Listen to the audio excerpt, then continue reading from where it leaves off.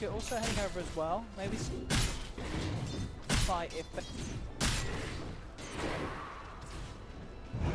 like Poshka, you'll need to jump up over a fair bit to come over, and he is making his way. He is going to look to try and do something to go straight in with the stun onto XY. Isn't going to jump down though, but they've got the vision on him. Finally comes out as he uses Gate. River. Faces get the kill. It will be stun on the Earth. Stun TV. Stop some damage output, but likely will be good use of Metamorph. It really felt like Axe was getting much out of that lane. They needed to use a Metamorph. You can't just sit in the safe lane farming as a TP. That Metamorph is either to get killed at the tower. The cooldown that's very long, but if you're not Radiant's bottom tower. Why you have the TV there and say farm and play them. Take bot early on typically. And at this stage, killing an offlane Axe is Radiant's bottom tower is under attack. will push Ghost Dig slightly.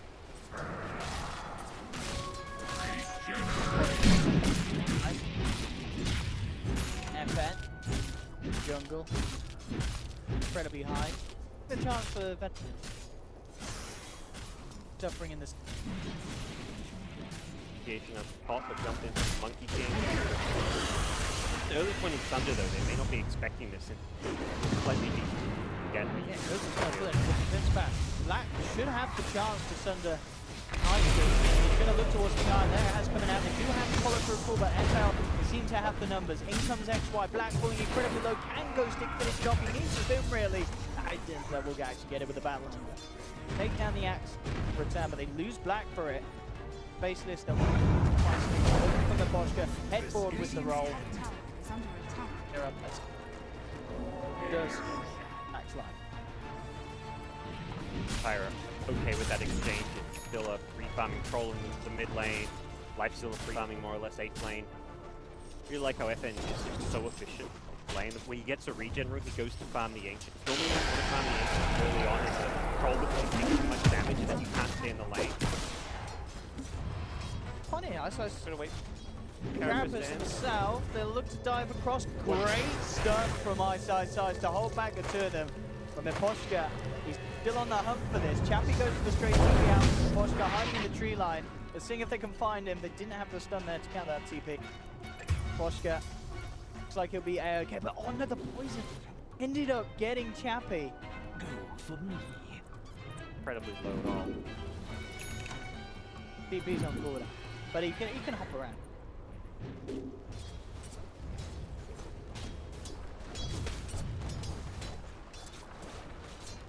I think it's fly across that bit.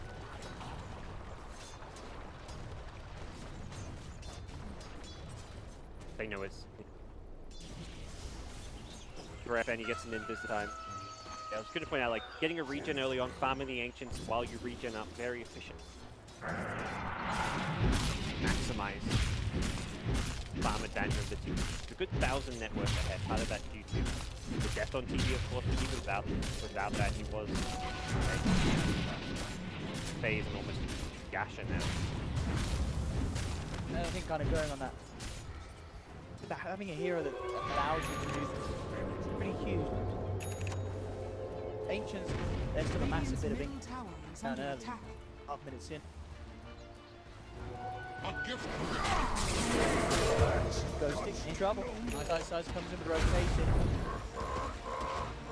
That will now allow Faceless to a bit of pressure down on top nuts as well to help with the push. Empire elsewhere. They've got eyes on the mid lane. Take the gap on towards Gab. Will put the option out. Has XY coming in as well with the bonus man. Indeed, FN is falling low. They will find Gab, but they'll lose FM for it. With immediate CP out. Level 4 game. Kill most heroes with that at this stage of the game. Very respectful about that damage output. But yeah, Black TP's in, so I think he could turn it around. He did get the troll, but he looked like he was going to be gone anyways. But he can get some tower down. I like that they were pairing the Nyx with the TD up top, because I feel like Nyx is the perfect hero to find a pick off, and then TB's the perfect hero to follow pick off with tower to protect it. But Black's in mid lane prevented them getting the top tower, and yeah, whenever they've got metamorphosis and the TB, the Nyx is, or vice versa, send Nyx with it, find the kill, and together too.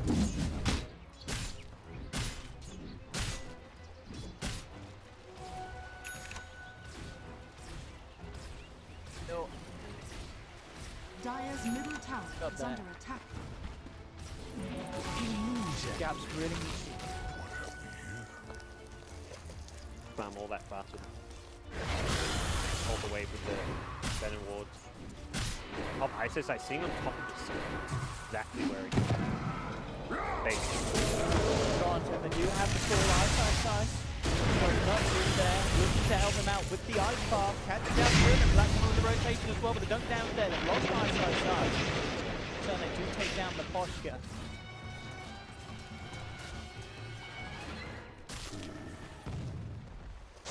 Radiant's middle tower Probably to is have under 0 attack. casualties there since they had all the damage. Straight for them.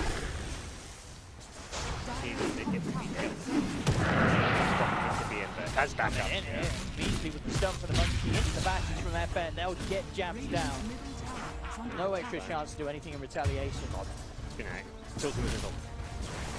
Jabs gets the kill. I think that's why he went so aggressive, knowing that that level Gale was going to get the Radiant's kill, but middle tower has been denied. expect the patient defense. Does get the tower, even though it's denied, it still opens up the map.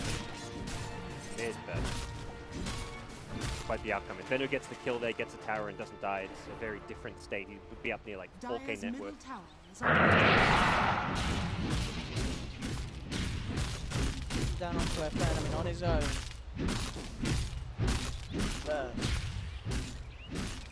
Down the bottom left.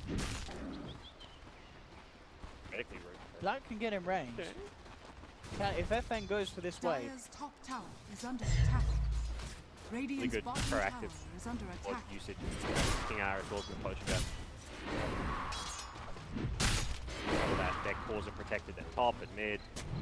Pairing up the sentry with the observer around that radius. One lane. straight up onto the posture. Allow them to pressure onto this bottom lane. There, full fight down. At the moment, at the second time, you've got Empire pressure up onto the top. Tier 1 for tier 1. Now, I think that's a bit better. Armit, Lightstone on Chappie. Gap's right to the bottom. Certainly for Vicky. That's line with Empire's definitely doing better in terms of items, but I feel like TB as a hero matches up there. Stage, like, got metamorphoses up and can kite around against the Lifestealer Troll. I feel like Faceless match up pretty well in a team fight based on the Dragon that's Jack as well. size with the setup, hunts down the monkey. That's 5, he's dying a lot this game. I feel like a lot of them have been acceptable deaths or deaths with it. The Empire trying to fight out with the Chappie going straight onto side. She tries to TP out, but the glimpse is there. X. Even more XY. Goes for the roll, TP out. Can they get it ready to cancel it? Ooh, Ghosted couldn't quite get there in time with the blink call. Radiant's bottom is under attack. Get out. Meanwhile, Nuts doing a fair bit of damage to this bottom lane. The strength for Jakiro. That tier 2 is already down to half health. And he'll go for the TP out. And again, he makes it. Ghosted just get the call in time. Look for him in the tree line. Dire's middle Hero tower is under away attack. with a lot of effective damage there. The pings come out and they're like, goodness. That's what I did, boys. Tier 2 down on his own. He's drawing lines like, I'm going straight down that bottom lane again, come with me if you want, team, but I mean, it's perfectly fine to have your 5-position hero, like, split pushing the off lane is like a great thing to have your 5-position hero able to do at this stage, because it's the most dangerous place on the map to be. That tier 2 bottom tower is where you don't want your carry or your mid, because they're just going to get ganked. Your opposing team's that, and they're like, sweet, free kill in the core here. They see Jakiro, they're like, is it worth ganking Jakiro? Let's go fight, let's go kill this Venno again, or let's go deal with this Nyx assassin mid lane. You're never going to really, but suddenly it's like, oh wait.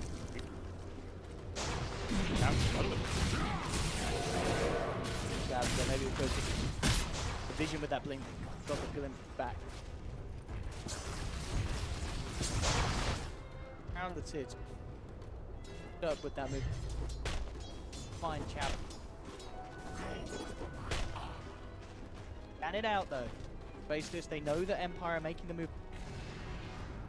Right though, that's the question. They don't have jabs. Jabs has the ultimate, but he's just not in the neighborhood. Ice for the vision as he sets up. Looking for focus, and immediately the blink on the nuts instead. Chappie comes out, looks to find it secure. The Static Storm will trap down the TP. Can they finish off Black before he gets a chance to Sunder? No, they can't. Black comes down, gets the Sunder on, turns towards FN, the Magnetize comes in, and there's the ultimate. Ice with the 2-man stun, and they've got to find one more to find the team wipe there. Faceless, pulling it off. The Static Storm was big, but they just couldn't kill Black quick enough. Able to get that Sunder, and indeed, as you mentioned, Jabs turning up just in time to offer that finishing. Nyx hitting multiple hero stuns as well. That was quite the I mean, both sides played that team fight very well. If they killed the TB pre-Sunder, Empire come out. They're trading like 5 for 2 or 5 for 3. It's very close to going Empire's way. If they just did a bit more damage on the TB, would be a bit better. But that's why you pick TB against Lifestealer, because this right-click Lifestealer does not do a lot. Yeah. Initially, a really good silence stopped the call coming out from the axe on the hero, and then that is no, he had the full one. So oh, close. That boulder smash. I think without that boulder smash, then he may have been like hulled or something. Really nice. I think yeah, XY, and as you mentioned, scroll that those two were off. Those stuns. Be back in this game, and they were ahead on kills even before that fight, but they were struggling in net worth. And we see the swing there. Top lane goes 6 behind hero. Monkey Man jumps it. Trying to make the work for it. Chappie there is very hopeful. And I think there's good reason why the panel really liked seen it so far. If you can survive that static, the Static Storm's really all they've got. The axe helps a little bit as well, but he went on a different target. He also got silence. So when you're playing these very heavy physical damage cores like Troll and Lifesteal against TP, you've got to make sure you're supporting Cass can lock him down, because he is amazing against heavy. Ghosting the jump, gets the call back up to faces. Can they keep the fight long enough with the Manta and the Sunder? Once again, Black survives, turns towards Chappie. They pull down the axe as well. The Ice Bar comes through just in time for Nuts, and once again, Faceless punishing Empire as Empire desperately try and kill Black, but they just don't seem to have the lockdown to do it. Manta, Dragon Lance, he had such a great time in lane. Now sailing ahead, this Terra Blade, the panel said it would be an issue, and we're seeing exactly that. Yeah, there's a couple issues there that the Earth Spirit's in a good position behind him, so Axe can't get the dunk off because he gets silenced. Like, he gets probably low enough for the dunk, it was kind of borderline. Perhaps he wasn't low enough anyways to begin with, but even if he was, he doesn't get to get it off. Spirit's there, silence is done. Can't see it. And Lifestealer, he's lacking the Deso. If he's had the Deso in either the previous fight or that fight, either time, that's enough damage output to bring down the TP. Look how close they get again. Got to be frustrating for him. As you mentioned, just done. XY, buying the time Black to turn it. I think he had probably just enough HP without the silence stun to get the Manta into Sunder, but heads up play from him. I was talking about the Earth Spirit, a lot of hate going his way. Empire around and drop down the Static Storm and cut off his head. Very farm Earth Spirit. You know, farming is Nyx. Because that is probably like, what's on here? He has good items now. Power farming a little bit. Fantastic game. Definitely improved it. Times I saw him playing it like 6-8 months ago, and I was just like, XY Earth Spirit, definitely nowhere near some of like the top tier Earth Spirit players, but he is definitely improved on the hero. He's become probably one of his best heroes.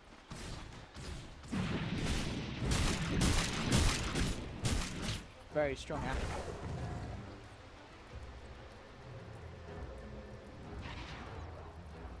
That Black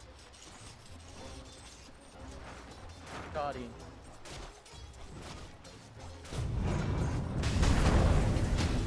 There and Chappie. With the setup, the follow through Ice Bar, Chappie. And out the creek, can he get away with the armlet toggling? That's the question. He's going to try for it here. And going to raise TP, and is he going to make it? No, the damage from Black is too much with the Metamorphosis. Faceless will find the kill. That's why normally I talk over play and then they go and do something dumb, but he hits the perfect roll, silence mid-roll, hits the stun afterwards, then the ice. But that was a great change. That's very well coordinated. Hello. No one does this to me. Radiant's top tower is 8 under deaths attack. for them. feel like the moment you can see its merits, I don't feel like it was a bad pick, but definitely Faceless playing well against the hero. Always punching it whenever it's going into the map. That's a lot of kills, a big reason why Faceless Radiant's top tower down on has Monkey. fallen. And you do have to give them respect for that because Dire's not like it's a bottom hero. tower is under Oh, Radiant's top tower he had a is great under series. attack.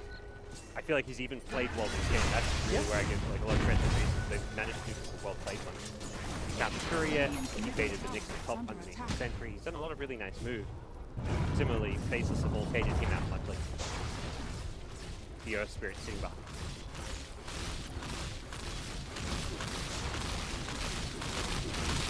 Too many items ahead of the Lifesteal. Lifesteal now has Death Cell. I was talking about how this was a crucial item to have for those two failed ganks on the T1 at bottom, where he barely got the Sun Drop, and then at top of the T tower, he just got the Sun Drop. Either of those times he has a Death Cell, you get the kill, but now he's got the Death Cell. I'm still feeling like he's still an iron behind. TP's about to have a Skadi. He doesn't quite have I it. like this stuff. Oh, Are they not going to do it? bit risky maybe. Yeah, I guess with the ward, yeah, they can't do it really with the Yeah, Venom because Ward. they'll know immediately and There was no Venom Ward they may have. there we go. There we go, jump in, another easy kill, and we'll rip apart that Kira. Not the kill they wanted, but you take it. Can't be, beggars can't be choosers there. The hero you find is the hero you take. You can't just ignore him and try run past and hope something. I think it roast towards it. I mean, it can, but whether or not It's it'll all over the succeed idea. is probably, I'd be fairly about that. Yeah, the Boschko is being found out by us. Gap in the blink. Ghosting. They need more follow-up. Great 3-man stun. King out with the static still wants to keep jamming. Looking to work towards the this time. He plays the jam. Gives on the Venomax. Turns towards side. Takes down a second. Empire this time with a superior team fight for the moment. Empire are looking to turn it. But the slow onto Ghosting. XY moving in as well with the dual breath out. Kira picks up another. Obviously, like a fail or something. So much magic damage flying. Hero, Earth Spirit, Nyx, Veno. It's not just TB who damage in this fight, it's the entire supporting house as well. Still a good fight for Empire in the end. You get heroes, 2 core heroes with that just for the axe. Great section. King has been very good this game. It's a bit unlucky that they didn't kill the T bottom. I feel like he's had good stats in this game. Just his team has somewhat lacked the damage to finish off some of those that has caught it. That's going to take now Troll. He can man up and fight a little bit better in some of his engagements. The Desolator as mentioned. Good items starting to come. Dire's middle tower is under attack.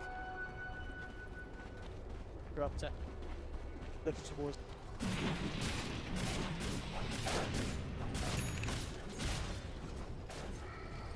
Skadi just way that's where he's kind of, I'd say he's totally unkillable. Definitely if you throw a Blink Call, Static Storm, Troll and Lifesteal both hitting him, he will die. But the Skadi means you've got to throw everything. Past you was looking like, okay, let's hope we can Axe Call like with an Infest Bomb and a Static Storm. Now you need the Troll as well. You need every little bit of damage. I mean, pickups. Empire slowly putting this game back together, and that does set them up to go to the champ head. Still a possibility for Faceless to try and contest. Missing kind of their key initiator and one of their key control heroes. He's going down so quickly. Is under attack. There is a chance for Faces. Doesn't look like it. We'll rotate out for Empire. They'll claim it. 8 on that band. Late if they were thinking of contesting it. Well and truly the main. I mean, it kind of has been in all of Empire's games. Like the way Empire set up their team to work. Farmington. What we even saw when he was playing Magnus. The time where it doesn't maybe hold true is when he got the choke. Position in terms of farm priority for FNs. More often than not, FNs play carry from them. And where does he go with this? Kind of built himself up. He's okay. Okay, there's the uphill. Get Titan is bad. Yeah. Chase Heroes is better. Very cheap, cost-effective Agi. Necessarily be not necessarily amazing against the T by any means. Cheaper, easier to obtain item than something. Tough. the lead in. Finds it, but this is the stun, and now the chance to get Empire to turn around. Look towards side there. They've got the standing storm. Look at the they do get it, but at the backline, X1 coming in with the magnetized jab with the ultimate. They've found Disruptor. He's getting caught by a stun. They'll get the two onto the Venom. They'll take the second Empire, and they're not done yet. Chappie just waltzing through the ice path under the cover of a bridge, looking for Black, but then they kind of realize they just don't have the damage to bring down this TV with the Scotty. He's looking to back off. The fully drop under posture, and that will cause to hold back a little bit. Black doesn't want to walk forward into that, but we saw there, you know, that they tried to make a beeline for him, but so hard to kill the Terrorblade with the items that Black's got 25 minutes.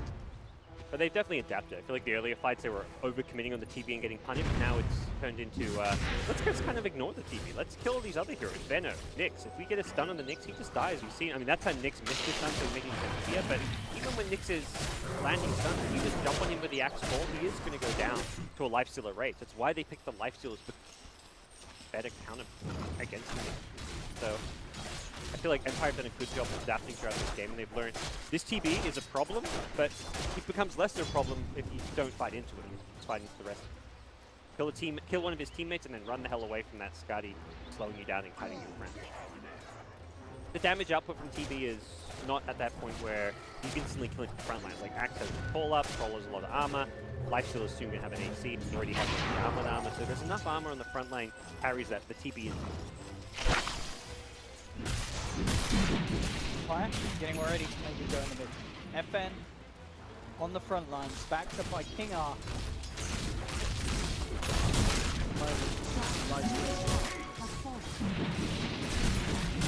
The axe shot. Looks for the pick at top, but yeah, he's going for a full wraparound. Very likely to succeed with this one.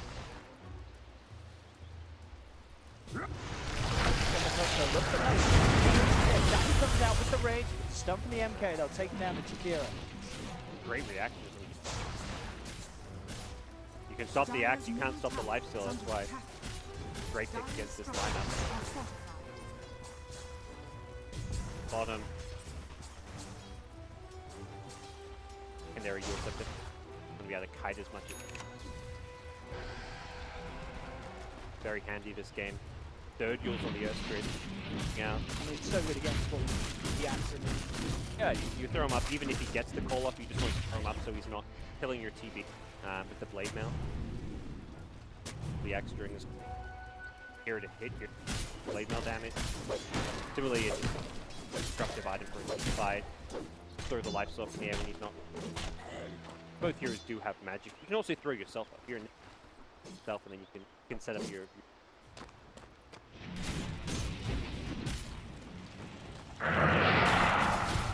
settle down. It does feel like Empire have managed to claw their way back in, stabilize the game a bit, and find better ways on sides. Farm and progression, the basher on those, and that's kind of where it's really close to it as well. The only item you really need. Very scary in a team fight with that Wukong command. Or more, it's just basher, and then your items just done. It's like doesn't come through from Faceless. I know the Aegis is about to expire. I'm Radiant's fine. middle tower Here. is under attack. Seconds left on that Aegis. Radiant's middle tower has fallen. He's in the true line of need. He actually blinks out. I look for his down. FN turn over to looks towards the Nyx Assassin. Black with the Scotty though, forcing FN to back off. Empire to retreat. We can charge you. Finding anything to face this boat. Still gonna push. Get in position. That's how strong they feel they are now that the Aegis is out of kill. They're like, well, let's Metamorphosis is going. They can protect the TB with 4-star Fuel Step. His axe is ready to fall, but he doesn't really want to go with the TB. He'd rather find a different target. Black, though, is still very careful with his position. Good thing is with the illusions, the Venom wants to give fish high ground, so always be attacking. Dire's bottom tower is under attack. The half already goes stick time. Venom very good against his axe initiation. Drop those walls, scout him out. Cancel his blink very often. Once it's hit by poison damage, it will cancelling his blink. again.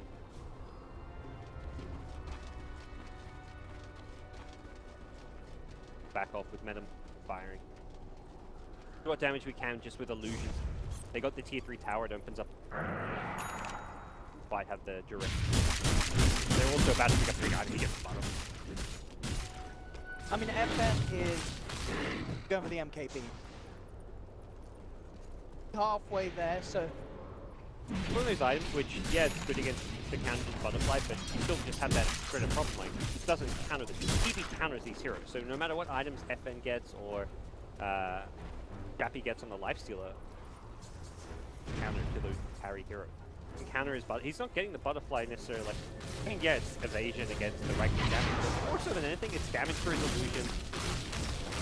Great mobility, great farming power. This is blacking this item more for the damage output than this. He's not worried about staying alive when his team have like triple 4-staffs and triple dual scepters and double 4-staffs coming. Everyone on the faceless side is going hiding items and then black has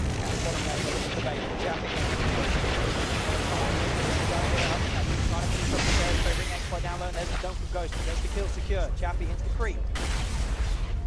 No, there's his own creep to bring it down too low. They can get the deny and a look towards Chappie. Faceless will find the lifesteal in return.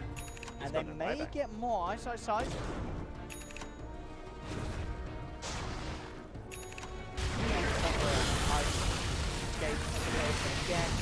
just getting 1 kill, enabling Faceless to get pushed once again.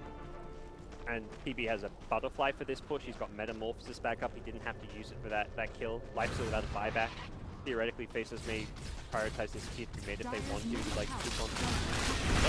Back off is a bit surprised by perhaps respecting the potential for a lifesteal buyback.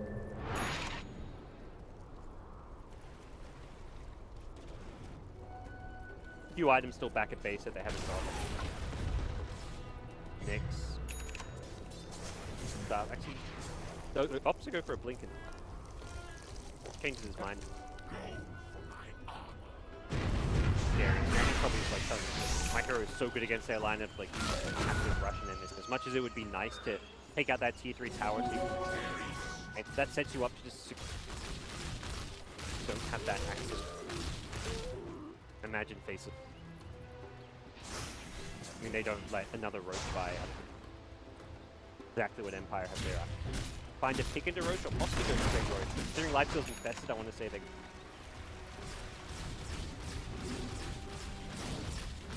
Another strike up in the stack. 70 seconds of blacks out. Back to Hurricane Pike. Big kill for him. They've pretty much been looking for this entire game. Get it. It's unfortunate for Black, he has a ward there protecting him. He also probably knows there's no Radiant Ward because his teammates have a gem, so XY's been in that area clearing out his vision. There's no Radiant Ward. He had a ward there to protect himself. He doesn't really do anything wrong. It's just the fact that didn't respect, but that's such like a hard play to read away, so I don't really. They're Fire and they're rewarded with an Aegis. Fire have just made these clutch plays. Like the few key pickoffs they've got this game, they're behind 19-23, but the times they've gotten kills, it's secured them Roshan. It's gotten them really big objectives that have kind of kept this game alive for them, because I feel like draft-wise, they'd be struggling. Well, they have been struggling. They are struggling, and it would be a whole lot worse if they hadn't been able to. Fire in position. Look to take this tier 2 top lane. I'm gonna have Black back up, but Dire's top tower is under attack. Fire control. Dire's top tower has fallen. Them in for more. They're starting to move it on. Nick.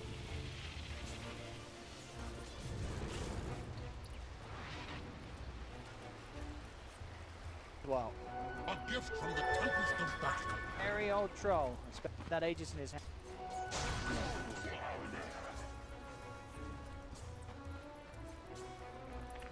Ground push. It's very difficult just to go push high ground when what's the hiding cape build. When they have high ground vision, that's when they're realistically Empire can't necessarily down the lane. But this, they can force out of towers, like a tier 2 tower mid, but Faceless are fighting into Aegis. That's how much they recognize their lineups, but Dire's they're happy middle to fight tower into it. is under Getting a attack. good deep wraparound as well here. Dire's They structures come right around the map. They'll get from the back line. Beautiful start. People goes to 7 in response, comes in with a call, nicks it down, and goes to the aspirin. They're not done yet. They turn towards that. We've got command. Backs him up from the sideline. He will get the switch off. Bringing Ghosting down low. They've lost the monkey kick. The ultimate are doing a lot of work here, but FN motion on Black. Black kites it out as he drives himself to the sidelines. Will bring down the troll one. Turns towards life, but then brings down Chappie, and now the troll is in trouble as well. Japs comes in for a cheeky gale. Black brings him down with the Metamorphosis damage. Faceless, bring themselves back on top with an incredibly confident team fight. The wraparound work. It looked like a great attempt again from Ghostic to get stuck in with the call, but every time that Black gets the chance to under, it certainly just goes to pot for Empire. They can kill him once. Yeah, I actually thought he was going to die there because I thought his force up was going to be a cooldown, but the first force wasn't even his own. He still had his own Hurricane Pike up after getting pushed out of the Wukong's command. It was just great fighting coming out from the Faceless team. They let Nyx goes down after getting Superior Impale. His job was already done at that point. And Troll's Agent doesn't really get him any value there because by the time he respawns, he's alone against the Metamorphosis. Looking for a glimpse. Trying to get Black. He will get bring him back into the static storm. The jump forward from FN. Can they bring him down? No, Black is out of it. He's gone. XY will be taken down. But at the same time, Faceless doesn't bring him more, but Ghostic's in there with the call. And they bring down Black. Falling incredibly low, but again, the Sunder to himself hard. The biggest Sunder for a little bit of help out. Black will be able to back off away. FN and Ghostic, they really want to try and take him something. Got Mark, Ice melts on the sideline. The Ice parks out there in time. FN in a lot of trouble. BKB still on cooldown, and FN down. He does not have buyback there. He's gone. Ghostic in trouble as well. Chappie trying to do his best with the monster to bring this one back, but now with Ghostic down, buying back immediately, it's falling apart for Empire. They do not have this wall up for a hell of a long time. Looking could be the end. The Metamorphosis was coming up in about 15 seconds time, and they've got another thing. Yeah, they're bouncing our hair. The Ice Card. Tentative about how they go for it. They know that Ghostic could be looking for a cool King. Just goes the CG straight out in front of them. He's going to work with Ice Card. He'll bring forward. Gets the stun. Second hero down. Second. Goes to this high ground. Full on seed. Down the mid lane. They serve bottom. Those realizing as well that this is not going to be bringing backwards. Hasn't used it yet. Faceless are going to know they're in this pack. Most sense they can. Radiant's bottom tower They can't kill Black is without I have to be on command, but even that doesn't Trying to do it. I think Max's style dodged the ball there. Black gets himself out of it, and immediately Empire just sent packing. The three-man boulder smash comes through from XY, and it's all over. GG, Empire tap out. They just can't compete at that stage of the game with the power that Black has, especially with Troll down. Gone all the seeing out of the game. Had enough. Faceless there, game one. Looking convincing with a very bringing Takura in, bringing the Venom in, heroes that we're yet to see.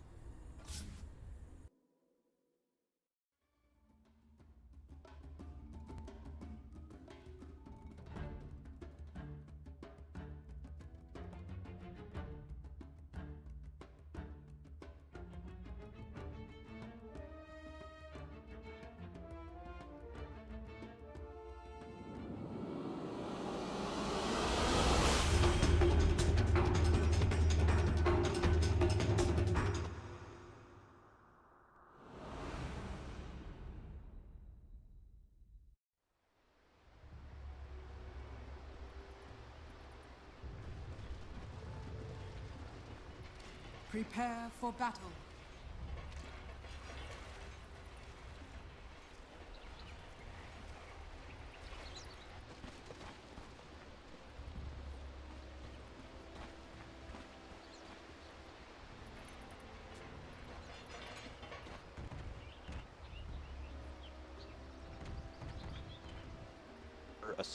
Audible switch up they had to make based on the draft. Very curious. Oh wait, I was supposed to check something out here, right? Where's? I was told to look at Mojo's effigy. Where is it? Be fearless, it says. That's it. What does it look like? supposed to look like something. Close, I can't.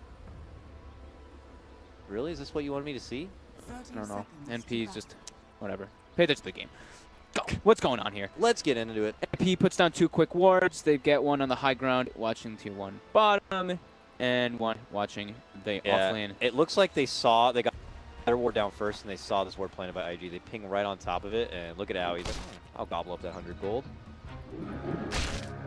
Yep. And SVG is gonna get Oh! right away. Spin. Yep. You let's take our that. ward, we take your support. Yeah, they smoked and walked up, and he just didn't see them in time. Actually, I think he was looking elsewhere because they just walked up, grabbed him, and yeah. And they got cog money too. IG fire right now. Top lane they go.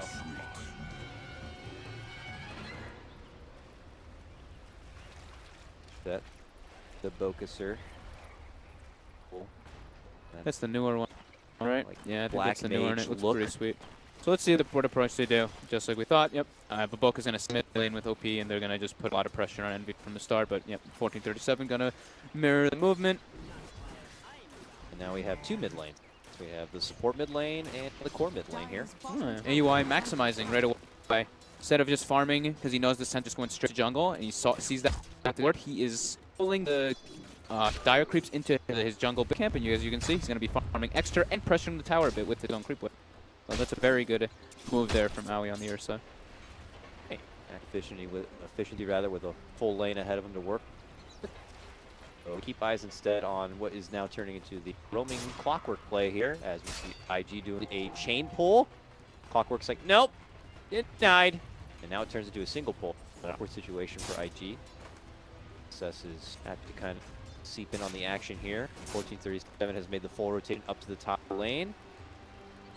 The XXS, the jungling centaur here, is going to be bullied back from SVG. Looks like he got what he needed, and he's back to heal. Or maybe just that close by shrine. Hey, buddy, you don't want to make that trip all the way back.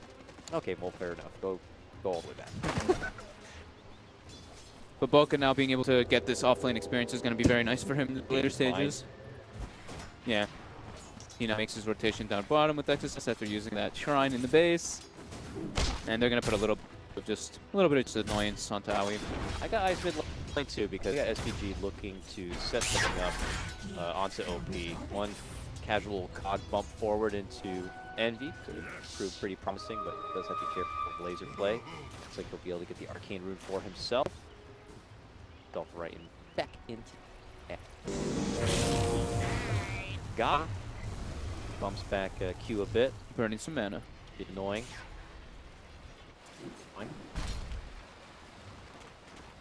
Lane, yeah, 13-6 to the 7-1 Alchemist, as to expected from a Tinker versus Alchemist lane. Yeah. Very nice for OP, and it doesn't look like there's too many openings for them to stop his momentum here. Going to be a bit of a concern. And Baboka knows right away, like they know the way the Alchemist works. You know, you're just going to go to jungle after you don't get everything in the mid lanes. Baboka's just chilling there on the high ground. He almost has chain might be able to get Envy here. He tanks the entire thing. Well, he's like salivating right now. He's like, Envy's going to go shrine it up. He's going to get the stack off too.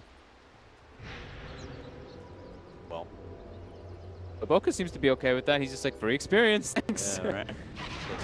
Away from the Alk, taking it for himself. Oh my god, the courier's coming. Oh. I can't help myself now. Oh! They spotted him, and he runs the courier up through the trees. Nice heads up move right Bottom lane, XXS getting grabbed the cogs. They've got the Witch Doctor follow up with the Ursa. Maledicted. Well, XXS should be dead very easily. Wonderful setup from SPG with the cogs. Not able to fight his way out from the trouble. MSS 1-1 against the Emperor. Burning. And he's 13-0. King though, highest CS in the game, 21-5. Getting his way, but MSS happy to kind of have the XP and the lane to work with. Yeah, he can always put him every time it's up for a CS. Yeah. Baboka legit sitting in the neutral area with Envy and taking the last hits. He has arcane boots already, and he's the same level as Envy. Envy's level 3, and OP Tink is, I would say, onward to level 5. Yeah, onward to level 5. Boy. Baboka's got the extra bit of mana. We'll hand off the Iron Rune to Vengeful Spirit, who is not so blessed with money. Oh, wards. What a nice guy. Holds off on the arcanes for now. Picks up the wards instead. Takes his business all the way down to the bottom lane and hang out there. Aui's also now creeping in with the high CS game. 27 and 7 here, plus that kill on the Centaur. Bear's feeling pretty hungry right now. Uh-oh, but Q happens stepping right into the pocket where Aui is here. Bit of an awkward spot. He'll be smoked right out in the street. Back towards the safety. Full rotation over from IG. By their side, look at this. Just goes right in from Aui. Pulls him right back towards what looks like the double edge, and maybe a stop, but he can't get it. Gets hit with a coconut. Leading it without the hook. Success. Shots in the tower and has to back on up. Wild coconut from the trees comes out. Demon's going to be the savior. Mid lane. OP still just, yeah, he's just going to completely free farm. Envy is just straight up jungling, but he's not able to juggle too efficiently just because he got so much experience sapped from him, and he just wasn't able to get too much from the mid lane to start out, so not the most efficient. Maybe for the OP show. I mean, this guy plays a sick tinker, and this has got to be one of the best starts you can ask for. I want to see some of this year. 34 and 17 CS. Laning versus anybody. And when he was laning versus Envy, you know, the acid spray, it lets you deny easier, and he has laser on top of that. To his hack, you can't even hit when you are going through those. Trying to round up over the corner here. Will be so under the vision of MP. He's trying to creep that way. Yeah, he gets spotted. But they may be able to surround MSS. Well, they get away. Can Babok get close enough? So close. So close yet so. Able to get in rank for the telekinesis, and we'll eat a fissure for his troubles. IG seems to be pretty happy with what's going on right now. Rotating around a lot though. Makes you naturally feel a bit concerned for the support in their levels, but I'm looking at them. They seem okay here. Yeah, they're doing just fine. The bench, Q is doing a very good job of finding his levels, but Boca just kind of like leeching Envy's farm. And levels really helped him out. Still on this jump game right boots now. This game, by the way. Oh yeah. Oh. So different from what we've been seeing. Any particular reason you think you would venture towards phase over treads or sticking with normal boosts? Trying to give a good reason. I'll Can't get back when I can. Face cogs, right? No, Okay, definitely not. Maybe an empty world. I don't know. We'll see what. Maybe he just wanted the damage and just the disengage from Stampede in a way. I'm not too sure. Still hangs by boy Aui here in the bottom lane. Aui continue to truck on forward. Looks like is verge of leading up that. Going for Vanguard? Yeah, that's Vanguard he's throwing together early. Just wants to be able to tank like the Omni Slash and all massive. I mean, IG, we mentioned during the draft, they have massive burst potential, so he wants to be able to have that little bit of tanky factor for himself to just run in, be that liners. And he wants to, they want to be able to 4 versus 5 before the, you know, since the Alchemist wants to just be able to farm, so that's kind of what he wants to go for, I'm assuming. Some forward-thinking itemization coming out from MP. Yeah. Interesting stuff. A smoke movement, though. Burning's got Omni Slash, and he got a lift. He hits that R button so hard. Only gets 1 slash, but okay, he picks it up afterward. And that is going to be a takedown of MSS. 2-1 advantage for IG. So here comes SVG and creeping up towards the top lane. Kind of was tailing Baboka a bit, but not too much closer here. 4 snipes the bounty. Uh-oh, gets spotted out from Q here. Gets a facial with a magic missile. Baboka is able to get close enough with a telekinesis, and that should be able to be a finish. Nice setup right there. Oh, I love that. I love when supports instantly rise hitting the cogs and getting money. Pretty relevant. I mean, like 18 or 19 gold per cog. Does that up. MSS makes his return back to the top lane, but that takedown does prolong the Blink Dagger a little bit. Get right back into the grind there. Different from Click here in the bottom lane, but I do want to check in on XXS Centaur game after working through the jungle and kind of finding a home through some of these lanes. Just about to get levels. So he gets it now. Stampede is online for IG. And OP has Boots of Travel as well. 9 minutes in. The Ruby Red Shoes are on route. Yeah, nice and early. He went the 3-1-3 build.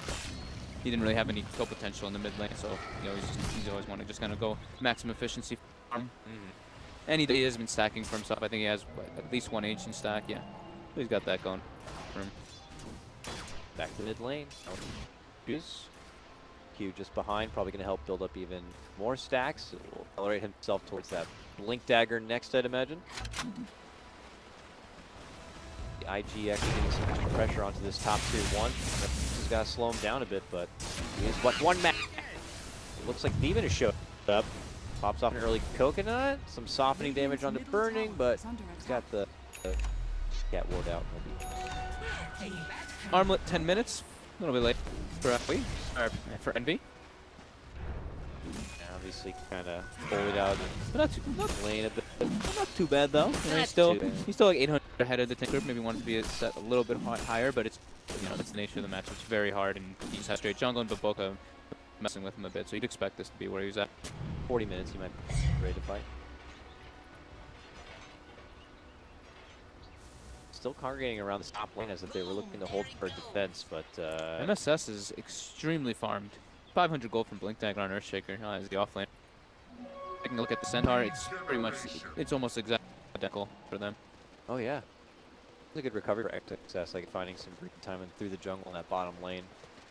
And matched up nicely. MSS would be further ahead if you're looking for that Omni slash takedown, but kind of able to down a peg. SVG so close to level 6. It would be pretty nice to have that hook shot initiate here, but it's time to smoke. They're gonna probably try to sneak a Roche here. Yeah. Don't get him inside the pit. I wonder if IG are gonna be privy to this at all. They're on their own movement actually. A smoke movement through the lanes here. Burning with yet another Omni Slash, and they're looking for another way. They scanned right on top of it though, so it doesn't work when you do that right inside the Roche pit. Come on guys, by now it should have been a pretty obvious thing. But they still ping on top and head that way, so I don't know what kind of information they got, but it's enough information for them to be heading that way. Roche is so low, it looks like they might be able to get it down just in time. Oh, they wiped it! Oh, they're going to bump him back. Owie will be able to grab the Aegis here, but will he lose it just as fast as he picks it up? IG are looking to do so. They've trapped the bear inside the cave. Oh, he's in so much trouble. Marches. The angry bear tries to waddle his way out, and they throw him right back into that cave once again. And there it goes. The Aegis just as fast as he's able to pocket it is going to be expired. Burning out. Still holding the Omni Slash, but needs the mana to do it. He gets it now, but they slam him down. MSS denies him, and now the coconut flying on through locks them all away. It's going to be NP getting the better of the trade. All right. Overstayed their welcome. Yeah, clutch echo by MSS. Blink Dagger. They stampeded and ran into him in a way, kind of. So they like set it up almost in a way for them. With no Omni Slash there from Burning because of it. I'm sure IG's still happy to at least get the Aegis taken out right away. Good moves for MP here. It's over now, still high CS belonging to your Tinker, but no surprise to see MB up at the top. Farming away. Farming, farming, farming. You gotta get my Radiant. Yep. Farming, farming, farming. Fun. Hit those creeps, Andy. Get those creeps. I'll check back on you in 20 minutes. But I'm gonna just follow MS probably, because the Blink Dagger. That's probably where most of the action's gonna be happening. Hell yeah. I mean, between him and SVG, they have plenty of tools in their kit to be able to set something up. No, this is where both teams kind of start making their own very aggressive moves up. Centaur finishes up the Blink Dagger, Shaker finishes up the Blink Dagger, so keeping that with them at 4-7. Rose does get grabbed and finished up. So that's a fissure that was stolen by Boboka. Top lane. MSS showing up his Blink Dagger the first start, and Q should be brought down from it. As I say that, but he doesn't get the cogs off on SVG. But he swaps back SVG under the tower towards the TPs, and they'll be the team to take the kill. All right, IG. Nice little counterplay there, but not done yet. MSS goes for the fissure play. Boboka very low. Q very low. Good run. Success shows up. Quite the opening there. Probably was almost forced to dish out the Stampede, but be able to hold on to it. Don't worry though. This is what NP wants. They lost the clock. They don't give a crap. They don't care about any of that. They're doing that just to force aggression, force movement, because NP is like, I'm in the jungle. I've got my relic. Radiant is almost online. So exciting. Bottom lane MP perched up for MP here. Nearby, but he's gonna probably make his way through there. How's our boy OP doing? Looks like he at first was going for a Dagon, then queued up a Blink, and now is got a Force Staff. What is this guy built? Is he going for the Force? Yeah, it is just going to be a Force Staff. Versus a Clockwork? That's true. Yeah, definitely needed. Good against the clock. Maybe Kite and Alchemist a bit. Usually they go for, usually they want to go for like the Blink Dagger, but yeah, you can't go for the Dagger on this one. Not yet, at least. Plus, you have like Radiant Alchemist running around too. Radiant's I like that. is under attack. Uh-oh. I think I heard Shot. that. Yeah, mid lane. SPG going in on OP. Hoping to get the first by himself, but okay then. Suddenly, Vengeful Spirit comes in to try to bail him out. MSS will welcome him with the dunk, and then they get a dunk themselves here. Taking out MSS. Out comes on in. Pop doesn't get in rage, but Burning shows up. Omni Flash onto him, chases down, gets the flanker kill, and turns back for 147. Is he gonna get enough stun damage? Yes, he's gonna be able to bring down one, but then he will lose his own life. Envy, Cogs, Acid Spray. Oh, he went for it. He tried. Effort was made. But not gonna be able to do it. Envy, I gotta go back to the gym. Yeah. SPG, the balls on the guy, the cojones, just Yeah. jumping on in, hoping to get the solo pick up onto OP, but just quite didn't have enough. Still going quite the ways of IG there, that one. But the hero that gets the gets to farm more is Envy Alchemist. Yeah, baby. We'll take that. Hero 2, just so nice. Hasty. Grabs himself a haste rune. Rushes himself back through the mid lane. He's gonna go back for Boots of Trial right afterwards.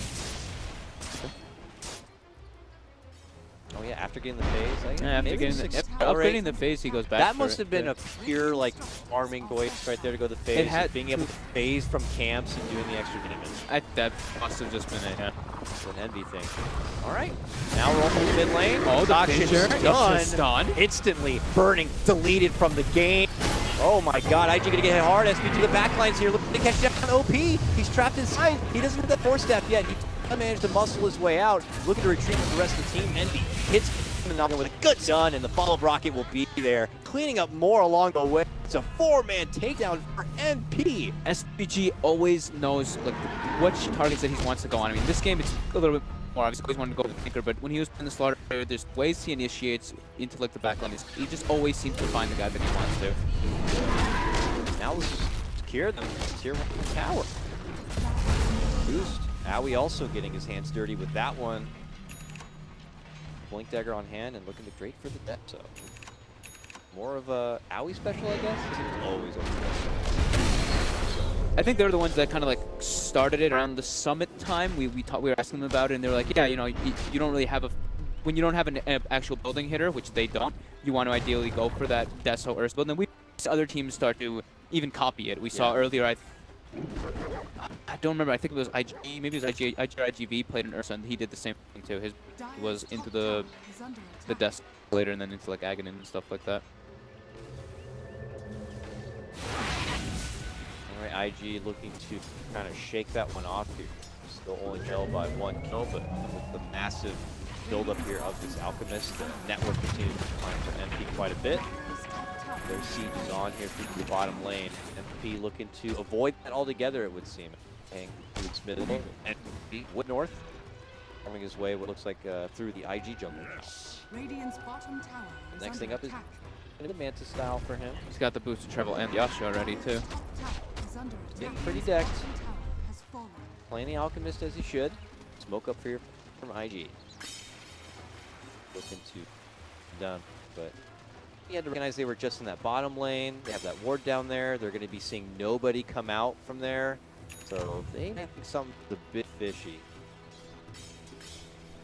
Yeah, IG didn't draw like a line or anything. They don't really have a great place to smoke with this one either. Their top lane is heavily pushed in. Radiant's bottom I mean, I tower just saw is MP like under draw attack. out the movement that IG was going to go for. And on the high ground, spots the smoke, tries to bump back with the cogs, but you know, He, unfortunately, is just the man to tank the gank in that situation, and I think MP are okay with that. I don't think that's too bad. They have everybody farming in the meantime. Yeah. You know, a long smoke too that they took. They went all the way from bottom, all the way up there, and they don't really have anywhere like efficient now to go afterwards. There's not like, oh, we go for an easy tower push. No, we just kill the clockwork. Oh, he got his 4-step. All right. And one hammer, it looks like, for Ellie. Extra mobility here for MSS. Oh, he has the full 4-step already, huh? Yeah. Okay. He's pretty decked. Thought he was a little bit further off from that, but Just a little behind where Burning is on. Currently getting to use the blade. Yep. 200 gold away from getting that complete. looks like that's just the standard build that we're seeing like every game now. The men use A mirror build for XXS to MSS as well. He's got his own blink, of course, that he had the 4-stepping earlier. Okay, MP looking to invade here. Get a rocket for sight. OP now in full retreat mode. We'll be able to make it out. Oh, this Tinker could be sweating a little bit from this clockwork. Got him like in that last fight, and seems to be stalking him quite a bit. Yeah, he has to really watch his positioning in these engagements. They knew what they were getting into when they saw the clock already draft. Yep. LP's such a fan of the Tinker, I guess. I mean, IVR. they've got the solutions for it, technically, you know. They got the 12, and then later on with the Tarragonim's, he's just able to walk it out and even build his own 4-staff. And they'll probably be building other 4-staffs as well. They have Rubik already put his queued up in quick buy. MSS might have spotted buy and place a ward. Something they're going to be taking care of the bottom right now. He's got his Manta, he's got his posse right behind him here. Boca and Burt just across the way. Burt's going to show himself and could be in a little bit of trouble here. SVG's looking to line up the shot and they are rushing in. Whoa! They are not going to catch for the hook. Burning's able to get off the spin. Boca to disconnect from the Boca. They're looking to retreat, not stamping down. Initiation coming in from IG. They're looking to quickly burst to get the takedown. MSS can't quite do it. There goes the Death Ward. Lots of damage on the Q. He's trying to retreat down north to make it away. A 2-for-1 trade. Then they'll get the step this one. Boca though. Boca going in. Not the Boca. He's a magician. He's got a Stolen Fissure and he's looking to get a catch. But he would have had him if he gotten that fissure from it. But it was on cooldown. But it is favorable trade for IG. MSS take and made it a bit more valuable. Yeah, being able to isolate him there is really important. Just messing up with any of the initiation. The Clockwork Hook was off the mark, and then the Earthshaker getting initiated on. There goes all your possible way of starting a fight for NP. Right back to the bottom lane goes IG. That confrontation here. We'll see if MP are getting forced to go and attend to it, but now with some of these all on cooldown, I guess they might get nervous a bit. Radiant's bottom tower is under Farms his way through that mid lane. He's got Manta done, and already 1,600 gold. Takes out these things. And Owie is right back inside the pit again. Not much they can do about that. Radiant structures are fortified. I'm scanning it at tier 2. I don't know if go for this, then he could possibly TP in. Push go. We'll see the message here. They're going to change much away from this bottom. Very good wards coming up from MP this game. Every time I look, they have at least 3 on the map in very good positions. And yeah, this time they're watching all the movements coming up from IG. They see exactly where they are. Ooh, a DD. Yeah, we'll take that too. Not under any sort of vision of IG. They are stalking them right now. They see the movements of you. Seeing Burning right now. But they're looking around all the way through the corner. Now they're going for the dunk. The instant takedown of Burning. Envy moves in from behind. Eating a lot of damage from that Death Ward will eventually go down. A quick 2-man pick for MP. It looks like the rest of IG were able to kind of make it of that Stampede Killers, but MP come, they hit hard, and they take a tier 2 like it's nothing. And look at this, with Burning down, they're thinking, why don't we go ahead and try to siege? Maybe we could force an early buyback? But March of Machines and Rockets, and they're like, yeah, you know what, never mind. Lots of high ground defense there for IG. one piece away from his Andy. ends. What happened? He died to a neutral. He toggled. What happened? I think he toggled, and he just got hit by the neutral and died. Luckily for you, I didn't catch that because I did not know you were going to do something like that. But, I was looking at items on people. I wish I was looking at his items there. Woo! All right, well, maybe too hard of a toggle right there, sir. Goes down to the biggest enemy of this game, handing over his first kill.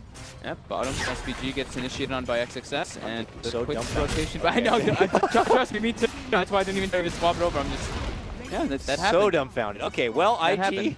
get a secondary pick, and just as MP were really on the up and up, suddenly a couple of unfortunate circumstances lead to them losing tier 2 tower, and IG kind of happy to oppose their win. Yeah, got.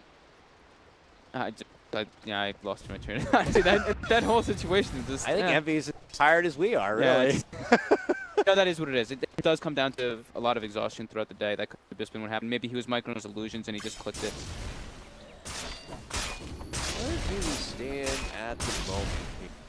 Still the Alchemist factor playing out pretty nicely here for that 10.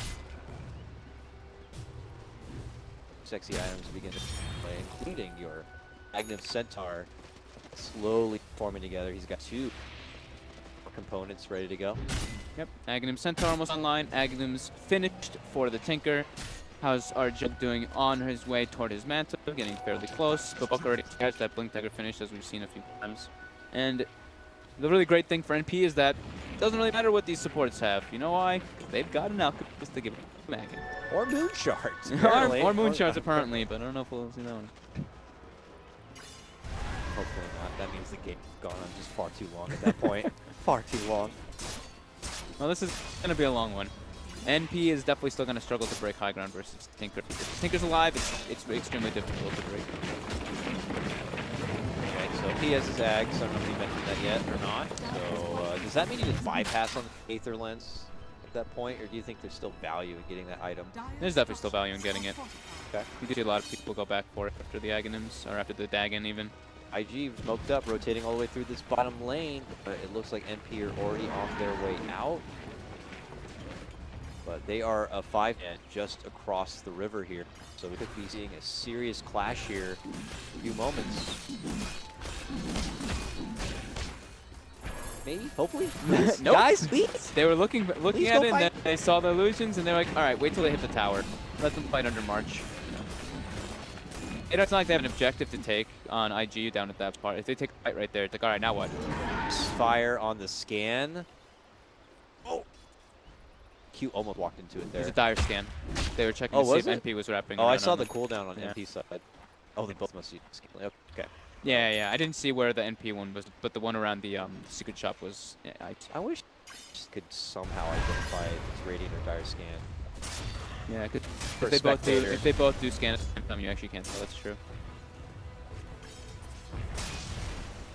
I'm still residing in the bottom lane, holding that slow defense, but they will see Envy now rotate towards that top lane. Octary finished. He's online. Whoa! He's reached phase 2. Phase 2. No, he has to sell his phase boots to reach phase 2. Aha! The Shivas Well first. played. What happened? The 2 boots, Svet! Oh no, he's gonna go for the Blade Mail instead, rather than the Shivas. He'll just be able to burst down the Tinker on himself. Running through the march. Yeah. That must be his plan. Someone else gonna get a blade mail just to add on to that? That'd be kind of... Maybe the Clockwork could. Oh, he's got a Definitely. chainmail. Yeah, I think that's definitely what he can do. That would be just vicious. Oh, MSS? hey! MSS shows up to play right now. Dunks around ahead of the opposing offlaner here. Stampede, frantic the run, but there's a coconut following him. Does connect, but he seems to be a bit too far at this point. Could cost NP some serious rotations and an ulti. Damn. He's tanky. He's got that value point booster now. All that mobility gets him out from trouble. Looked like he was trying to grab the Tinker in that one, and the Tinker had just moved away from the Centaur. So. Now that's going to be at least a tier 1 for MP through the bottom left lane. Just continue to trust him. I can't. MSS got shadowed, but now he's gonna be able to find those pickoffs a little bit easier now. let's see, what does IG have any sentries, any reveal? They will soon as they see that Shadow Blade. They do not right now, though. 500 gold from the Aghanim Centaur, and it looks like OP is actually just gonna go back for that Bloodstone to have that close, quick respawns. Just like we said, the only way that NP breaks the high ground is if the Tinker's dead. If the Tinker respawns, it's just gonna make it a lot easier for the team to defend. Yeah, this is going to be interesting because I could see a push to the high ground situation where he dishes out like 3-4 March machines, and then that's when he collects all the blade mails, and he's like, ooh, that's a bit unfortunate. Could try to change his game up, and you also have the lingering and creeping MSS Shadow Blade. Definitely going to be sweating a little bit this one. Careful about his side lane pushes and tries to finish out that Bloodstone. All right. Centaur Aghanims is good when we see IG try to bring a fight toward NP. Maybe trying to contest them before that next Rosh is going to be... The timer should be starting in about the next 40 seconds. So we'll know how long for that one. But I don't think that IG wants to just keep giving up NP, giving up this Roshan to NP, because the next one is going to be the Aegis and Cheese. All is confused. Whistle in hand and a BKB. Out is Earth. The nice thing about rushing that Vanguard, you have to quickly upgrade your Basher into an Abyssal Blade. Hanging out in IG's for the mid lane to kind of cancel out the wave. He's got all the waves. Bottom wave, top lane. That's cheeky. OP's trying to pick up work here for the top lane. There goes the rocket though. Kind of showing himself there. IG kind of do other things right now. Bottom lane, they're kind of like pushing through. But not really taking it right to NP at this moment, though they have the Aghanims now picked up on the Centaur. Holding out in the meantime for maybe some counterfight potential, but at the moment not looking to press into a team fight, just kind of still playing the economy game. So is NP though. They think they're tier 2 in top lane. Maybe Owie picks it up. I don't think NP mind too much playing the economy game. I mean, they're playing versus a Tinker, but they've got an Alchemist with 4 heroes that get Aghanims. Shout out to Alchemist one more time. Providing such great lengthy game. Yep, the first Aghanims is coming out. Let's see who he gives it to. Probably the Ursa, and MSS actually gets Baboka with the... Did he just blow Echo? Yeah, so Shadow Blade Echo on high ground. Okay. So Rubik takedown. So Envy is giving, gives the Aghanims to the Ursa. So now Ursa able to remove those stuns, and he locked down with the Enrage. If he does get initiate on. And here we go. That and goes right into the pit with it, yep. You have a ward here on the high ground. Doubt they saw them make that kind of a prep, but XXS does see from the high ground Clockwork nearby. That could kind of give an idea of what's happening. And at that point, you know it's already done for, and there it goes. We're going to go ahead and pick up the Aegis here. Grab Cheese. They hand off the Cheese to MSS, it looks like. Now, waddling their way through this mid lane. I don't know how prepared IG are going to be for this one. 2 Blade Mills getting ready to come with this high ground push. Might catch OP off guard. Yeah, I think they could. I mean, he's pretty tanky. He's tanky, 1840. You yeah. You need to have like what? Like maybe even 3-4 blade mills down on top. 3-4 Mars. You don't have the Bloodstone either, so it's gonna be tankier than that. Yeah, I don't know if they're maybe if the laser rocket's coming out with the items, then that's when they'll be able to reflect it and get the real efficiency from it. I've been building it up. I kind of just hope it happens at this point. Really good. Great. Burning, going for that Pip Dagger we saw earlier with Diffusal Manta. Very standard stuff. Go back to the Diffusal, or go back to a Maelstrom to push the lanes up. It's been a fight game for Burning ever since he wasn't able to get any sort of additional Omni-Slash kills. Just kind of trying to match up in the farm. The opposing cores as best as he can, even though he knows he's going against an Alp.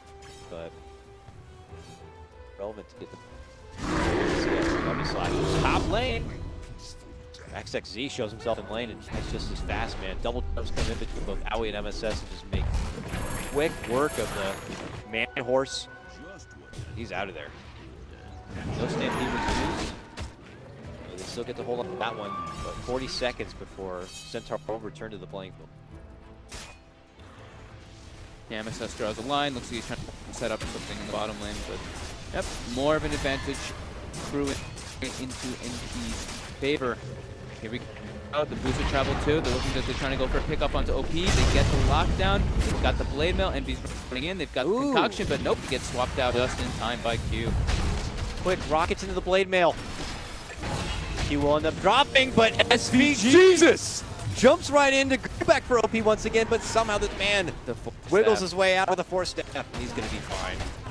Almost got him there, but he will double back instead and go for the appropriate tier 2. But MP, man, they always find these catches. It's going to be very difficult for IG to make any sort of approach. Constantly getting caught out. MP just dictating the movements here pretty nicely. So tier 2 goes down. That is the final tower, so they can begin their real siege. And the DSG maybe go for his own 4-step if he wants, just for those type of situations. Fun with your own. Maybe he wants to go for a bigger item now at this point.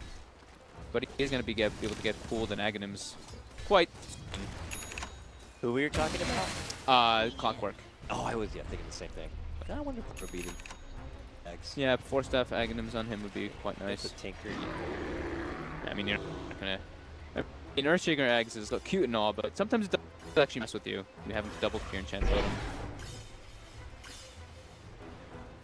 Look like they used Stampede either, for then saving OP on that one. I think he might have been dead during the initiation, but still something heavy hold. But look at this, they're just like still hanging inside here. Are they looking for a smoke something? No. I think just, are they that scared? I think they are that scared, yeah. They have there's a Blink Abyssal Ursa with an Aegis. Shadow Bladed Earthshaker setting up on you with a Clockwork too. I think that they, with good reason to be pretty scared, they have to just make sure that the Tinker doesn't die outside the base so that they can defend high ground. But here we go. And going for top lane. All right, get their blade ready. The siege is on. Will SVG look for maybe a way to kind of infiltrate early? Catch up the back?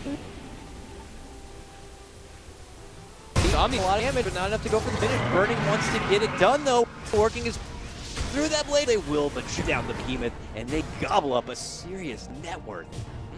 That was beautiful teamwork. That one kill, what was it getting? 2.3k? Thank you. Absurd. And Burning gets the kill, too, so. Yeah, that was a really nice swap coming out. Q. Maybe just really not expecting himself to be able to get burst down like that.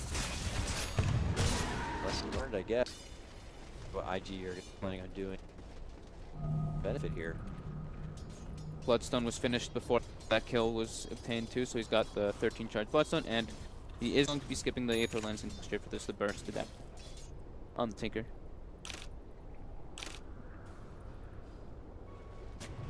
Red's team already walling the way down mid lane, looking to go on a push onto the tier 2, and it's going to be out of this one.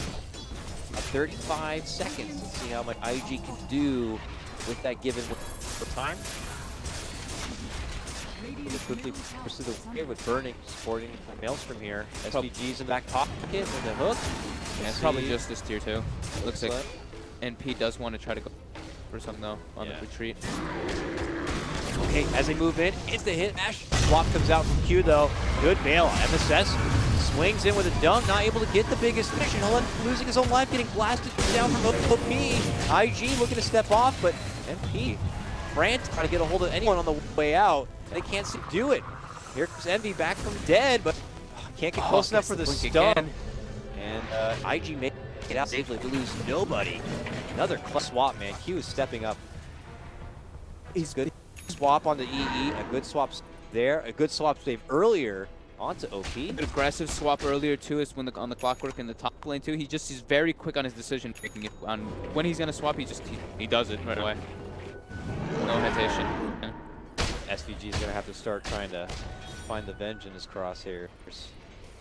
He's got his SVG does for his own 4-step, and it looks like the Aghanims is going to be pulled for him too, as we were talking about.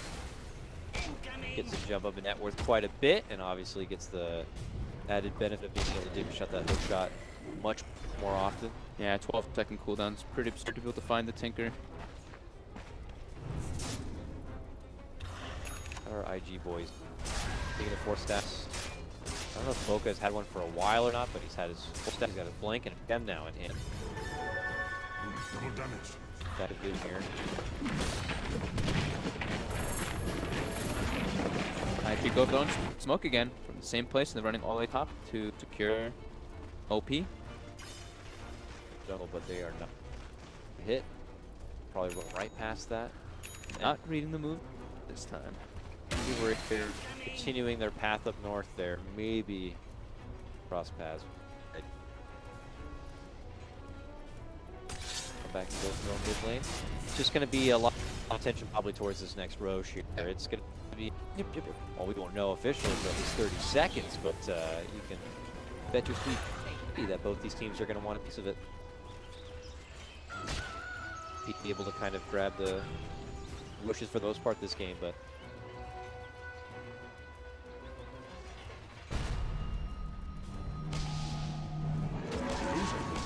Jughead now, he's got the Miller finish, the blink, he's going Scotty. Liking the way NP's just holding this out. I feel like IG is a little bit under the gun to kind of try to force stuff, but they do have a Tinker, so it's like, you know, I say that, and then at the same time I'm like, you know, the Tinker could scale really hard in the later stages, but basically if it just gets pulled up the Aghanims and the, like, Moon Charge and everything, I think it's just going to be a little bit too much for it. he's hiding the Dagon now, so he probably gets it together and hopes for a surprise burst. Welcoming here for MP, but MP's got a heart Q deck. He's gonna get another Ags. Greedy on this one. More life for himself. Places though, is he actually swap out the blade mail now? Armlet. Armlet? Oh. So, I guess he doesn't feel like he needs more armor. I don't know. The rest of MP moving through this mid lane, knowing that MP can just join them. Necessary, and it might have to happen sooner than later. They've already approached to the high ground. Now MP's looking to show up. SVG could be the man left behind here, but he gets a nice additional helpful force staff to go to the safety zone. The blink find the IG inside the base. He's looking to go for it. Gets connection onto 3. And there's the hook shot set up from SVG. The switch isn't quite there. Now a response comes out. Omni slash playing through all of them, but still no one goes. Now, stuns out for burning. Still racks damage. One takedown after all that. Ridiculous. Can't believe only one person dies with that echo. But it is in the high ground. But they get that tier 3, and that. Yeah. And that shrine's actually pretty important for them to have that access point to Roche. So give NP a little bit more leeway getting in there and putting it up quickly with the Ursa. It is spawned up. The Fish is ready. I don't think they could do it right now, or maybe they don't feel comfortable to fight there yet. They're going to be able to refreshen up by getting up the shrine. But how many ults do they have ready to go for another swing? While IG could be sporting a couple here. I'm seeing the Stampede still online, good to go. Mocha's got overpower, you got for that. They clean up one of the wards that NP had actually placed aggressively. Oh, 3 times. SVG moving to what I think was the mounting, but he gets a double force to the ground. Oh, magic missile reflected back on a Q. Gets his own force staff and tries to make it away from double. They get the stun connection. That swap save coming out again from 2. Aoi though not looking to let the Centaur escape. He's dibbling up the Stampede, but it's not being good enough. They won't be able to get the finish. Burning now, possibly caught within the arms of MP, trying to Blade Fury out. Gets the blink off. MP not looking to let go. Man, manages to get a hold of Q, and never did. 2 get dropped from IG, and Envy just segues right into the high ground, go full to tier 3. Back protection. Are they going to try to push through this? I think Tinker's just going to be laser than once, We right? are so strong. One Come laser. on. There's the rockets. He needs the laser, though, to stop him from getting the damage in. Oh, they... Cliff? Still. No. Work this hard. Oh, we really just... Okay, well. I thought he might just... All laser them. that work, and the tower's like... Healable damage. Yeah. Healable damage. It's as if they didn't do anything. But They forced the glyph. forced the glyph, and they had a good fight. They took a couple of kills. They forced out the Stampede, and this will make things a lot easier for them to go back and take the ropes. So it is over. Carry on. Push. Just to be able to get their Roche, their Aegis. I'll be able to still take the initiative. She's on to the floor. MSS doesn't have room for it. Trying to use his class. So I guess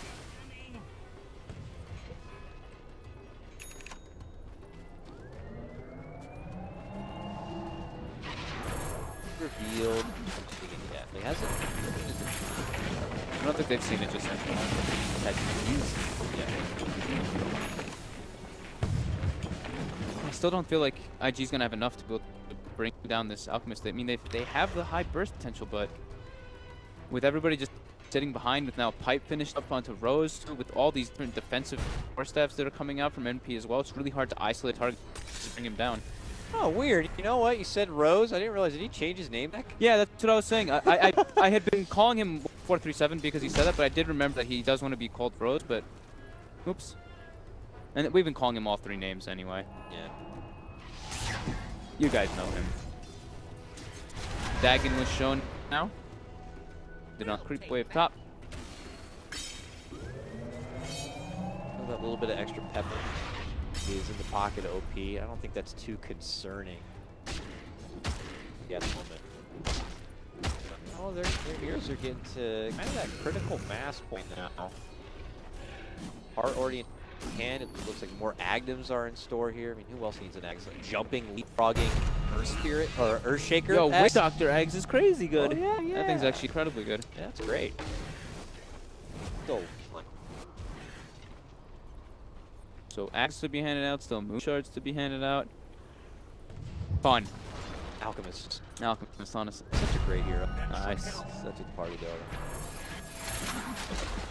Not able to pressure him hard enough. He was able to just farm the heroes that NP had. The other 4 were just able to cause an evict for NP in the jungle. Boca. Hey, Very snipe. He's like, this guy's trying to buy Aghanim. 3,000 cargo and Blitz Fest Envy. What a cheeky little man. Wonderful play there. Takes down a pretty big penny off that cargo. I don't know who had what on it. It was 3 piece items, Yeah. and then how much was the total? It was 3K. So yeah, it was just 3 piece items. Oh, okay. Yeah, but IG just still feels kind of locked in base, unable to really step outside versus NP draft. They can't really be the ones on the aggressive. Alright, they're looking to see now he's got the Aegis, he's got a Lotus Orb here, and IG are happy to just unleash it onto him regardless. Eat their own Fade Bolts. They've got no lift, so they have to do as much as possible to peel them off the racks. The marches down here for OP. He's one already. Ready, they force Owie forward. Their own team forward, but Owie's no way to do so. But they get the racks down. Range rack. Small little gain to pressure. Not done yet. Be right back in the mid lane. They want both racks. Did it? I think they have to pressure when they have Aegis and G's. There's no point in not doing it if you're not gaining anything else off just farming at this point. Sure, like Agnes and Moonshirts are going to do slight amounts, but at this point is where you're, like you said, reaching your critical mass soon.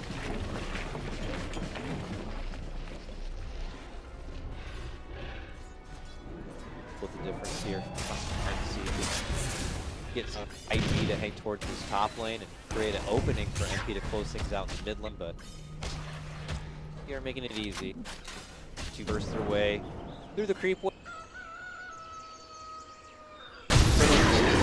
Engages. Self laser going to be popping up top right there, and the burning tries to dig away as quickly as possible, choose through the rest of his mana. You only get some spinning damage onto the backs. Yeah, every time they walk up, they just get lasered, and there's nothing they can do because you can't really. The only way you can hit buildings with laser on you is if you have your BKB and you manta it off. Because if you get MKB, not work buildings. NP are persistent though. They are looking to squeeze out all the juice they can from the mid lane. IG's gonna hold that one for quite a while, like this. If there's no attempt of just getting into the back line or attempt of going in, but it's too risky versus everything that IG has. If they do try to go for the Tinker, the Centaur just pops Stampede and the double 4-staff and are swapped. Swaps, yeah. The cute swaps have been ridiculous too.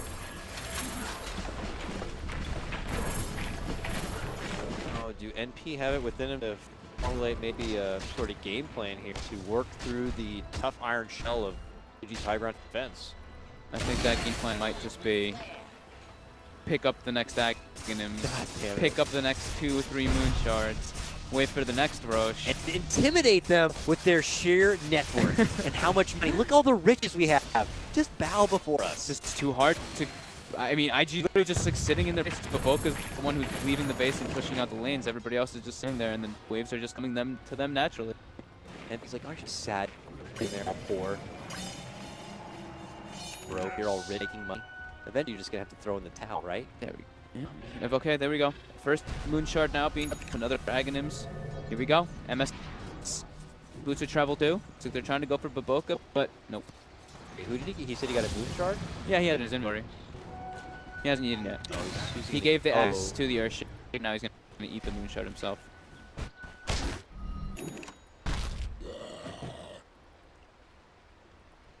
He did.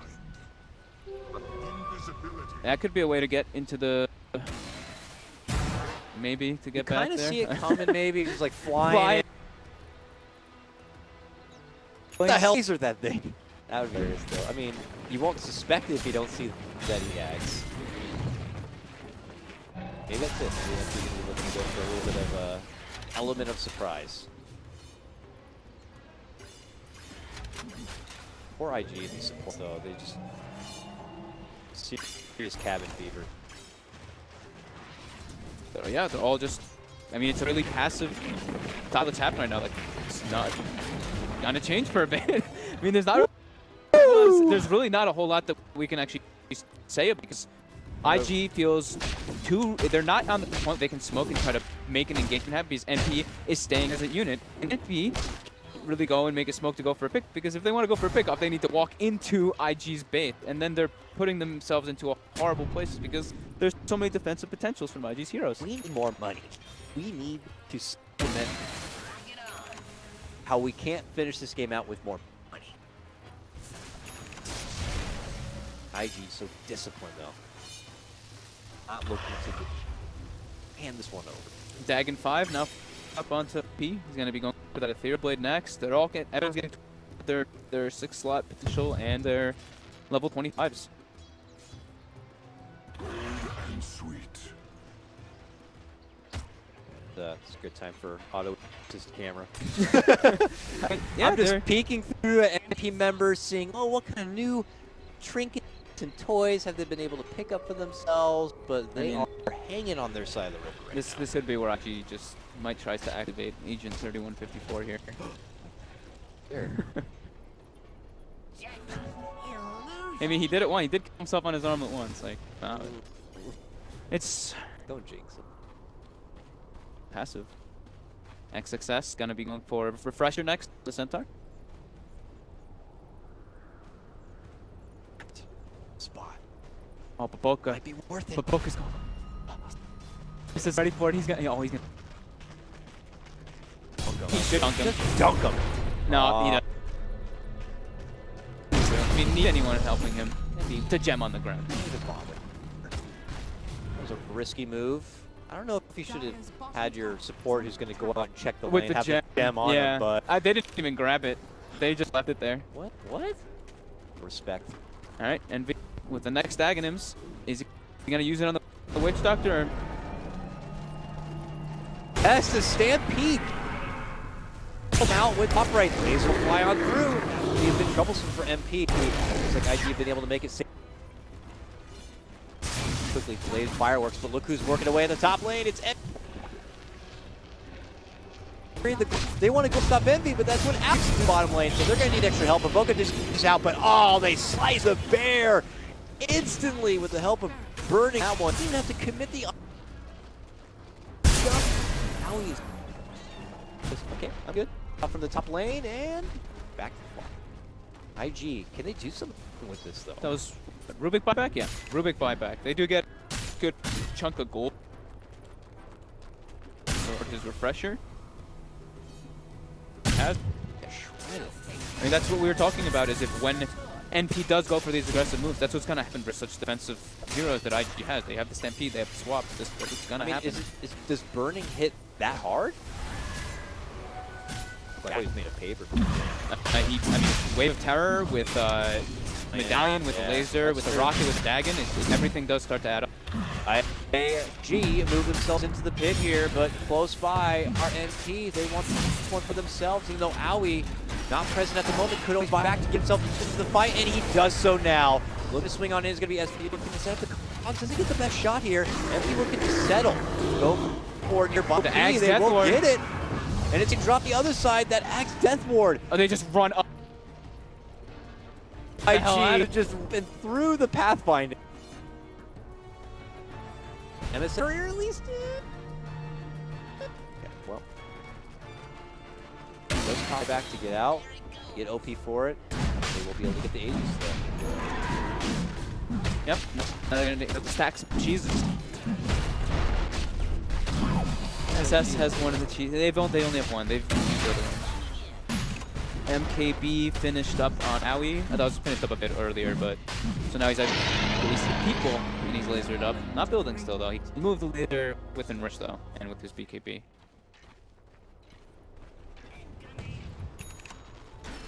Right. MP now with Aegis. Ooh. This little hook shot there. That kind of, I think that's why that ping came. A hook shot like that shows that they have some vision. Ooh, put him. MSS. Oh, almost catches. OP. Courier. Now MP gets the Kill. What was on it?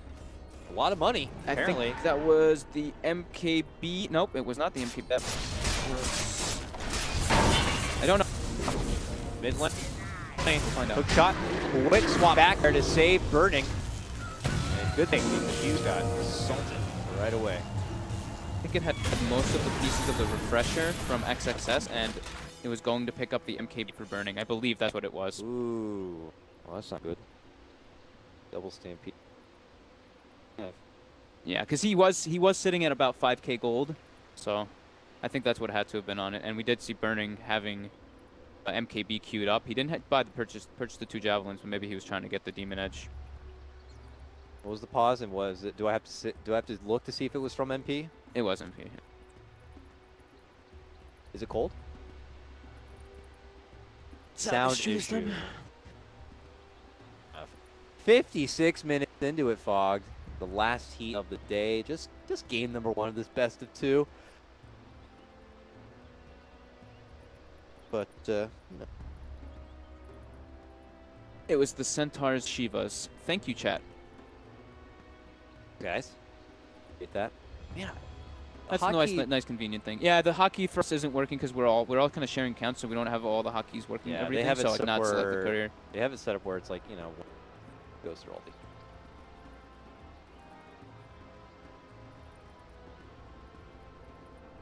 It should be cool if you like click that courier thing right That's there. what I always try it, and I'm just like, Like, what? if you could click that and it would show me like what it had on it, that'd be frog. Does Venge have buyback? He should not, right? Oh, damn it. Buyback hockey computer now.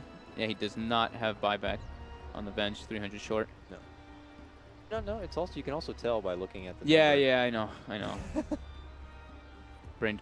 You should be surprised how many pro players did. I always know, and then I'm like, I always just like check the thing when you're casting. You look at it, and you're like, oh yeah, wait, you can just look for that. It's just because that's they right. never like really spectate games as often. Yeah.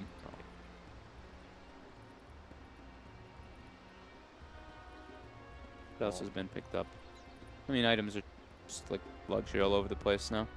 It's really just depending on if they can get into the back lines and burst people down. But if they can burst people down during the stampede and then right when the stampede ends, it's just super hard for them to really get into the back line though.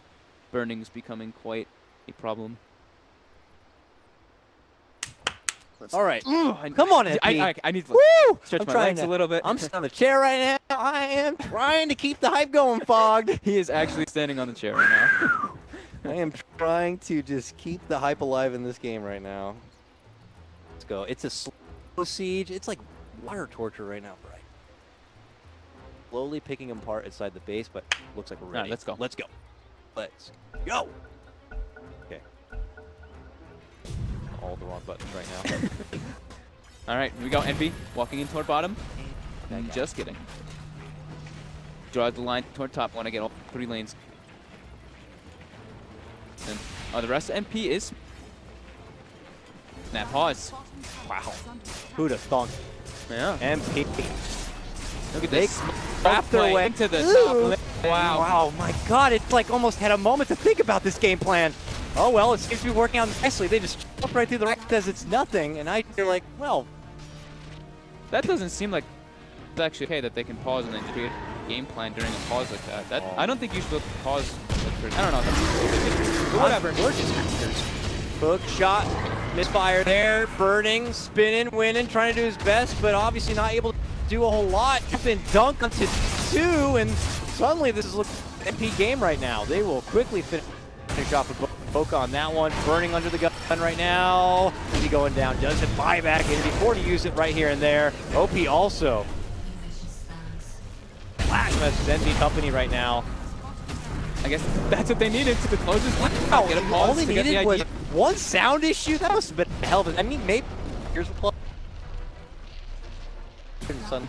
Yeah, just like they decided, you know what, we have to just let the smoke and just get into the smoke.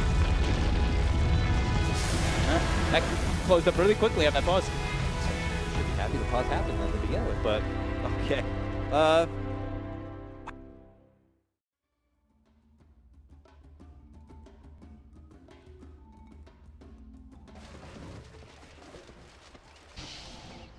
feel like giving up an A just like bare minimum a tier 3 tower and probably a lane. Strong.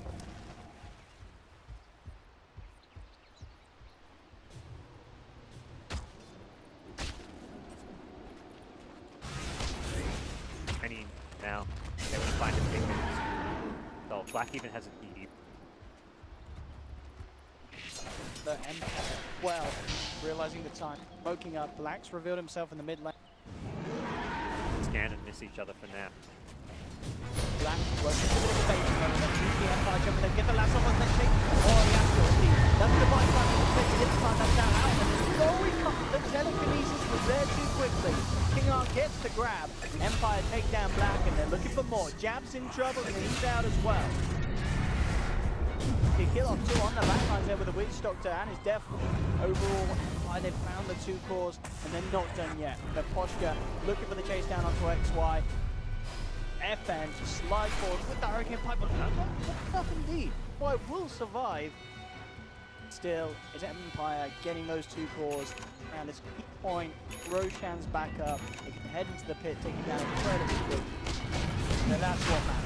Having control of this, getting the edge, suddenly you've got to be scared of your faces. You're dealing with a push, having FN, bigger being over to the front line.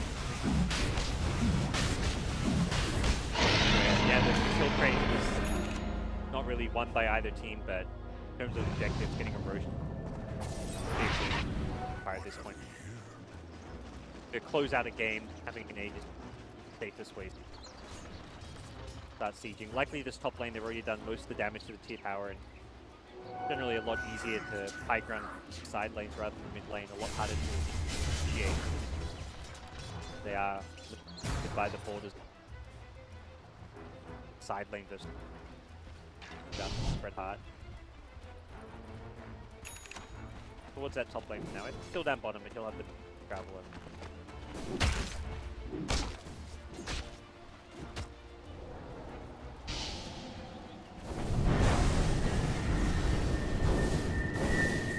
Using the vision advantage. They see SM, so they're like, where?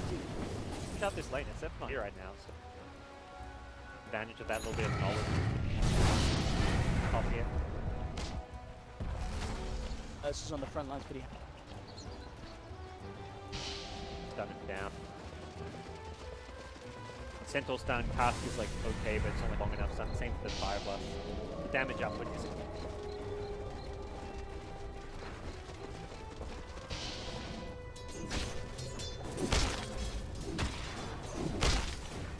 Here comes the SMTP. Start sieging, and as mentioned, I feel like this is very hard to defend. This lane of Rax is going to take like an overventure pyre. They're very likely just going to slow siege and play a death. Yeah, chip away at him as much as possible. Anytime you walk close throw spells, you want to try and take the Aegis for free or like very cheap. You can trade like Stampede for a SF Aegis, like that's an okay exchange here. Your high ground, but that rider is forward. looking at. ready to jump away from the board, and there's XY immediately in and immediately out. Defense damage far too much for this Ogre to deal with on the front of it all. Put the Ogre on the front line to try and zone the SF. Give him a Lincoln so he doesn't get lasso.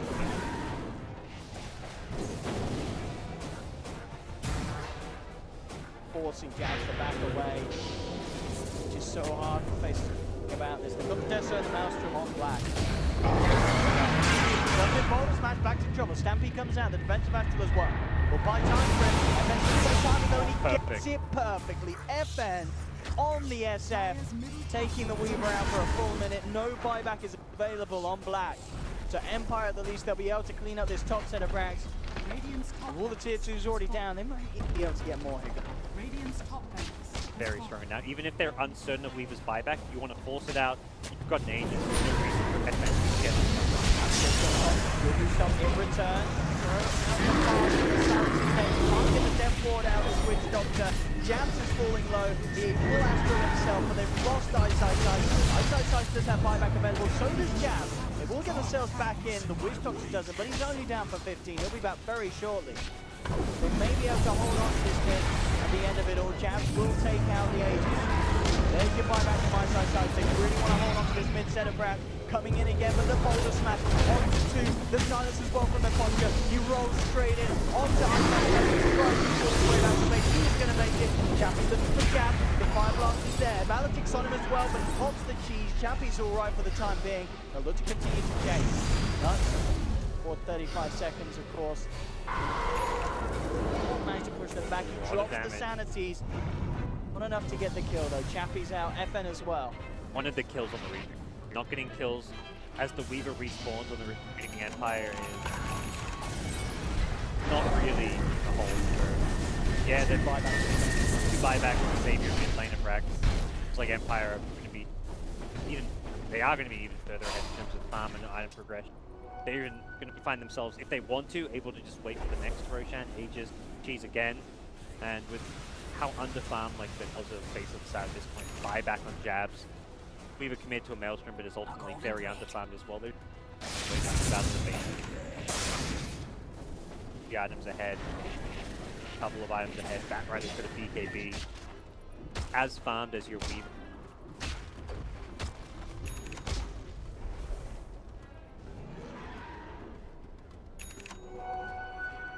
The whole match we've seen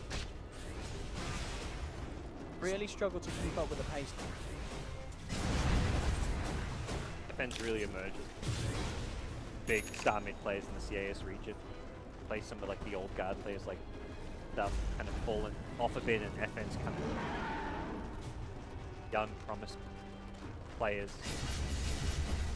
Players like No One and Ramsey's Empire's answer to Radiant's middle barracks are under attack. so far here in game.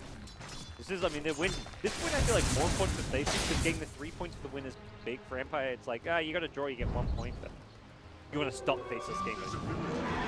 And Empire had a win earlier today, so this would still leave them a respectable 4. Fight while there's no Aegis. That'll be good. Jump into there. He's on the paralyzed forcing Odie to back off. Odie's out and down. Ice ripped apart as well. Black on the retreat, but they've already lost 3 on Faces. They don't have buyback. GG is forward. All too much for them here in game 2 as Empire are in the series round. It's back. Empire showing what they made on here in GAC. They had a win at the start of the day, now they walk away with a draw. And this is a Group A that's still very open. I feel there's a clear favorite in Team OG, but as far as second place goes, I mean, you have Wings, who started off with a loss, then turned around with a win against VGJ, had a draw, then a loss. Faceless, who are top dogs in Lion Titan.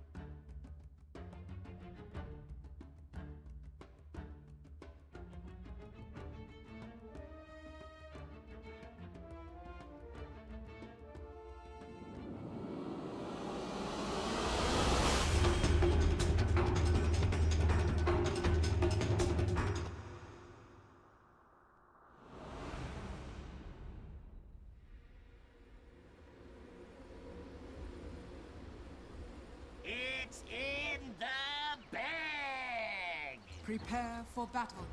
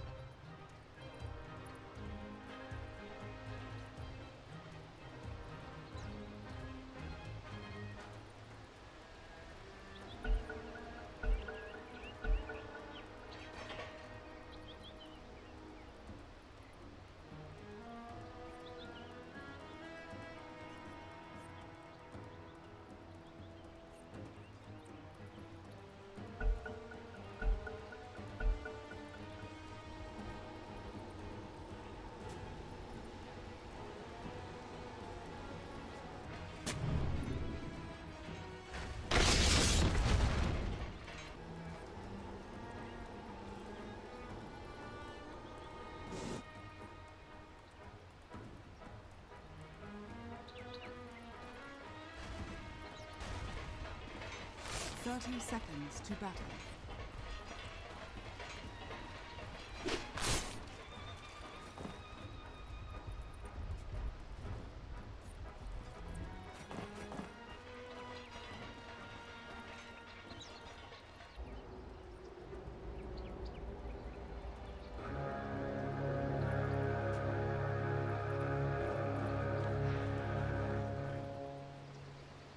The battle begins. Between Latin games.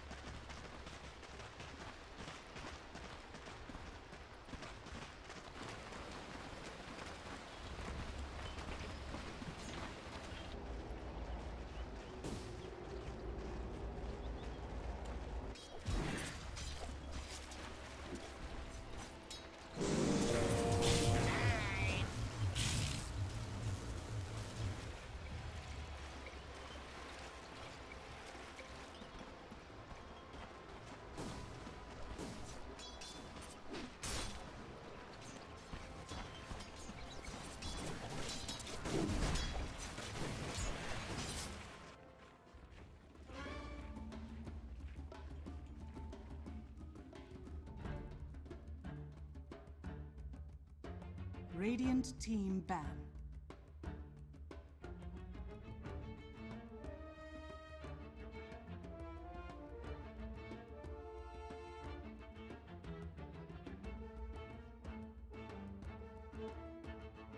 Dire team ban.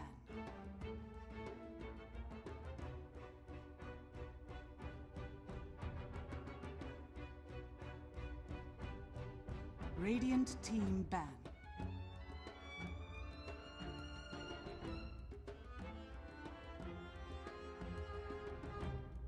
Dire team pick.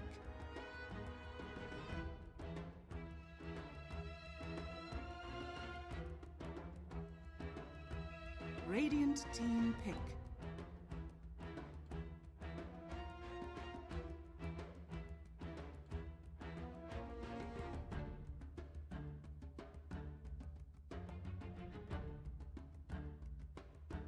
Ten seconds remaining.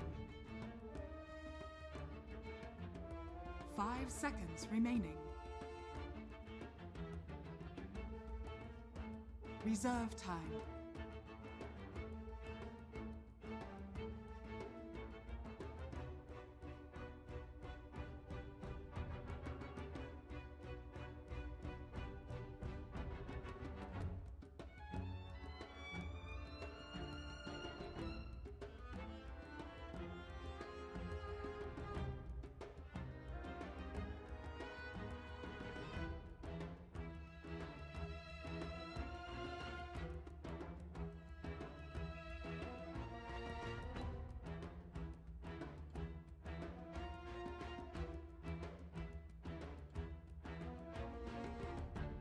Radiant team pick. Dire team pick.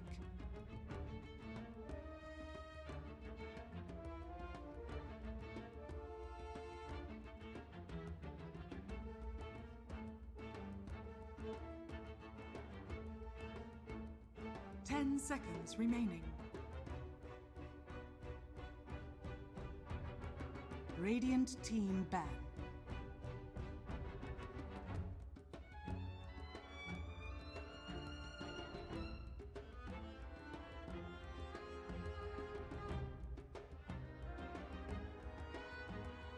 Ten seconds remaining. 5 seconds remaining.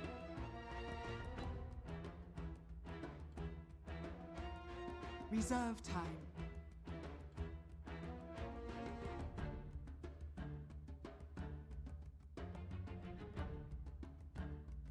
Dire team ban.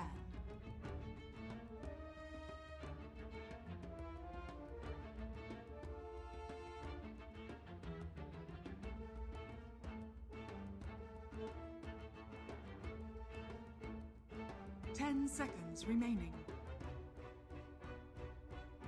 Radiant team ban.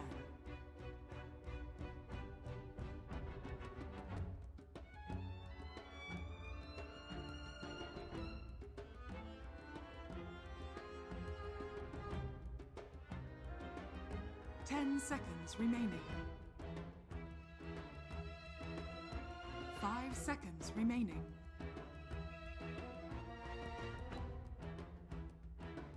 Reserve time.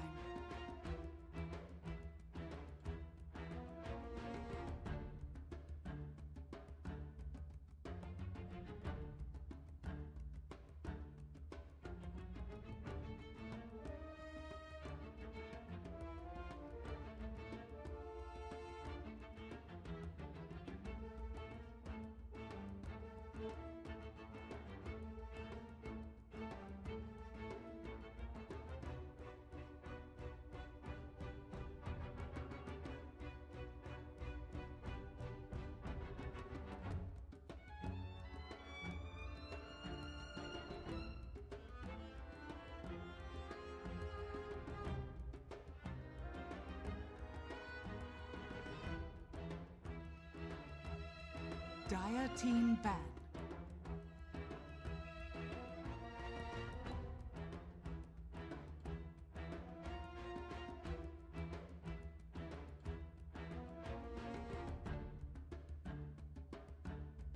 10 seconds remaining. 5 seconds remaining. Reserve time.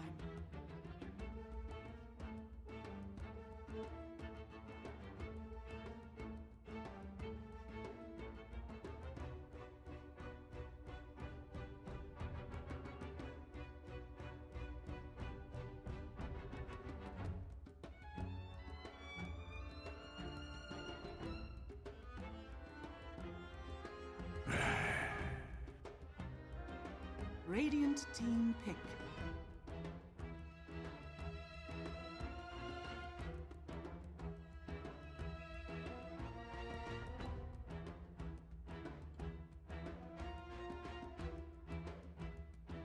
Ten seconds remaining. Dire team pick.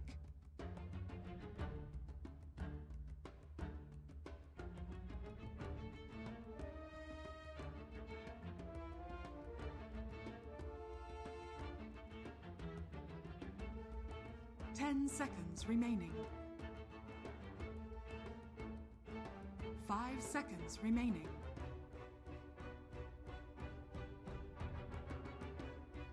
Reserve time.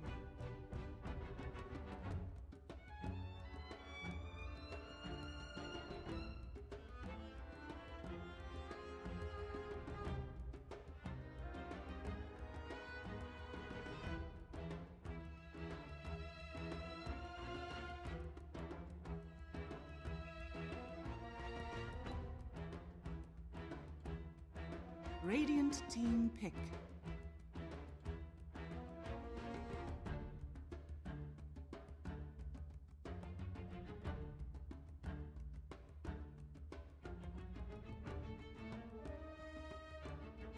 Ten seconds remaining.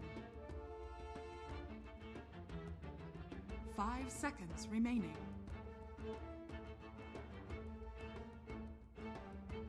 Reserve time. Dire team pick.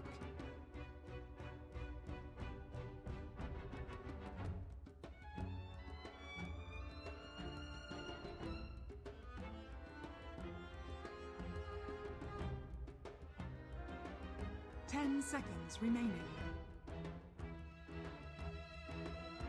5 seconds remaining.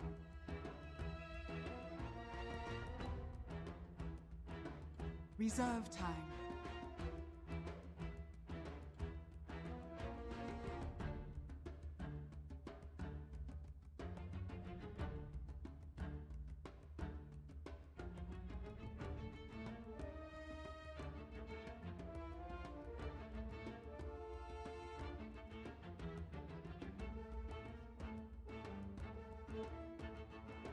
Radiant team ban.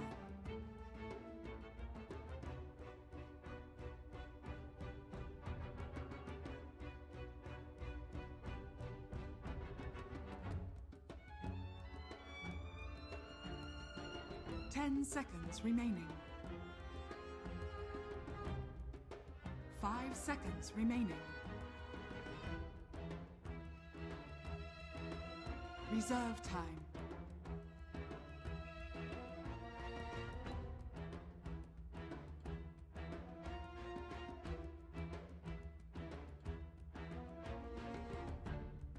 Dire team ban.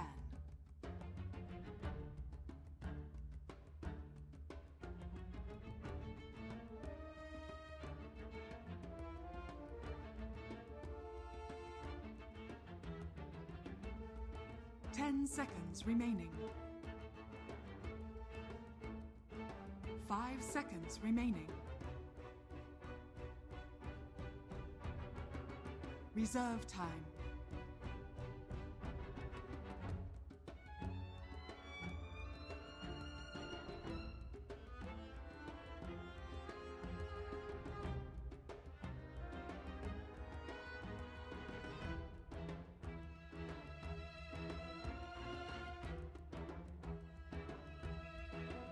Dire team pick.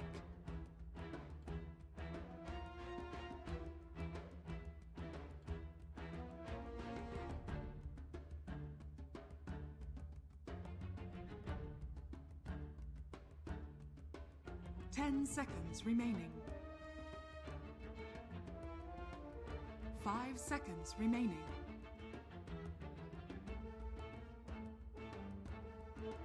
Reserve time.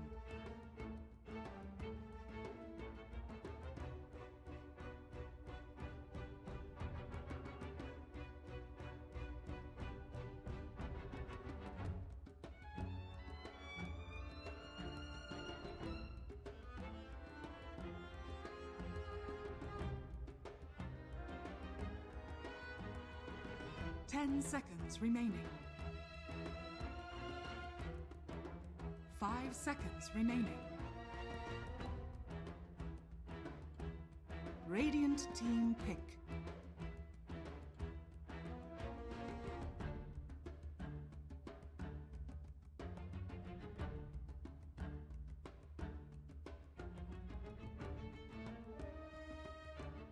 Ten seconds remaining.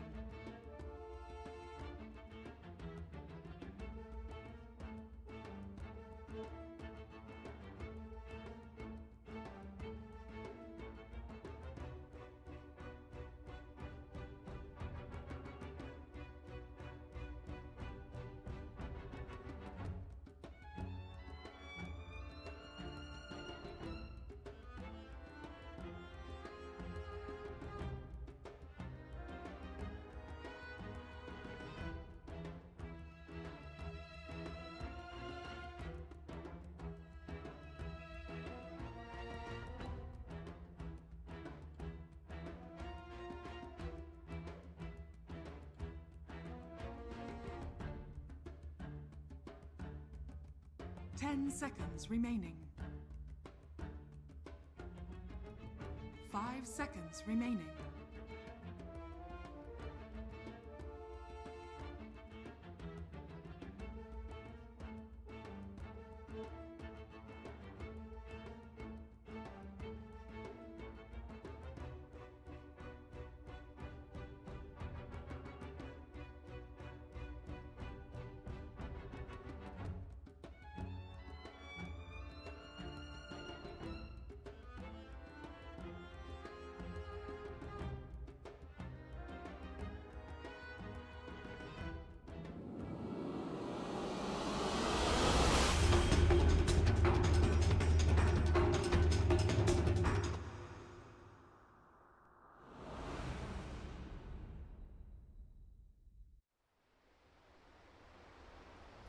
Let me get this jacket off.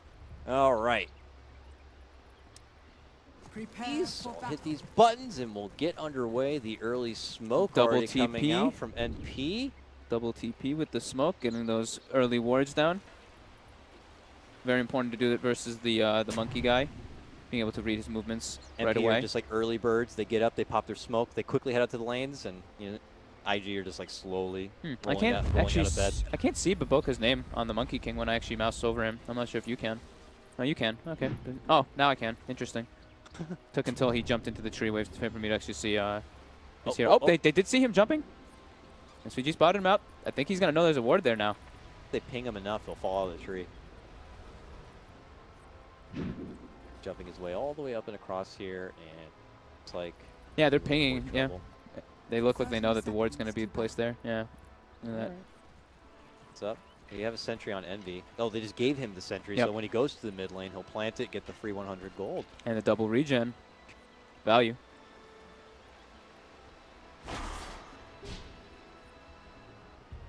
Well, IG think they're key up here holding out for a bounty. What they don't know is that MP already have all the intel they could ask for, and actually they themselves, look at this, gonna go and infiltrate. They'll end up crossing paths here. MSS though, looks like he's gonna die quite What? easily to this. He gun actually combo. went in for the bounty. Oh, bad.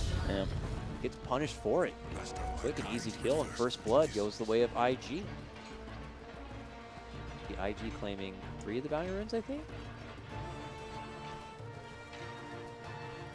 2 for 2. 2 for 2. Okay, I saw the third. Well, Trey, but first blood going to IG. NV. Baboka with the courier snipe, and it looks like SVG might be going for his own courier snipe as well. Sitting behind the tower, he's in position for it. Is he gonna walk away though? What? No, he's leaving it. He's heading straight up through. Is he going to try to bump forward the Lina? No, now he's running back. No, he's gonna. Maybe he's he wanted gonna go confirmation that it was there. Can he get it? He's gonna take him 2 hits. He's not Oh, gonna make it in no, time. too Oh, slow. just too slow. Sorry, So- you can't jump through trees, bro. Yeah, but Boca able to get the courier though. It's good. So exchange a ward for a courier, and he'll also get a ward. All right.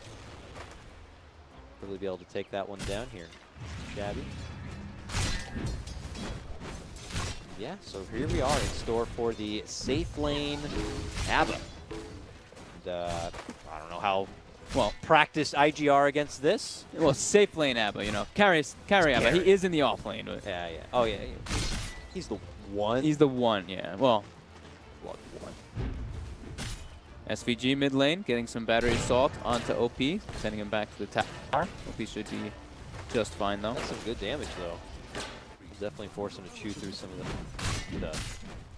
Feel a bit better. Now he gets the first early value point to the curse, so anytime they like to swing up, going to be happy to trade with that Centaur. But Boca's just been patiently waiting in the high ground. When they have level 2, they do have a decent amount of burst damage. Okay, yeah, he's gonna be going for just the Jingu. Go for the right click zone. The range on the right click. Good. Single-handedly trying to zone back the whole team by himself. Presence in the air. The guy's got the Arcana, so you know. Yes. Look who's creeping in from behind. SVG. Robot Man. Don't think they saw him just yet. Now they spotted him. Baboka jumped to the trees. Chops a tree. Oh, thought about going for it, but it looks like Baboka was quickly able to spring out.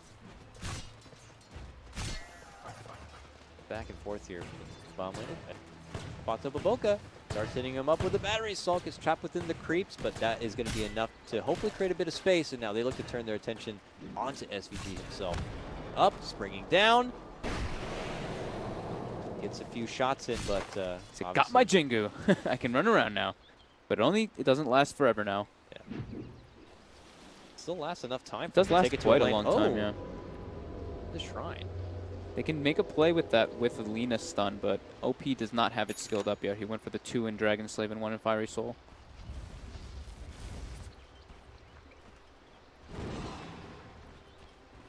He's taking his business to the nearby camp, but look who's going to be waiting there for him. Uh-oh, Baboka. trying to move SVG's in. there. He actually wanted the bounty rune, but yeah, SVG was there waiting for him. He has no easy way to make it out. The battery assault's locking him down, but he has enough life to just walk away at one point. He'll just hop in the trees. Acid spray and battery salt's not nearly enough. Envy's going to feel a bit uncomfortable if he farming those camps, so he'll have to just split and back to the mid lane. How's his top lane going? Trading very well. MSS is barely getting anything, so I'd say this is quite a good start for IG, winning two out of the 3 lanes. Yeah, for sure. Burning's able to easily run him down. He's 24-14 denies, and look at that. Oh, no! Stuck on the wrong side of the fissure. Puts down the fissure, but it's the telekinesis that really gets him on the wrong side, so credit to Q for that one.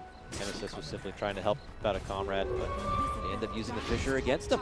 And now it's going to be suddenly IG leading out 2-0. No, Envy went for the double quelling this game. He has the Iron Talon into Quelling Blade this time around. Envy, though, getting right click down, getting hit by the stun. Dragon Slave, is he going to be able to get brought down? One more right click. Oh my god, the poor man's shield. Saving lives. That creep. If That that creep came over and slashed him, I probably would have. But we'll be able to make it away from trouble. Just have to get pressured out, though. Initiative here for IG. So the bottom lane is. This is when they might go for the play onto Owie. It's level 4, the Rubik's coming down. Here we go. Yep, they're putting him into a horrible position, and yeah, this is going to be Owie dropping. Boom. Setup. Making them feel like they weren't down there. Just that monkey can just stay off the radar so easily. There's no easy way to get high ground vision towards the side of a lane that you can see the trees.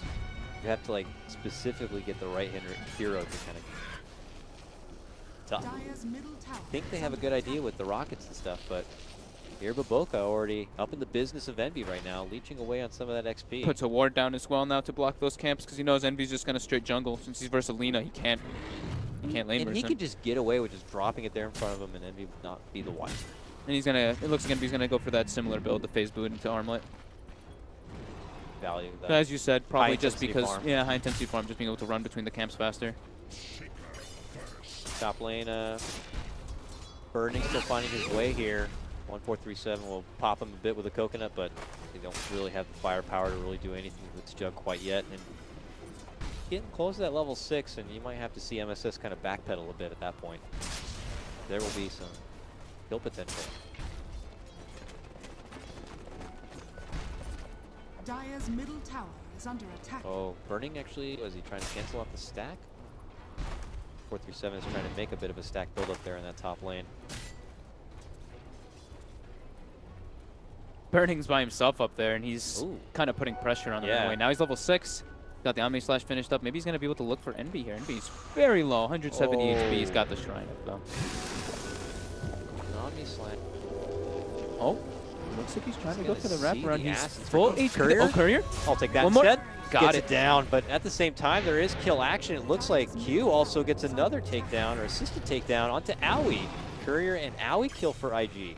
4-0 start. Only asked for too much better. Yeah, putting a lot of pressure, too. Burning running into the enemy jungle from the top lane is... It's an excellent move. You know the Alchemist is there. He doesn't really need to stay in the top lane anymore. They want to transition toward this mid push nice and early on. SVG gonna get blown up. Got with the Laguna, got with the Dragon Slave there. And MP want to kind of hold behind this tower, but they got to be careful. They're going to get surrounded fast. But Boga's already kind of dancing his way through the trees for a behind setup. But Oh, it's something we didn't really get a chance to touch up on either. Is they don't really have anyone to kill the Healing Ward on NP. The Witch Doctor is not really the best one to get into the back to knock it out, and that's their only ranged hero. So the Healing Ward could be a bit concerned. Yeah, could definitely be a bit painful in this game. XXX going for that rushed Hood this time. He's got boots, just Hood. Since he just seems to be wanting to stay in that bottom lane for quite a while and just farm. Yeah. He knows that the Abad, who is originally on the other side, also has quite a bit of build-up. Of course, actually, Abad is taking his journey up towards that top lane. I'm also curious about his build-up. I mean, core, Abbas typically like to go for that early Radiance, but you already have the Alk on your team, so I'm curious to see what kind of build he'll apply instead. Yeah, me too. He hasn't put anything into his quick buy yet. I'm very curious to Could just as go to what he maybe could be. full utility early. Mech super fast. Vlad's.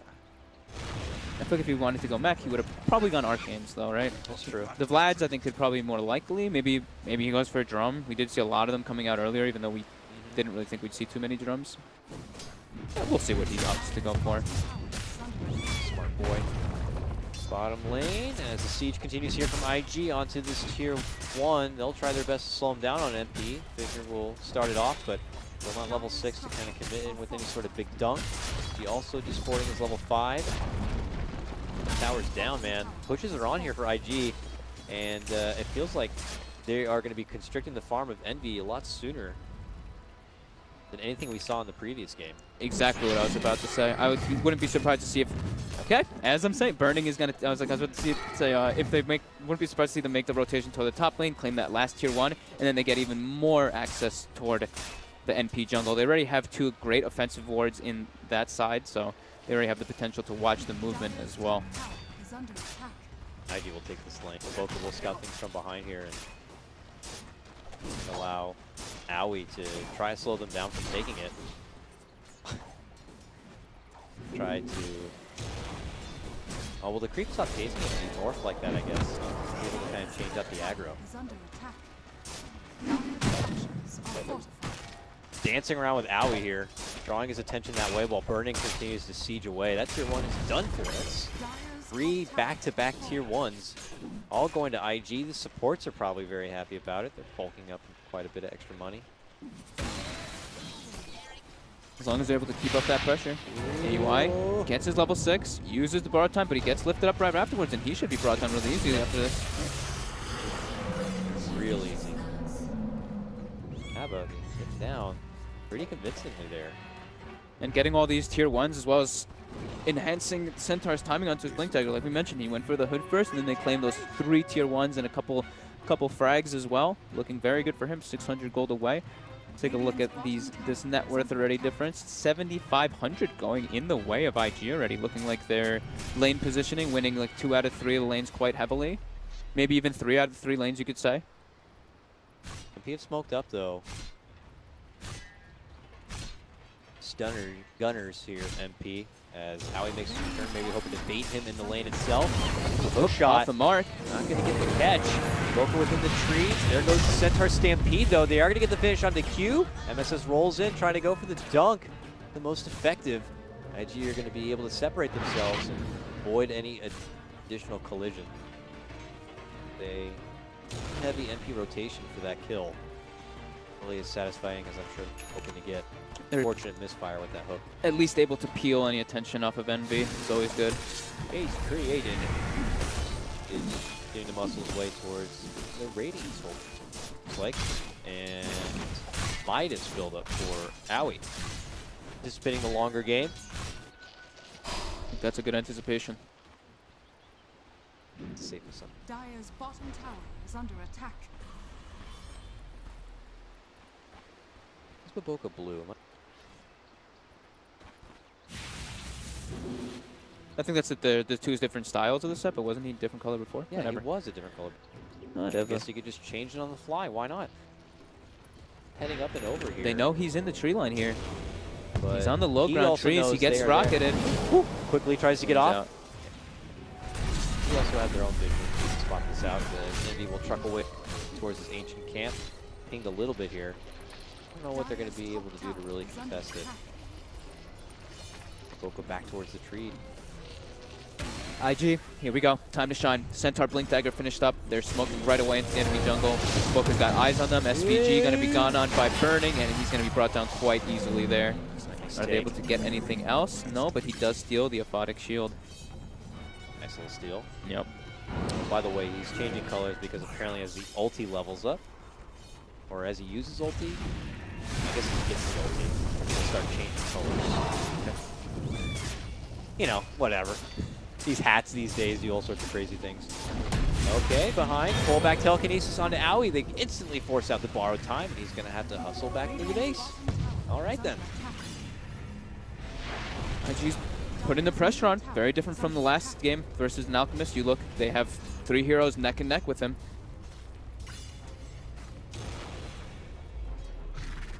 All this tower gold coming the way of IG, just really pushing the envelope. Maybe just kind of recognizing that was a fortunate kind of downhill slope for them in the previous game, unable to kind of push on forward, take down these towers early, and restrict all the access and money from Envy. But, Envy's persistent, man. You know, hanging in the enemy territory, have to try and grind away the farm there. Dire's middle tower is under attack. Kind of push back and build up some more items before they kind of continue to take it back to Envy's side. Curious what that next pickup will be, because it looks like they just got the Blink Dagger not long ago on XXS. He's already making his way towards the 4-staff too. Compare that to the farm to MSS. MSS just got his 4-staff also. And they smoke up and they say, Blink Dagger, yeah. Oh yeah, his Blink Dagger. And they say, why don't we go ahead and debut it? I think OP's Bloodstone is probably the next big item they're getting. Yeah, they're about 50 gold away from that one.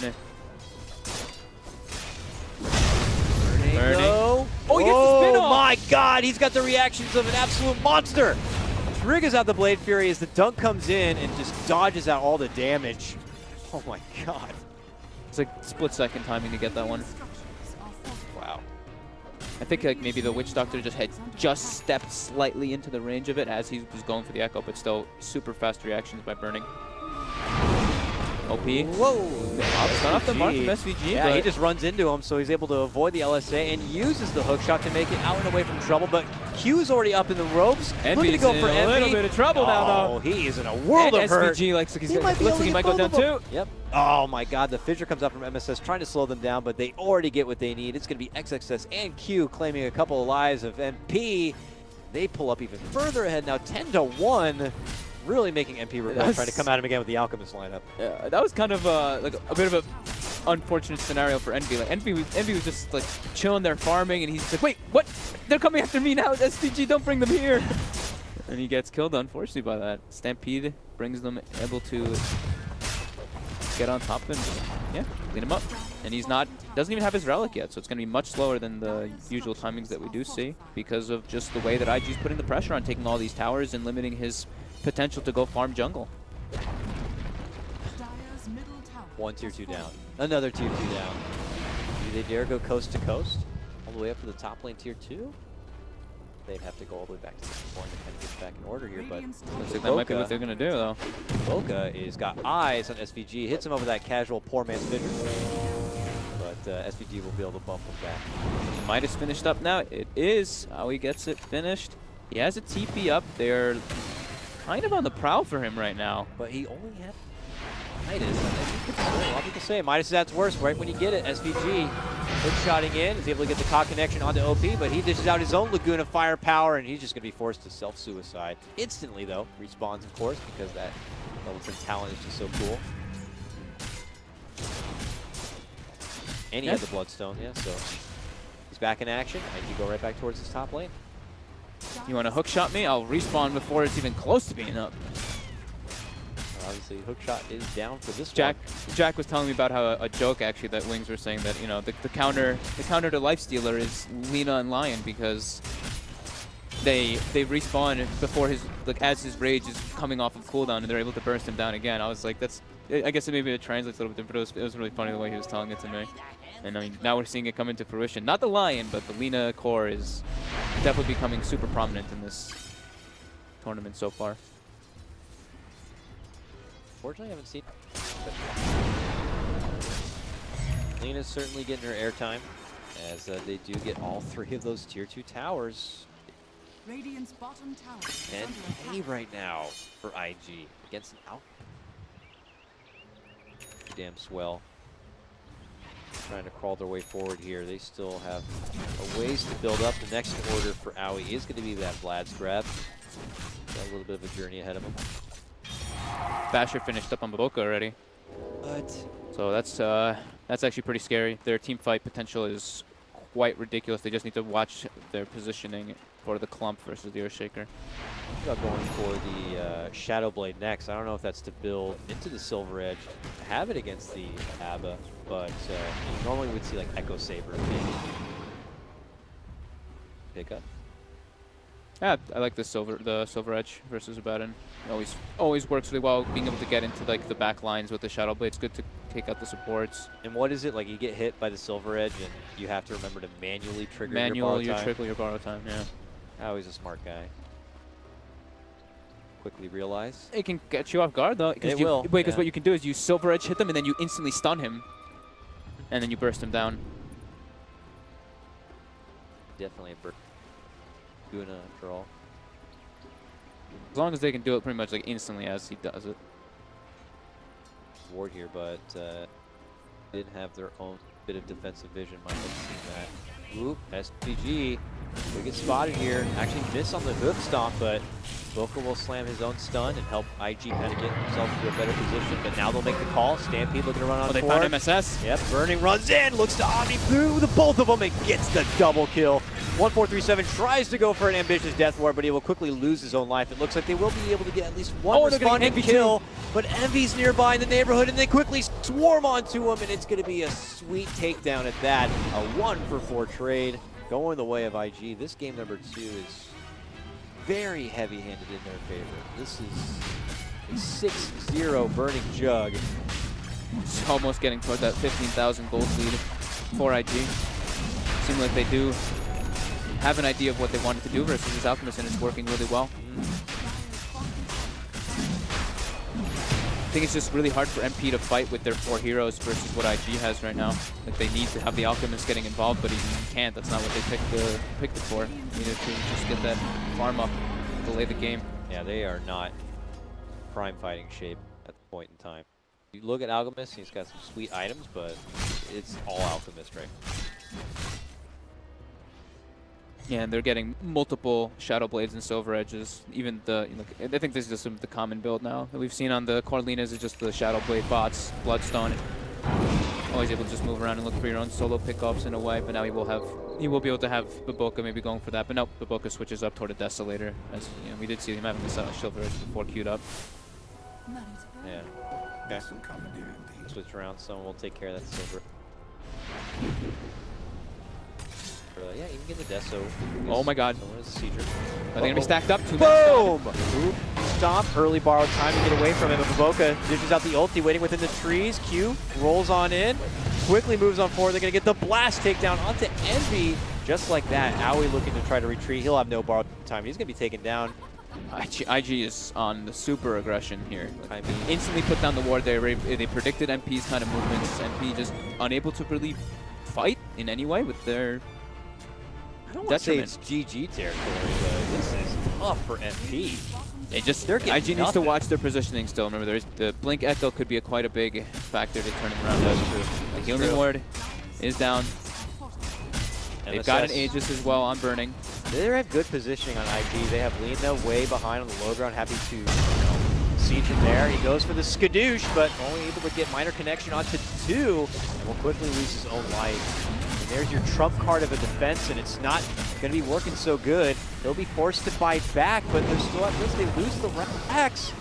Can they catch him on the way out? There's a good block of the Force Staff. The Cogs actually buffed Burning through the fissure into the safe zone. Oh my god. And the Rax was completely taken out. And now they're going to re-engage, stomp onto Envy. Does it shoot it up? This could be a game-ending fight if they get a big one here for IG. They are going to get the quick takedown of the Witch Doctor, but it looks like MSS will be able to make a move for Burning. Burning quickly steps off. Good double stun here for OP. Forces out a new borrowed time onto Aoi. Their Burning is going to get the slash and the finish on the SVG. 2 more to the sidelines here. Both supports taken out. But luckily for Theben, he's so youthful that he already has a death timer that's about to expire. And IG have now strided their way up to the top of the lane. They're looking to close this one out. Look at this, a zoning Monkey King ult just to stop them from trying to defend. He then stuns all 3 of them. They can't even stop him. Rax. Finally, Envy going to be forced into the action right now, but he gets quickly stunned up. IG stay, let's just stampede and get the hell back. We've already won so much. Ooh, man. NP's greed this game not paying off for them with the constant aggression that IG has. 2 Raxes cleaned. 2 Raxes in the mid lane cleaned up, and the melee Rax in the top cleaned up. Shrines are accessible to be pressured now too. It's just looking all in IG's favor this time around. MP make Alk work, but first phase Alk, I think, is over-ambitious. Yeah. It shows a bit too much on what you're going to be going for, and then you get in situations like this where IG's like, that's fine. What we'll do is we'll just the game right to you. Bit too greedy with the safe lane Abaddon and a core Earthshaker and then Alchemist. Like those 3 heroes as your cores. When you look at it just on paper, you're like, looks a little bit odd when it's, you know, the carry Abaddon. But not just saying that it was draft problem. It's just IG's just extremely aggressive. The Baboka Monkey King finding plays all over the place. He's about to be over net worth on top of Aoi. Yeah. A Midas, you know, Abba. He's got nearly a Desolator complete. Deso Basher Monkey King. People thought Earth Spirit was.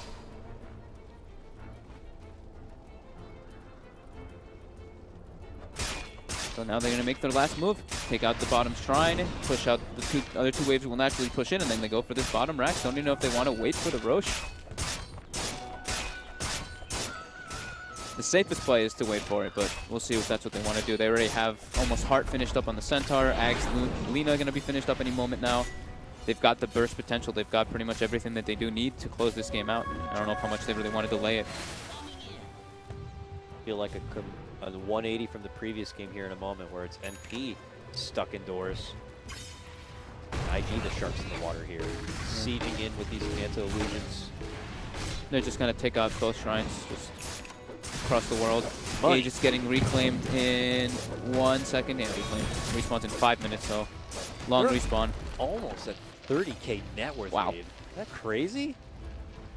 That's actually, yeah, that's really ridiculous. NP at the end of the last game had accrued like a 40k gold lead with an Alchemist, and IG already almost a 30,000, 25 minutes without an Alchemist. Very impressive.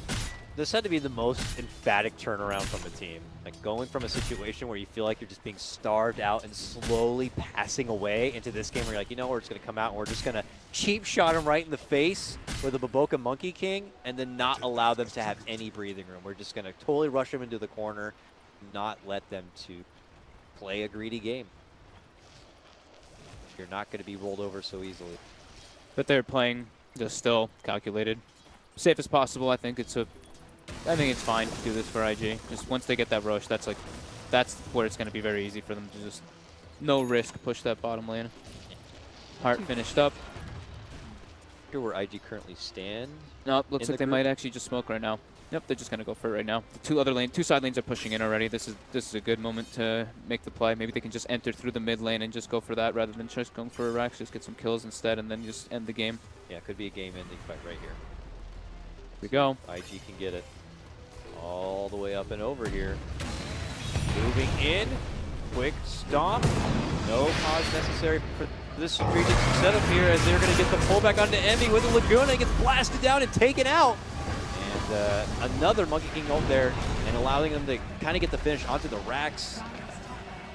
Envy not buying back right away. Are they considering throwing in the towel? They're going to need him if they want to stay alive in this game. I think they can hold out for 30 seconds here. There it is. Okay, final hurrah potential here from MP. I mean, IG could just leave. Another one of their more safer options here. Just force MP to kind of dig into that piggy bank. IG will reset and make a new approach when they feel it's necessary. Push just naturally from bottom all the way. But safest play still. Just wait for that roach if that's what they would like to do. Alright, bottled DD for burning. Excellent. Lena passed it over to him. Get the Scotty, get the girl, get the game. Pretty good plan. Heart now done on next. Yeah, he's Beast. immense. Looks like Bane. They don't really have the damage potential on NP to bring down that a lot of the heroes on the side of IG now with the builds that they've gone for. Desolator, like we were mentioning, finished up on Boboka, burning almost close to that Scotty, and Roche should be respawning within the next shortly, 2 minutes. It's all a matter of IG looking for the open. Close this one out here. Just keep them suffocated. Like The only one that can make it out through the door is Envy. Owie. And they can barely even make it out the doors though. Envy, if he walks out a little bit too far, he can get burst really. Even Owie, because he's only got 1400 HP versus a level 18 Lena with Aghanims. It's 850. He could just take him out before the borrowed time can get popped in multiple different situations. MSS looks like he's gonna get gone on bottom lane. OP just Laguna, a couple right clicks. Oh, he doesn't finish him up. Oh, Buck is there though. Dare you walk out with your face. He goes down, and that's when IG are going to put the pedal to the metal to push on into MP. They may or may not know it, but this does have a buyback. But with him not on the playing field means they don't have to worry about that kind of clutch dunk defense. So we'll see if they can kind of move on in and force out the buyback if possible and be ready for it. But they'll probably still spread themselves out just in case. OP sieged away. Tier 3 down. 2 more racks here, MP, and then suddenly you're in mega territory. This is looking like it's going to end up being a 1-1 draw series. There's the buyback from MSS. Burning goes in the Omni Slash, taking it right to Envy. He hits the Strine to try to stay alive. Burning wants him dead. Chasing him down with the Blade Fury. He gets some help with the Apothic Shield, but it's not going to be enough. Envy is out of this one for 60 seconds without a buyback. Decent dunk from MSS, but that dunk gets stolen right away and thrown right back in their face, and they dunk him out of this game. This one's over. Takes just about 30 minutes for IG to be able to even the series up 1-1. Just ran from tier 1 to tier 1, tier 1. NP not having really any D-push on any of their heroes. No really real way to respond. Just a bit too greedy coming out from MP with that first phase Abaddon Alchemist and putting the Abaddon in the safe lane.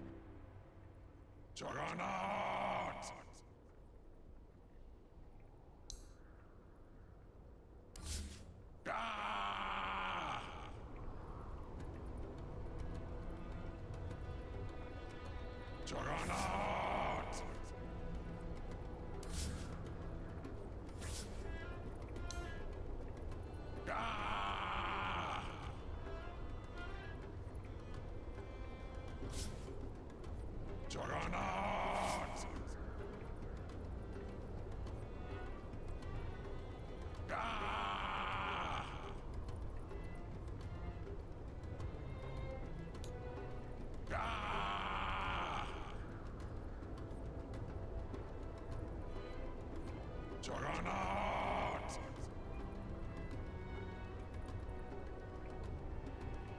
Ah!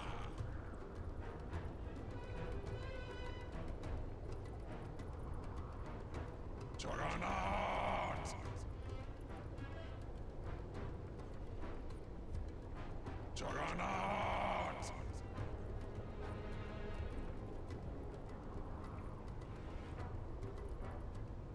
Ah!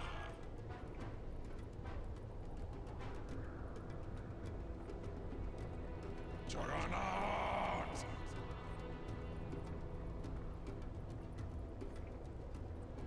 Ah!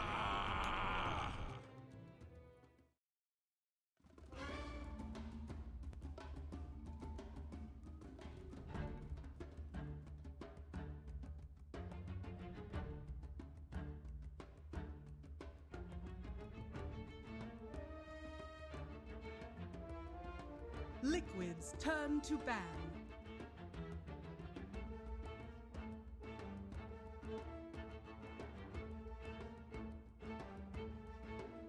Liquid's turn to ban.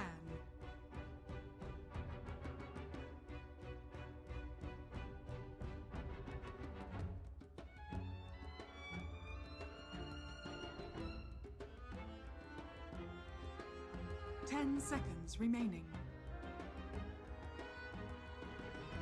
5 seconds remaining. Reserve time.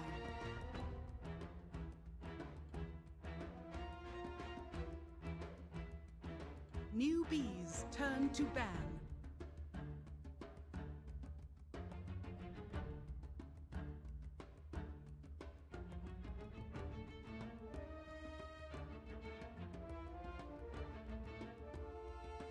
Ten seconds remaining.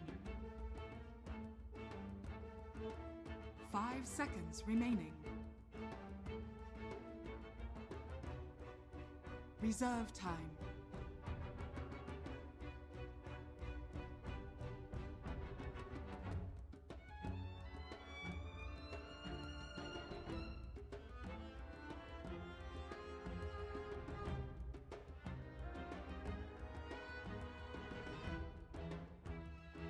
War Chief.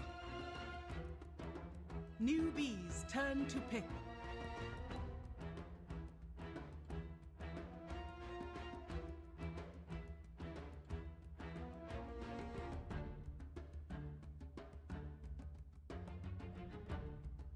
Ten seconds remaining. 5 seconds remaining. Keeper of the Life Stealer. Liquid's turn to pick.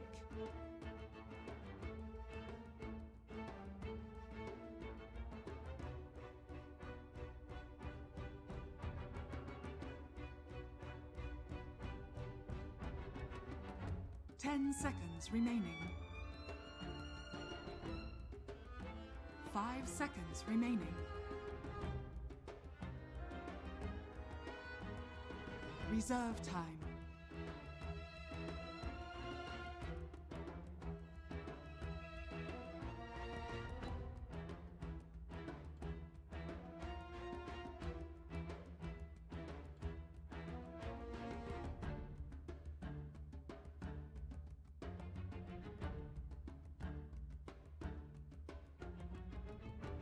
Dazzle. Newbies turn to ban.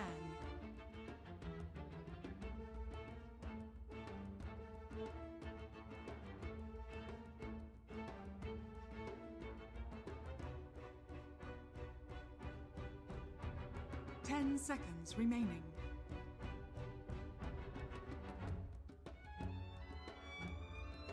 Newbies turn to ban.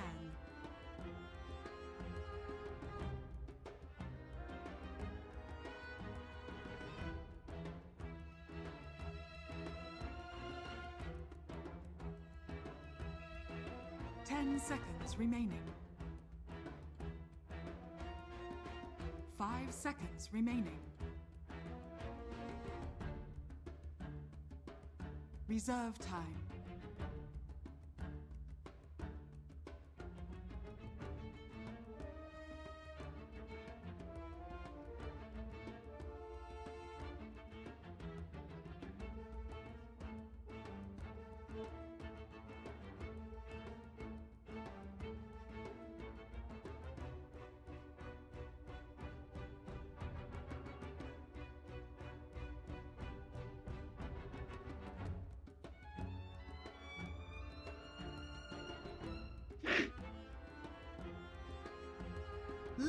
Liquids turn to ban.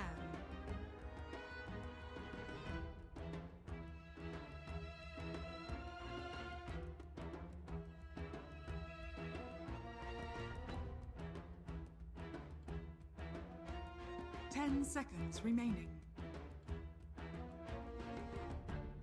5 seconds remaining.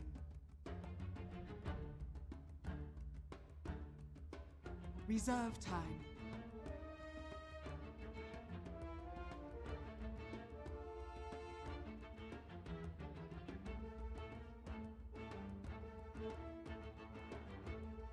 Newbies turn to pick.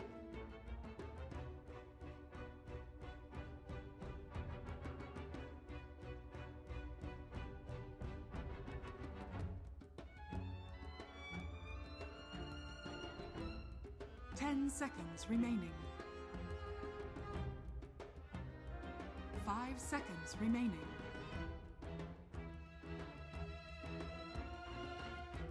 Reserve time.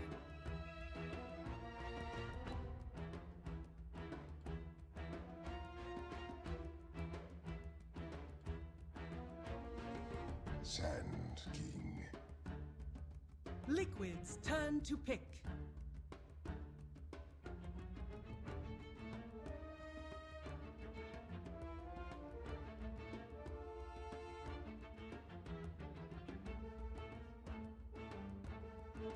Ten seconds remaining. 5 seconds remaining. Reserve time.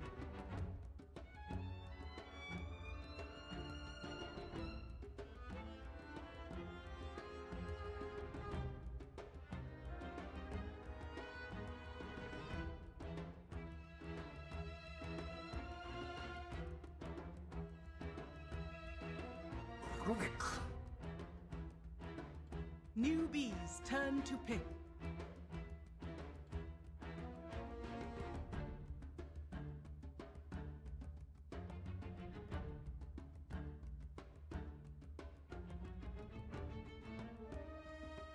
Ten seconds remaining. 5 seconds remaining. Reserve time.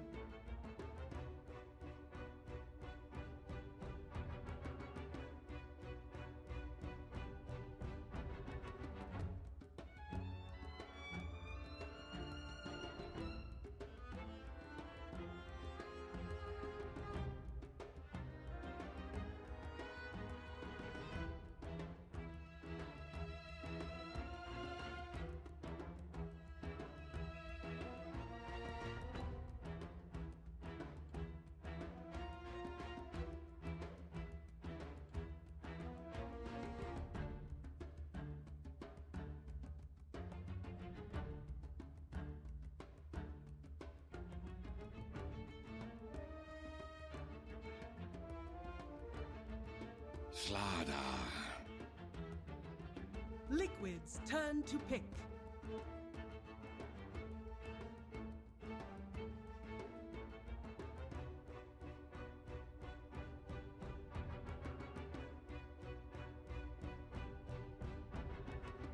Ten seconds remaining. 5 seconds remaining. Reserve time.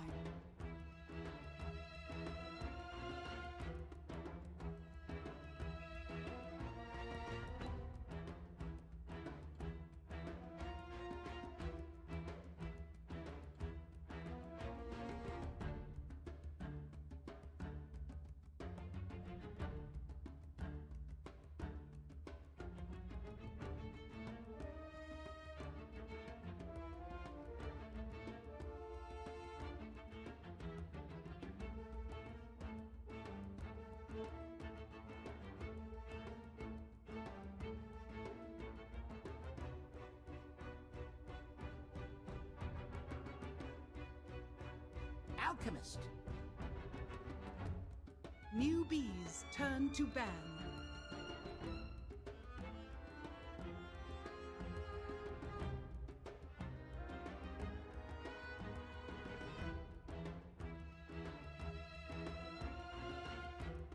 10 seconds remaining.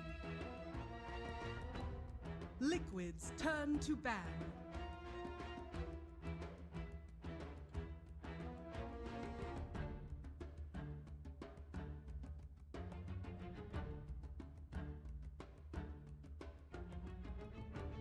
Ten seconds remaining. 5 seconds remaining.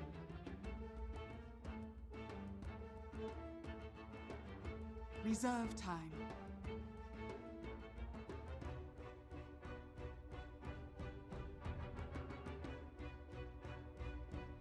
Ten seconds remaining. Liquids turn to pick.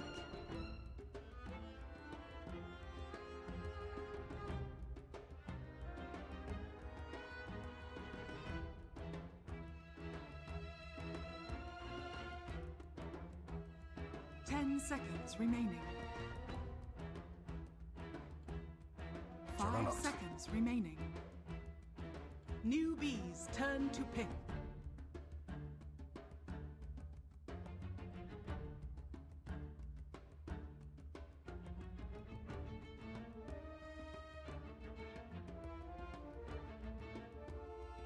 Ten seconds remaining.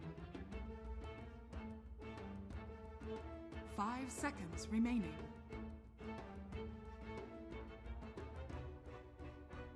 Reserve time. 10 seconds remaining. 5 seconds remaining. Storm Spirit!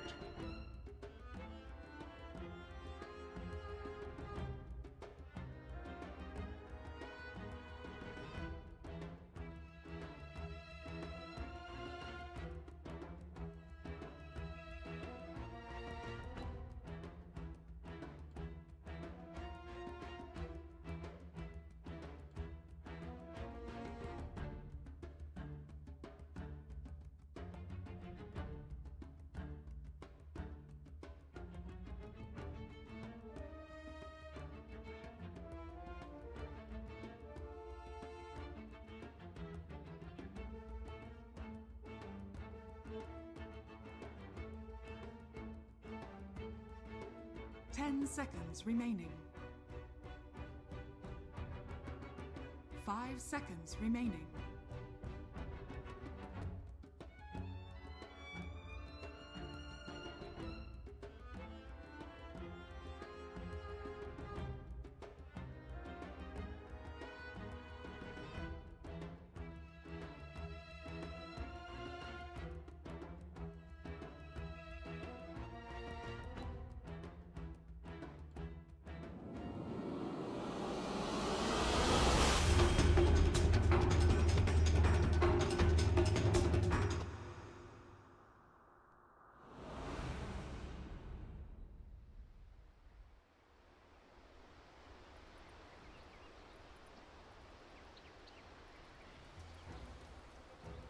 Prepare for battle.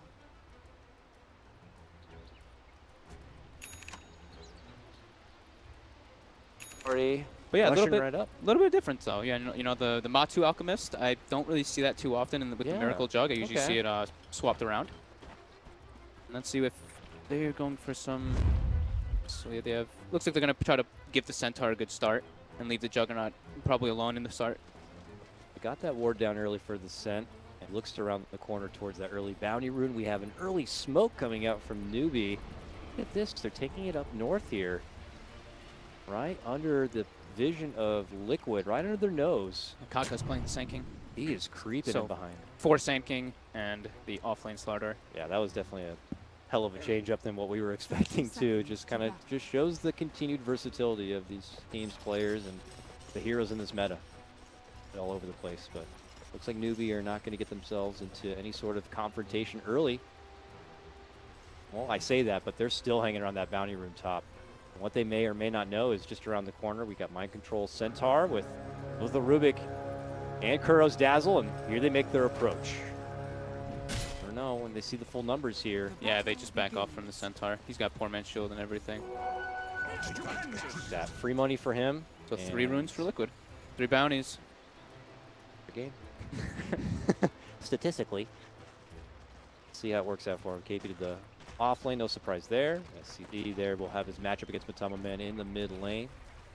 GH was flirting around the top lane to help the start of the Centaur, but now finds himself towards the mid lane looking to make an early approach. But just behind him, Kaka on the Sand King. As he tries to float around this mid lane, the Sand King will be there to kind of mirror him. It's like, Yeah, so we're gonna have some just like dual lanes, 2 top, 2 mid, 1v1 bottom. I think you have to do that with your Alchemist to help him out versus the Storm. Just a couple lanes in case he just gets rotated. And I mean, versus the Storm, you always want to be able to just pressure him because Storm is very susceptible in the early laning phase. And as we say this, it looks like Kaka's starting to make his rotation to try to pressure the Juggernaut a bit with the Slaughter since they're going to have that like dual stun combo. yeah, that will be nice. Try to force Miracle back and under the tower. He's got an extra wave coming forward, which is great for KP. But now Kaka looks to make his move. Early stun. Stack it together. He's going to be forced to Blade Fury and walk away. But no, he's actually hanging around to fight. He's trying to bait him into an awkward situation as GH does rotate over. He will finally pop the salve, and it may be worth it. There goes another Burrow Strike. This one on GH. Can Kaka make it away from trouble? Ooh, almost got him there. He pops his own salve to be able to walk away alive. GH is trying to cancel it, though, if he can. But it's going to be too late. He got enough life out of that. Both sides playing some serious footsie game here, and they'll both be forced to chew through some early regen. Yeah, both having to expend their salves. Very good bait there from Miracle. Almost ended up paying off for GH with that rotation, but now we have a 2v2 here. Kaka and GH are kind of keeping tabs on each other. Kuro's still hanging towards the top lane, waiting to make the pulls happen, continuing to make things happen for their Centaur. Well, U9 has to work under the tower for CS. UU9 is getting super pressured by this dual lane. He can't get close for the CS because he risks getting hit with that mighty heal bomb. And there's not a whole lot extra that really Faith can do to stop that. He blasts the lane, he risks pushing it forward, he risks taking away farm. It's kind of an awkward situation. They'll have to kind of deal with it in the meantime, but that is going to be fantastic for someone like Mind Control throughout this game. Top CS, though, is currently going to SCCC on the Storm Spirit here, winning the matchup against Matama Man, at least for now. Oh, yeah, I mean, that's going to happen, right? Yeah. It's just Storm versus an Alchemist. It's just going to be trade farm. So that's still going as expected with the early kind of dancing of the supports there. Yep. Things kind of panning out as expected on paperwork. GH seems to have grabbed an Invis rune, makes his return to the bottom lane, but there's no strong openings. They know Kaka's still kind of off the map and could be still hanging around this bottom lane. These 4 positions just doing their best to be off the radar and keep that element of surprise. Quiet early game. Well, they're trying to make action, but no one. These teams are going to have a lot of respect for each other. Yep. And they know that both of these teams can really capitalize on an early advantage. I think Liquid comes out ahead by quite a good margin in this stuff because they do have an Alchemist.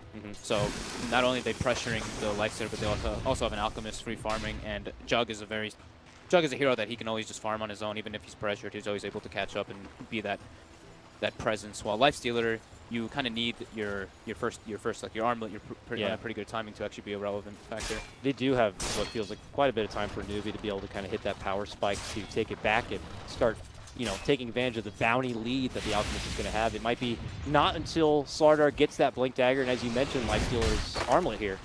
KP now looking to turn it back towards GH. Tries to muscle him back. GH not looking to kind of swing too much here, but KP has been able to kind of get the creep wave closer to the tower now. Be able to work with it from there. Eyes on him, though, to be that initiator for this game. Or what do you think? SEC gets to like that level 7, level 8 phase, got his ultimate online. Can he make plays at that point, or does he need more? I don't think he's going to want to be the playmaker. He might be able to like pour it in toward like the end of it and like just clean up, but I don't think he's going to be ideally the one making the plays unless they make like a smoke rotation into the jungle with him and the Sand King and Slardar. Whoa, did I see double bounties for Matama Man? No, bottled bounty intended. Yeah, okay, fair enough. It. Just happy to have it. We'll jungle farm a bit. No one to work with in the mid lane for Liquid right now, but we'll leave it open. More heals out. U9's going to avoid the trouble from that one here. But it looks like he's in more of a comfortable spot in the lane, I guess. Kaka's rotated over now. Trying to pull the side. They actually get it. That's pretty big. That was like almost a double creep wave that was coming for Liquid in the top lane. Kuro from the low ground will drop the ward. It gets instantly pinged. They have a sentry for it. They don't, so they buy some on Faith. But that means they can come close now and kind of contest this full camp. Take it for themselves. Nice heads up play there from Liquid. Yep. Like to see Matu actually bottle Crow here, but he actually doesn't go for that either. Not bringing himself any extra regen either. He's just gonna, I guess, shrine up. But I'd like to see Matu being a little bit more efficient as his Alchemist this time around. Like just like maybe bottle curry, bring a couple clarities for himself, because he's actually not able to spam out his acid spray to his own desire right now. Allowing us to scoot ahead in the XP department. Just a little bit. Matu's just gonna go jungle, and I mean that's what Alchemists do. Do you think Liquid should have any plans to try to make the jump on the Storm Spirit? It looks like they're not going to be able to do it before level 6, though, so they're just going to have to let him go. Yeah, there's not a lot of rotations, really, you know, from either side. This is a pretty passive start, while both sides are just respecting the laning phase here. No team is kind of overstepping their boundaries. I mean, that's when you know you got two good teams. No one's making those mistakes. No one's making those openings for the other team to capitalize on. It's just, I don't want to say a full mirror match, but these are two teams who have a very polished laning stage. It's like you could like change stuff up, and like we could see GH trying to make the moves for the mid lane, and they'd make the Alchemist get like maybe 1 point in stun, but that's not the game plan that they're going for. You know, you can tell what they really want. They want to farm. They're fine with this. They have an Alchemist. Yeah. I don't think Liquid really is too much a factor where they care. They have an Alchemist who can pull Aghanims to every single hero, Moonshard as well to the Jug. They don't mind just being as passive as possible. But speaking of Moonshards, only 6 minutes in, so oh, hold on here. Kaka going a bit deep, scouting here. Spouted is Radiant's middle tower What's up, is under attack. new item here. He's got a Tranquil. Storm coming with a haste now, though. Kuroki could be in trouble. Might not Turn see the this coming. corner. He does not have a level Engrave. Oh no, he did save a point, but tries to put in the point, but gets instantly blown up before he even gets the chance to get the Grave off, and it's going to be Newbie striking first. So you asked if the Storm would make the move. I guess if he gets a haste rune, it happens in that situation. The time is right, and he's not done yet. He now just ball lightnings through onto this top lane. The first rotation going to be coming in. Blast could be there with the Burrow Strike. The heal comes out, though, and so does the Grave. But U9 has made his move, and it looks like they're going to be eating Centaur tonight. Yummy, yummy. 2-0 start for Newbie. Very timely haste rune. No wards on the map for the side of Liquid yet either, so they had no idea that what rune was coming out. So a little bit behind on the warding game. So go figure that the first time like one of these teams is able to kind of pounce and make an opening, it's RNG of a good rune to show up. Well, RNG, you know? but also Kaka's positioning was very ideal. Like he waited, he was very patient with the way he was playing. Very true, very true. Without his positioning there and that kind of know-how and intel, I don't think those openings would have been there for SCC though. Yeah, I like this a lot. I just like what Kaka's doing a lot in this game so far too. He puts a very deep ward now too, so he's able to watch where the Alchemist is farming. So they're just, you can see the perspective of what they're doing. And now slowly approaching towards this bottom lane. Between the two of them, they could get some serious lockdown, but they will need to soften up Miracle quite a bit. They hit him up with the early amp damage. Call that anymore, but I forgot the real name. Corrosive Haze. Corrosive Haze. Yeah. The Corrosive Haze is on. Can Kaka find the opening? If he gets a good burrow followed up with a crush, maybe it could be enough. Yeah, if they're able to combo it perfectly when he's sitting at like maybe like 60% HP or 70%, they'll be able to get it. I see GH who's trying to come around the corner, looking to go for a bounty rune, but look who's there waiting for him. A jumping from SCCC. He goes for the telekinesis, but Kaka's also there. Oh, they turn! They get super greedy. They want to get him and the courier, but the courier will be able to make it away. So that's the move. That's the move that I was expecting to happen, like the moving with the Sand King and the Storm Spirit rotation like that. Into enemy start jungle. here for your Storm. Yep, picks up the early Arcane Boot, so he's always able to have the maximum efficiency with dropping them and using his bottle, as well as dropping them and getting Chakra Magic. Chakra Magic is mobile gas station here for your Storm Spirit. He's going to be elated to have him in the game. Still no wards placed on the map from Liquid just yet. Uh-oh. 3 already from Newbie. Okay, bottom lane. Crush. Pressure. Is Kaka going to go right for the burrow? He does. But do they have enough firepower here? He does have an Omni. It really gets easy here, but it does look like he'll be able to step off, pop off the ward, and be fine. Just kind of putting a bit of a threat there. GH has made his return now. Smoked up. They're hoping to go for their own opening, but at that moment, Newbie's already made their exit, looking to go to hit the showers, it seems. They have another smoke up on them. A point booster, and they do have a smoke on Kaka, so wouldn't be surprised. Is it right there? Sweet purple stuff. Now, this will probably be the kill on Matumba that they've been wanting. Which he's still highest in net worth here. Could be a nice little swing. Yep, he's very far up. Let me soften him up with a blast for you. Boom! Now the jump in, now the burrow, the crush, everything they got. to dish out, but they Oh can't my do it! goodness, yeah, He's he able, he survived this? toggles the ult and the stampede, Oh my God. toggling the armlet all along the way. Matama Man just avoids a 3-on-1 gank. Are you serious? That was 4, wasn't it? That was Sand King, Slardar, You're Storm, right. and That Coddle. was a 4-on-1 gank. 4-man gank. So he gets the armlet toggle, and then GH throws the Rubik, the Fate Bolt on them, so they get the reduced damage. So he's able to get the toggle, and then the Stampede is able for him to just like run and escape. That was really well played by him. I was like 100% sure he was going to get bursted down. Bottom lane now, Kuroki gets isolated. Yeah. And he gets brought down. Salty jabs onto Kaka in the meantime, but certainly will get dropped. We're giving a lot of praise to Liquid avoiding a gank, but 4-0 still for Newbie. They're the teams that are being the aggressors. That's I mean that avoiding a gank is massive though. It is true. They yeah. committed heavily for it. They used the smoke. They even used the shrine to go for that gank as well. Yeah. They do get the dazzle like afterwards in the bottom lane, but they want to slow down the Alchemist. That could have been mega crippling to Yeah. Liquid and their approach into the mid game, but it looks like they will be able to breathe new life into the hopes of their Alchemist play here, while Newbie sliding into some damage on this tier 1 in the bottom lane. Matama Man steps away from the mid lane and now shows up in the bottom now, so it looks like he's going to be residing here for a bit of farm. And Miracle, okay. Yeah, he just wants to defend this tier 1. Like losing your tier 1 this early gives him way too much access point to your jungle, which is that jungle is just way too important as an Alchemist Juggernaut lineup. It's time to give supports some lanes too to kind of get some XP here. You might see GH just kind of go to that mid lane and try to. Well, it looks like he's already got his level 6. Yeah, he's doing well. He's got the Steal arcanes that too. illuminate, illuminate me, illuminate you. Fun mid lane. And let's see, UU9 went for the Midas, so they already know this is going to be a long one. Playing versus an Alchemist, you have to be greedy in some manner. But another smoke coming out, Kaka and SCC. These smokes that we were talking about.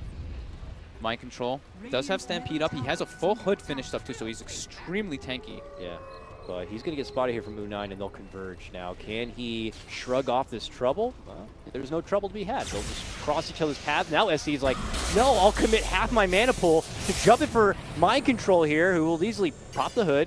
Forced reaction. Does force out a TP. But maybe a little ambitious if they were hoping to kind of get the. It was like kind takedown. of. It was a kind of cute like they like walked by each Hey, other. wait a minute. Was that a centaur? Where'd he go?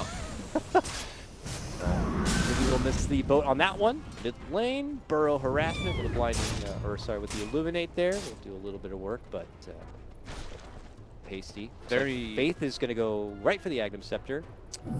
I wouldn't mind him picking up Windlace there for the extra move speed, but gonna play the greedier road. Can't blame him though. I mean, you have physical hard hitters like your Jug, like your Alk. Blinding Light is going to be a very valuable Dire's tool. middle tower is under attack. And another deep ward from Kaka. Yeah, and you can already tell like the pace of the game is that Liquid isn't going to be the ones that really on the offensive too much. Oh, GH might actually be able to get. Oh, they got him. A high ground, nice play there. Wonderful flank there between Miracle and GH, and add that to the charts. What was that? 28 Omni Slash. As they don't want to be too aggressive. Oh, and boom, they make an aggressive play with this one. No, that was a good rotation. They had the high ground vision that they placed earlier, so they did see him jungling very low. But if you look at their jungle, if you look at Liquid jungle, they have 3 wards defensively placed. So they really want to emphasize on just being able to farm their own jungle and just get those kind of like clean gold. Because they neglected on having so many wards earlier, they have just 4 wards on the map right now. 5, actually. Oh, yeah. They're just covering the whole field. So this is their time. Radiant's bottom tower is under Eyeballs. attack. They haven't really been able to add too much pressure onto it.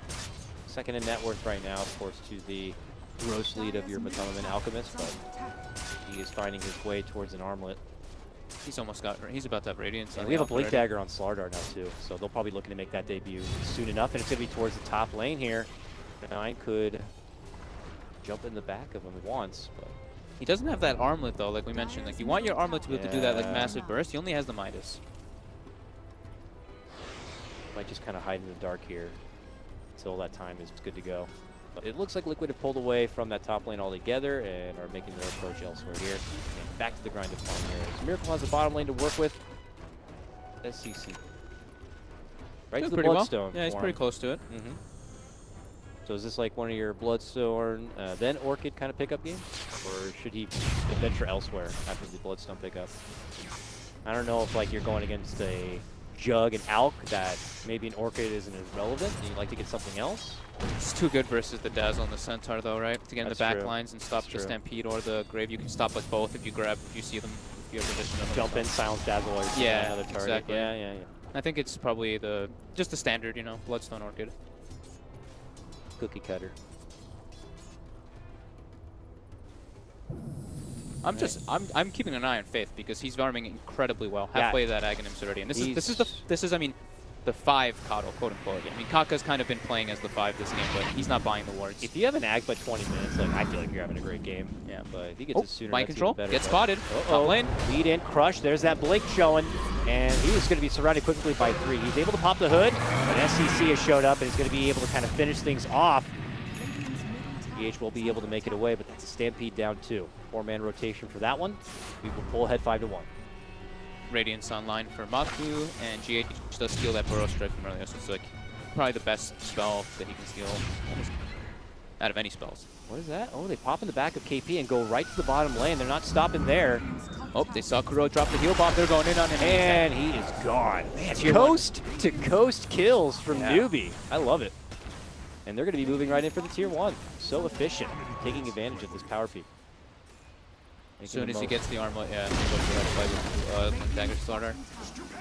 So good. Faith also just 900, 800, now 700. Jesus, away from finishing out that Ags.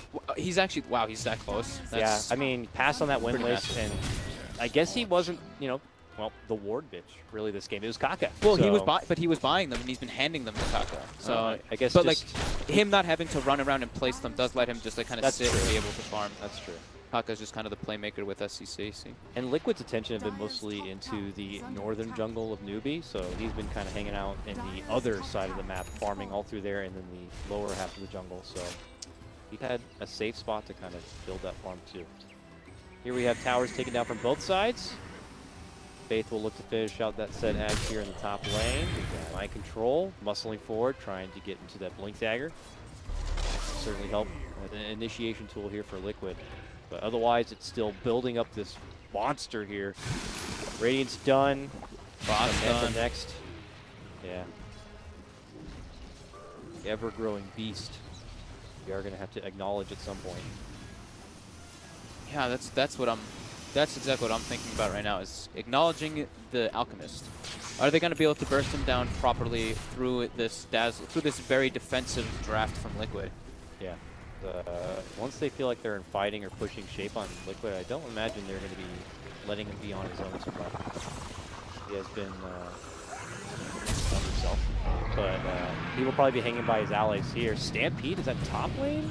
Yeah, Looks like they were trying to get the lift or the Burrow Strike from GH, but yeah, unable to get in range. He's got that axe, by the way, on Faith, so that's en route. Wow, that's pretty Now, impressive, to be honest. The Uber man. Pull around U9 or SEC if you'd like. Oh, looks like they've spotted Kaka here, invading. Tries to go and hide into the sandstorm, but they have a sentry in the pocket ready to go. SCCC rotating on in, but now he's surrounded by near 5 Liquid members. Go up to the neighborhood. Newbie, get the hell out. Yeah, more deep wards placed from Kaka. That one wasn't spotted, but I think they might check that hill soon. Yeah. Got another one over here. Oh, this one's actually about to expire, hence the new one planted. Radiant's top tower is under attack. Okay, we haven't seen too much of Liquid kind of being more proactive, but they pop a smoke now. Got the blink dagger now. Finally on the Centaur. Yeah, I feel like what they were really waiting for, being able to kind of get the fight started on the back of mind control here. And they're baiting SCC right now. Yeah, they are. Oh, we'll see that blast. They'll know someone's hanging in the trees nearby, but now they smoke, and Newbie could round the corner here. I can't believe he has an Aghanims already. It's daytime right now too. Oh, this yeah. could be really big. It's a level 4 Newbie. Illuminate. That's a huge. That's like a mech. That's like a mech wave flying through your team. Oh, long jump in. See you later, Dazzle. That defensive tool is going to be gone, but GH has been able to steal the ball lightning. Avoids the extra trouble. Picking up 1 kill is pretty sweet though. It usually will open you up to get that tier 1 now. That crush bomb is just... Dazzle just has no chance. Oh yeah, a lot of heroes on... Heal my Majority way. of them will die actually if they get hit by the crush bomb and there's no one there to follow up. Radiant's middle tower has fallen. So can Newbie just pressure objectives now? Is that going to be a good thing to do against this Alk who's still trying to like bulk up a bit. They might just 5-man here. Look at this. They found the stack of Ancients too, and they'll just take it. Tripled Ancients. I think they can probably just do that, but I think their play is going to be when they have the Desolator on the Lifesteal, just go for the Rosh. However, it's nighttime now, so it makes a big difference. This is probably where they might feel a little bit more reluctant to just keep that pressure on. Oh, they found the Courier heading towards the top lane, and they'll take it out. Okay, so SCC is going to be just going for Bloodstone into straight Shivas, not going for the Orchid to get into that back. Okay, SCC, he's going to be the one spotted now. Oh, GH uses a little bit of medicine against him there as he jumps into the ball lightning, gets the telekinesis, and they'll take both him and Kaka down, and this will open up an opportunity for Liquid to move on to their next objective. Could be Roche, could be mid lane, could be the Coddle that happens to be hanging out nearby, and he will eat a mighty stomp and an Omni Slash for his troubles. Didn't back up quick enough as soon as it got turned into nighttime. Liquid just able to capitalize on that with the Centaur Blink Dagger. And the GH Zip, just excellent play there, being able to get the lockdown needed. SC trying to farm within the trees, but still gets spotted again. Will they mass walk him down, or will he be able to jump out? He makes it away just barely, about 100 life. Wait a minute. Is that... Hey, why do I see a Desolator on SCCC? Oh, it's the Lifestealer's Desolator. I was like, wait, he bought a Deso on Storm as well? He's just bringing it to the Lifestealer. Oh, because he put it in his stash, and it wasn't showing that it was Kaka's or it wasn't showing that it was UU9's when I was mousing over it. It was just saying that it was his. So I was like, whoa, wait a minute. How the hell did he just get a Deso? Insta new meta hacks. What the hell? Well, he'll be able to hand that one off here. A bit troublesome there for Newbie as Nightfall does come down, and Liquid are able to kind of get things closer to even here, 5-7. Try to take a grab my net worth graph. Yeah, they've got an Alchemist. They're always going to be leading. That's true. XP though, a bit closer. Yeah. This is, I mean, it's looking great for Liquid. Newbies, you can tell they're always on the aggression. They have to be. They're always the ones on the onus to just put the pressure on the Liquid, because Liquid's just like, okay, we're content with this. We have Alchemist, you know, the Aghanims, the Moonshard pooling, etc. Just incredibly strong. Looks like they've been able to ping out. He's already pre-weaved here. Good thing, he is pre-weaved already on Matu. The pre-weave. Plus 20 right now. Yeah. I wonder if they spotted that and were waiting to buff out that way. Yeah, they were. They were pinging it out. And also it looked like Newbie was thinking that Liquid actually had a high ground war because they were non-stop pinging because of that preemptive weave. But now they just go for the Roche instead. They should be able to bring this down very quickly with the Desolator Amplify. Corrosive. Corrosive haze here. What is it? Bash of the Deep? Come on. Is that really the best name you can come up with, Frog? Dude, he is a, I mean, Slaughter has the fish, you know, he has the light thing coming from him, so he's a deep fish. A bash from the deep. So come on, man. I like it. I think it's very clever. Suck up. So SCCC picks up the Aegis. Any other big pickups? No, he's still just going for that Shiva's Guard as we were mentioning. Kaka's, does he have the Blink Dagger finished? Yeah, he does have the Blink, so he's going to be going for the Yules afterwards, and Faith going just for Glimmer. Standard items. KP, since it's an offlane Slardar, he wants to be able to scale as well. Going to be going for a Midas, but I don't know if they're putting enough pressure on this Alchemist still. He's able to just do his Alchemist thing. Yeah. The bigger purse to pick up for Newbie if they do manage to bring him down, but he's been doing his own thing here, still farming his way through that bottom lane, as Newbie are looking to go for their own trade here. Wipes out another steal, but he wants to grab it. Ah, doesn't get it. Rubik takes it and flees. Or SCCC has the chance to make the jump, but they'll take their tier 1 and they'll walk away for now. Overall, how are you feeling? I mean, I'm still feeling like, you know, Liquid are bulking up pretty nicely here. I would be a little concerned for Newbie. I feel like, I don't know, like, you want to say that Newbie need to kind of be more proactive and try to, like, you know, push things forward, but do they have the tools necessary to even do that? It's just because of the positioning where Liquid is like fighting. Like, look at where Newbie's forced to take these fights. It's like right next to a tier 1, right next to a tier 2. KP getting gone on in the mid lane, gonna get first down. A wonderful setup there from GH with that ball lightning, and they're not done yet. Stampede on forward, looking to go for Kaka, but a jump in bomb does come out, and they're going to quickly shred out the Dazzle. On the other side, they are going to be managing to burst through, forces down to buy back from KP, looking to go back in, gets stomped from Mind Control, and he goes down right away. A dieback instantly going to be taken away, but on the other side, they are going to be able to burst through Miracle. Now they're looking to Mind Control, and it looks like Newbie still will be able to get the lap at the end of the day here. Finally able to muscle him down, the only survivor being Matama Man. It did cost Newbie a little bit, though, but are able to kind of get the better end of it. Yeah, it was like the instant that Liquid actually makes some more of an aggression play, moving away from their side of the map, where they've been getting, you know, Newbie's been running and making the aggression, and Liquid's kind of been coming out well. This is the one time that they go and make the press forward, and they actually get punished for it.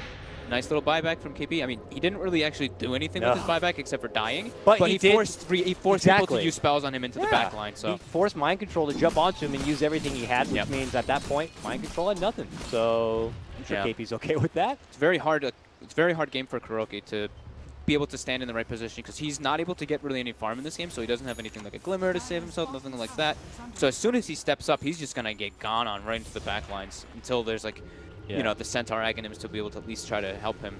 But that won't come for a while until Alchemist pulls it more than likely. Faith summoning forth more newbie friends here. As they just dropped the sentry but didn't take out the ward, it looked like. It's definitely a sentry up there, but it looked back up through. Alright. Faith picking up next after he got the ads. Going for Glimmer? Just Glimmer, yeah. Just board items. I like 4-staff. Glimmer will definitely work on the extra magical burst, plus getting someone out of there in a very sticky situation. Fusel now done for Miracle here. Invisibility.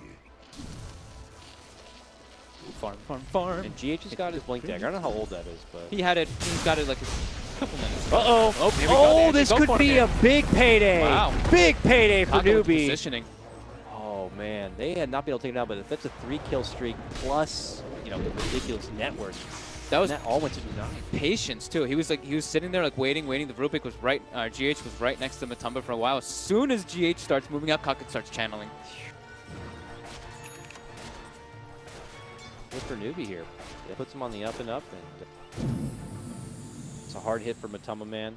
And I'll have to wait 40 seconds to be able to get back into the grind here, but it's not going to stop newbie from advancing forward and trying to pressure and take down these tier 2s if they can. Yeah. Towards the bottom lane they go. Almost has, he's about to have Shiva's finished up, AC finished up on the left there now too, so they do have some good damage potential right now coming out with these two. Tower in the books while Miracle does his own flipper thing. These towers are very important though now. Now they have full access to Liquid's jungle, which really hurts Alchemist. I mean, they could get a gem here to give to Faith and be able to kind of totally control vision. I think that's going to be his, he's probably going to put it into his quick buy right after. He's got Glimmer Cave finished. I wouldn't be surprised if it see it come up in a second. Board's planted. They look to head on back. Shiva's now done. Has A9 claimed, ready to go. Now he's going to double back for the Orchid into the, you know, after the Shiva. So he just wanted to have more defensive potential. I mean, up to that point, they were getting good jumps onto him, where they were able to burst him down through a couple of stuns. So nice to have the extra durability, be able to survive through what could have been first place from Liquid. Obviously, will also slow down the physical DPS that they're going to be dishing out in this game. Liquid Smoke now. GH did steal Epicenter in that last situation, so looks like they did want to be able to use that as well. Go for an aggressive play. Blink Epi Rubik? Oh. Right up through. Great awareness from newbie. But yeah. Maybe they even saw the smoke. They're just waiting way back. No one's in any lane, really. Yeah, it's not, yeah, no one's jumping KP bottom. What's going on? And they show themselves in the mid lane and will have to be forced into going for the tier 2, which looks like they will be able to easily claim. Newbie are waiting way back, softening up the wave with some illuminates here, but they're happy to wait indoors until Liquid are forced to step off. It looks like that's going to be the case now. Forced to attend to the top lane, and they have to attend to the bottom lane. This could be Newbie's time to roll out. Yeah, it looks like it. See a line drawn. Did he already have the AC on the Life Sealer as well? Yeah, he picked it up, I think like 2 minutes or 3 minutes ago. Kaka's got that. Duel's done. His way through the bottom lane here. Very farmy game, as expected, with an Alchemist. Kaka. Set up for bottom lane, but see the hesitation even now by Miracle. He's not even feeling too comfortable Yeah, he's like, putting himself out in that lane. I don't see anyone on the map. He's like, I only see UU9 farming our Ancients right now. I'm not really too sure where anyone else is. Yeah, I can't walk up those hills when the rest of his team is top. No one defensive sitting behind him. Yeah, before see Tama Man, the top lane, no one really contesting it, so Ubi are definitely up to some fishy stuff right now. He's got the Octarine finished up now on Matu, and he's going for that Shiva's Guard, so he's going to be getting that driving force, that Alchemist that we just love so much. And then he's into Agnems. Agnems for everybody. So who's your #1 Ag guy on Liquid? Probably GH. I mean, we obviously would want to give it to the Centaur, but Centaur's already building his own, so I would say GH after that. Yeah. And then probably just... I'm trying to think of what the Jug or the Dazzle. They're both good. I'm sure it doesn't matter. It's up to them. I'm pretty sure they would give it to GH first, though. Clutch on the steals even in the game. Setups. Have to push top lane. It looks like Matama takes his business back towards the mid. Newbie have been kind of on hold a bit. I don't know, maybe they're holding out for daytime here, but... yeah, they bought the gem as well. And now they've got their... Get the gem, they can get daytime. They could sweep through the Roche pit area, take out all the vision, and then take the Roche. And go back on the offensive once again. Put pressure on Liquid to try to test that Roche. Kuroki just got a lot of wards down, scouting out both river sides, both river areas, scouting out the Roche as well. Holding a good chunk of sentries too. Gets the vision in his own jungle. Got to hang out until sentries too, and for the fights for the Sand King to make sure you can't just get multiple Sandstorms off, and of course the Glimmer Cape. Now Newbie will spot out the Roches up here. We got about 30 seconds until daytime. Newbie could look to get it started, but I think they wait. Yeah, I think they wait. They have good vision on that side of like north towards the Liquid secret shop. If anyone's going to be coming. Oh, they do. Yeah, they have just saw just saw Matu. Oh, they just put that pick up the down. Shivas. Yeah. Okay, so they got a good state that. Got that gem. They're ready to go. They're going to come on through now, and they could take out those wards. Liquid just smoked. They pre-weave as well. Looks like they're going for a big engagement with Matu being 6-slotted now. If they spot him and see the early weave, they could sense something's up. Liquid are heading down. Potentially away from where Newbie are. Oh, illusion room for Matu. There we go. Cash money. Push lanes out as well. All over the place. All right, Liquid creeping their way towards the mid lane. Now Newbie's got the smoke. They might be able to get the advantage here, but Liquid's waiting in the tree line. Show themselves in lane, and they're going cross country here. They're drawing out to go all the way through from Liquid now. The bottom lane. Liquid are waiting behind Matama Man, hoping to bait him. Both teams just used the expended. Yeah, they expended 2 on Liquid, 1 on Newbie. I see that ward now. Quickly take it out. I don't know if Liquid saw that. If they suddenly realize they just lost vision down Kaka there. just walked right into Liquid. Oh, hey everybody! But they see Kaka on the high ground with that ward though. And they get him. They go right away, get the instant telekinesis, and get the instant takedown. That vision. Yeah, Kaka no idea that ward was there. GH was the instant lift. And they frantically run back to go for the Roche, while Liquid look to make a push happen in the mid lane. They've already got the tier 3 down. They're going to be going for racks. I think Newbie have to double back, and they will. Good force by Liquid. Jump in from SC, jump right back out. Jump in bomb on from Matama Man. He's going to need assistance. They don't have a Stampede. He's so ridiculously tanky already. He's shrugging it off, pops his Shivas, charges out his stun, throws it on the old man. Follow up Chemical crush. down for 5 SC seconds. needs mana, man. He's going to have to get back and get some mana here. He's trying to bottle his way to some more mana, but they'll be dishing out everything they can to hold this high ground. Looks like they will be able to at least save the Rex here. But as they step back to get things back equalized here, get some health, get some sustain, that's when Liquid could double back and go for the Roche themselves. In fact, they're going to get the Shrine because the tier 3 went down. Free money, and now going to the Roche pit. Big turnaround here for Liquid. Yeah, as soon as Kaka was coming back, they were like, okay, we got to be a little bit careful. Don't need to break a high ground when there's a Roche up. That's very scary. Awkward. SC with a long jump in, but Faith already recalled him, so unfortunately we'll lose some mana from that. But he gets it back here, and they get to the Roche area in good enough time that Liquid are going to be not able to kind of easily do it. Matu. For play here. Matu Down Kaka. there. Pops the Yules, burrows to the side, the crush from KP creates the space, but it's U9 who's going to be able to get the quick slice and takedown. Both Miracle and Kuroki going to be taken out of this one. Double stun, comes through from GH, pops up the E-Blade, tries to go for DB, but gets quickly taken down. Stole the epicenter, trying to make some work out of it, but gets dropped first. And now the mana leak forces Matoma to get stunned on up, and they will surround him and finish him off. 4 go down. Newbie beeline it back for the pit. I unfortunately didn't even catch like the beginning. Like U9, they must have instantly just jump bombed and taken out Miracle and Dazzle. The Kuroki and Miracle were standing kind of on top of each other, and he just gets the Orchid off on top and the pull onto Miracle. And yeah, they burst down both with the Basher as well. It's just way too much burst now coming out from Lifestealer and Storm, that backline. Just instantly, as soon as they see the Dazzle, the fight just becomes a mess. Very well played there by Newbie. Went from a situation where Lyrical were pressing to the high ground, taking a tier 3 and taking a shrine, and now it's Newbie taking it right the other way here. Probably looking to see if they can force Alchemist to dip into his piggy bank and pull out that precious buyback here. 35 seconds he has to wait otherwise. Jump in from SCC, looking to go for some backline grab with the bomb. Oh, nice setup, nice quick takedown. Mind Control going to be taken out right away from this. U9 now godlike in this game.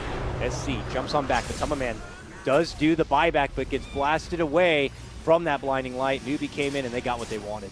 Yeah, they actually have so much burst potential now with the amplified damage as well as the AC and Desolator. KP isn't even level 18 now, or he's almost level 18 now, and that's going to be even more, so it's going to be like minus 30, whatever, 32 armor on any target that they want to go for.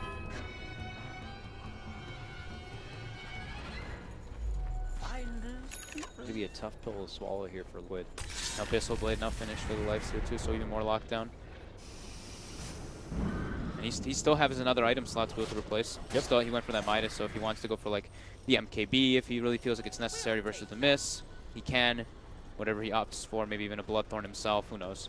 And it looks like it's going to be for that Bloodthorn. Does look like okay, Storm's going to be going for Lincoln's too. Switched for Daedalus now on U9. Oh yeah? Yeah, he had the Bloodthorn tanked up, but then I guess maybe he just like instantly switched up. They want to have that like quick burst. Yeah. We saw that coming into fruition earlier as well when Envy was playing the Shadow. Yo, long jump bomb. Top lane, but getting back into equalizing out these lanes a bit. Oh, I didn't even count the Solar Press, so it's like minus 44 armor, sorry. Oh, I thought that's what you were counting. No, Yeah. Because it's 20, 12, 7, and then 5, so math.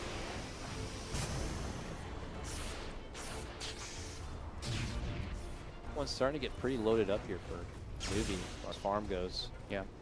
Coddle has more net worth than Mind Control Centaur right now. That's ridiculous, actually. Yeah. That's like, and remember we were saying like, this is like a 5 Coddle. Yep. Yeah, Faith playing it too, but guy can farm. Now it's Liquid here. Makes them happen. It looks like they're clumped as 5. Just the good old college try down the mid lane, it seems. No smoke approach or anything. They're just taking their parade down here. Now Mind Control does have the Aghanims finished up, but the one thing about this Centaur is he may have the damage reduction when he uses the Stampede, but if you're looking at him without that Stampede, he's sitting on like 10 armor on the Centaur versus the minus 40 that is potential coming out from Newbie, so he will be very squishy if he gets caught by those. That's true. It's like you have the, you have your 4 seconds of your 40% damage reduction, but when that wears off, you are very, very squishy to the side of Newbie. Looks like Liquid have been able to kind of finagle the way over to the second shrine. We'll at least claim some extra money for everybody. Miracle's even recognizing that this armor thing is just becoming way too much of a deal. He's going to even be going for an EC on the Juggernaut. I mean, he was able to pull up the stat game a bit by getting the Scotty, but for how fast he died in that last trade, doesn't even feel like he's that stat heavy, but the armor try to help that a bit. Liquid will double back. Newbie playing very patient. I think they're feeling like, they're like, oh, you know what, Liquid probably thought that they had to make it, but we're scaling really hard. Yeah. We're 6,000 gold lead versus an Alchemist. I mean, of course, they don't know there's 6,000 gold lead, but they probably can feel how much of an advantage that they have pressing on. And they've got Midases, they've got Slaughter, he's got the potential to grow a lot, as well as the Storm still. Storm's going for that Bloodthorn. Really pre-weave here as Liquid there are going to be venturing open to the high ground of Newbie. Say Newbie has a blind blink stomp too. Uh-oh. They found KP. They're moving in. They're going to connect with the stun. They're looking to go for the finish, but they're jumping from SEC. Looking to go for the backlines. Can he get the burst finish on Dazzle? Yes, he can. They're hitting him right where it hurts. GH will be able to blade and make it to the high ground and out from trouble, but they re-engage onto the heart of the fight. Blast flying on through, but Tummaman's still holding his own. A giant Omni Slash will come out and manage to burst through the ages. Unite should be going down next, and they will get him down. Return of the life from SEC will be able to get the finish onto GH, jumping in and back out, but he's surrounded by 3 here. And with those kind of numbers, they're going to have to pull all the way off. GH picking up a godlike streak there in that kill on Unite. Yeah, he just got pretty much the entire Omni Slash hitting the Storm and the Lifestealer. And it looked like it was an Aghanim's Omni Slash. It looked like it was a lot of it was an Aghanim's Omni Slash. Okay, I was like, he looked like he was slashing for a very long time. Yeah. So that one already paying off. First Ags went to Jug. Yeah, and yeah, pays off pretty massively in that fight. Not enough for Liquid to follow it up with any objective game here, Yeah. and it looks like Newbie are already on the prowl once again, so feels good for Liquid, but they still will need more. Absolutely. Shaking up a bit though, and handing over quite a chunk of game to Liquid from that takedown onto U9. Still waiting for his return. Man, Kuroki's just having like an impossible game for himself. Like he can't reveal himself at all. He just gets instantly jumped. Like, I think he threw out like a shadow wave, and then U9 and SEC just zip right through to try to get What him. was that? Or not Unite, Kaka and SC. It's ridiculous. It's like you even get Aether Lens, so you can cast from further away. It's out of control. The second they hear the breath of Dazzle, they're quick to jump. Very tough game for him. Yeah. I think I've even seen like a clutch grave save. That's how much of a factor they've been able to kind of take him out of the fights. Able to the vision and get right back to the mid lane here. Those Raxes are still exposed. Love to be able to siege away here, but Newbie have their own strong high ground defense here. Keeper of the Light, of course. Defend off Liquid in their approach. Crazy amount of disable coming out from Newbie too. So it looks like Tummaman's feeling a little bit pressured by all of it, gonna have to go for a BKB himself. They are kind of rounding the corner from each other here. You got Newbie hanging on one side in their jungle and Liquid hanging again towards that. What was the old Dire secret shop? But daytime now? Yes, it is. Long stun from the Aghanim's Back, waiting for the counterplay. That's where it happens. Mind control looking to move from KP. Blinding light will bump them back and away as they continue the chase, but they go back for the backlines once again, and they'll quickly burst down GH. Mind control and Kuroki also on this side. They were able to get the catch on the KP, but at what cost here? Is it cost also their own backliners? Now Tummaman and Miracle trying to pick up the pieces, and together with Mind Control trying to equalize this fight. Re-engagement as they spot out the Coddle on the low ground. Try to quickly take him down, and they will do so. That's a gem on the deck. Yes, it is. To the high ground, back they go, though. SC's able to jump in. They look to get the surround play on him. Tummaman, and they will be able to potentially burst him down. They get it. Two split apart there for Liquid. Left Tummaman on lone on the high ground, and that's when Newbie could kind of capitalize. So I think it's really like kind of funny, but also like says like how much these teams actually understand what they need to be doing in the fights on their decision of targeting. Newbie just bypass everybody to go for that Rubik and the Dazzle, which you would expect. Yep. But all the way to the right side, while all the way on the left side, Liquid are like, the Rubik and the Dazzle are dead. Let's kill this Slardar because he's the one that matters the most. It was just like that separation was really funny. It was unfortunately just after that got a bit awkward. That's where they saw the call to the low ground, and they kind of left Tummaman to his own devices on the high ground away, and that's when Newbie knew they could just pincer onto him and take him out. Looked like Liquid maybe had a little slight miscommunication there. Matu wanted to press forward, but then they spotted the Coddle low ground and they went for him instead. So. Okay. Ooh, GH trying to go for a cheeky little swipe of the Burrow Strike here. Gets hit with the Yules. Oh my god. This is some high-level Dota for sure. Yeah, barely dodging each other here, using the core stats, making the most of everything they have in their inventory. That's just supports. Buyback is back online. They're trying to force that again. It is, however, nighttime now. Yeah, just unfortunately right as they make their high ground approach. But Newbie already here. Lead in Burrow. He pops the Ghost Scepter, eats his own. Burrow moving from SEC. Blinding Light bump back. Mind Control now stuck on the low ground. Epicenter comes out. They scoot him back behind, and they're going to be able to get the finish on Mind Control. But Tummaman is holding onto that buyback. Needs 7 more seconds to make his return, but it might be too late. They've lost their Dazzle already. They've lost their Rubik. Newbie are going right into the Tier 3. Now here's the return. Just as Batomaman comes right back to life, that's when the buyback comes out from GH, and that is when Newbie make their leave. Or does it? They're actually turning back a bit here.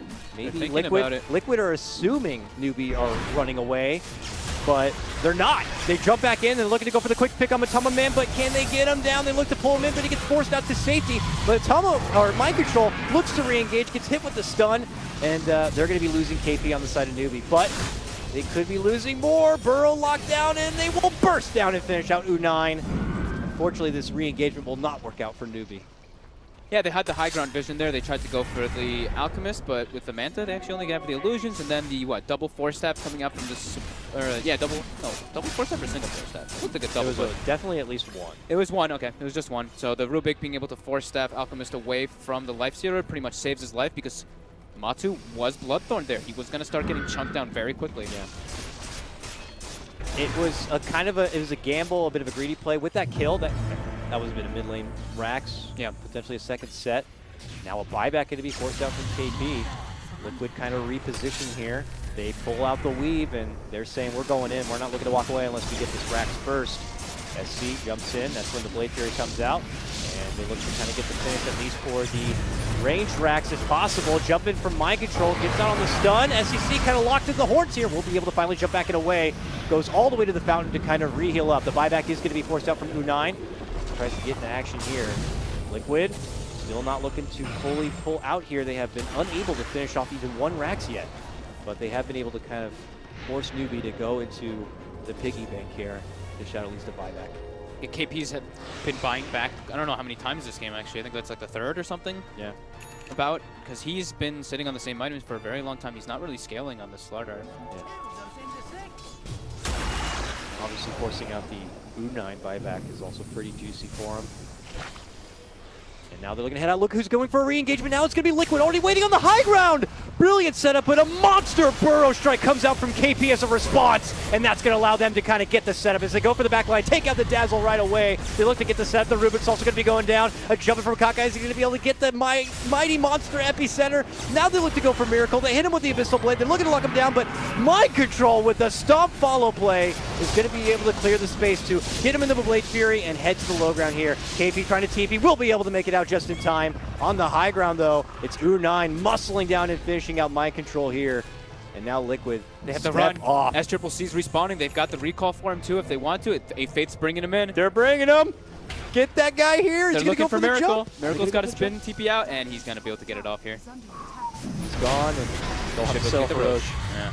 Jesus, these fights. They're ridiculous. The 4-staff usage was insane on the Storm Spirit, saving him up there, and then the follow-up crush from KP, and then Kaka with the Burrow onto the That epicenter. Burrow, like, they had that jump in, and then the Burrow just sliced through the whole team. And stopped, like, the whole of the aggression. They were, that Burrow wasn't there, that would have been a monster fight for Liquid. That was ridiculous. And there's something, too, that's, like, really important to point out in these fights that a lot of people, like, we've talked about a lot, but vision in fights. These teams are putting down ops wards during the fights to make sure they can see everything that's going on. They're saving these ops for just engagements. Yeah, that's why you after the fight's closed, you're like, oh, these are some weird wards all they stacked have, on top of each other yeah. at the same time. But vision is so key in this game. Yeah, for the Centaur, for the Dazzle, even for like the Coddle and the Storm. Look for your pubs where people are just going to spaz out ops wards during your fights now. Ooh, that's Triple C. Got an Aghanims queued up on the Storm. And as we know, it's got that sexy multiple vortex pull or whatever. Yeah, and he actually goes for the 0.75 increased talent as well. Pull it into a crush, into a burrow. Pretty damn handy. Well, mid lane here, hiding under vision. Ho ho ho. May not know how close he could be to trouble because the gem was on Faith there nearby, but he just was a little out of range. This is full daytime, unobstructed vision. They have 3 minutes still to work. This is like your best chance for Newbie. Yeah, Matamaman's about to have an Abyssal Blade finished up on him, so got rid of his armlet. Then he's going to be able to give away a couple more of those precious Aghanims. Go off. Pretty close game here. What does it say as far as the network goes? Still in favor of Newbie on this one. It's just because of how farmed, I mean, all of their heroes are. It's not like they don't even have a 5 hero. They have like everybody's kind of just like, like the Sand King, the Coddle are far ahead of their off-lane Slardar. But that gives a lot of testament to how sacrificial KP is as a player. Even though he he's kind of like struggling. He's getting some decent decisions, and when he does buy back, he forces people to use spells on him and just dies anyways. And then you have Kuro, who just still has that And then- sad little medal. Poor little Kuro. Little feeder medal he's got. But can't blame him, man. I mean, that's just... Such a hard That's game. the respect by Newbie, just recognizing that he has to go first. Such a hard game for Kuro. Newbie, shape up through that mid lane, still have another shrine to take down if they'd like. The Liquid are hanging towards the northern part of this map, and it's a bit uneasy to kind of head into that high ground territory, so wait it out right now. But they have the ball in their court. They've got the Aghanims. By Let's ball, go. I mean Aegis here. Aghanim Storm with the Lifestealer. Oh my god. Well, I can't wait. Let's see here. Looks like don't think Miracle I've- just steps out. I don't think I've seen it in a pro match. Really? I think maybe only once, twice.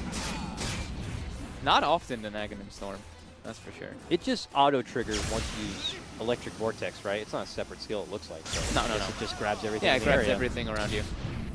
Cool.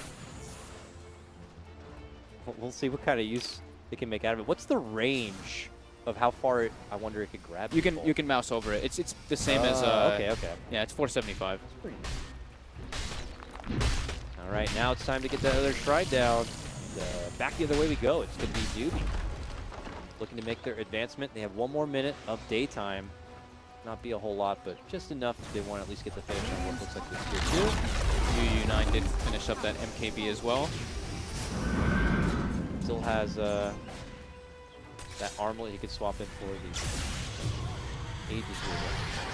Yeah. He's getting 2 critical mass, pretty much. Moon Shard is the next thing on his docket, so yeah. He's getting fully decked out. What is turning into nearly an hour-long game 1 between Titans v Liquid. Battle of the Blue. This is pretty much all up to how the engagements go at this point, just because of how even these two teams have been playing.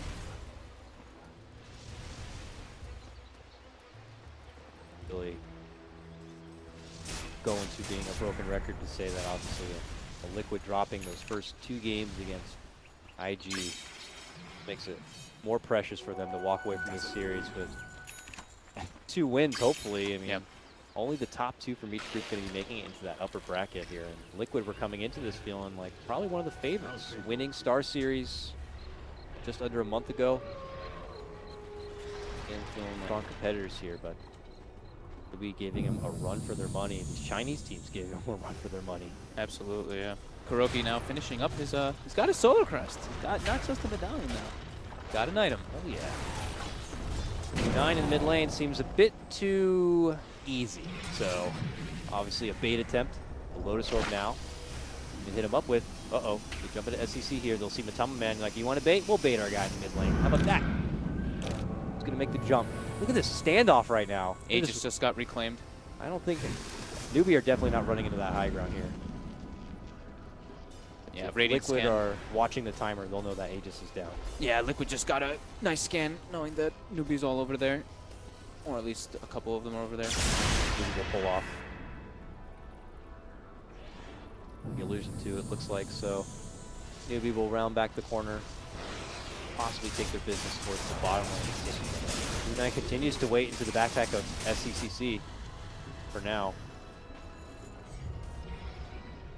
Liquid have still not shaken away from this positioning either. Yeah, they are not leaving that area. They're like, nope, high ground's ours, sorry. It is definitely making it very tricky for Newbie. Everyone's going for their Mikaka even has Moonshard queued up on the Sanking, dude. You can hand off Moonshards. Yeah, exactly. So that could be something for the Storm Sphere. Could be for one of them, yeah, absolutely. Yeah. I mean, I've even farmed up a couple of Moonshards on Coddles in games too, so it's not the craziest thing. Mid lane though. Matu? Charge starting up down below. It looks like they're able to kind of get the lead and grab. Sun's coming out, but he's got the Lotus Orb on, so he can't really commit it. He'll eat the stun himself. But now be able to shake it off as they look to make their move. It's going to be U9 who's trapped within the mix. Jump in crush comes out from KP. A slide in crush of his own from GH. And now Miracle dishing out a hell of an Omni Slash between them all. Will slash right through Newbie, wiping the floor with 4.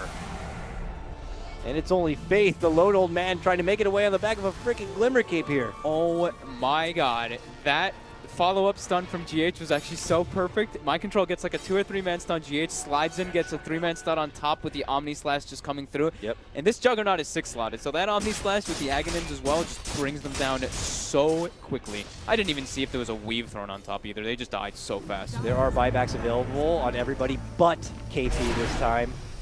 And 10 more seconds for SCC. He does not want to have to use it. So they're going to have to lose their racks in the mid lane and try to work from there. Hard hit for Liquid. Liquid go to the top lane now. Storm's back. And then they stop this one. Tier 3 already down. Oh, maybe not. Here's happy to wait out the glyph, and they're going to go right in for the racks too. Can they do anything about it? The long jump comes in.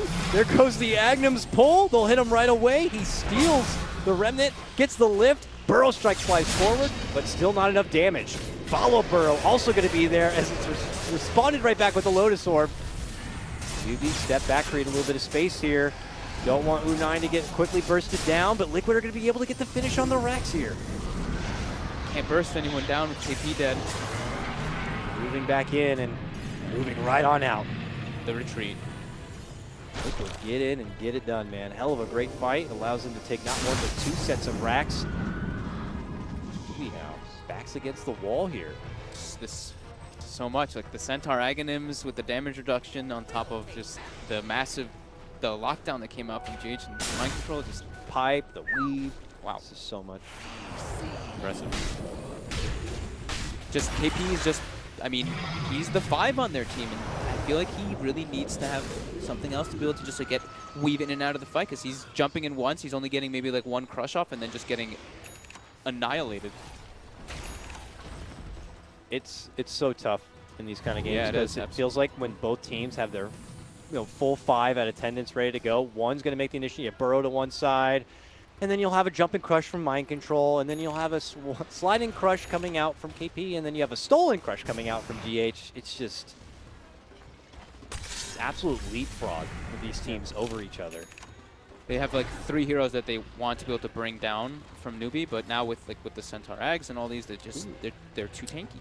Now, I have a question for you. You Lotus Orb yourself and you get pulled from the Agnums. I wonder if that reflects it back. If you have an Aghanims yourself, yes, it reflects the pull on you. Ooh. Well, Centaur does have an Ags and a Lotus Orb. So if he does get it off, as long as the Vortex is targeted on... Smoked, approaching from the works. north, but they just miss each other. Liquid are also smoking right through that mid lane. No, because you don't target it anymore, right? It affects everybody in the radius when you use the Vortex. Fair enough. I haven't played Storm with the Ags, but quick takedown. Grabs himself the Aegis. But as they make their way back up to the high ground, Liquid could be there waiting for him. Oh, man.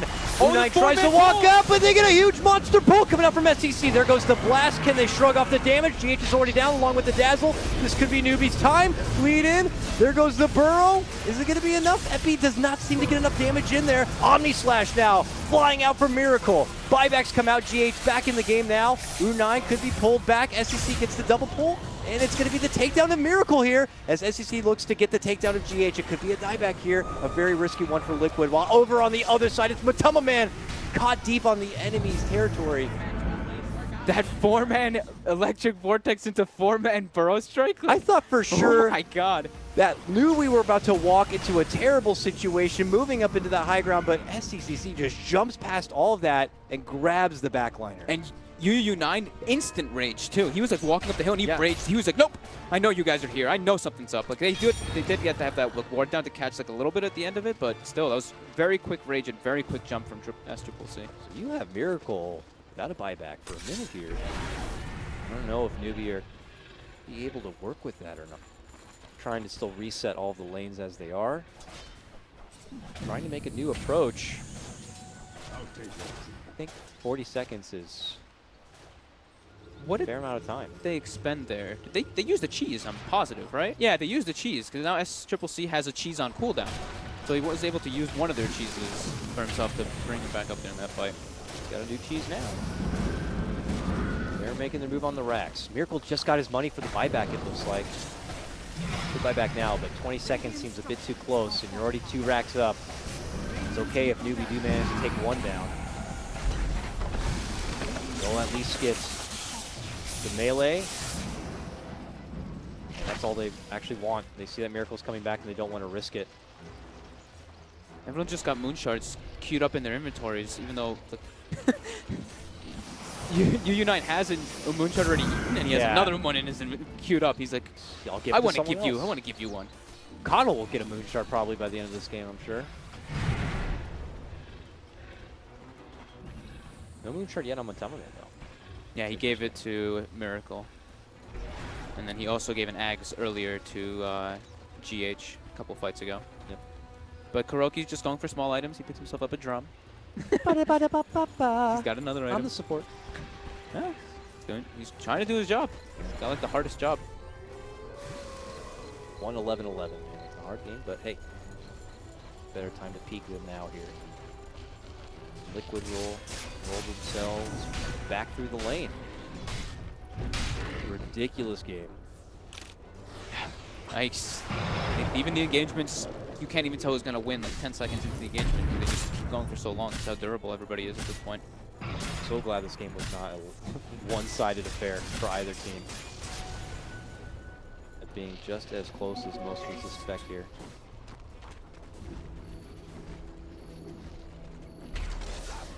Still a journey ahead of him though.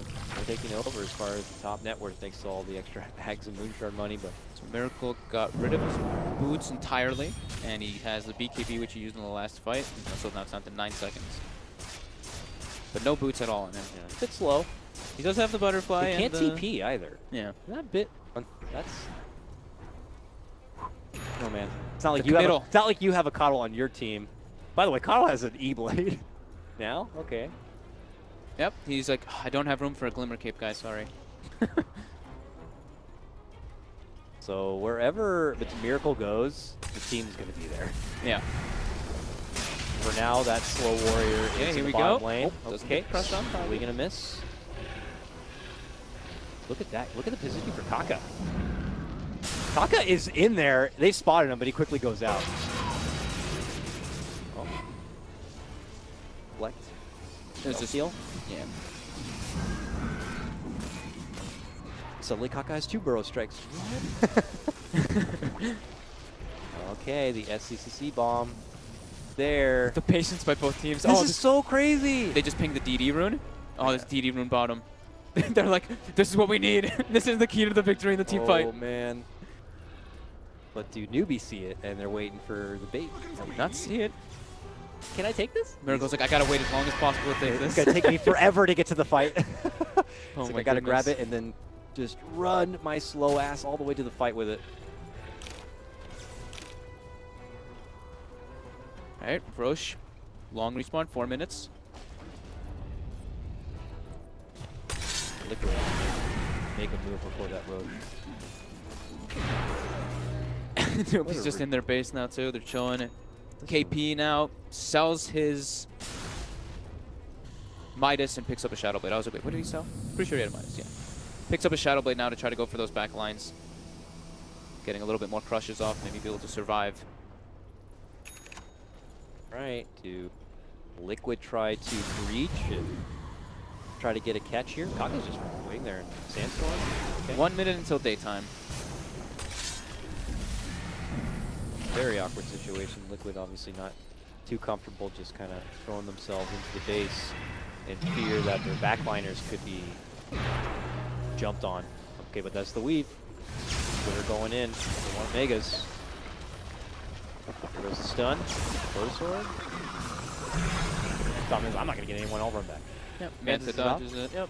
He's so cool. So freaking tense. Yeah, it's My just like, God. it's just like they're both just like staring each other down. Just as hype as we were expecting. This is it, man. Could be one and done here. It's one mistake. Yeah. Could cost you the game. Especially at where the position of where the fight can be taken. The Storm could have like 3 lives or even more than that with the cheese position that he's in around the 3 shrines near his base. Liquid really has to be careful the way they take those type of engagements. And yeah, such a thinking game right now. I'm wondering if it's like for Liquid, is it Kuro trying to just formulate the game plan and put it out to his team. Neither team really wants to like be the ones to start the fight, because then it's Yeah. like, oh man, the counter initiation potential is just too high. There's way too much counter on counter initiation game. Like a total leapfrog, like I said. One will jump in, then the next team will jump in, then they'll fire out. And then a Lotus Orb reflects Yeah. the ass, and then this hand, and then all over the place. Ping pong, ping pong. It's crazy. Liquid does have 2 lanes pushing in onto newbie side constantly though, so they're able to position themselves on that bottom side. Okay, though, but we have smoke, movement from Newbie, and a game plan. They've drawn on the mini-map here, but the same game plan has also been drawn by Liquid, maybe with the foresight to see newbies on their approach here. A fresh daytime is before us, and we got Miracle slowly blade fearing away from trouble. Initial lead in from the Crush, the log jumping from SCC, looking to go for the backlines. We'll keep eyes there. Can they get the burst, the instant Rubik takedown, plus Miracle locked up in arms. Kuro is going to be able to get the Grave off on himself, but that means Miracle's going to be left to his own devices, but he seems fine with that. Pops his BKB, now the Omni Slash that's going to shred right through KP. And it could be Newbie on the full retreat, though. They've only lost 2, but the buyback going to be forced out. They re-engage, so look to go for the jump. Can they get the burst? But Tumbleman going to be going down. Does have a buyback. Oh, Mind Jump Control back was from in Mind too. Control. He was so deep in there. They'll finish him off. He also has a buyback. We hold this fight. KP and Fate buybacks, yep. They were totally split apart. Liquid, Matama Man, Mind Control way up north. Miracle hanging back side by side with Kuro. Fight being totally split apart. And these supports are insane. just like, we can't do anything about the storm that jumps in, just blows them up. We'll see if Newbie can make their way across the map and force out some buybacks. They get the buybacks forced out. Do they pull away? I think so, yeah. You I know? don't think they can really force it too much. What did UU9 replace? He picked up a Maelstrom, now he's going for Mjolnir. Did he get crit before or no? Did he actually finish the crit? Too many. It's crazy. Oh, Armlet. Armlet's gone. Yeah, he placed. Yeah, okay, he placed the armlet after. You're right. Going in, Okay. jump, pull out. The buybacks come out from Matama Man and company. The blasts are there. Newbie trying to step off and make some space here for themselves. It looks like they may be able to do so. They've gotten Liquid to... Double buybacks were expanded, and like you said, as soon as those were, they start to back up. Maybe they might go for a re-engagement, but nope. Their 2 side lanes are pushing in very hardly, but they can always recall the storm after he pushes it out. We'll see if they want to do something like that. And it looks like SCC now gonna be going for Dagon 5. I mean, these items are all just gonna be swapping and changing now. Yeah. So it's gonna be all over the place. Nearly 70 minutes in. This has got to be the longest game of DAC so far. Yeah, and I do believe it is. For sure. And Liquid now with no buybacks. They want to go and take it to Newbie, while Newbie are trying to reset and get a new game plan going to try to close it out. They make their move right away. Jumping in for U9 and company here. Can they be able to get the burst through to get the finish? They can. SCC going to be going down now, and they're looking for U9 next. The blinding light is there. He quickly jumps back, quickly infests, and tries to make it away from trouble, but he pops back out, and they're going to be able to get him down. Both of them do have a buyback here. Liquid going to be going for closure, so those buybacks need to be forced out. First one there. Storm with a lower death timer. Can wait. That's a pretty risky play, but also a very good play by them. These, you know, it's high risk, high reward at that point. Yeah. And they get the reward this time. And now it's going to be going for the Roche as well. Haven't seen Liquid be able to kind of maintain the road to get the Aegis for themselves really much this game. Now they'll have the extra life, but who do you give it to? Who do you give it to? Everyone's so decked out. Oh, it's going to be Matama Man. He's going to put the Shivas into the backpack along with the cheese and try to make it work with that. I mean, he does lose a chunk of armor, and he's like, I actually He passed it off. Yeah, he needs the armor. I need the armor. And opts to be slow along with Miracle. Just so slow. I want to see what Miracle's, which one he's replacing. Because so he has Abyssal Blade coming out, which is, that's a big pickup. Okay, it's the Diffusal too. So now he's got more lockdown for the Storm and the Lifestealer. Like, they actually can't man-fight this Juggernaut at all. He's very impossible to bring down if he's not completely controlled. Super tanky in his damage potential with the evasion. He has no TP back, though. And I thought for a while, you know, Matama did keep the boots in the backpack, but it's like, if he also has no TP, like, what stops Newbie from a crazy backdoor play if they manage to get one of these lanes pushed? I don't know. This game's crazy enough. Who knows what the hell it's going to be coming down to here. Yeah, both teams are just like, okay, now neither of us have buybacks on our main guys that we want, so we both have to be a little bit patient. Game 1. 2-game series. Ridiculous. I don't know how much this is going to affect the schedule, but I would imagine you're going to expecting to see some overlap in these games later. Here comes Liquid, right under the vision. Be watching this approach, reading these movements. Yes, they do. They'll see the ward there, but Newbie are already on the way. Trying to catch him while they go for the D-ward. Oh, he gets beautiful catch!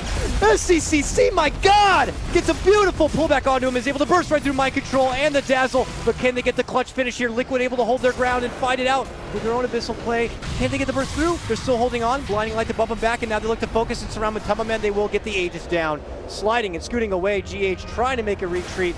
Forced to leave, Matama Man back in behind. Him and Miracle, the slow movers, trying to get out from this one. Matama Man will get burst down. He has no buyback. Frantic to make it out. Omni Slash is there. SEC is going to be forced to go down and go right into a buyback. KP, no buyback for him. GH re-engaging, will end up losing his life. But as Miracle makes his return, he should be also going down here, and he will get dropped. He does have a buyback, but Matama Man does not. Was that a 5-man vortex? It was monstrous. Oh my God, that was ridiculous. You could still see though that how strong Miracle really is. They even just were like, we can't just fight him when Matamba Man is up, and when GH is up, we have to just ignore this Juggernaut, bring down Matu, then we go for the Jug when he's isolated. But SCCC with this, there's like 4 or 5-man vortex with the follow-up. It was Kaka, KP. Newbie. Oh my God. Read the situation so well. They saw Liquid coming up from the bottom lane. They saw that their body language saying, hey, we'll just go for this D-ward, and that's when Newbie are like, hey, let's catch him while they're not suspecting an approach. And they get him right from behind. And now Newbie are inside the base, and they don't have a Alchemist or a Centaur to defend here for Liquid. This is all on Miracle. This is all on Miracle and GH and Kuro. Looks but like they're already could be down. the Megas, yeah. Should be the Megas. But they can't fight against the Megas. Just very difficult. Omni Slash ready. Blast flying through the mid lane. Tier 3 down. They're looking to go for the Megas right now. Lid forced out. SEC jumps in, gets a pull on both. Miracle and for the Dazzle. They will be able to burst him down. There's going to be no grave for Miracle. They jump back at the finish on the racks, and that's going to be Megas unleashed for Newbie. As they try to make the retreat, though, they will get the Bro connection. SEC re-engages back into the fight once again. Miracle will get that finish for Kaka. Kaka buys back, though. They know that they're going to go for the win. Another double pull comes out for SCC. It's going to be enough, though. They managed to stun him down. Miracle getting locked in his place, and he gets bursted down. Matama Man will be able to tag in and help out. But is he the man that's going to be able to do it? Newbie may have just gone a bit too much. He ends up getting reflected back with the Lotus. Then they send him back the other direction with his own Lotus, but it is it. That is over. It looks like Newbie have finally been able to do it after 72 minutes. What a ridiculous game. This Aghanim's pickup by SCCC was genius, and we did confirm now, by the way, that the Lotus Orb does not reflect it. It does not reflect it. I did see it in those last 2 ones because you don't target anybody. I was pretty iffy about that. But how often do you get to see an Aghanims? And now you see Aghanims like that. We might be seeing more Aghanims on Storm Spirits. That was nuts. That was nuts. The resilience by them in these fights.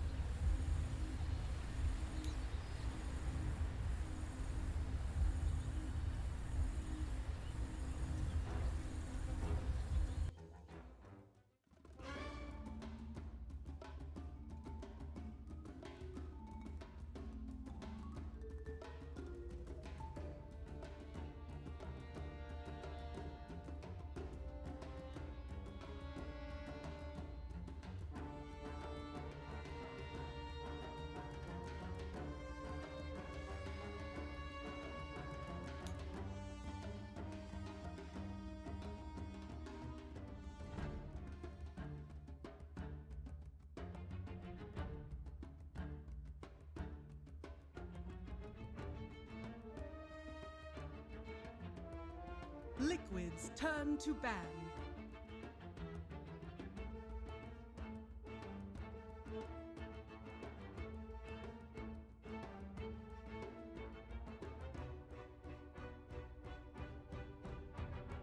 Ten seconds remaining.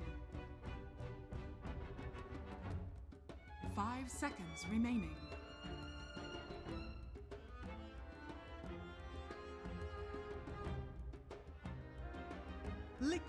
turn to ban.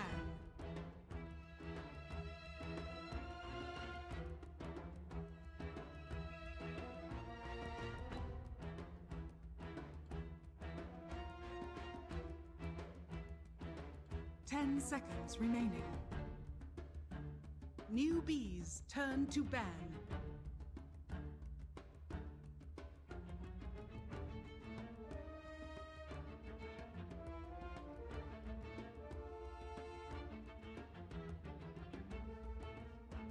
Ten seconds remaining.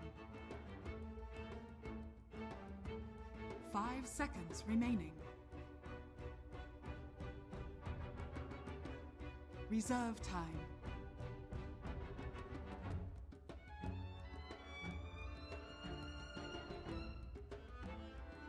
Liquids turn to pick.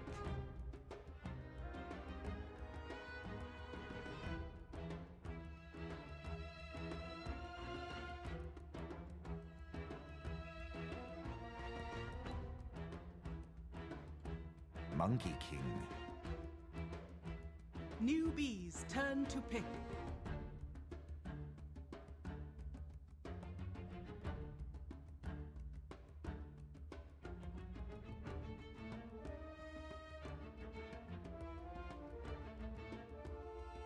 Keeper of League's assassin. Liquids turn to pick.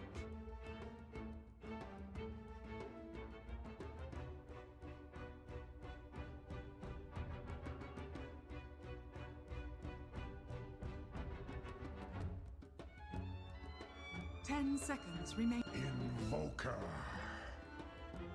Newbies turn to ban.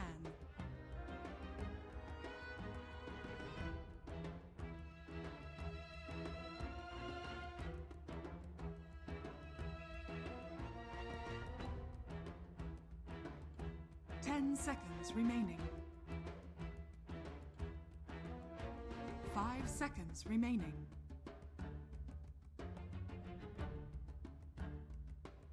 Reserve time.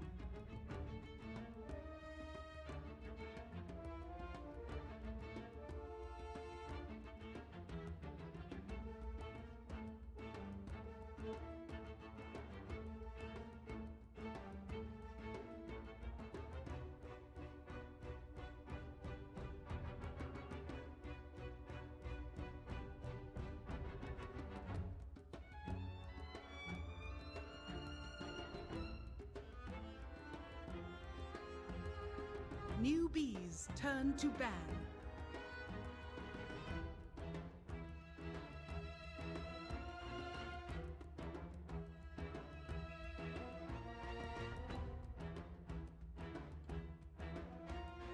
Ten seconds remaining.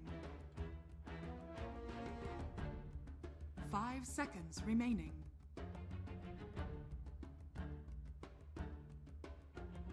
Reserve time.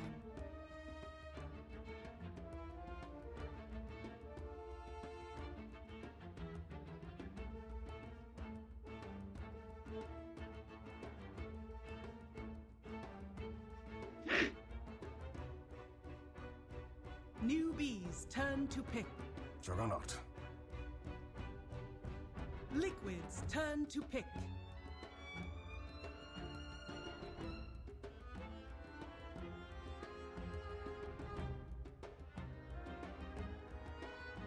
Crystal Maiden. Newbies turn to pick.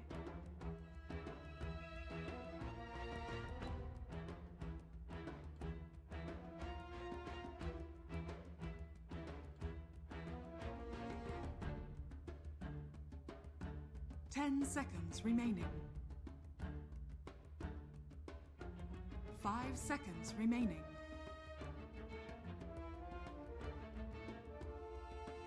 Reserve time.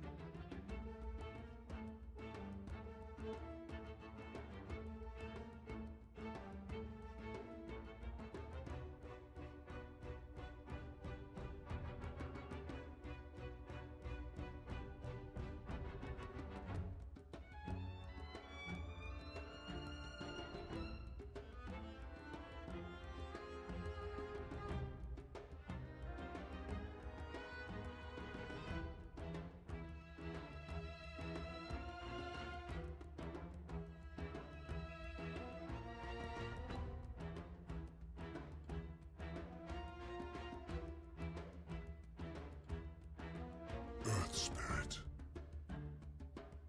Liquids turn to pick. I speak for the trees. Newbies turn to ban.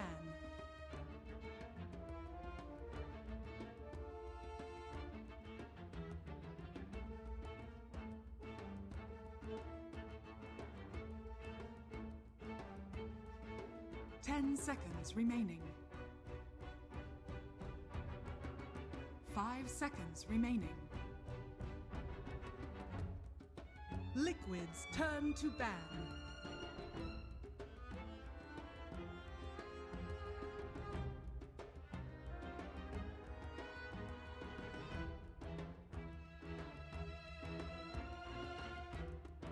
Ten seconds remaining. 5 seconds remaining. Reserve time.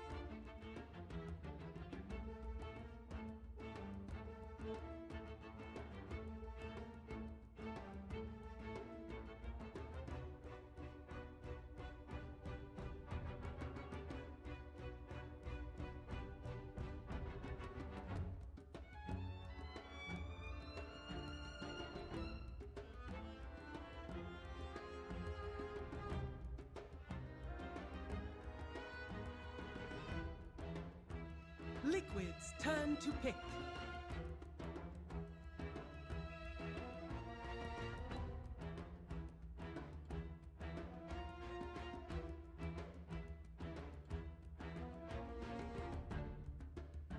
Ten seconds remaining.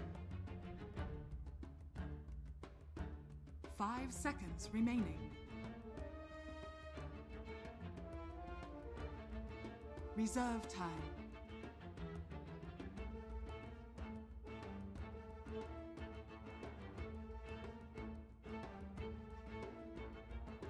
Sand King. Newbies turn to pick.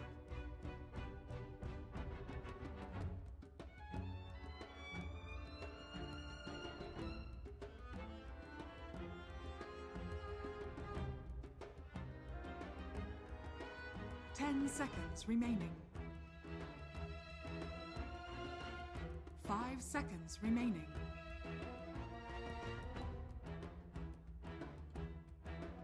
Reserve time. Alchemist.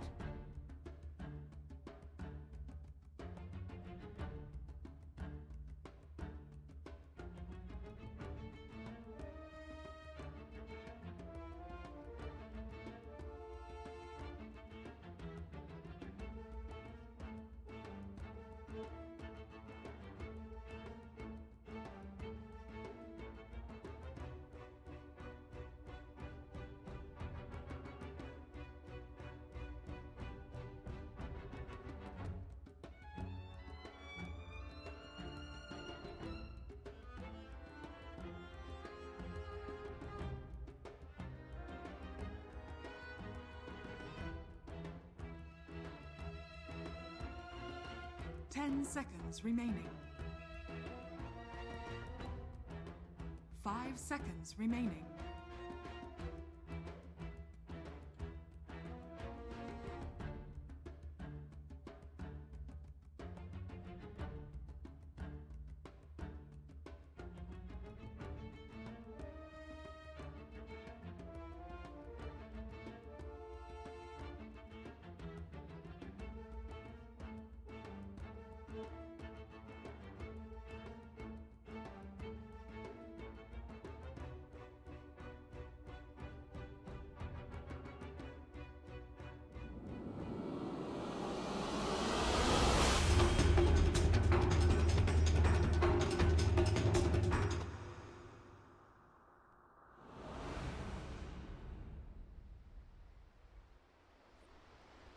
has played, feels like almost every role in the game.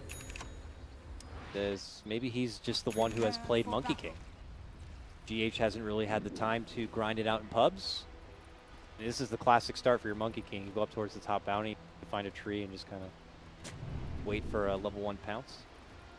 He wants to get some wards down. Block out the camps here? Yeah, it's blocking up. That one did it block? Yeah, yeah, that blocks it. Yeah, okay. That's the... And he puts a ward behind for vision. Are they doing aggro lanes? So aggro, or, you know, what they did maybe what last they did time. before, I think, yeah. Yeah, give Mind Control a good start. Okay, turns the round forward here, alone. Okay. Could be surrounded by 3 Liquid members here in a hot second, and they're gonna go for it right away. There's the burrow, Pounce coming in. The Orb of Venom. The right clicks, the Orb of Venom. Suddenly Earth Spirit shows up and says, "Lay off, my man." He's gonna be able to avoid the Sunstrike and avoid being first blood, it looks like. Kaka shows up. Ooh, a blast also comes out here. Forcing Mind Control to salve up. UU9 does not have a salve, however. He actually has to... I mean, he doesn't have to go... Maybe he goes to a shrine and just walks back and uses one quickly and comes back. But we'll see. Does he have something coming on the courier? He has a TP, so it looks like that might be the plan.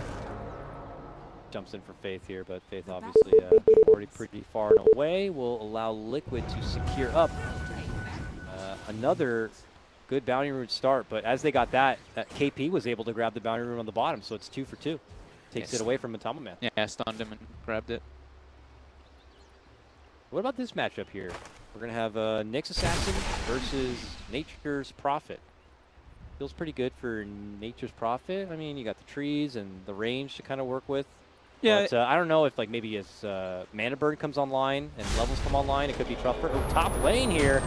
Here we go. Pounce, Sunstrike, and there's your first blood. Faith going to be easily taken down and possibly going for more here.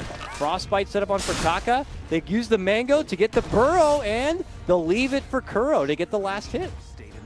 Suddenly 2-0 for Liquid, coming out in all cylinders in game number 2. Yeah, very aggressive plays there. The Faith, as soon as Faith stepped on the side there, I think he knew himself. He was like, I should not be in the side versus the Monkey King. I need to be playing in the lane. And they end up, losing 2 right away.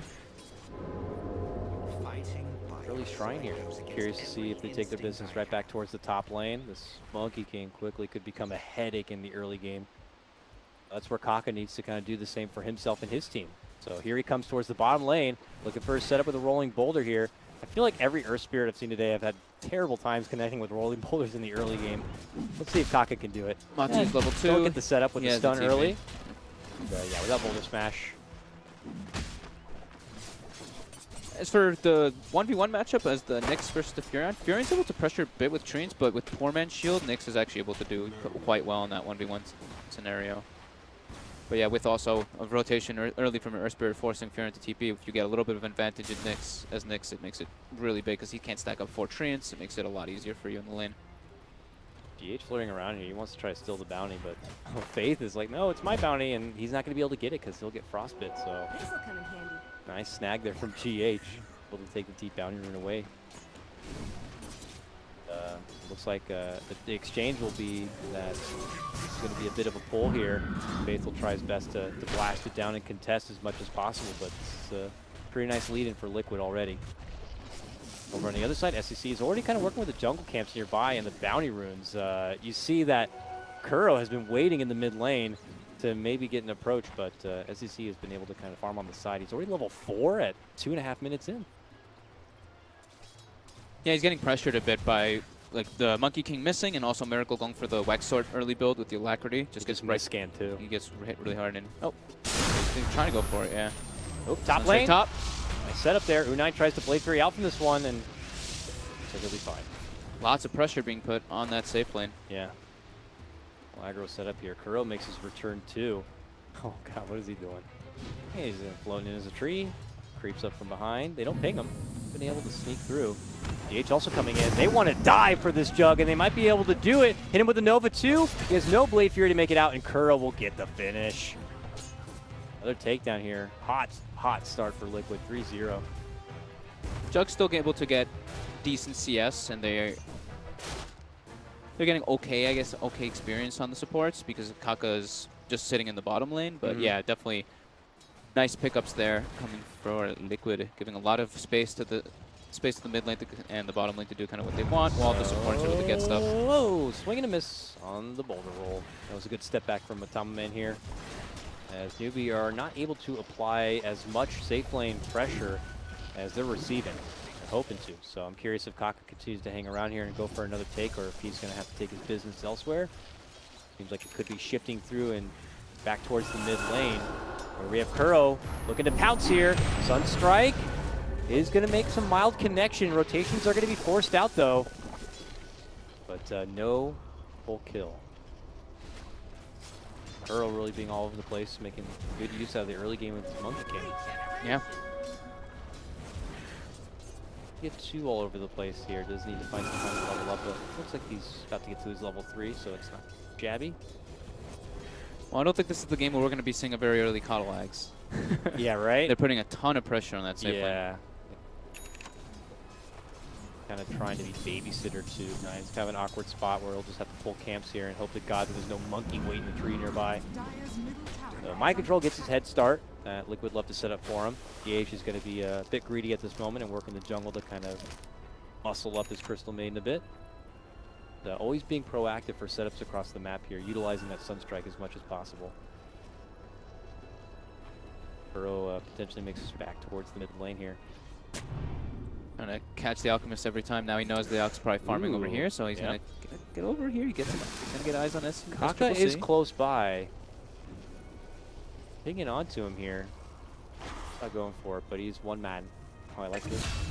Pops into the tree, but no, I'm getting so distracted by it that I didn't see that Mind Control is able to get a setup play here with some assistance of the teleport coming in from Matamaman. They'll get the takedown of U9.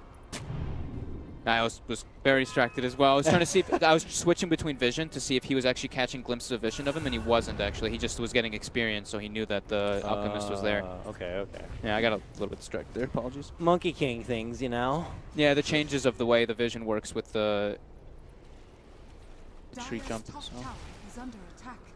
Yeah, good rotation from Matu. He gets himself a kill, and he's able to pressure the top tower a bit. And now yeah, SCC could be in trouble, sweeping in.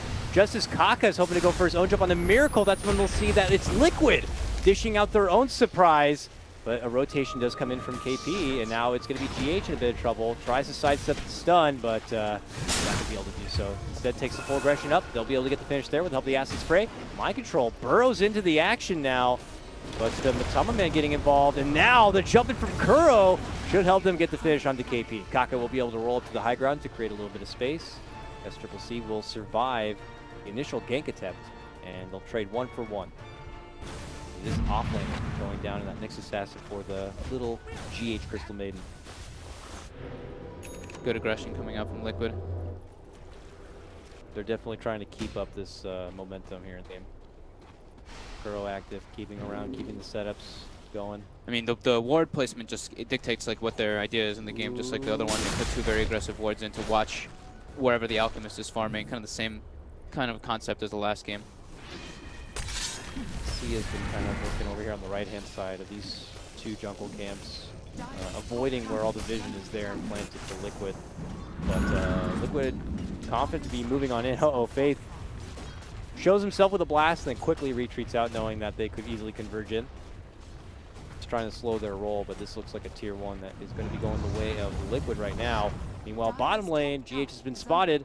Kaka holding the boulder smash for now. Doesn't want to overcommit, it looks like. Let that one go.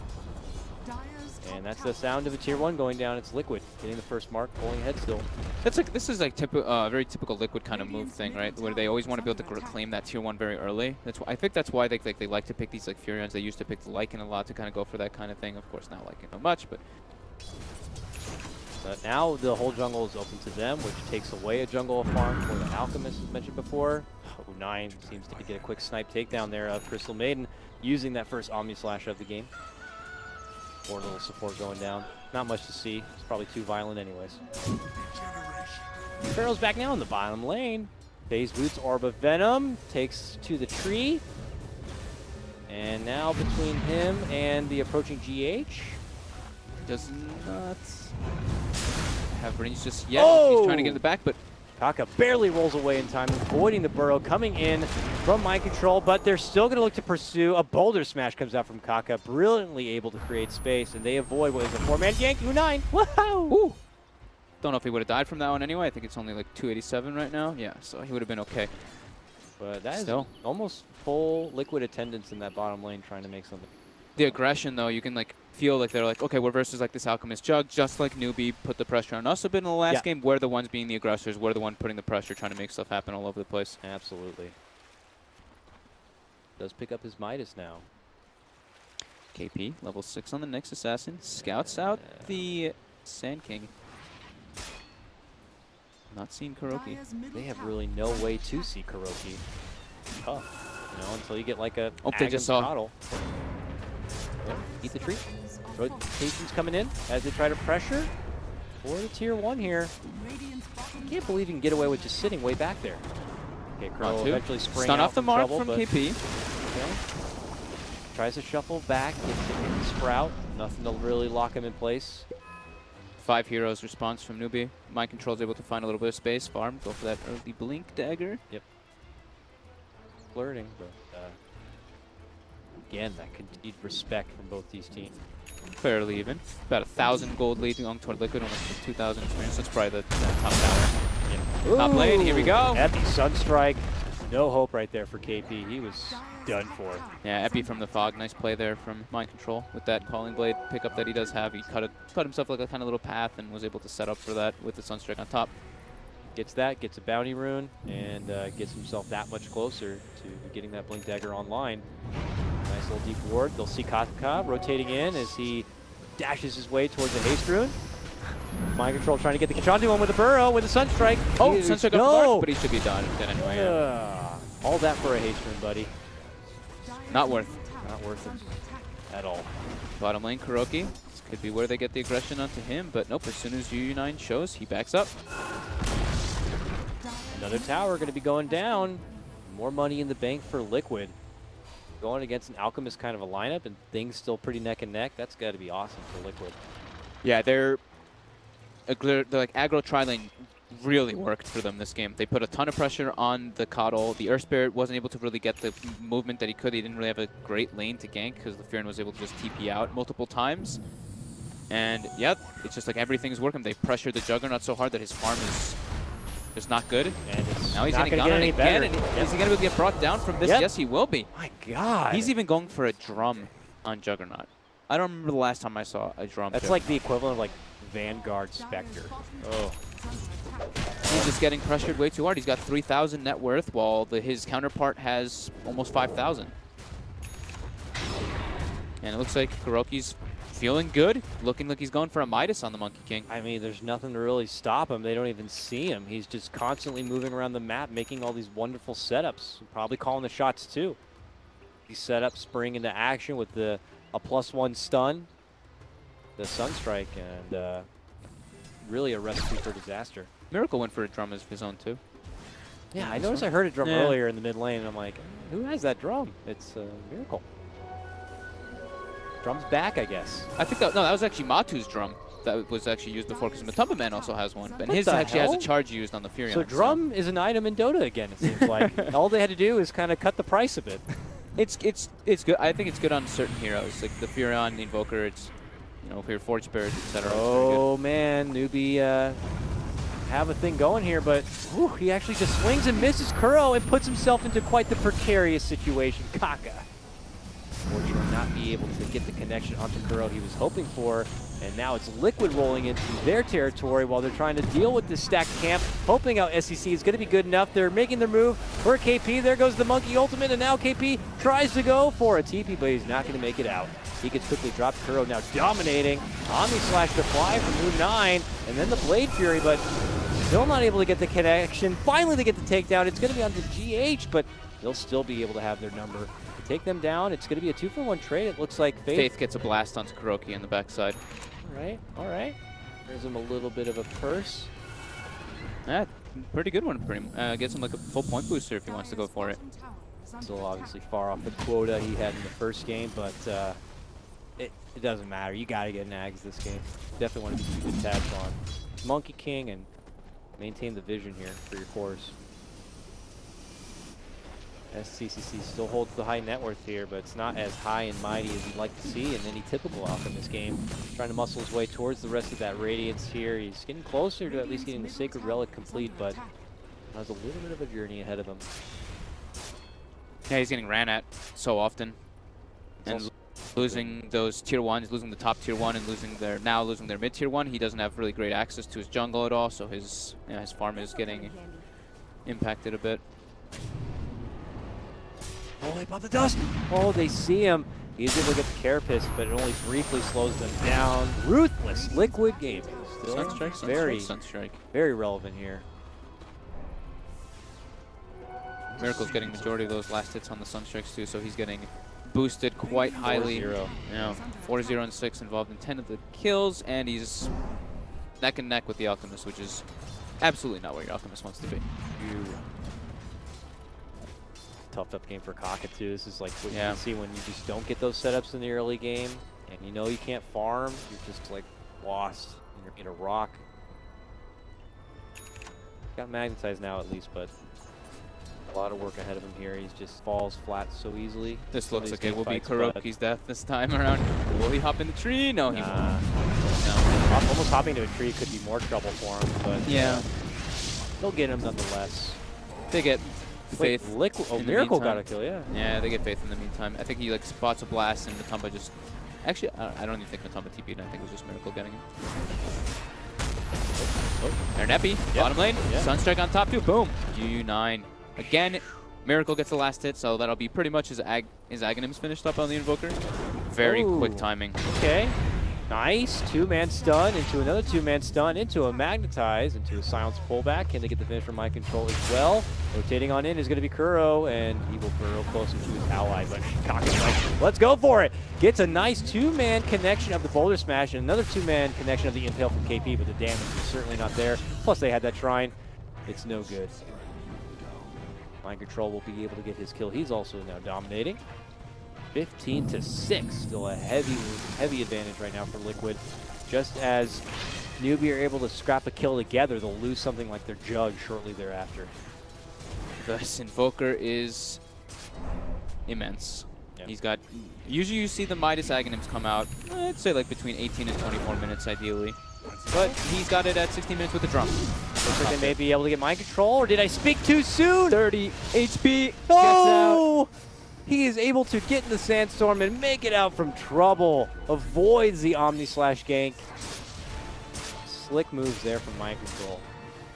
And nothing is going in Newbie's favor No, this game. not at all. Overexhausted from game one. I don't know what it is, but the fire is lit for Liquid, and for Newbie, it's definitely a shaky beginning. Yeah, Kuroki's movement in the early game just really secured the lanes, and Newbie just wasn't able to really get anything from the laning phase, just kind of trading farm in a way. He really plays this Monkey King well. I'm curious if it was him that was kind of taking priority on playing the hero and learning and adapting, or if he's just the only one who feels comfortable taking it. I'm not too sure, but he's making it work. See how much it's going to... Here, what's he building? Oh, yeah. Yeah, the Midas. Yep. She's all okay. They go for the Roche. They've got the, not the double Forge Spirits to help them out either, but they've got Alacrity and Furion, so. Like Newbie Plenty. even going to bother going to that. Look at the lane, but this is Liquid's Roche. This is Liquid's extra life. Sama Man building into what looks like an Orchid next. Yeah, give himself some right click potential. I like it a lot.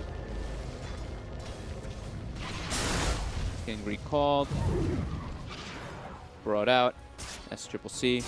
Yeah, he's just, now it's just going to be kind of like this farm game. Newbie's very under the gun and very pressured, so they're just kind of going to be sticking on their side of the map while Liquid being the aggressors. We're going to be seeing very defensive wards coming out from Newbie more than likely. See a Shadow Blade in queue for Jug.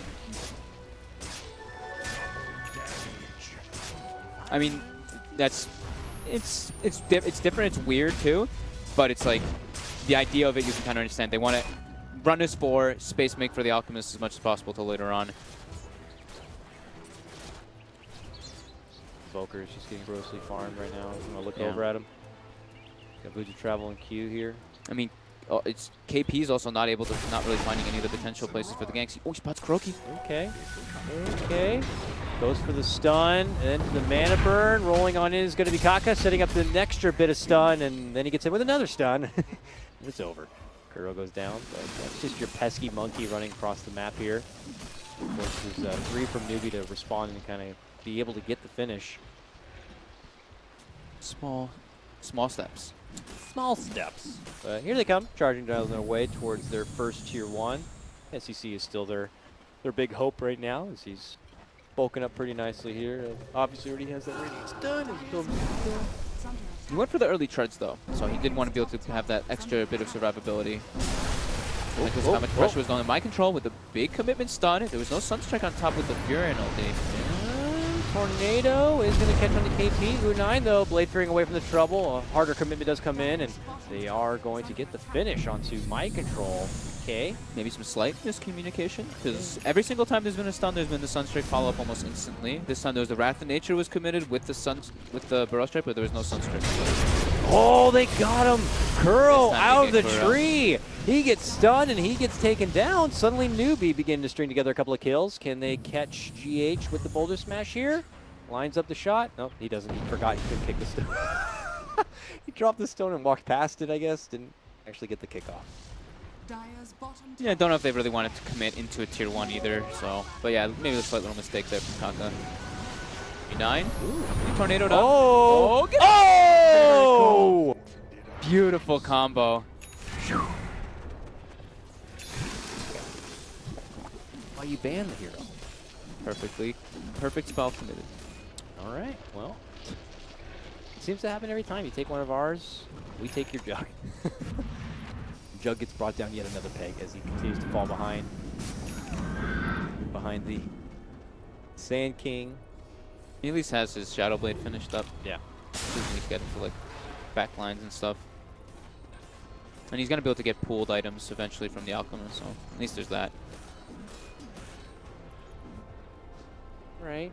Faith is stringing his way closer towards that Axe here for the Coddle. He's got 2 of the 4 pieces now complete. He's almost got 3 pieces complete. Got the 3rd. He's doing very well. That's a big turn thing when they get the Aghanims. The vision from the daytime versus the Monkey King is massive. Yep. And always, it's not even just the vision too. It's also always having your spirit form up to always have the chance to use Blinding Light in those team fights and be able to recall anybody or recall the Alchemist around, since Alchemist did not go Boots of Travel this game. Yep. Now he does the They're recall. bringing him in. Miracle. Ooh, Mana Leak onto Miracle here. They bump him back. Mind Control goes to the high ground, then slides right back down, seeing the trouble before him. They commit on in. It looks like they might have to settle for the Sand King here. Magnetize committed, but that's when Kuro's going to be dishing out the Monkey King ult. Faith. Oh, he fortunately doesn't have that Spirit Form up to be able to bump him out, so Miracle's going to be able to get the slash finish for Kaka. Kuro will be taken apart, though. Kaka will be able to get the last hit there. A 1-for-1 trade. He'll hit the shrine and refresh. The Newbie will take the slight golden XP trade. How much time we got left on Aegis should be getting reclaimed very shortly. Yeah, about 30 seconds.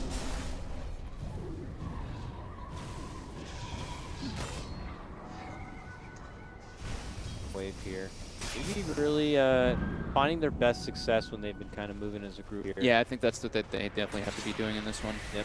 I mean, the lane's going to be pushing it, but that's the beauty of having the Coddle. Oh. BKB, very early BKB Debut for of the this Alchemist. BKB. Yeah, it's to dodge out this Burrow Strike. Gets the Acid Spray so he can't easily blink away, but I don't think that's how you want to show off your BKB.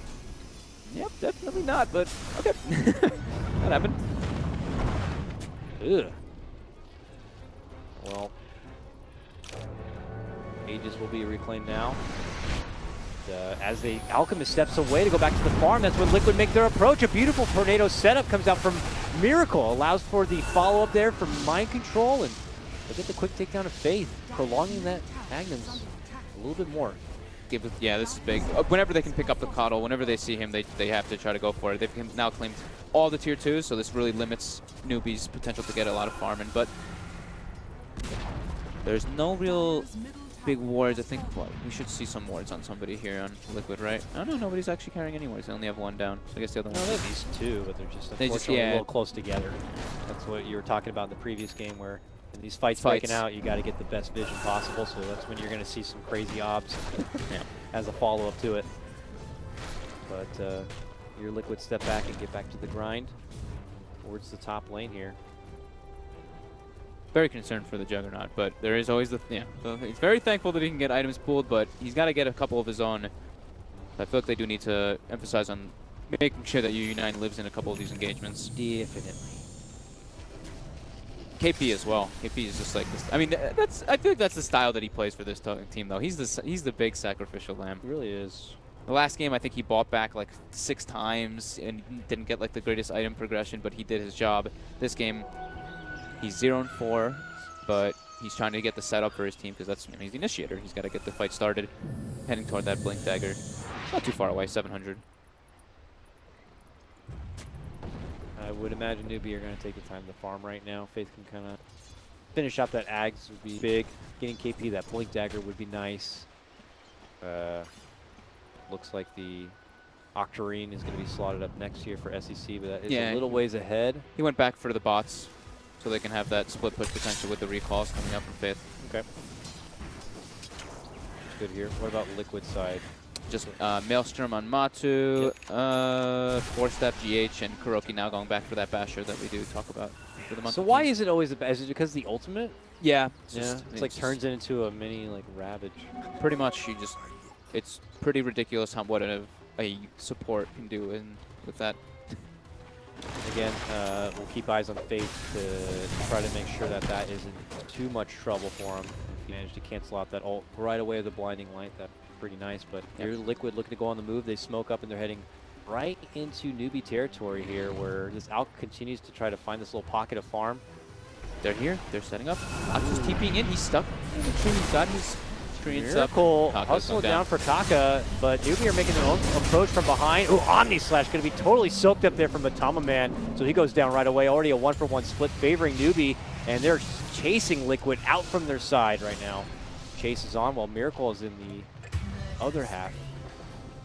SCCC is just chasing it down with this BKB. Miracle needs to rotate back to the mid lane to assist his teammates. Now will step in, pops him with the Deafening Blast and the Ice Wall, but they're going to be able to get the GH finish there. KP gets it done.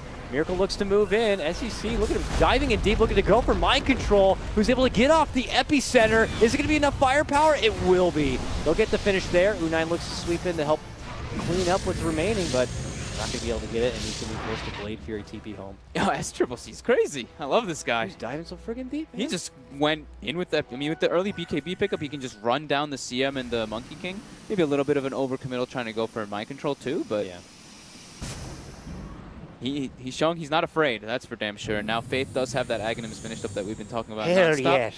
So we're going to be seeing a gem picked up relatively soon after that, and that's when it starts becoming a little bit easier for Newbie to be able to make these moves. And I think KP did finish up the Blink Dagger right before that engagement, so that gives him much easier initiations. And that Blink Dagger on Nyx is so important because it allows Kaka to position himself much better in these fights as well.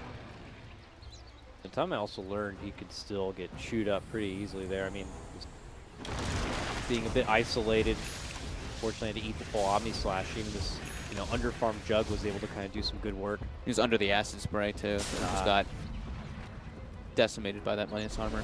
We're thinking about tickling the Roche here a bit, but there are some newbie members missing off the map, which is getting him a bit curious. Slowing down the roll a bit, but I'm hearing some recalls here. Faith is bringing the party. Blasts across, but it's going to be coming up just a bit short into the pit. More TP's in. Now SC's here. Can they kill this Roche fast enough? No, it looks like Liquid have already pulled away from the pit. Newbie will probably poke their head in, see that they touched it a bit. There they go, looking to go to the high ground. They'll see GH, and they'll quickly pop him down. Deep roll comes out from Kaka. They've spotted Kuro within the trees, and they'll also take him down. Newbie suddenly up with 2 kills. They themselves and a double ancient stack. They themselves looking to move into the ancient camp. Miracle trying his best to stop him, just easily blast down Kaka, but did it cost him his own life? It may have. 20 HP running away under the Ghost Walk right now and has somehow been able to make it out. He is gone. Barely. Feels like if Faith was like, point one more second on the Illuminate, anything would have finished cleaning him up, but really nice perceptive play there from Miracle, getting that Ghost Walk blink out. And he actually stopped him from doing the Roche. Yeah. the seeds are falling.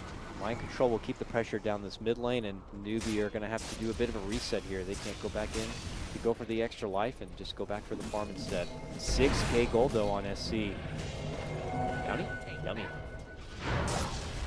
Called back to the side once again, where they anticipate there could be a new approach into the Roche pit, which there is. And that's when SC decides to just roll his way forward. Confident, drops the acid spray, the blast flies in. Meteor gets dropped around at the KP. He's trying to find his way out, but they hit him with the dust. He needs another hat, and they get him. Miracle jumps in to go for the finish with a deafening blast, and will get it done. Newbie will be short their Nyx assassin here. That Roche is half HP. Yep. Miracle wants that life. If KP had buyback ult, he would have probably done it instantly, but he does not have buyback ult. Need 30 seconds. They could recall him in at that point, but they really want to fight around the Octarine, I believe, with SCCC. Oh, he actually only picks up the soul booster. But here they might roll it again. Here comes a big mighty blast. We'll hit onto him. That's when SCC decides to dance on in. There goes the stun. There goes the tornado AP. Is that going to pop the PKB? No. He wants to lose all the mana and go in for the Roche instead.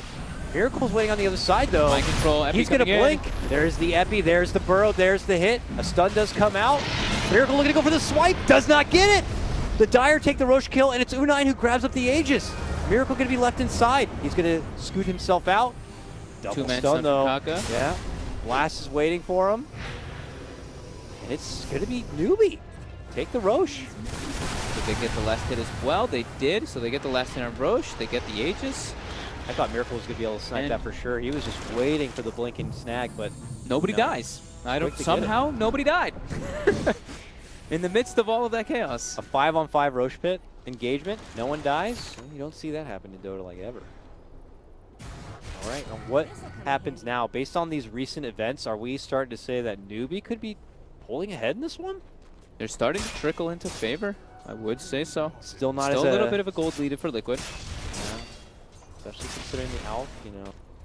You can see the crippling factor of where the Jug was, and he's still trying to push himself into more relevance here. Muscling his way towards what is looking like a Diffusal Blade, and there he commits for both the Blades of Alacrity, so definite Diffusal coming in.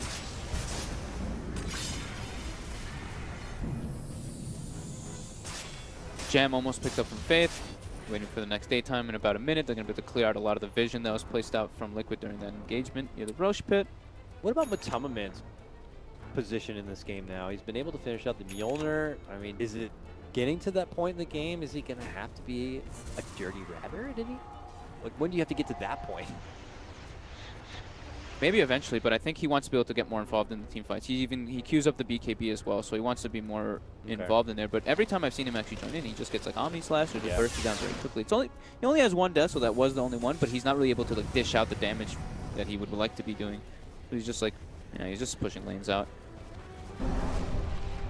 He doesn't offer a lot right at the moment, except for his hefty right click, but if he's in right click territory, then he's also in die territory here. Okay, so GH picked up a gem before there just recently, and he gave it to My Control, so now they're gonna be going on their own mission of dewarding and putting the pressure onto Newbie.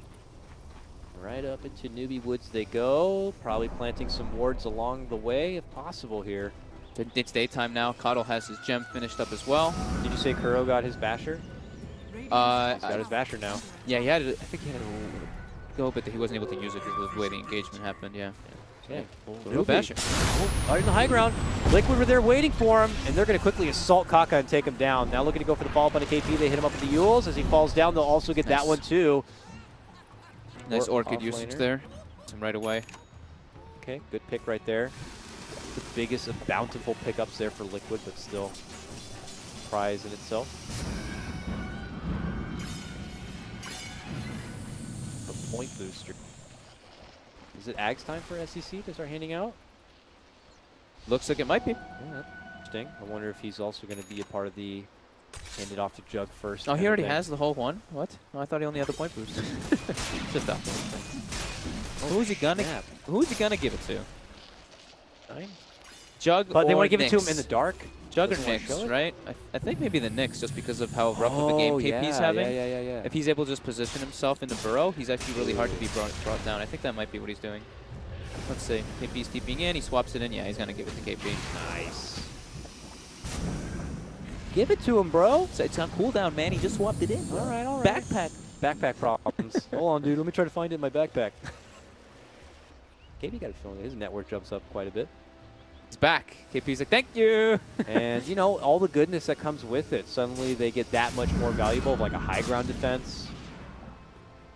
Yeah, as long as they can like post up a team fight and just stay within the area of the burrow, it can be very powerful for them versus that Invoker. And Furion is able to break the Lincolns a lot easier with that reduced cooldown and increased range. Just be a lot of just a much bigger nuisance, which KP's had a pretty rough series. Even last game, he was doing his job, but he's just dying. I mean, he is, like I said, sacrificial lamb. He's definitely been throwing himself for the greater good of the team into a lot of these fights just to get those initial setups, and it continues here in game 2. Tier 1 goes down the bottom lane. The push goes on for Newbie, but so does it for Liquid here in the top lane. Forge Spirits now begin to creep their way into the high ground. PS tries best to slow that roll. Newbie now hanging out inside Liquid territory here. Now they're going to get the recall, I think, for SC, and they'll see Mind Control. Ooh, pump fake once. Will he be able to get the use off? Can he blink away? Slide. And scoots out. They don't like the positioning of where they are. I know. Like, it's but very awkward. They do have a burrowed. Oh, they Nyx. spotted the Kuro Monkey King hiding within the trees, of course, with that axe, and they'll quickly take him down. Oh, KP gets orchided up. He's running into the Crystal Maiden. Ultimate Kaka gets Sunstriked as well. Yep. They're able to set up the Burrow Strike. BKB talked about SCCC. The Omni Slash committed onto Mind Control. Cleans him up. Gem dropped onto the ground. Looks like Liquid has to run away here. Tier 2 will be pressured now by Newbie. And they do claim that gem, as I just mentioned, which was picked up by, which was used by the Carl's Sand like, King. hell yes. Double gem. Yes. Good patience from Newbie. Didn't quickly just jump on the Sand King that was there in front of them. They recognized the positioning was so awkward, they decided to double back. And they had all that high ground flying unobstructed vision from the Coddle. They just see a little monkey dancing around within the trees and handle him. Yeah, just like we were mentioning during the drafts. It's very clever pickup from them. Man, tries to pressure the top lane a bit. Could find himself going for those split pushes more often as this game progresses. SCCC is going to be having the Abyssal Blade finished up any moment now. He can get rid of his armlet. His armor is still a little bit low, though, on the Alchemist, but there's no real like straight physical damage coming out from Liquid, so it's not really not that big of an issue. There's his Abyssal now done. All right, well, it's just getting a bit interesting for Liquid because you're trying to figure out where they're going to end up in this later game. Like, who is going to be their macho man? I mean, Miracle, without question, has got some serious late game potential, but it's level 25 as well on Miracle now too. Takes the AoE Deafening Blast this game. Curious though for Matama Man, some of these heavy team engagements, how much he's going to really be able to bring, whereas maybe doing stuff like this is going to be his best move now. Split pressure there. It's always hard as a Furion, like when you're playing versus these type of disables and everything. He does have the BKB now, but it's like, what do you really contribute with for your team in a team fight? It's very hard for you to really do so when you're getting ran at. Ooh, Miracle. Get dusted, but he's so freaking fast, he already heads out the other side. SCCC, they have GH, Matumba, and Kuroki kind of in the area, but he is way too beefy. Yeah, that's the thing, is like, the damage is really, you know, to take down Alchemist. Blinks in. Get some time and damage on the tower, almost clears it, forces a glyph as well, but yep, Sprout TP's out. Oh, that's going to be annoying. Looks like they've been able to get the catch on the Crystal Maiden, though. They will make her pay. He needs an Abyssal. Poor lady. Sliced. Matu sells his Midas now, and he finishes up the full Bloodthorn. So he's actually dealing quite a decent chunk of damage now. I'm going to be doubling back for an AC.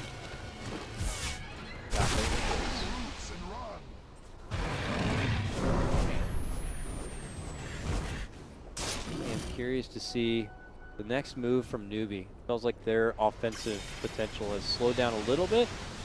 They seem to be feeling pretty good though. Next Aghanim's being queued up. That one will probably go to the Jug. I mean, it could even go to the Earth Spirit. They feel, possibility. Based on their body language, like they're just content playing the economy game and pulling this one out in the later. But they could find themselves pulled apart quite a bit here to deal with this very annoying Nature's Prophet. That's where it could be on KP to kind of make sure he stalks that little bit of extra know-how. As right now he could be doing that. Look at this. They're TPing in SEC and they make the jump to go right onto mind control, but look at Matama Man just dish it out with that blood shard and just gives it right back at him. Monkey King dishes out the opening, gets quickly blasted down. Here's the 1-for-1 trade. Mighty Ivan Slash flying through. Matama Man looking to retreat, gets the Stealth Sprout, looking to go for the TP out. Can he make it away? They're trying to slice him down through it. They can't do it. He is gone and out, but can we say the same for Miracle? Gets blasted with the stun, gets hit up. His Lincoln's going to get popped, slowly being brought down. The Sprout is there, and he has no way to get out from the trees. He's locked inside, and he's gone. Matama Man pulls out a hell of a save, and Miracle gets right back into the action to get the finish, but he does get hit with the stun, popping the Lincolns, and Miracle's good. Hell of a save there from Matama Man. Well, out on the other side, Mind Control looking to go for a deep commitment here. SCC just getting danced with right now. Both of us just like, the Sprout! He's like, oh no, shit. Matu had a lot of clutch plays there with the Bloodthorn as well onto the Earthberry. Just, yeah, it's just really well played there by them. Able to pick themselves up a couple kills. They do lose 2, but still. Okay. Magnum's number 2. This one going. I would imagine it would be U9, yeah. But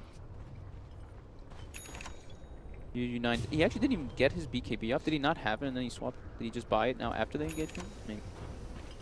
Let's see, is he giving it to Kaka, the Aghanims? He did give it to Kaka instead. So now they do have the Stone Enchant Remnant. He has got Blink and the too, pull. Yeah, so now the catch potential and the save potential as well save too. Potential. Good. That's a lot of good things. Man. Now that Sprout, is that concerning? They have ways to break down those trees, but I'd hate to see SDCC caught in those kind of pickles every fight moving forward. They have, you know, Earth Spirit to help break down the trees. They have, I believe it's, yeah, still Quelling Blade onto KP. Yeah, Quelling Blade on Faith and KP, I believe, and they have a 4-step as well. They got to be there for him if he is trapped out. Oh, that pesky Matama Man, he's got our tier 3. Our Rax is now exposed. Let the rat begin. Let the shrines as well begin. Look at this smoke run from Newbie. Liquid territory here, but Liquid are already out on the other side. Splitting the map as much as possible. Miracle doing his thing up at the top. It's going to be hair pulling for Newbie now. Oh, that tier 1's still alive. He's got 30 HP. No one wants to deny it. Oh, they're coming on. Getting wrap around here. Mind Control blinks in. He gets this stun onto Faith. BKB Miracle jumping right in. Insta blast and takedown onto Faith here. Now it's going to be SC and them slashing it out. He'll get the quick takedown on the Mind Control. It goes right for the buyback. Newbie looking to pull off from this fight. Are they going to be able to make it out though? Caught deep in with side is going to be Kaka. He will have to be the sacrifice. Newbie still trying to run, but GH is still on the chase. Gets a Frostbite onto SCCC. Now Matama Man rotating in. That's the Sprout. They're both trapped inside. There goes the Spring. There goes the CM ulti. And that's going to be the end of both of them. Instantly shredded apart. And now looking for more. KP trying to make an escape, but it's not going to be happening. The Alk buys back too. Recognizing that the push is coming, but what? These cores are just trapped within the trees. When they don't have the assistance from those allies who have the ways to get them out, they're just stuck. Instant buyback from Mind Control to get the blue pill to chase out multiple heroes. Mantu with, I mean, oh, like, I don't know how you can't even plan those. They're just perfect sprouts. That was crazy. And they do claim themselves Faith Gem, and I think they got their own gem back too. So Newbie now has no gem, and they're gonna have to buy themselves another one if they want it. I don't think it'll be up just yet. I think they bought it within the last couple minutes. But you can't check, so. The tides continue to turn, and the net worth will be reclaimed by Liquid once again on the back of that fight. Impressive. It'll be a bit concerning now. SCCC also just dished out his buyback from previous engagement too. Ball's in Liquid's court as they finish out their first shrine. Could decide to just easily go coast to coast. Actually, they already have the Treants there and claim yet another 150 gold.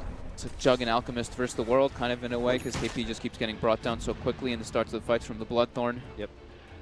Still, Gotta give a little bit of respect to Newbie and their high ground defense. Now they got Oh, yeah. the Burrow Nyx Assassin plus the Keeper Ags. Plus the Earth Spirit Eggs. Acid Spray. There's a lot. Yeah, he could just jump out there and kick someone into the base. Yep. Isolate them out. Straight up. You know, that's another great tool they wish they had when they're caught in Sprout. You can always just pull SCCC out. Would have been doing a great job by taking out the supports. Are continuing to kind of try to be the shepherds here and corral Newbie inside the safety of their own home as they continue to pressure the top lane and the mid lane. Yeah, just pushing all 3 lanes in, pressuring the shrines. None of them are really waiting on any like big item just yet from what I see on Liquid. They've got the BKB now on the Monkey King. AC finished up on Matu. Everyone's looking like they've got their critical mass, and this could be when they go for the push since they do have the Whoops.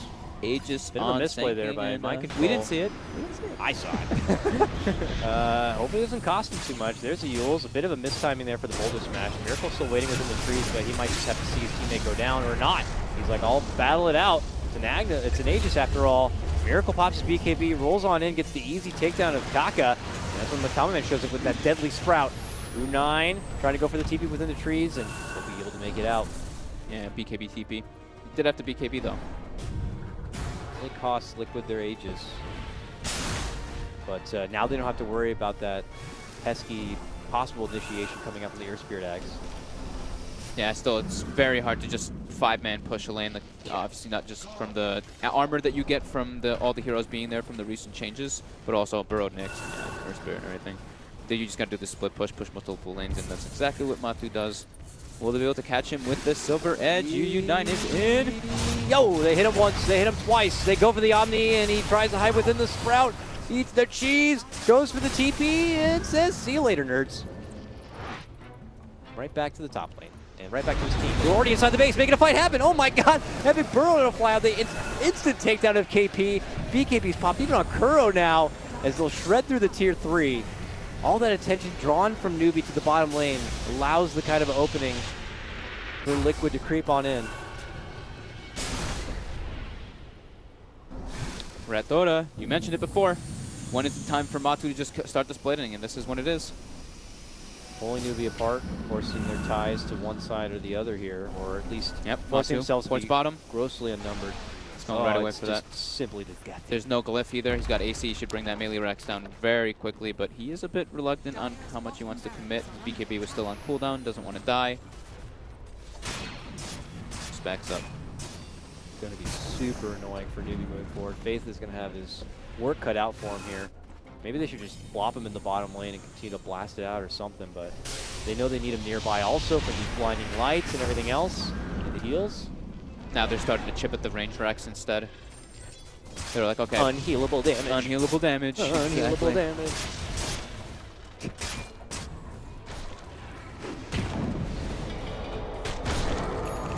Got it. Just keeping them, like you said, yeah, corralled in their base. Liquid just keeping the pressure on, forcing all 3 lanes in, not letting Newbie be the aggressors at all. Starve them out. Starve them out. Liquid need this win more than ever. They need wins moving forward for this group stage. Chance of top 2. Quick little pull back there. Newbie just continuing to try to get all these creeps and critters off their front lawn. But for one lane they go to and they're pressured, the next lane's already wound up and ready to head to the high ground. Very nice spread here. And I don't know if the onus is on Newbie to try to make a move. Just non-stop getting chipped at. Range Rex, 140 HP, 115, almost dead. Not needing to commit anything for that, they're just throwing forward spurs. Just as their creeps run out, that's Miracle kind of dealing with them. But Tamaman in the bottom lane also still pressuring there. U9 tries to run on out, but they have sentries now. Yeah, GH went over and set up Warden and Sentry to watch that kind of gank potential. Nice. And just as they make their approach to the bottom lane, that's when Liquid run into the top lane to look to go for the finish. Miracle just pops his BKB, and he is going for the objective at hand, and they will get it done. Bottom lane as well. Top set of racks gone. Liquid looking to go for the bottom set as well. But Tamaman hard committing for it. Pops his BKB, self-sprout, gets forced out from it, and they will actually manage to bring him down this time. And still chasing for more. It looks like G8 has been spotted. Tries to go for the Freezing field, but gonna get quickly canceled there. Hey, Liquid get a good prize. That's 3 Raxes. Yeah, they get the top set and the melee Rex bottom. And now I think this is where Newbie's probably like, we can't let them do that ever again. We can't let them do this chipping. We need to start running on engagements. I don't know what they do to stop it, though. Dire Courier gets slain with like 4,000 gold on him. What was that? Yeah, he's taunting away, juggling. What was on there? Swap the hotkeys. I can't sit 2 anymore. can't Look check at it, it. yeah. It makes me. Oh, Miracle!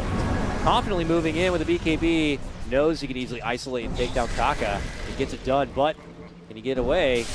Look at the trouble that's coming. He's getting all paths covered. He's like, Ice Path all over here. EMP over there. No one chase me, please.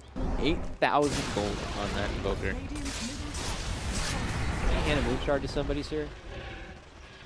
Maybe that's where the Courier's gone. Do a Monkey King. That'd be pretty.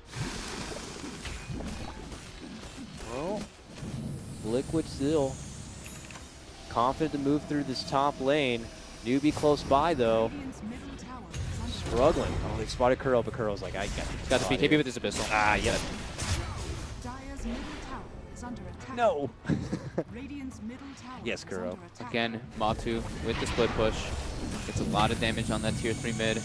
SCCC having, I think he lost, I think it was 3 parts of the Aghanims on the Courier, and then a 900 gold item, which I would assume would be the Order Staff for the Juggernaut. But I have no idea, actually. I'm completely just assuming. Dire's bottom barracks. But I know it was probably the 3 parts of the Aghanims for the Alchemist. And now he's going to be giving his Moon Shard to the Juggernaut very soon. Dire's middle tower is under Newbie can't make it out from their base, man. They had a bit of a decommitment there trying to make the chase for Miracle, but see that just anytime they venture out from home, they just get punished for it. They have a tight leash. No, what the hell do to just change this? Anytime they want to venture out, I don't know what's going to stop Liquid from moving any more on the Megas. Battle Fury picked up on Juggernaut. 50 minutes in. Just feeling like he needs to be able to push these waves out. They're just constantly getting forced into their faces. Why a Battle Fury and not just like getting a Maelstrom or something? Being able to cut the tree, the sprout, right? Aha! Yeah. That's true. Doesn't want to get kited. Aha. Aha. There we go. Little bit of space here for Newbie to finally creep out as they head on south. Liquid members in vicinity, it would appear. Deso finished up for Karoki. This is where it's like a lot of luxury items coming off of Liquid, so we'll just check which ones. I think it's an full Aghanim for the Crystal Maiden. And wait, did I just say that right? Aghanims is so good now too. I don't know if I've seen an Aghanims Crystal Maiden in a competitive game personally, but you gotta remember that's frostbite for anyone stuck inside. Yeah. Oh, I keep forgetting that you can, when you can give the moon shards to your teammates globally. Yep, it's globally. I saw him turn and it looked like he used it on the Crystal Maiden. I was like, did Miracle just give CM a moon shard? And then I see the Furion has it all the way in the top lane. I forgot that you could do it globally. Yeah, I it did doesn't see make a that, sound yeah. or anything. You just suddenly have it. I thought it had gotten hotfixed because I saw that you could do it initially, and I thought somebody like said something, and I thought it was actually changed, but guess not. Nope. And during this time window, I don't know how much Newbie were able to kind of get done. There is going to be a Roche coming up. That's probably what Liquid could be waiting for here. What Newbie got done during that time was they pulled Juggernaut not only a Moon Shard, but an Aghanims as well now. So his net worth jumped up quite a bit. Finally managed to get himself up in the head. Go over the scene. Only credit to all the assistance from his comrades. Good Liquid here. Miracle and Matama in the bottom lane. Perched up. Wait to find a sneaky way maybe inside, while on the other front, scouting the Roche. See when that will come back. Newbie just looks like they're going to double back towards their base here. It's too hard for them to catch these split pushers, even though they have the Coddle Recall and the Nyx and the Earth Spirit being able to do it. It's just like all 3 lanes are being pressured in. It's nighttime now too. Yeah, and Liquid is doing a really good job of always having like 2 people. It's never one person isolated mid lane. Oh, they spotted 9. Yeah, they got a good stun onto him. A force on in, a deafening blast. He finally gets a BKB up, but he's not able to get anything done. Both him and SCCC will go down. That's going to be a forced buyback. This could be the beginning of the end here. If Newbie can't hold, and now being down a man, it's going to be so big. And now they lose another. That's a gem on the deck as KP's going to get dropped. That's a crucial factor of their high ground defense. Now it's pretty much all on the Coddle to try to slow it down with SCCC. but I don't think they're going to be able to do it alone here. But Tumbleman going right on in confidently with the BKB, taking it right to the tier 3, but the Glyph is on. Hits him up with the Sprout. They look to bump him back. And now from the low ground, GH with the Agnums, Freezing Field doing destructive work, taking out Kaka right away. Miracle gets the finish on the tower, and Liquid looking to go for Megas and looking to at least even the series up 1-for-1. And I think they've got it. Megas now unleashed, and that's going to be the game. Liquid putting on a much stronger showing for game number 2. Newbies still make them sweat a bit for it, but that was definitely much more decisive. Liquid get their first win of DAC after 4 games. 4 games, they finally get it. That was like some small mistakes from Newbie, just maybe a couple little overcommittals, and then the buyback from Mind Control. I think the big one was around that Ancient area, and then they get a Roche.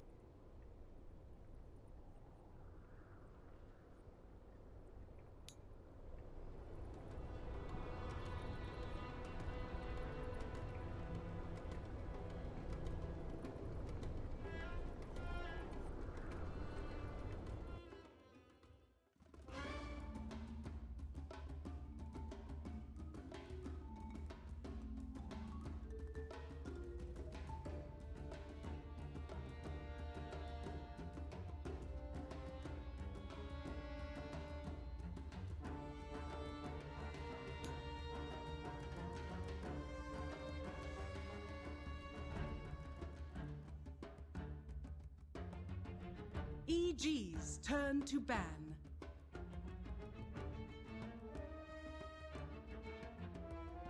Radiant team ban.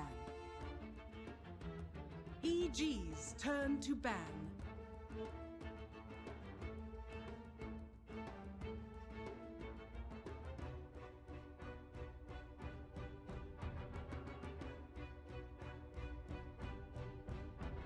Ten seconds remaining.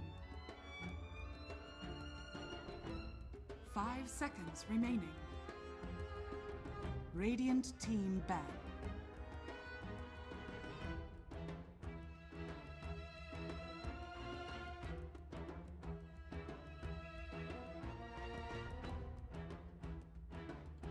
Keeper of the light. Radiant team pick.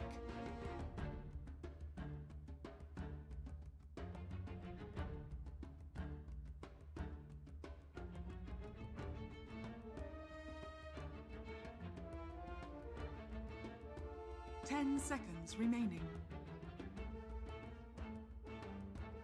5 seconds remaining. War Chief. Radiant team pick.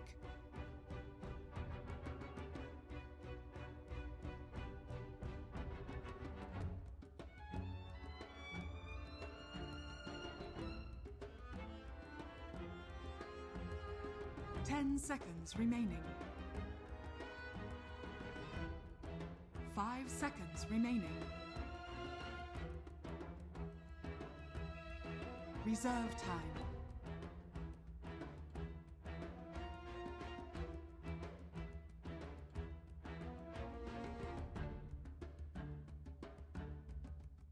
Earth Spirit.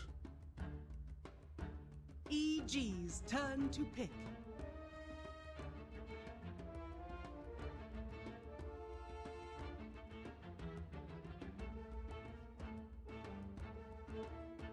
Behold the Horn of Magnus. Radiant team ban.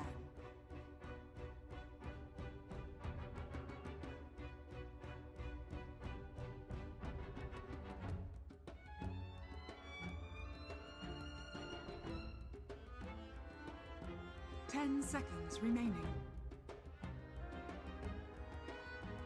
5 seconds remaining. Reserve time. EG's turn to ban.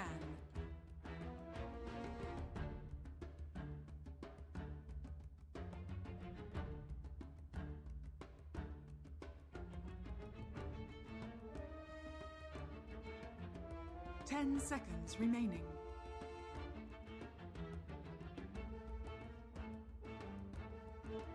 Radiant team ban.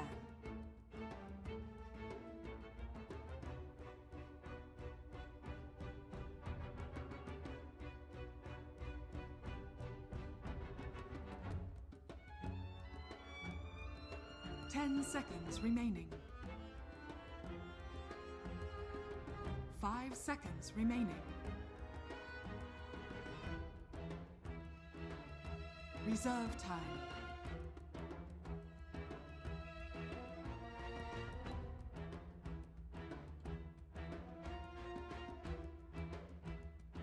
EG's turn to ban.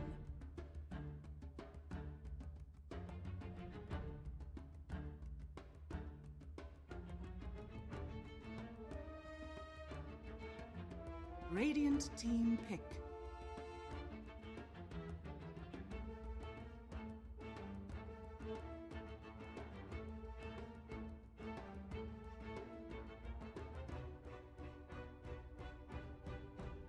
Ten seconds remaining. 5 seconds remaining. Reserve time.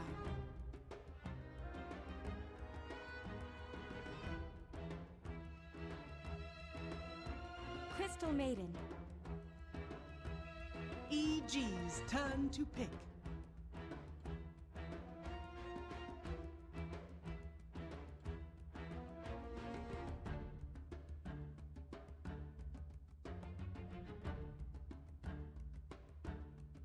Ten seconds remaining.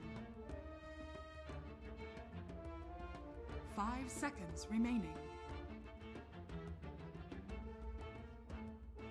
Reserve time.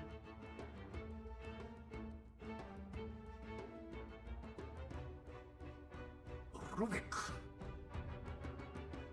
Radiant team pick.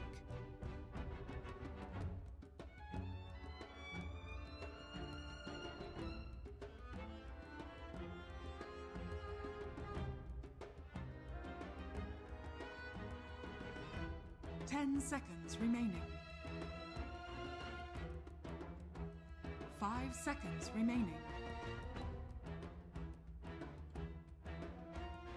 Reserve time.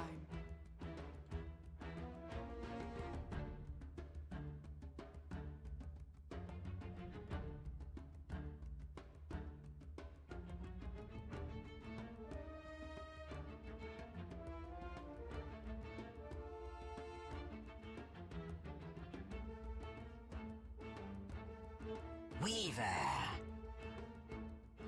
EG's turn to pick.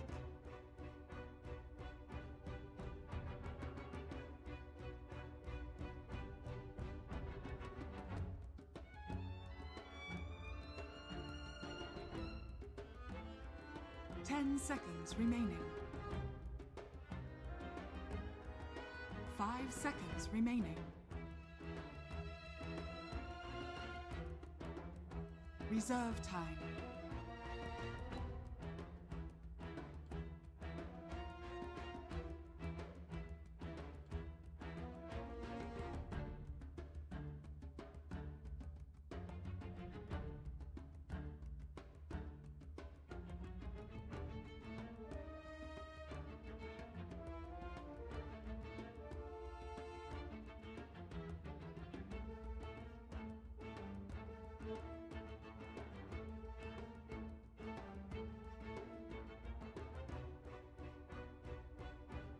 Alchemist.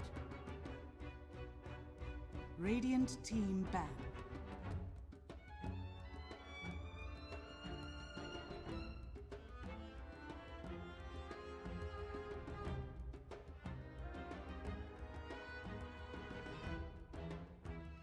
Ten seconds remaining.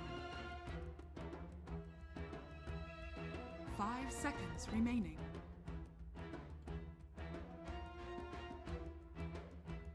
Reserve time.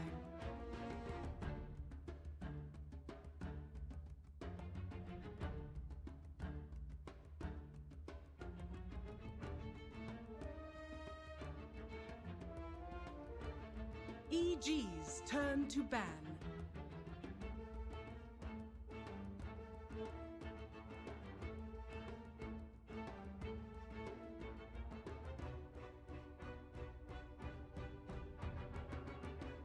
Ten seconds remaining.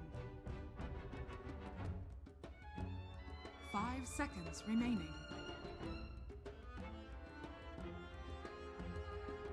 Bloodseeker. Radiant team pick.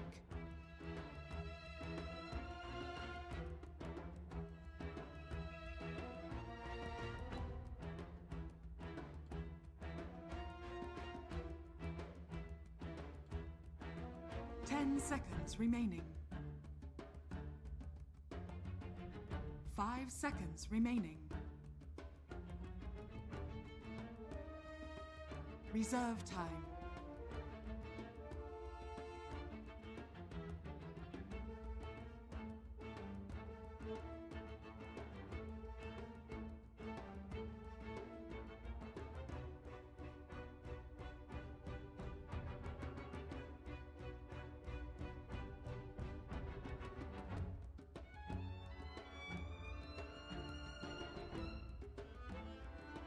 Storm Spirit.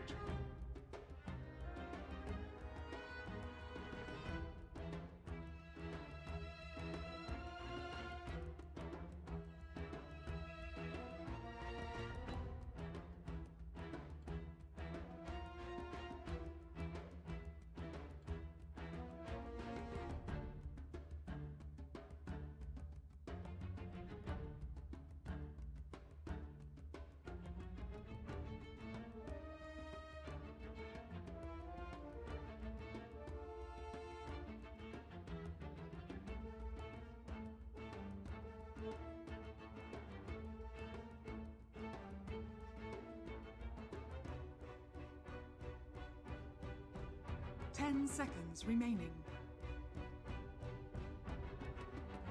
5 seconds remaining.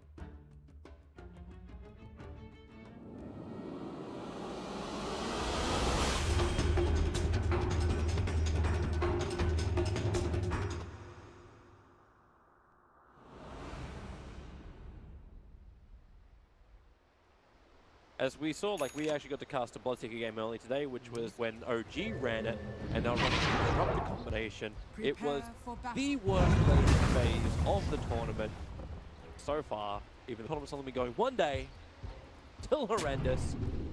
And then all of a sudden you're looking at, oh wait, that's a Disruptor glimpse with Rupture. He's doing so much work. They win one good fight. And then the Aghanim Scepter comes over on the Bloodseeker, and then you're running double the Ruptures. It was brutal, to say the least. No Town was having a party. You could potentially get like into the. Let's see what happens with the Alchemist. Last game, Alchemist got ganked at his rune and died, gave up first. This game, EG are already looking to change. How many arrows? 4 heroes.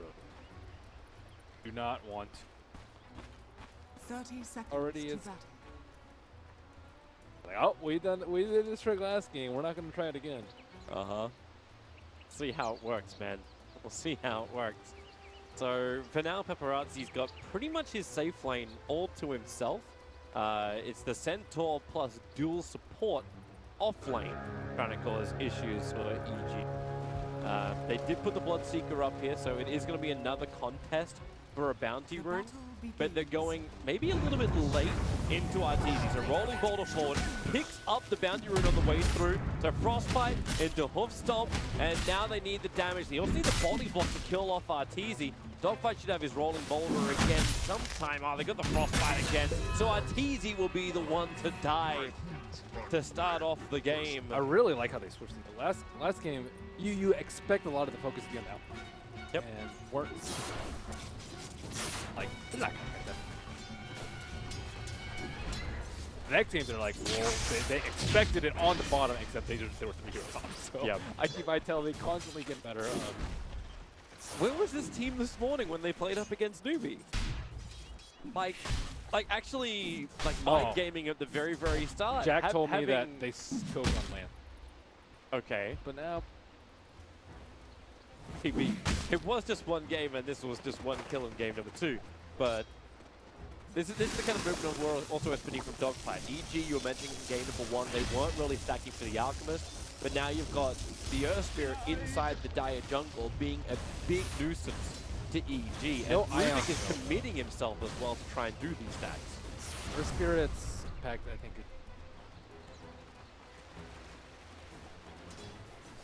gonna need a lot more here. I kind of agree in a way, but I kind of also disagree once the Storm has his level 6 manages. Because then you've got that quick movement into the jungle. But there's a lot of problems not having the Ion Shell. Much easier Alchemist on. Secondly, there's not enough burst. You need a lot of burst. Like double Ion Shell here is a lot of upfront. True. A lot. If it's low damage, like,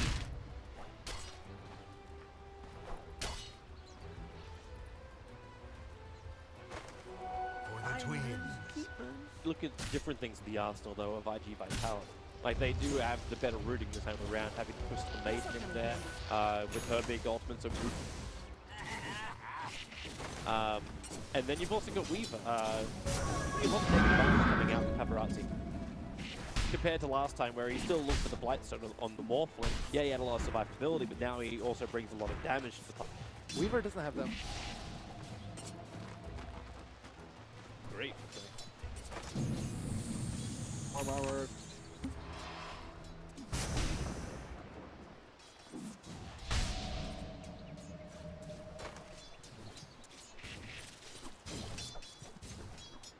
Paparazzi was actually denied the clarity as well. Always a big bonus when... well, goodbye. No ward for you. Always a big bonus if you can avoid that Keeper of the harassment in the lane, and that's something which is Keeper of the Light, like I'm not seeing Zai able to achieve. Like Pepper, what do you mean? He's obviously, low again. Yeah, obviously the Weaver is low, but it's not like what he had like previously, where you're going up against these tri lanes, hitting both supports. Doing this, however, and actually getting a kill on Paparazzi now. That is a beautiful sight for a Keeper of the Light. Eat my words, I will accept. Crazy helpful.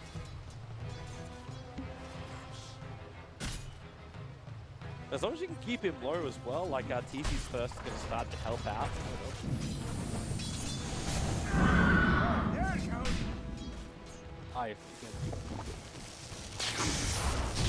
Wonder how long that support's going to take to come in though. I'm not even thinking about the mid, I'm just thinking about the bottom lane. You can need to. That Sentinel's getting a lot of fun. Now Dogfight falls in, kicks back Samael. There's not enough movement speed forward, or is there with a Frost? Like, it slowed down Samael, and Sakatar can't get close enough to get the last hit in. So Samael will end up triggering up the Shrine, and now they know ITV, they do not have the damage to kill off Samael. In fact, it's Arteezy who rotates in. No ultimate available just yet, so buffs himself up, looks for the extra damage. Super wants to slow him down, able to do so with just one quick Crystal Nova. So Arteezy's rotation doesn't really achieve much. Zero death. Back to the jump. So everyone gets to be wrong. And then the Rubik soaks up the mid, but InJuly's having a fantastic time up on top. 34 for 12 for him.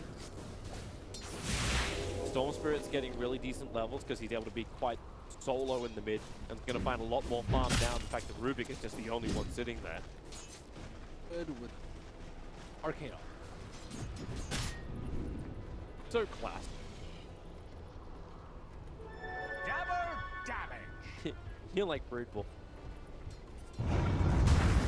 Rolling boulder forward, hits the target right on top of Arteezy. Super gonna be there as well with the kick. They just chain up their stunts nicely, and Arteezy is very quickly done with a second level up in double ledger in July. Final. Dire's top tower is under Enough attack. damage done in the early game.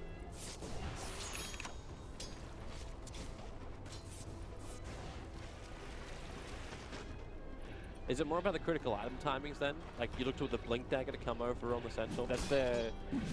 Like, their only jump at initiation beside the Storm Spirit burning a lot of mana. Always about the... You don't control this.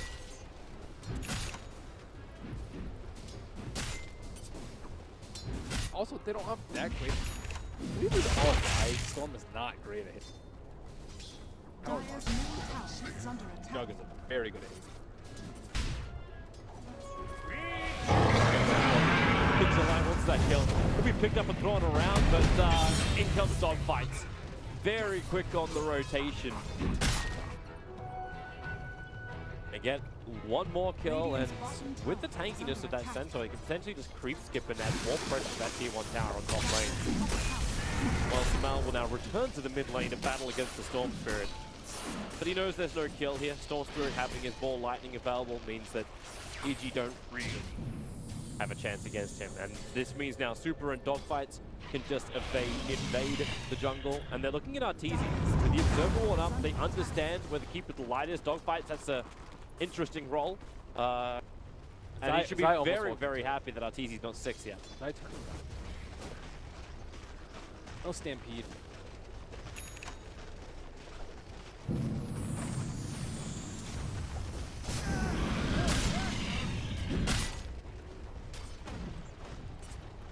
Back out. They're not getting. No. They wanted to invade the jungle, get a kill, slow down. They have the ward down, but they can't. The Alchemist is actually farming on the other side of the map. So he's farming down close towards the bottom lane, which is currently having... Kind of expected Weaver to have a lot more net worth in the lane, even though I know Diverse is really adding a lot of damage to the grass. So it's not been a sim. Especially when these shockwaves.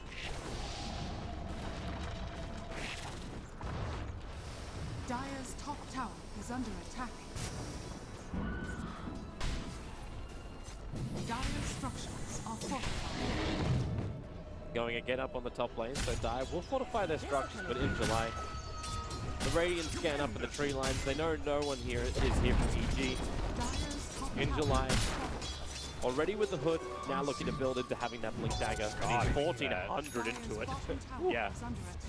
That's gonna be a very difficult to kill initiating Centaur. But Arteezy does have that level 6 now, so Rupture becomes an option. And we'll be interested to see how IG Vitality deal. Like in our Faceless game we cast earlier today where OG had it, like there was nothing that Faceless had to deal with it. This time around, I'm wondering like how's this game actually different? Like what can they do against the Rupture? Anti-Mage just gets...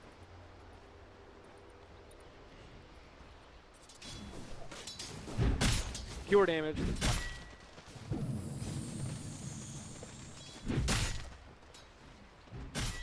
Silence is good.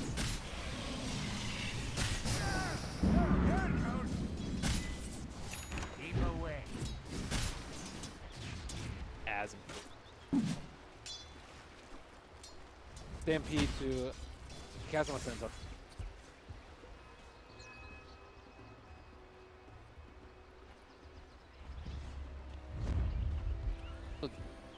I would be much more scared of any of the RP. Catch him off before the RP, that's one way to do it. Wow, he went that armor? That Invis rune didn't work. Not easy. Well, life is hard for him. He'll Rupture over on the Storm Spirit, but looks like Storm doesn't really care that much. Armor on the... Usually you'll see it versus R+1. Generally you have armor. Generally pretty okay. Storm does a fair... Ooh, a lot of magic. First Spirit. Radiant's middle tower is under attack. The survivability he wants to have. Worried about what happens once the Weaver starts getting involved. It slows down your Radiant cycle. You have a fair amount.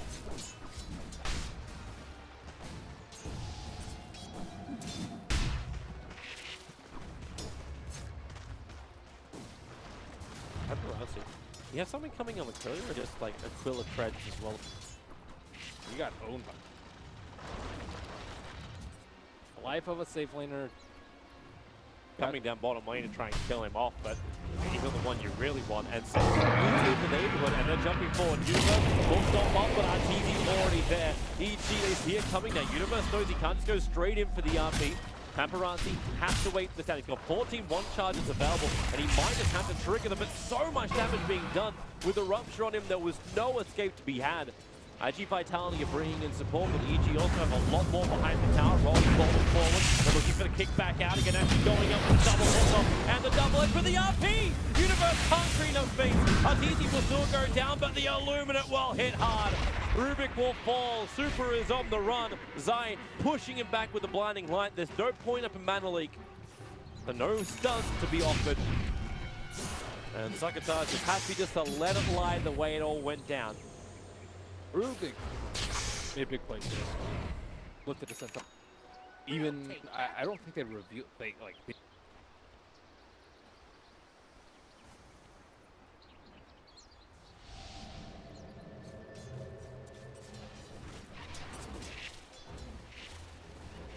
Crystal Maiden is there to save the day. If it wasn't for her, those 2 kills would never have happened. Yeah.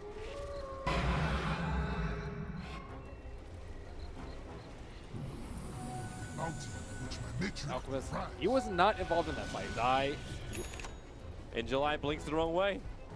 Dogfights is to get a little bit of vision. He'll get it on Zai, and then Zai just quick steps to the side. So Mal will start his TP out, so Zai, for all the fancy horse work, it's not going to be enough to survive. There's your plus damage. This time it's over.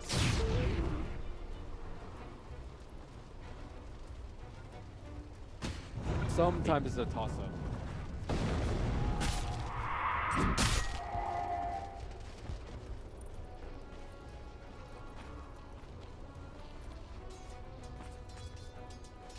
Plus damage on the Storm Spirit. We've hit 10 and...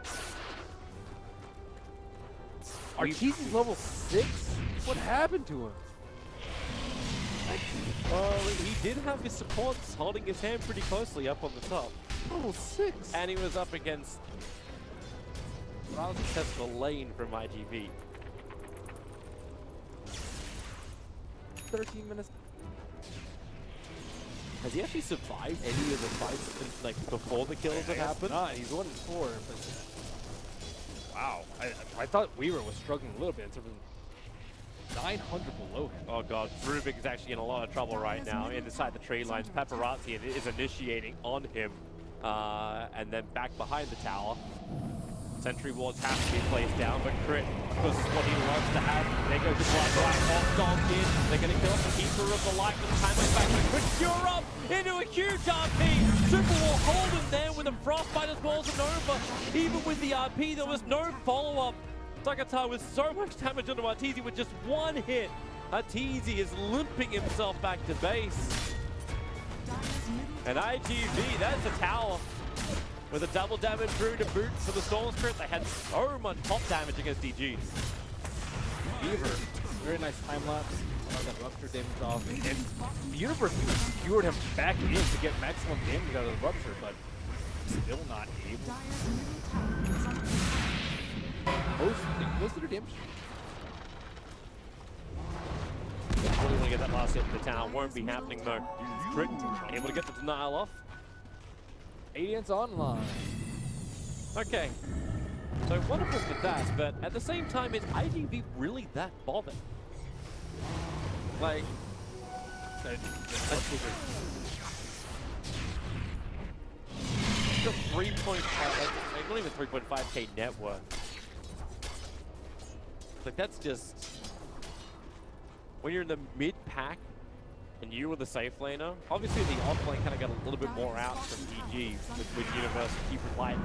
Like just getting jungle.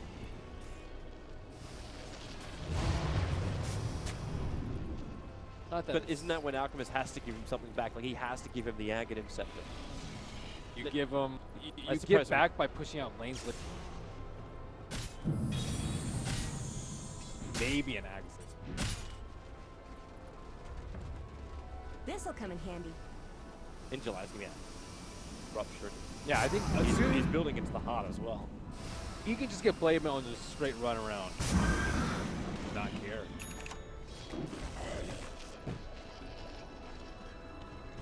Definitely doesn't need.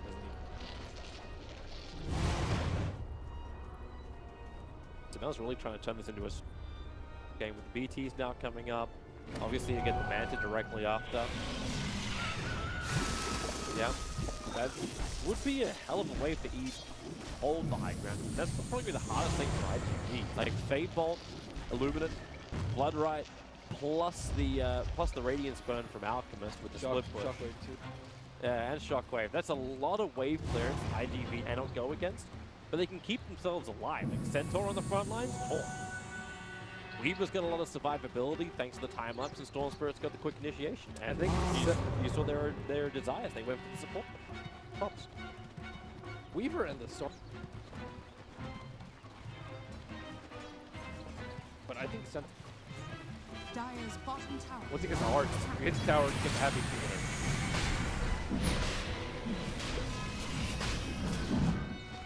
Don't have Medallion on. Fly's coming over. They've been really good about. Radiant's middle tower is under attack.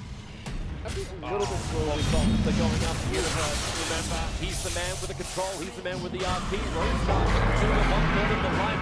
Go for a quick blood right. Double edge kill. I think Cruz was able to kill us. Not what he wanted. He wanted to stampede. They're going to lose almost everyone here, EG. The Bloodseeker will fall. A double kill for Storm. Guys hovering around, but now IG know what they want. They want Roshan. EG cannot do anything to really stop them. Illuminate is more of a pain in the butt than anything else. EG have no buyback available, so they have to do this with just the Alchemist and the Coddle. Oh no.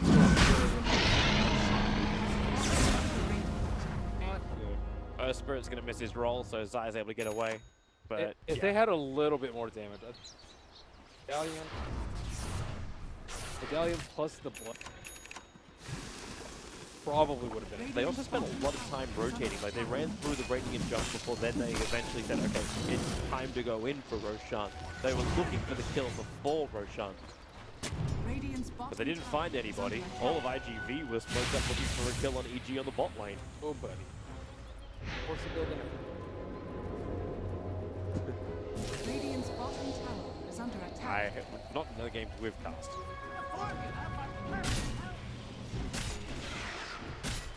Is it meant to trigger something? I think normally that's what the halbert's for. No, right? he just doesn't want to die. It's a good easy.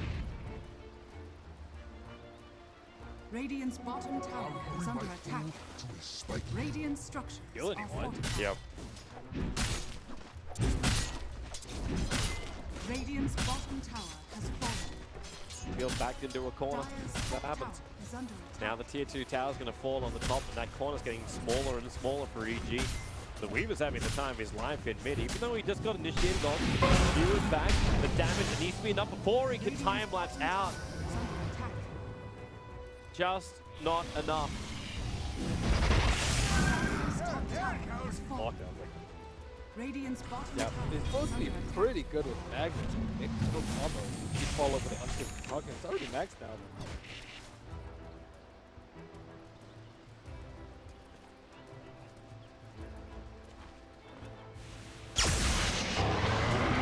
Long jump from Storm. Looking for the kill over on Zai, but thanks to Glimmercake, Zai's able to stay alive for now. Universe, the blinding light pushed in the Storm Spirit.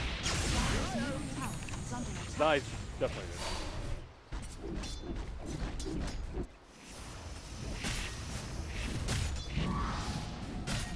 Creep skip is a problem. It's a problem, but not while one range creep is able to stay alive and in July can tank the tower. We'll have heart very soon. Yep, and we're only 20 minutes into the game. I'm not certain, but there's a lot of net worth with the Alchemist, which kind of has to be your answer. You've given him the farm. Now, where's the use from Samaya? Flip push that way. Yep.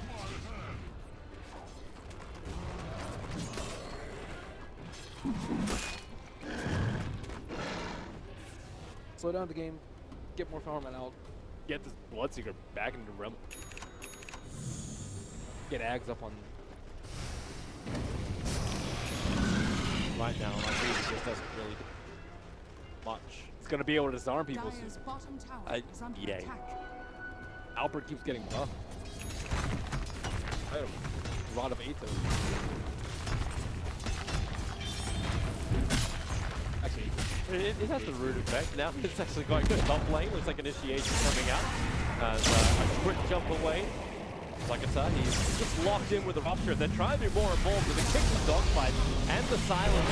Keeper the lights cannot keep his spray going. Tamel has to break free of the frostbite with the mana style, causing issues with the super.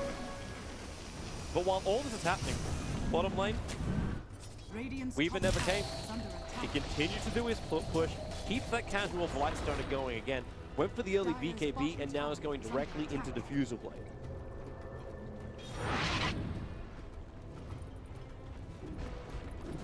I think to see exactly who that's meant to be against. Or is it just to get rid of the silence?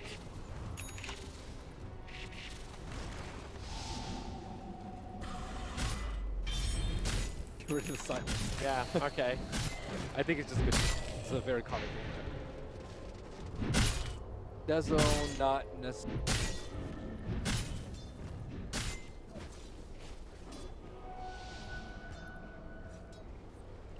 The perfect glimmer keep off that. Keeper's a big deal to Keeper does not do well versus Mana League. Mana League's a big competition. Jump in, RP, they'll do as much as they can, but the follow-up silence was there from Dogfight. This all out Paparazzi get his BKB off, and Dogfight wants to go in deeper. Finding out he's out, Paparazzi has to stay where he is. He got ruptured up, so he's not going to take the damage. Meanwhile, Arteezy just wants to live. He's ticking down just a little bit further down the lane, where Sumail is in trouble.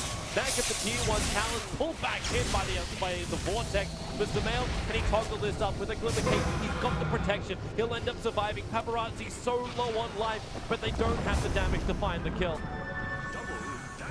Everyone will survive for now. Super will jump in bit into the line, goes for a quick half stomp. It followed the double edge. Remember, he's still insanely tanky. That's a heart. That's 3k HP they have to get through. And there's your first kill of this entire fight. It's taken almost a minute, but it's going to be Arteezy. And now Sakata wants to do even more damage over towards Sumail. They have to keep just pushing mana into him. It's kind of crazy that Alchemist is like double net worth of the Centaur, but Centaur is kind of fulfilling this. And they're unkillable doing Double the net worth and almost fully 6-slotted and still doing the same. Yep.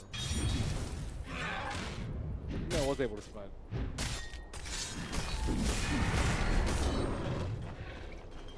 Yeah, they try to burst on them. Stupendous! Oh, good. Alchemist. With Empower, you're still. They're coming to bottom lane. And would like to get a kill on Paparazzi, but again, you need that instant control. This will be able to offer that with the telekinesis into the concoction. That was the sort of thing you were looking for before. Now it.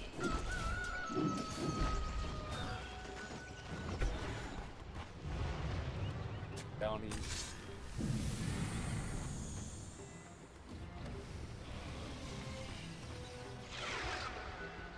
But Rubik now has the.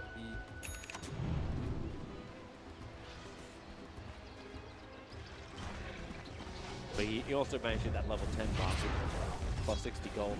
Should help just repair the lack of farming getting closer towards the Blink Dagger. I think EG are very much aware that they cannot kill off that Centaur in July. It's much for them. Unless they bring their entire team down here with Lotus is very nice. TP's coming forward. There goes your kick. Still able to connect onto Sumail. No man dodging out. Battle 1 and Sakata straight in, but the glimmer keeps again, making it difficult to get the target there initially on. Making this to be enough in July, forcing out the Stampede running away. He's down low, so Arteezy does have that extra buff, but then the heart kicks in. So goodbye buff. And goodbye BKB for Paparazzi. Didn't find the opening, and Stampede was stolen by Crit. It's really bad. Now the build Mega Farm, and they have RP to fall. Very good. I need Vitality on fighting. They're bailing. They'll let the tier 2 tower drop. Bottom tower has fallen. RTZ is gonna be able to solo crit. Watch it. It's been a long road. Oh, is he? Yeah, it's almost Like, what's it?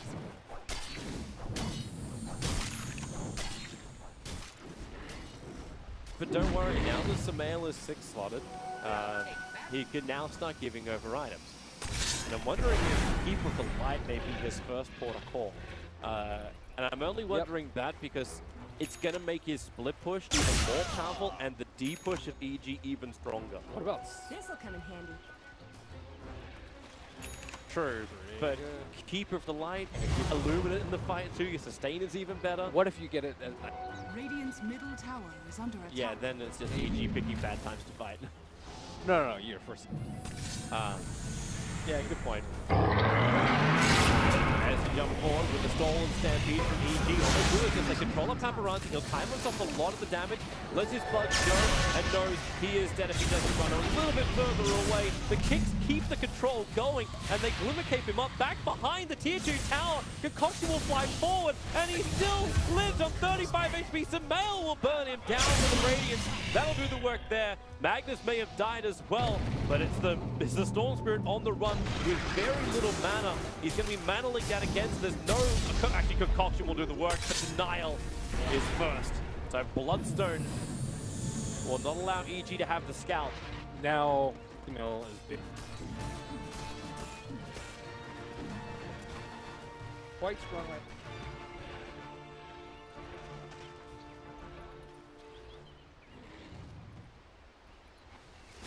Start to see the problem too with Weaver not being able to move in fights.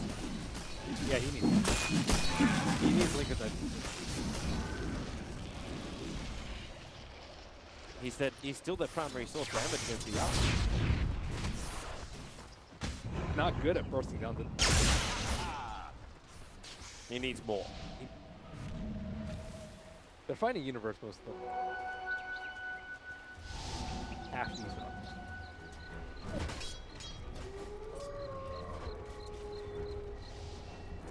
Skip the 7.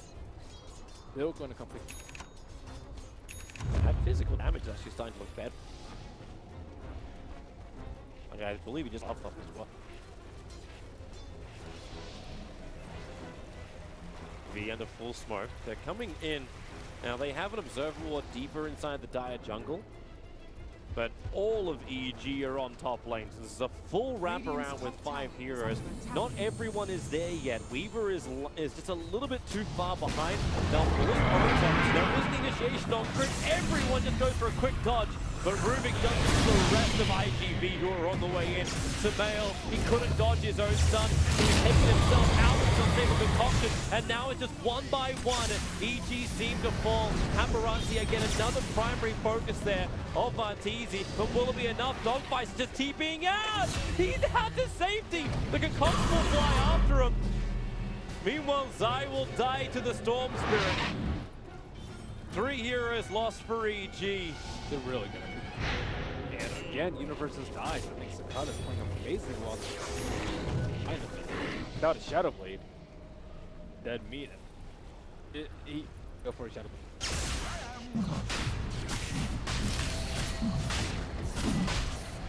Very, very. Yep.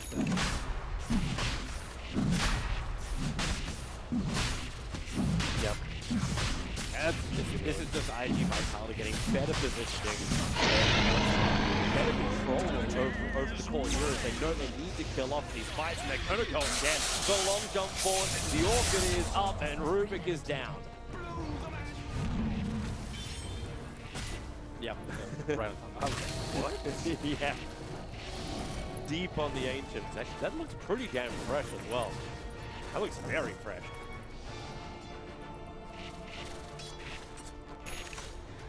Stupendous.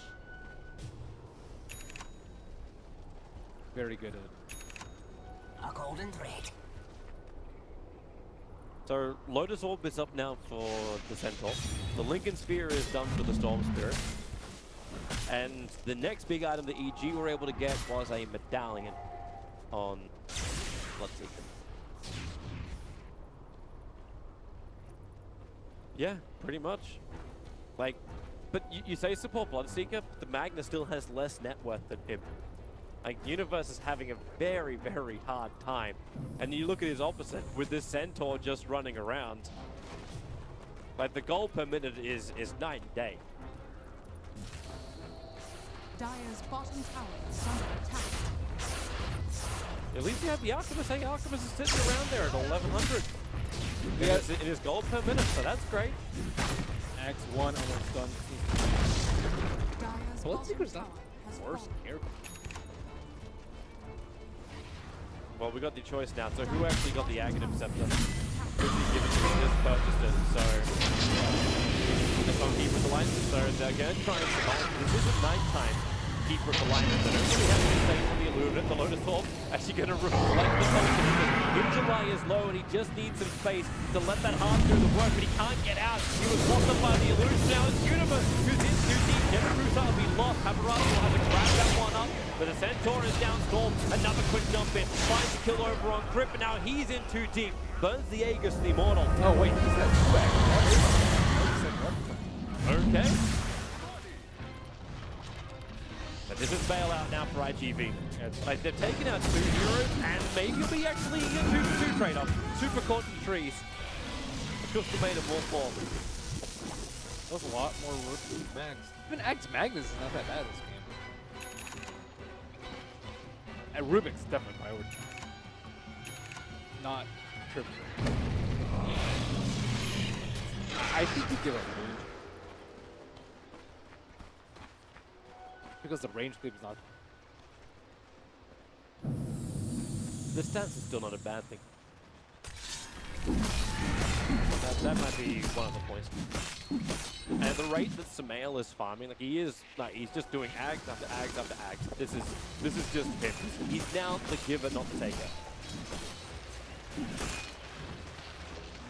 But IGV have to understand this.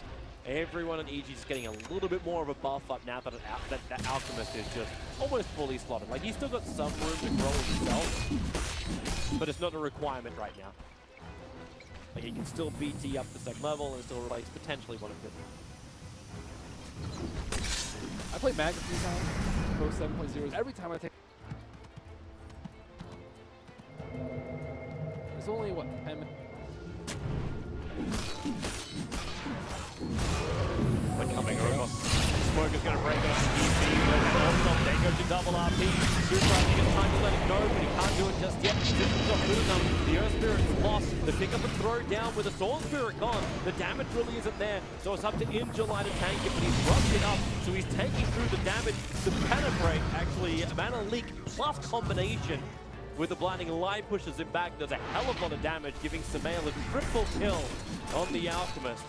And straight back to farming and straight back to cleaning up yet another Aghanim Scepter for EG.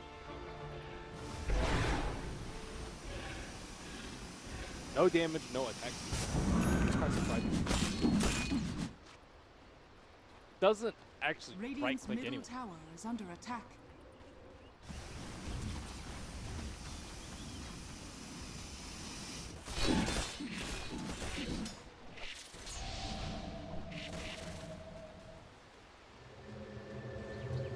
Why is he no play?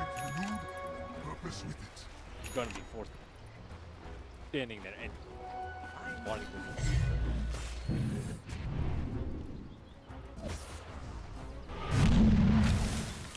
Axe complete, giving it to Crit. Third bearer of the. Rubik is able to get his. Who do we actually look at for the upgrades as well of what he steals? Taking out the Crystal Maiden ulti would be a beautiful thing. If he can steal time lapse, that would be probably the greatest ability at the moment. Radiant's top tower is under attack. Yeah, he would have to be in the position where you time him back in. And then get him before Shikuchi's in. I would say that. They jump forward, the damage into Samael. Now it's up to IGV to really show they can do any damage against that. But they can't. Now you can just keep building force.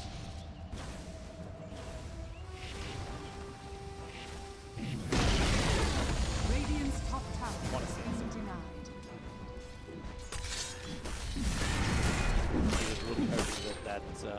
Weaver would play.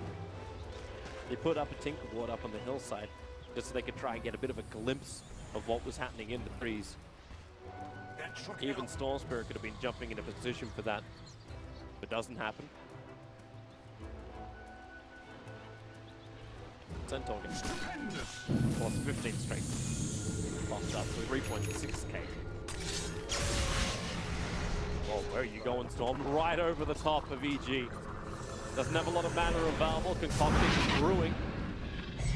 Has to dodge it with his own Manta style, and Storm Spirit TP's back to base.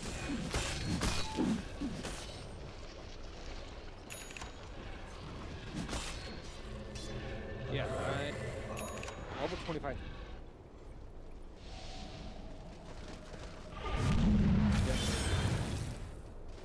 We'll take that. Weaver too.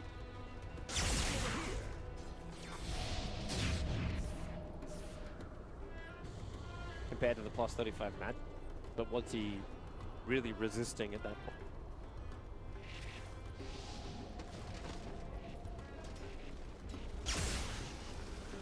It seems like a toss-up. Like as long as he can avoid getting hit by a rupture, but that's almost impossible as well. He has a Lincoln though. Definitely. Very, very.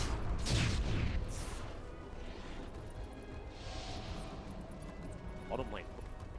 They got the creep wave with them, and EG again are not really in an already established position to defend the bottom lane. So they send it in July, just poking it at the base. They realize that no one's here. That's a tier 3 tower going the way of IGV, and they fail. 4 TPs, in fact 5 TPs came back from EG instantly. But it's not in time to protect the tier 3. Not in time. Storm has a gem, so he does have his fresh Shadow Blade. They are going to smoke up. There's going to be a big RP. Well, look for the opening. Here comes the mail. They still haven't brought down the stride. He actually reflects in the lowest form. And with the control, Rubik is so damn low. The Orchid, I don't think it's enough to actually pop it. The Crim will end up surviving for it. But in the line with a double hostile. Counting on Teasy as well as Zai. Zai protected by his Ghost Scepter. That's why the Gemini attack could not connect. And it's in July, looking for his opening. Crit has ball lighting. They'll trigger the dying shrine. Another quick hostile. Another return concoction. Even triggers onto Arteezy. So in July's having all the fun. It's 3-on-1 at the moment. Let's make it 4-on-1. Just make it a little bit fairer. Another return. Double concoction in July. He's done more stunts right now than most of the EG lineup, but he will finally be brought down with no buyback available. Dead for 70 seconds because he was trying to pick up the point booster to get closer to that Aghanim Scepter. How did they control him very, very easy. So many spells to put a spell steal on a 2-second. Break it immediately. Also use that mana. Incredibly good. Need to keep this on. I got a funny feeling that Alchemist is buying a couple of moonshots. Just judging by his quick buy.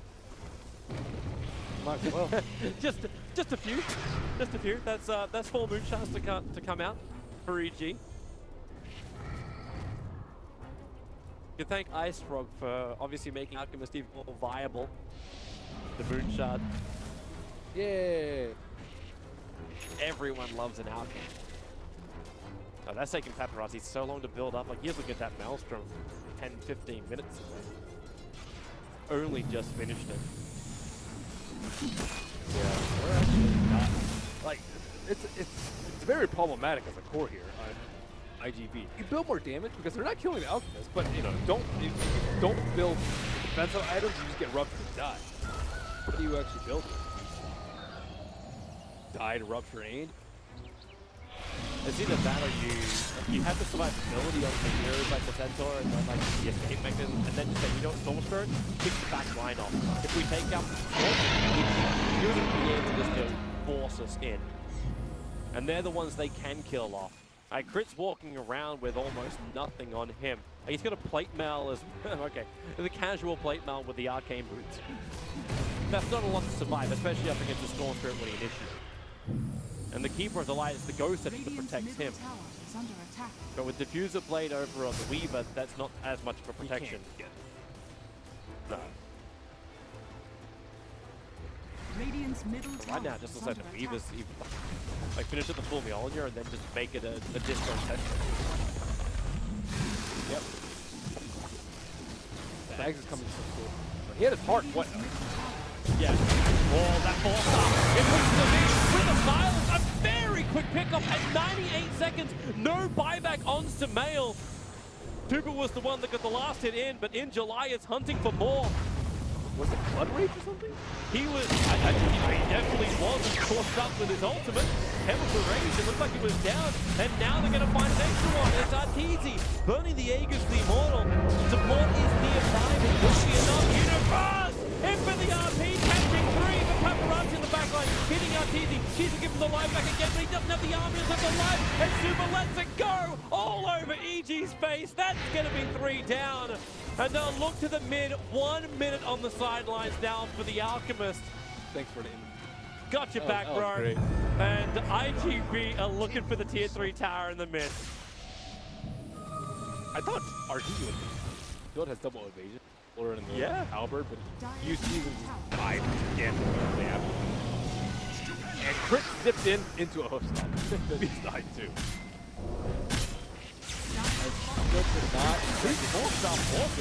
Got pushed in by Forkstar. And now it's a very it's a no, he lives on 66 HP. Keeper of the Light will survive, but you've lost your bottom ranks. You've got 20 seconds until the Alchemist is up, and that's more than enough time for IGV to claim, or will it be with the blinding light? It should be enough to get the second melee. Arteezy doesn't even have a rifle. I don't even know why he did that. That's a nice deal. But it's still not going to be enough. They'll stall Stampede. So they're going to trigger the Stampede for EG, run forward. But IGV are on the run as well. Have to take that stun from the Mana Leak. So Dogfight's ruptured up, wants to keep running. He's taking through a lot, but it won't be enough to survive. And he knows it. He'll tick out to Arteezy. But that's a lot of heavy damage done. And EG are already looking to barrel down the middle. Remember, they do not have the buyback over on Arteezy. It is on cooldown for now, and Samael is still short a little bit of money. But he is an Alchemist. Yeah, let's see. And he does not have his ultimate. He's Solar Crescent, and they are much more careful than last time. Yeah. 2 seconds till Chemical Rage. So Hot Stomp. That's the kick out. Jump the 3-man RP! That's what you want from EG!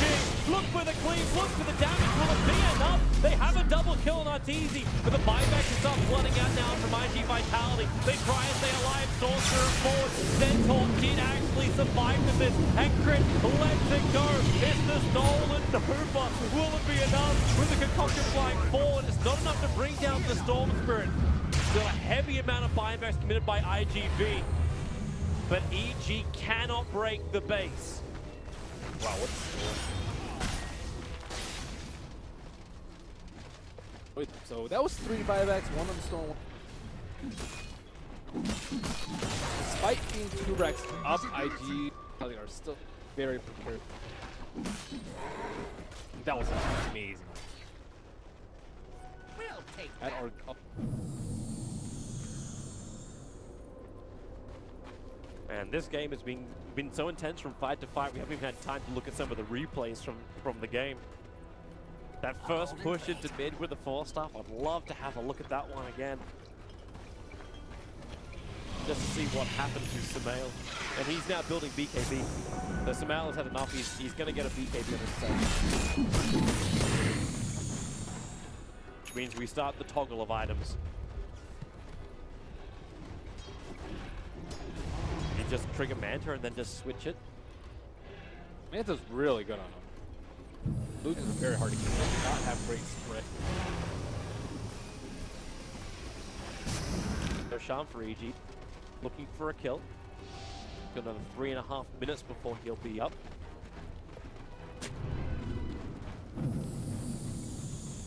Yeah, I'm finding the opening yet. Weaver is probably the most exposed of them all. Paparazzi is playing the tree game.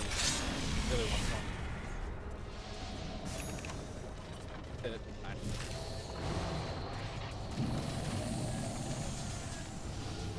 They are kind of waiting.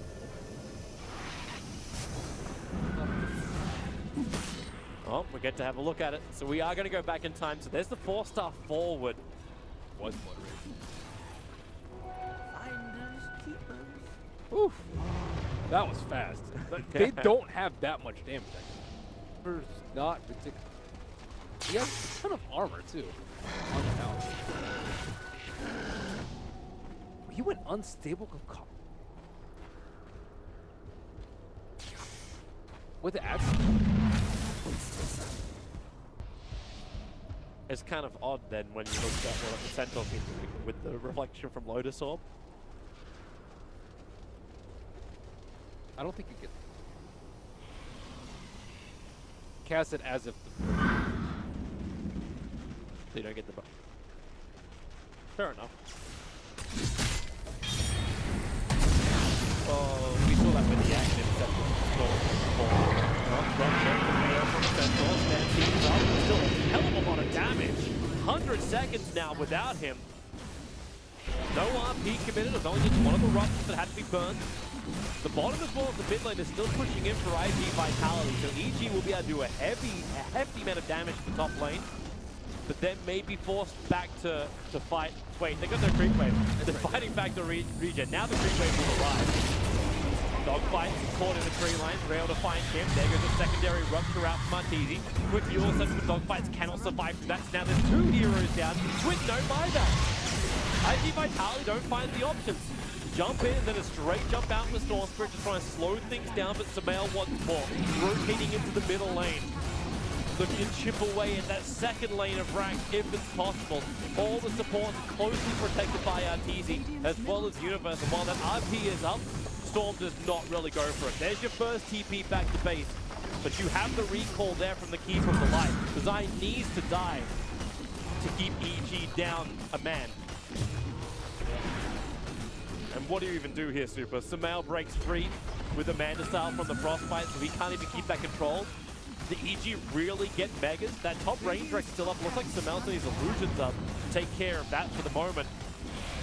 And Paparazzi's got no way to get in close. Yep. Lost up Samael. Beat through the buildings. Again, they are lacking the creep wave. So they're having to fight the backdoor regeneration. Cars finally up. And Storm Spirit, oh, jump forward, but it's a TP. It was the jump and TP straight back. They can still TP to their shrine. I don't know, you just let them get away with 2 free kills and 4 free towers, and now Ruptures 4 free rack. That's really all they used for that fight was just Rupture. But what were you meant to do once the Centaur goes down like that? And then you also lose your only other controller. Like you lose both your stunners. Crystal Main's your only other one, which is easily broken free by Amanda style. But without the Centaur, without the Earthquake, you cannot control EG. Try to commit. Yeah. They just need to commit. Now it actually gets harder to commit. You get a Scythe of Vice over. Even if Storm wants to jump in, he kind of needs to have like BKB up. Roshan is up, but Radiant's lineup is not very good at killing Roshan. Weaver is way too slow without any minus on. It has to be a contestant, right? Like as you said, like IGV, like the better way is just contesting Roshan, but then you need to have a good. The Observable is there, but EG is fairly heavily smoked, and they're looking for the opportunity if they can find it. One more Rupture on Centaur. But there's the big ulti upgrade. He has the Aghanim Scepter now over on the Centaur. Possibly. That's what they're hoping for. EG still smoked up. Samael will break his smoke. Fresh Observer Wards in from EG inside the base, and they're looking to the bottom lane. They need to get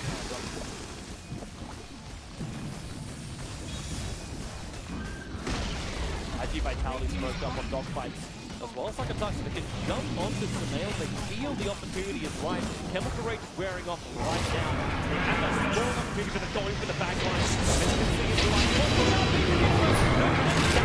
very, very heavy. on the crit, so he has to keep running out as well. Now Samal looking for the cleave damage, but it's not enough when Inline gets the hold on. But the Storm Spirit already down Paparazzi, the primary source of damage. He needs to do the work right now for IGV to repel evil geniuses, but will it be enough?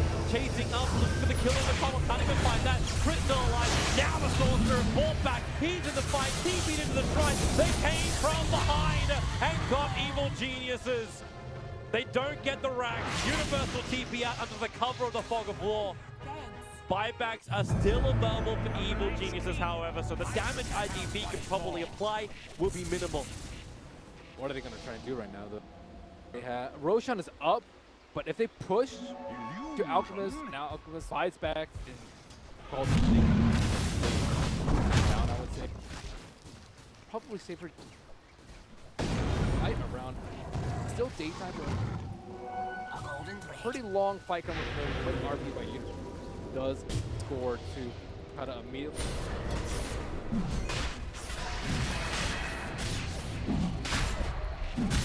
You can also see at the very start of that fight, the fact that Crit was able to steal the active propped up Stampede gave so much more survivability. Immortality is mine. That was, I think,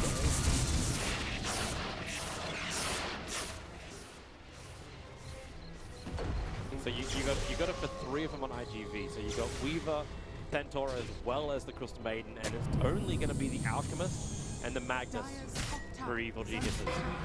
And you know what IGV want to do? Like, they've got the cheese over on the Centaur. He's insanely difficult kill. He wants to tank the Rupture of Arteezy. He knows he can repair all of the damage. So there's number 1. They skewer him back. The Lotus Orb trying to protect him. And just pushes. They're just force-huffing him around. And then blinding light, and they kill him off. He's drinking the cheese and still dies. Okay. Throw that idea out the wind. Centaur can't tank Jack. that was a lot of. That was pretty funny. You hear the Lotus Orb just triggering at the same time. You don't want to get to either, because Ruby would have stolen his meat after. Let's see that again. So you look. So he actually he used that cheese when he first got hit. Oh really? When he first got skilled, the regeneration was almost nothing. He thought it was his hood. He Uh, swapped it with his. That happens a lot. Oh yeah. Especially with like things like bottles. I thought he had cheese too. yeah. A little bit sad for him. I was wondering where that thing was. Okay, cool. Al Samel still is dreaming of that BKB of his. I'm assuming everyone has moonshots on either team. Everyone but Rubik has a makes moonshot. Doesn't even have the damage talent. That's sad. They don't have the tag back. More value for Rubik. Storm Spirit, jump out. Look at just to chip away at Samel. They still have the aces. It wasn't actually the biggest one. And he did get a lot of damage on that team. Who's that like? Bounty, which my matriarch prize. Getting mech.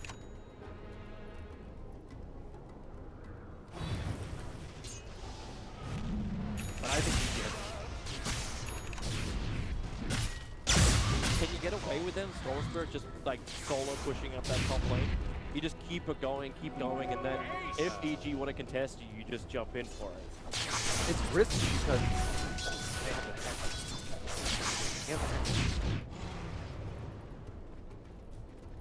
They have the link. But if you burn that, then you just ball lightning. I don't know if you can. You gotta use the Aegis for something, and you're pretty certain that not gonna give you the opportunity to. You just gotta be careful with them. Oh, I have ages in me. But maybe this is the other way to do it. Push down the middle lane. You've already got the creep momentum. I suppose you don't really, because you're up against like well, they're smoking in, and they're making their way up to that top. So the ping comes out from the Centaur. They don't do enough building damage. But maybe they can just take the tower anyway, or they find the opening. So a quick observable gets planted down. Crit's closer than anybody else.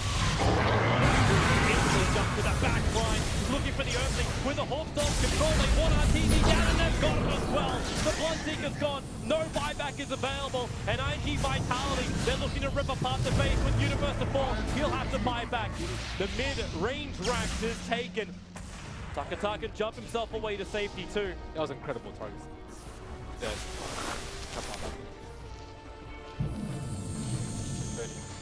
1 minute and a half. And that may just be the window they need.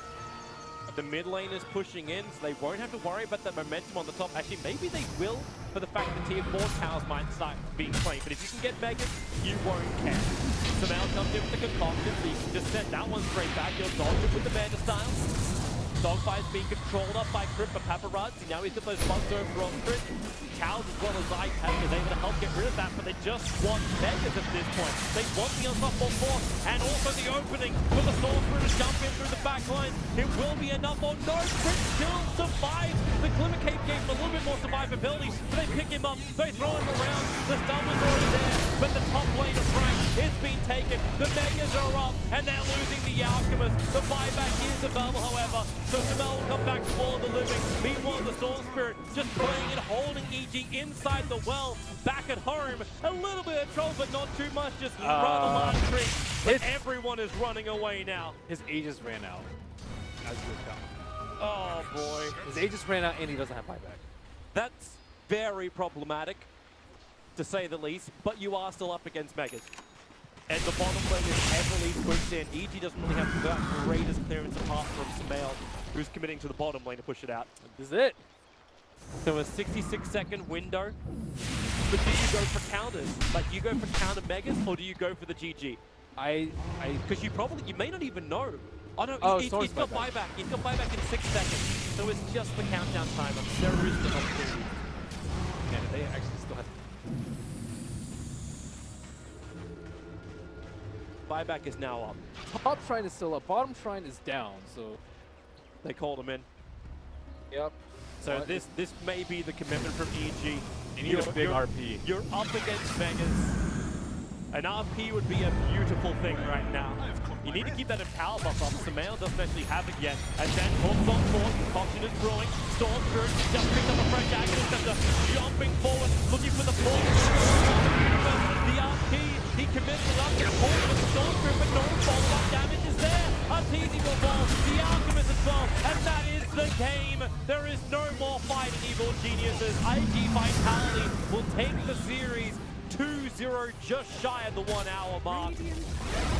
But a terrific display of combination from both sides. Not their hero. They can't win against it. They can't win with it. They don't know when to ban it. It's just... Do we just call it Albatross? Like, is that what it is now? Oh, man. That was a really tough... Both sides. Vitality looked like they would just... rupture, but as soon as the... Couple of good RP. Alchemist was overflow with gold. Moonshard on Rubik. Yeah. Oh my.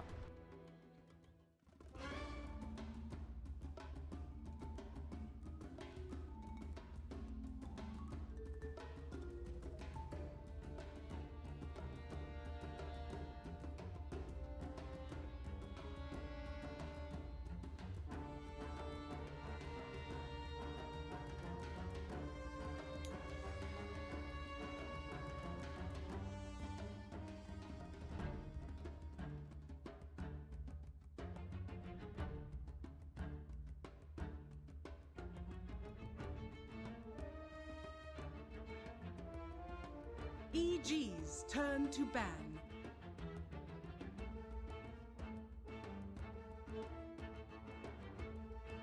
Radiant team ban.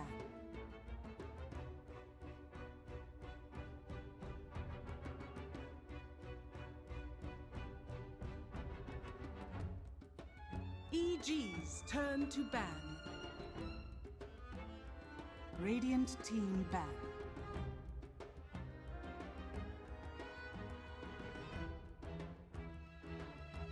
EG's turn to pick.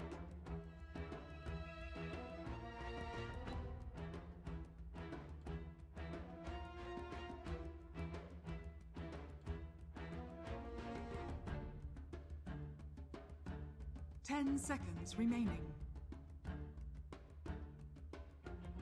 5 seconds remaining. Reserve time. War Chief. Radiant team pick.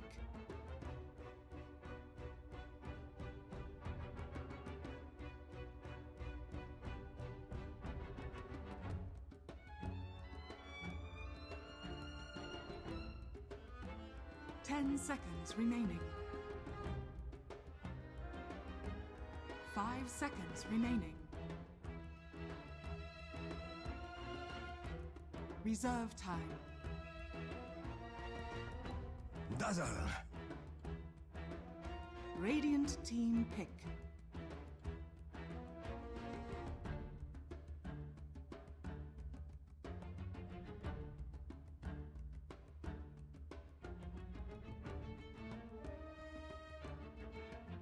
Ten seconds remaining. 5 seconds remaining. Reserve time.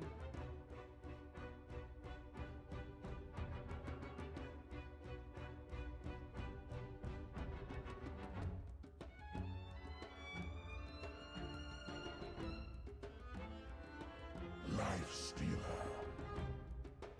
EG's turn to pick.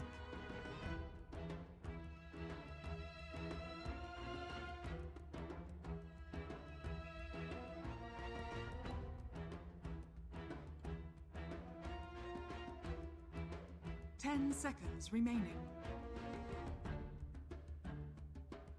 5 seconds remaining.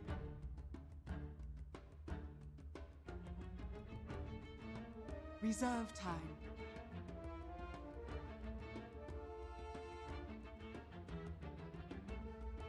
Silencer.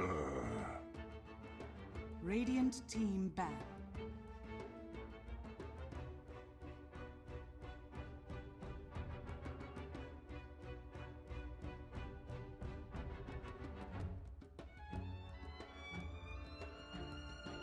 Ten seconds remaining. 5 seconds remaining. Ah! EG's turn to ban.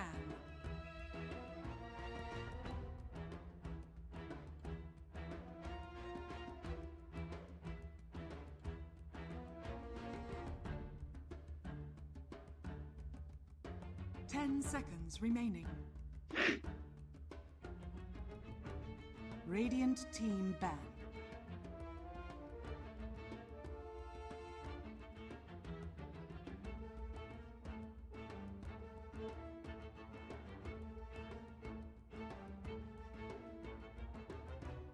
Ten seconds remaining.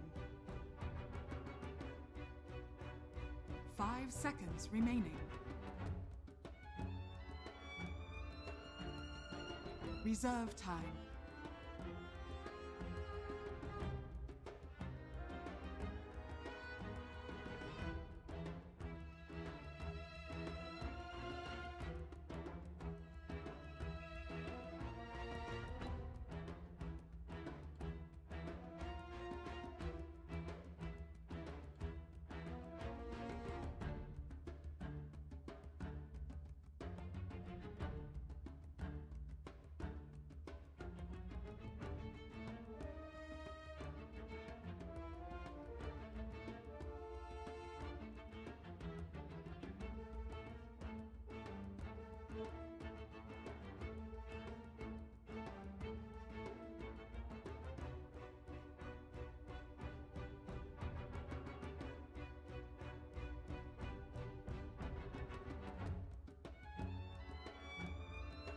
EG's turn to ban.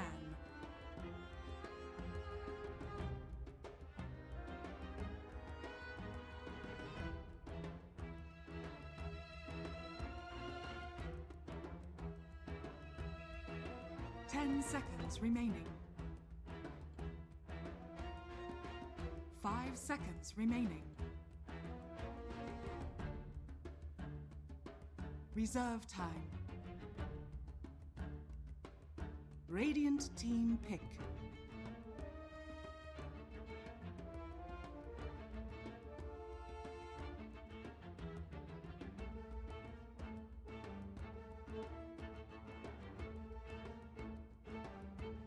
Seconds remaining. 5 seconds remaining. Reserve time.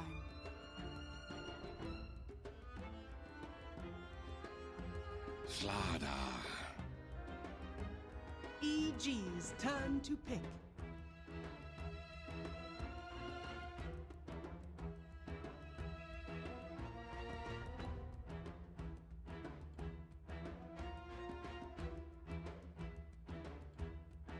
Seconds remaining. 5 seconds remaining.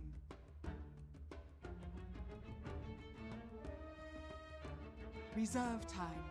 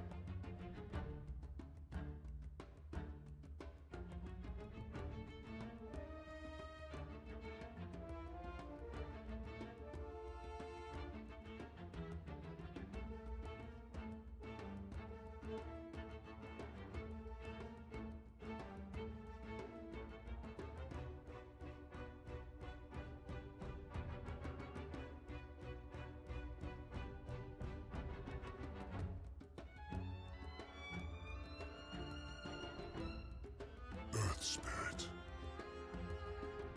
Radiant team pick.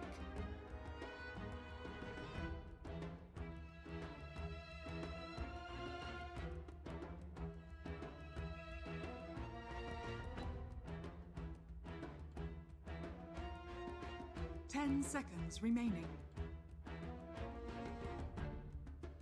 5 seconds remaining.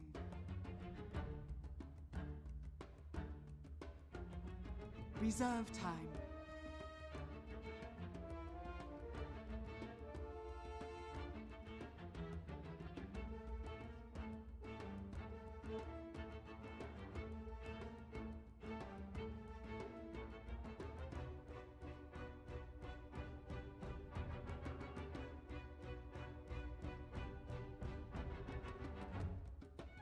Beastmaster. EG's turn to pick.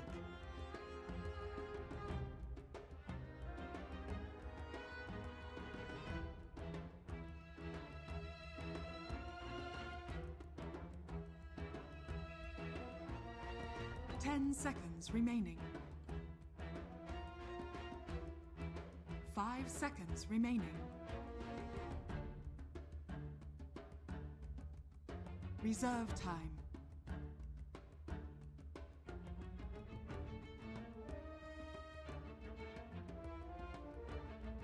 Invoker. Radiant team ban.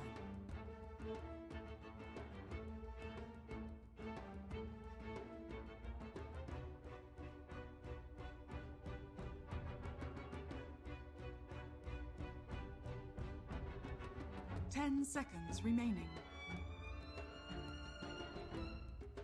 5 seconds remaining.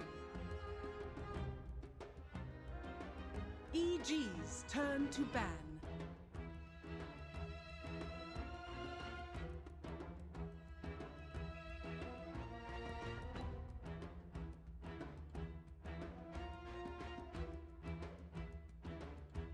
Seconds remaining. 5 seconds remaining.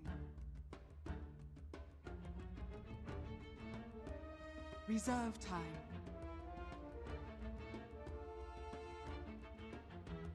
Ten seconds remaining. 5 seconds remaining. EG's turn to pick.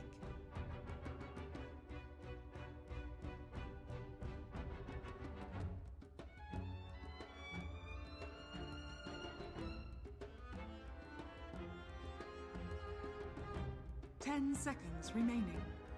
Slog. Radiant team pick.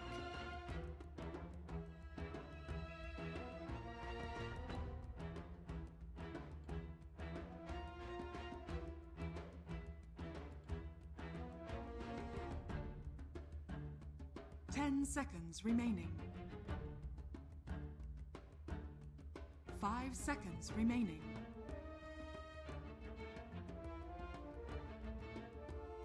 Reserve time.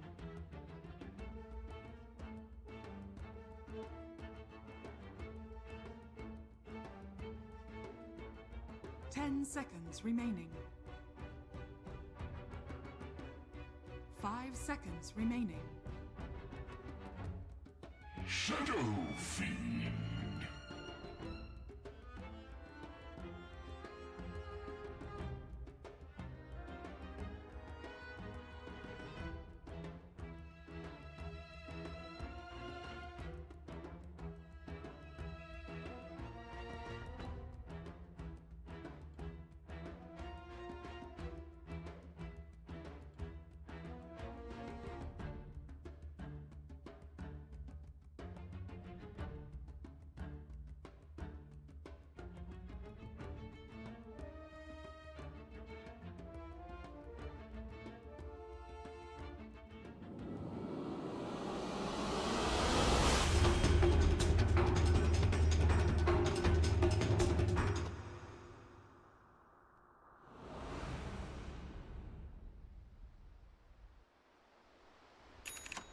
Day 1 EG, I like it. Well, you heard it from the man.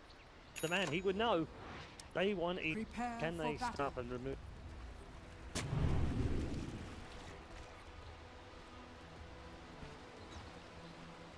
Against Team NP. Capitalist. Very much, Paul, and the panel. Oh, you're there. Hello. Hello and welcome, everybody. We're here, EG versus NP. I'm Lyrical, as well as Cap. Cap, how you doing? How you feeling about the draft? You excited to get in? I really agree with what our panel said. I liked NP's draft quite a bit. I think they set this up very nicely. I like the Beastmaster on NP. The thing is that NP, they bring a certain kind of play style. And it's much slower than most of the other teams. You're talking about a region that they're the great A, right? So it's a special kind of style, and I'm just not sure if EG, I think in many ways they were forced to go to the, but I don't know if the Slark was necessarily a good idea for them, because I see NP winning the laning phase here, being able to transition this well, and just having a really strong like 30-minute. I think they're just gonna ball into E pretty quickly, and I'm not sure if this Slark is gonna be. 30 seconds. Well, I'm really excited to see how it goes as well. You mentioned the MSS Beastmaster, one of his most played heroes, and throughout the qualifiers, I think that it was their role, and it feels like it can still play the split pushing style with this guy and go for a lot of pickoffs, which it feels like with the Lifestealer and Fest bombs, that's going to be very relevant. But he also gives you that vision that they're talking about. I think that the other big thing to watch out for is just how well these globals come out. As it looks like there's going to be a contest for the root. MSS, step away. Up here in this top side, are they going to aggro this out, you think? I think it's the best idea for them at this point, because they have this Lifestealer early pickup against this car. It's a laning phase counter, not necessarily an all-around game counter, because open wounds obviously is and stuff like that, but in just the laning phase, Centaur is a lot weaker. He has this big Lifestealer kind of chase that here. So they do want to do an aggro duel. Depending on what SVG is up to. SVG is usually your Ion. is NP is very greedy, and it all comes together when SVG is able to make all. And this is amazing already here at the start, zoning out Sumail. He got the ward for himself as well. He's going to ensure that Eternal Envy has a good start to this game at least. You certainly need it, particularly on this Shadow Fiend. Excellent build. But yeah, it should end up being a fairly even matchup. Do you think that there's any kill potential if you have that Earth Spirit roaming into this lane, though? Absolutely. I think there could be kill potential on the SF. He's a rather vulnerable hero to gank, but this is where the aggro duel and aggro tri-lane come in sense, right? That they're going to make sure these supports can't roam in. So SVG's job is, first, make sure that the SF is able to get his initial amount of souls, so he has no problems yet. And then next is going to be locking down those supports in top lane to ensure that it remains a 1v1 for both the mid and the safe lane. This is how NP plans to win potentially all 3 lanes.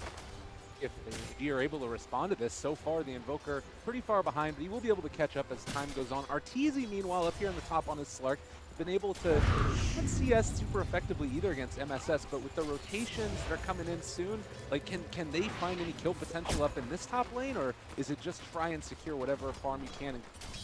I think it's more about pulling for EG and getting the extra experience to their level 2 and preventing NP from being too aggressive on this Clark. This is what the silencers spamming out that arcane curse and burning through them.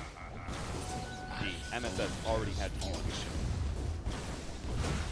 Mid again, we're just keeping our eyes on this one because I want to see how these early heroes that are very momentum based, particularly the Shadow Fiend, and Eternal Envy able to push Sumail back up onto his hill here. Going to throw out a couple raises to boot. He's having a great time in this lane. Yeah, he really oh my god, is this... Ooh. No mana for that third. He just, with 4 mana short, even threatening that salve. Sumail, I'm sure Sumail is going to feel like a little bit pressured by this, and not going to lose it. But I think he is one of those players where if you challenge him in the laning phase, he's going to bite back real hard. So Envy's got to be careful not to overextend himself and let himself potentially odd out by a rapid rotation. That would be the utmost danger. Laning phase got too aggressive. Envy already off to a good start, but they are going to roam into this now. The crush is going to be their one raise. Will they have enough to bring him down, though? The right clicks, they do get the first blood. Eternal Envy, with a little bit of help from SVG, takes down Sumail. Yeah, great stuff. SVG making the right time for that rotation. Unfortunately, Evil Geniuses, they do have a defensive port that should see a lot of these aggro triumph. Finds that he did get caught out by build. He is, as he pretty much always does, right? Has this consistent all of NP. The bottom lane, we haven't had a ton of chance to talk about it as of yet, but Lifestealer off to a good start, as you mentioned, against that Centaur. Is this something where you need to just try and get up that level 6 as quick as possible? Is there any chance that you'll have MSS a little bit? It's going to roll in, slow down. The Arcane Curse continuing to get the slow, but there's Dazzle to top him off and should be able to. Dazzle is such a great aggro duel. Able to push out the wave and then pull from the hard camp, giving you extra. It's also able to provide you that extra amount of. Caught again. Maybe in some trouble here. They turn with the Cold Snap. The Sunstreak is not quite going to be on the mark, but they're going to jump in with Crit as well. Sumail is already dead, though, and Crit, taking a lot of damage on food as well off the back of that. This is a really great start for MP. And a TP out from that top lane by MSS as he gets a bit low from the pounce. So they don't even take advantage of the fact that support was mid. You know, the support showed on mid. They immediately try and do something at their top lane, but they... NP just kind of running away with the laning phase. But it's not all doom and gloom for Evil Genius. Some of this is expected. First is going to be a bit down in TN against the Lifestealer, but Centaur is an offlaner who always farms. He takes advantage of the farm that you give. So while the 1v1 is favorable for N, it's also not terrible for you yourself, right? You're able to get that Aster Blink Dagger, get those higher solo levels, and this 1v1 does allow him to even at the cost of a... Yeah, and also thinking forward to when you get that level 6 up on Silencer and you have that incredibly strong initiation of just blink in, get the hook stomp, drop global, kill everybody to death. It feels like that's still something that they're going to be able to fall back upon once they get that initial farm up and online. But meanwhile, Universe is smoked up. They're getting ready to something here, but Envy very, very cautious on the other side, and SVG there to be the combo breaker as well. Happen. Rolling Boulder in gets broken, and SVG just going to be able to walk out of that.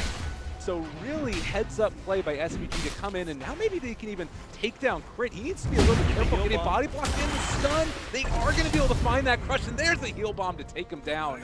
3-0 start for NP. They're looking fabulous. NP looked really sick. I mean, you saw the way they knew this rotation was coming, right? And it's an unusual one to move the Centaur out of lane before you have the level 6, but Lifestealer immediately pinged, hey, the Centaur's gone. They're probably making a rotation. NP plays the hard left-hand side of this camp to make sure that he's not going to be caught out as they wrap around the trees. That SVG moves in a way to be able to break potential. I think in many ways he was just lucky that he had also be blocking the boulder like that, but that's just strong positioning combined with right time, right opportunity that manages to get third kill in the game before Evil Geniuses pick up their own. Yeah. Well, and I mean, it's a bit of luck, but it's also there with the skill and the recognition. Could be something happening. So mixture of being prepared and just really good stuff so far from NP. For ENG, are they that worried about this really bad start? Do you think that this is a team that has the potential to catch back up as the game goes on? I mean, Evil Geniuses, I think, has always been it. But it is going to be difficult for initiation. This is a good way to make it happen, though. You can find a kill here onto Envy, and this is so great for them. Although it does look like they ended up sharing. That is, I mean, that's just the hard part about an Earth Spirit. You can see these rotations, you can put mid wards up all you want, but the initiation range of an Earth is so long that he can just approach straight through the lane and catch you off that way. So you know, Envy might have been a little bit far forward, but I think it was kind of inevitable that Earth Spirit would find it open against your. What I do think is that Evil Geniuses are going to have to rely heavily on. But NP with this laning, I think they're really going to get a lot of opportunity. Probably just grew out quite a bit. If you watch NP play a very defensive play, that's going to be hard for Evil.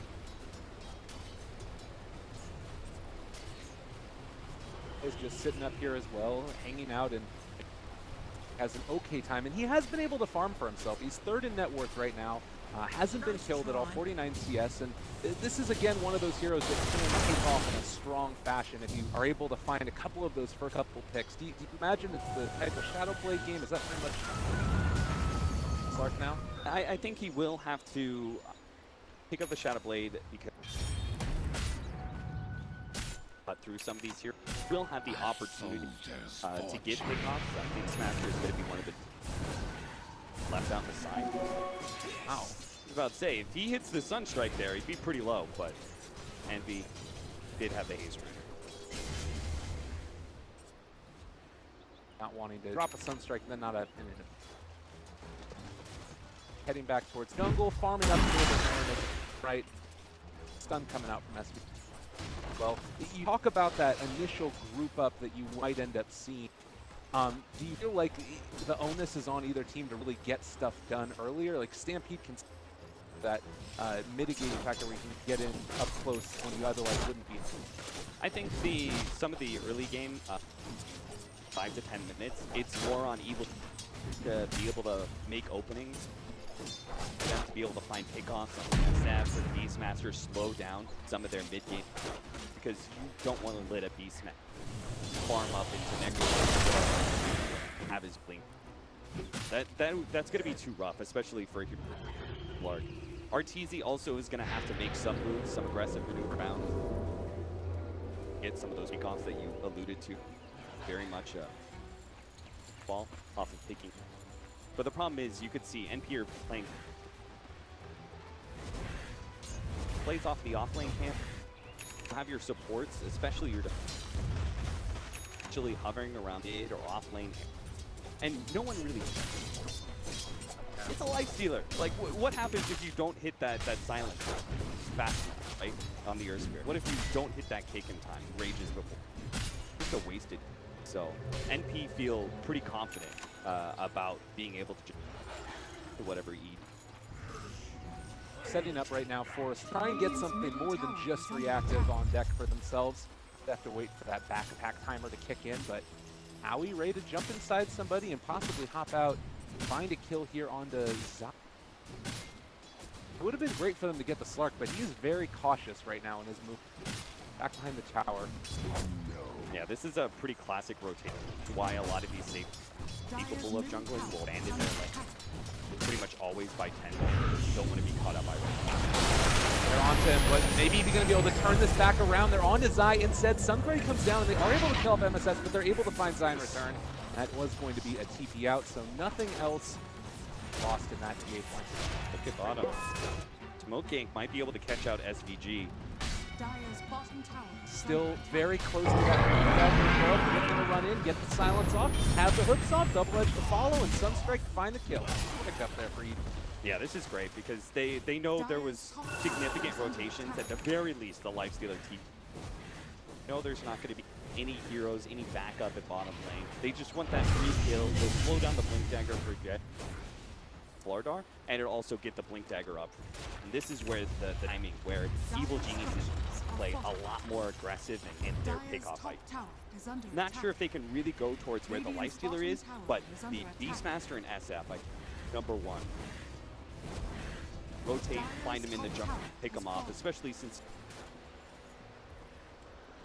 Right now, MSS, he's been smoked up for a little while and might run by his shrine, though. Of seconds earlier, that might have been a kill.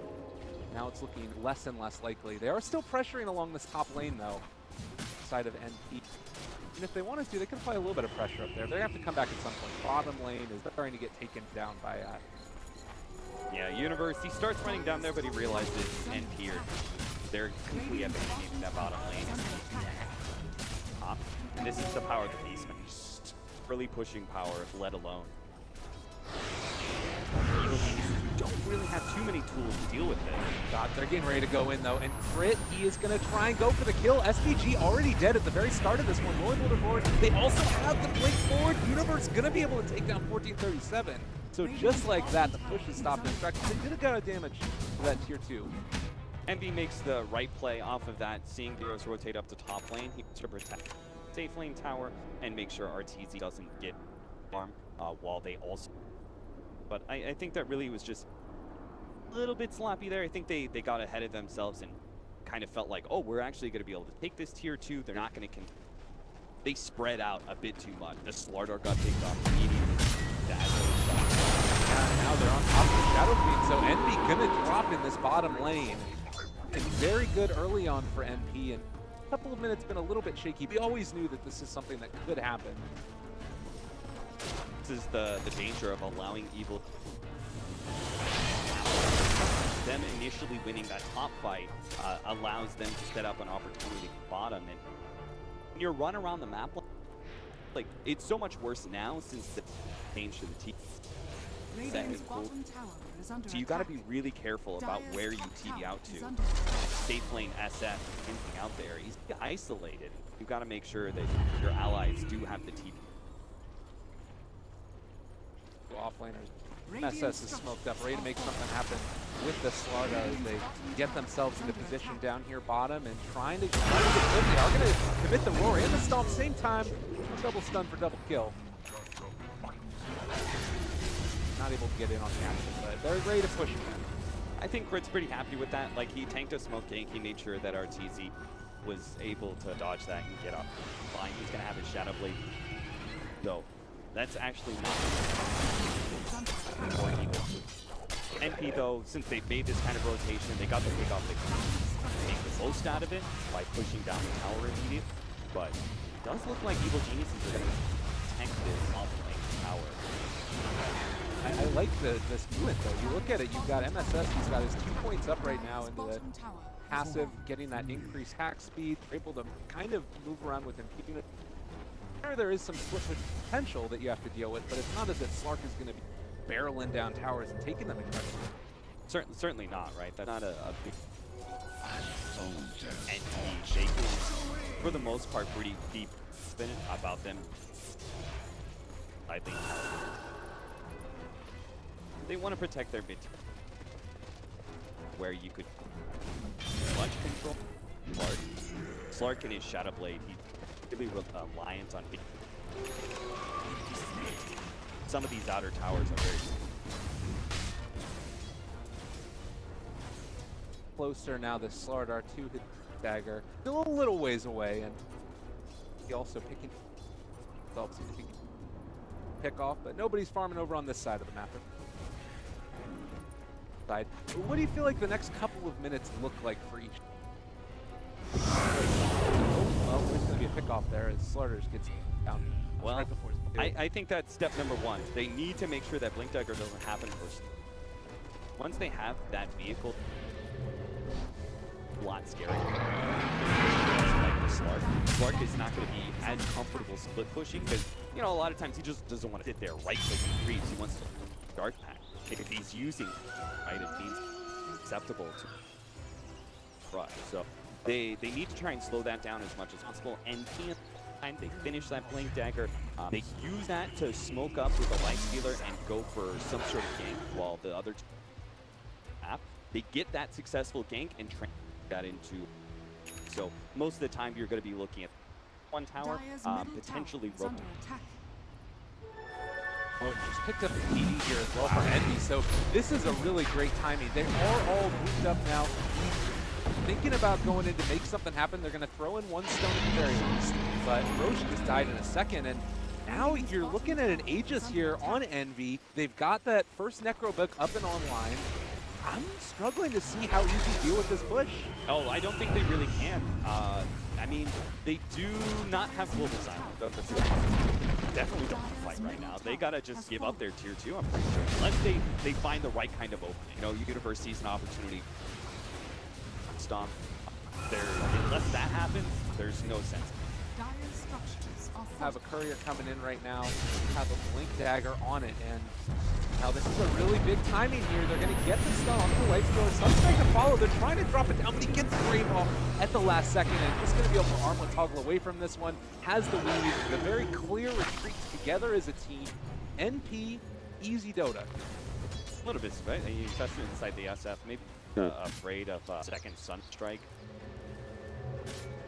Keep it out there somewhere, and maybe the Slark comes in, bursts him down.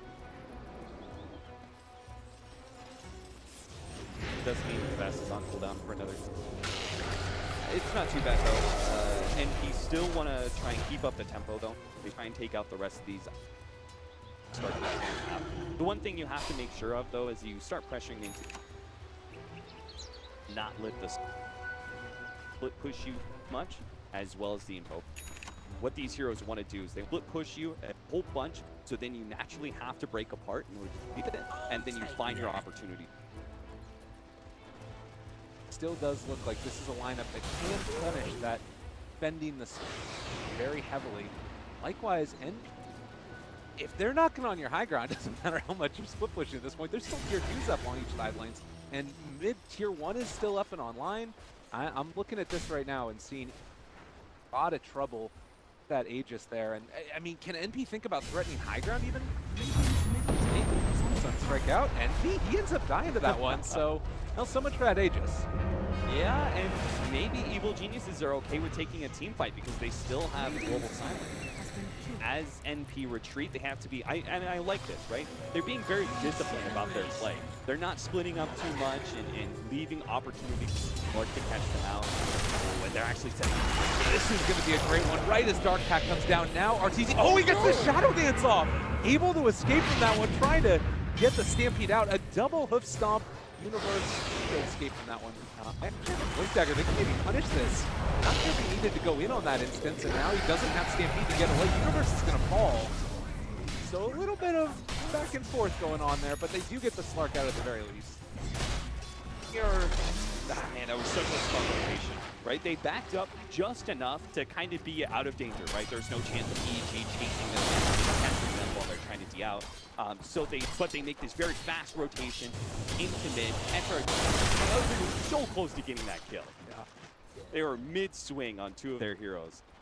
But either way, right, it created the space because they got the Centaur kill after this, and then on top of that, top lane as well as mid lane still pretty well pushed in. Evil Geniuses have, as long as they don't make any mistakes, all they have to worry about is their execution. It's going to be the next difficult. Controlling the game is like the first obvious step of this draft. Get control and build up a gold lead. The next really hard part to execute Lyrical is going to be going high ground. Against Evil Geniuses, they're pretty good on their spacing when it comes. It is going to be a bit difficult and probably reliant. A soldier's fortune. We'll have to watch that next fight that's sure. In the meantime, we do have Slark going back for a Lincoln Spear, and this sort of is reminiscent of one that get cast earlier. But it feels like if they can get over this hump of the, the very strong timing you have from NP, maybe then you have EPs get out of control with the Slark, with the Invoker picking up items at levels. I feel like that's the case, or is it something where if NP break like one lane barracks, they're just going to end up being able to... I'm pretty sure if they break one lane barracks in the next, it's almost kind of over, just because you should be able to control the other half. One lane always pushes build. But this is why Evil Geniuses get aggressive and they can't let Evil NP instead of the temple.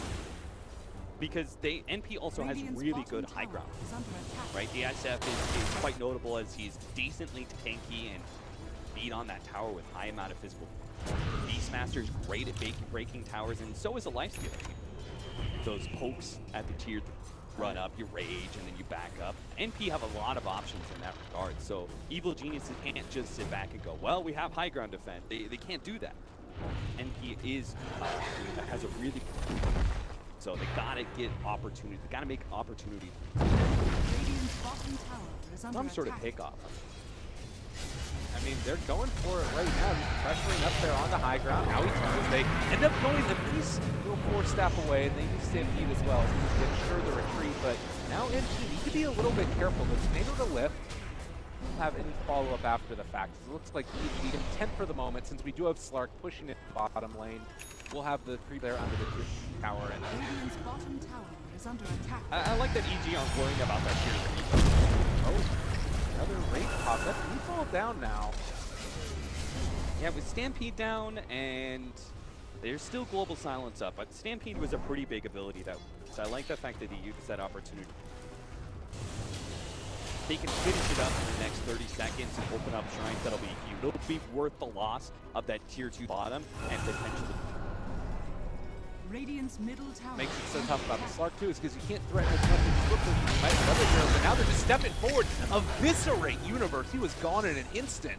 And now with the tier 3 going to go down, you mentioned it, there's the shrines. They're even flirting with the idea of sticking around and do some more damage to those barracks, but they do finally back out now. Man, really impressive display from NP, and this opens up hope afterwards. Yeah, absolutely. Roche is not too... the shrines are open, so they can take away the Roshan shrine. This is all huge. I mean, again, I'm just really impressed by how disciplined they were. They gave a lot of respect to each. We knew that Centaur didn't have buyback, but they said it's not a good idea to go. It does have buyback. We go into a bad team fight that could be the role that we have right now. So they're going to back up, just kind of control the map a little bit and wait towards the next objective, get the second Aegis.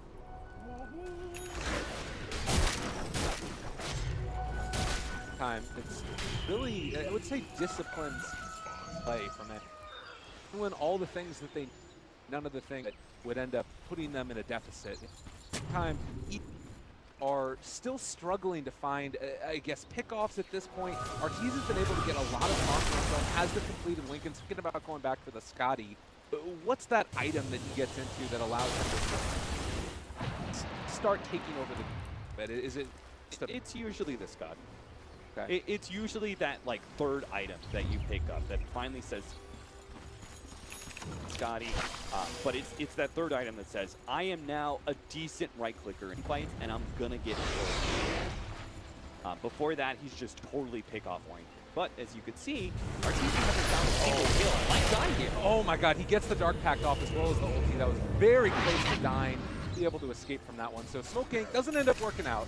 Did you see what MSS did?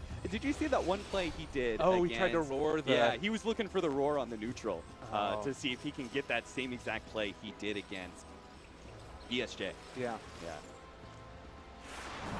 So NP sticking together, making sure they don't let any pickoffs happen. Stick together, move towards the bottom half of the map, clear through that jungle area. Sweep the pickoff. They didn't. They get the shrine, focus on the tier 2. Then they're gonna probably just reset again. Set up for is actually gonna be up now. So I'm not sure how comfortable gonna be going if each off the map. They don't really want to have an agent. But then again, I guess I'll look at Radiant's top tower Really is bad. under attack. Dire's Another bottom thing to mention, tower we is have the under Blink attack. Dagger that's been spoke about a couple of minutes ago. He ended up going for the 1 extra talent, so he does become a little bit more of a with 4-up and boss as well as maxed out Exar. But it's still sort of dependent upon their ability. Dire's bottom tower is But under it attack. does a good job of extending them out as well. To see some pushing probably from. Is there any way that they can start to take what's the dream fight look like for each? Them initiating possibly the Dazzle? It really is going to have to be a fight. Because it's actually a team fight, right? Not just a pick off them advantage and then running down. It's got to be like a multiple man hoof stomp. And I think it's probably like you just try and kite the lifestealer. Got 1 4 staffs and a 3rd coming in on the spirit. So they kite the lifestealer and they burst down the SF. That's your go. But you also have the dazzle. MSS here might get caught out. They spot him. There's the initiation that comes out. Global as well to follow. MSS is going to die. It looks like they're also able to take out the Dazzle at the start of the fight. He fell a little bit off the mark, but still, Aoi is forced out of here. Eternal Envy trying to pop the ulti. Not doing a ton of damage off the back of this, and it looks like now EG trying to bail. They've already found 2 kills, but don't want to take this fight too much further, and they will be able to kite themselves out of this. So, really great team fight execution out one. Yeah, that was kind of perfect, right? They ran into a Beastmaster that was by himself. It was all due to the fact that Evil Geniuses took like a very unique approach that fully wrapped with their smoke all the way around behind, because normally you would expect the heroes to go straight on pit, which they pop that smoke on the ground, but now EG has the opportunity to steal away this agent. Really great stuff here, and this would put so much of a hamper onto NP. Well, they're coming to contest this. Tornado, lifts up on the line. This is so tenuous here. Yeah. EG are doing the right play. They have to poke at NP eventually, burn through the mana and stuff like that. I don't think the opportunity is there. This fight is too hard for them to take. NP, they're not making too many mistakes whatsoever in their positioning. There's very few opportunities to make a good jump. So NP take the Aegis and can now look to go towards high ground. I'm trying to think if they want to control the map a little bit more first before they go high ground. There's no reason to. Well, and it's interesting too, the gem just now picked up by the Silencer as well, I believe. So now you've got another way to try and shut down some of this vision. You know, with the Hawk, with all of the wars. They have a war that's now over by the tier tower in the bottom lane. So they're getting good vision up, and that's really allowed the map to.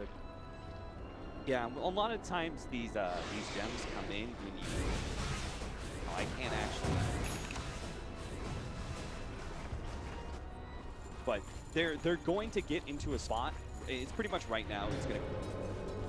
NP are going to start closing off most of the map. They're going to try and make it so they're very short distance. So all the lanes are pushed in, and you just kind of like bounce from lane. And the only way that EG are really going to be able to push out if they don't have smokes is going because there's no vision. This is where that gem comes. To take away that aggressive vision, make sure they can't see your rotations outside of the base, because you can't just sit up. Right. Otherwise, NP themselves a large enough deficit over EG that it won't even late game a Slark versus 5k. Shadow Fiend is going to blow most of it up.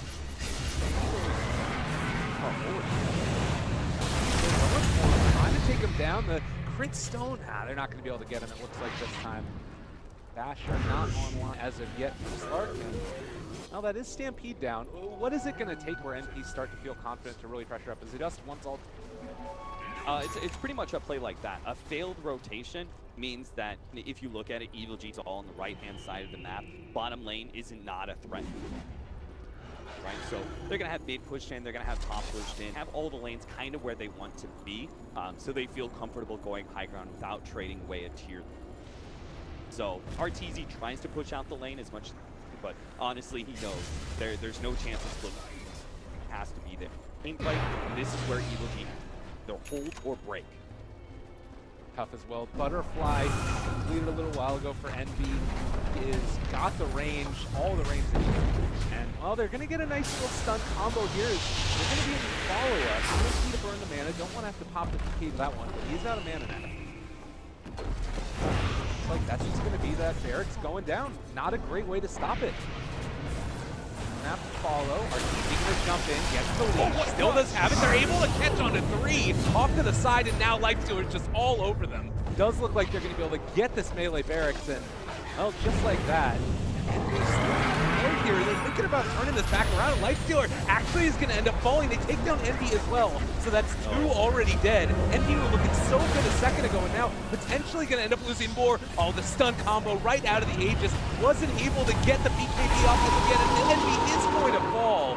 They almost take down Arteezy with the Death Requiem, but my God. Oh my God, Lyrical, I was so ready to praise NP so much for their disciplined play, the fact that they weren't making, mistakes when it comes to positioning and fights.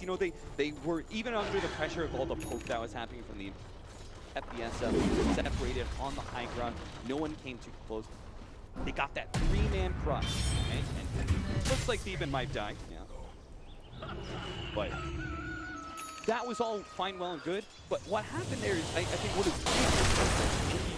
KB on his.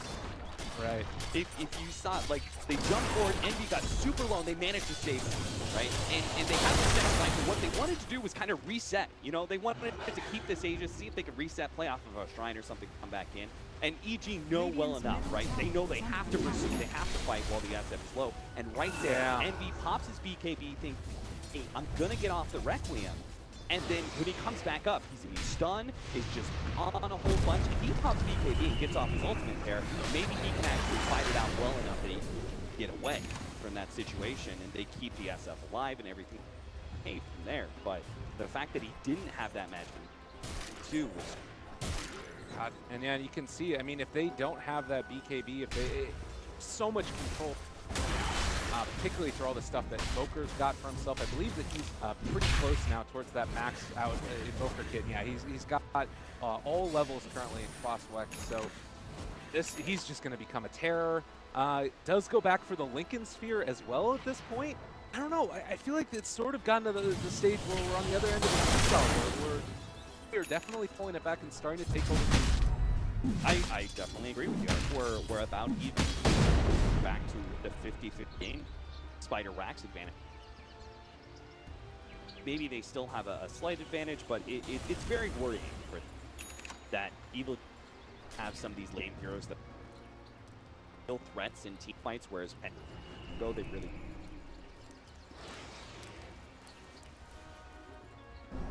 not quite what they wanted. Like playing around high ground air.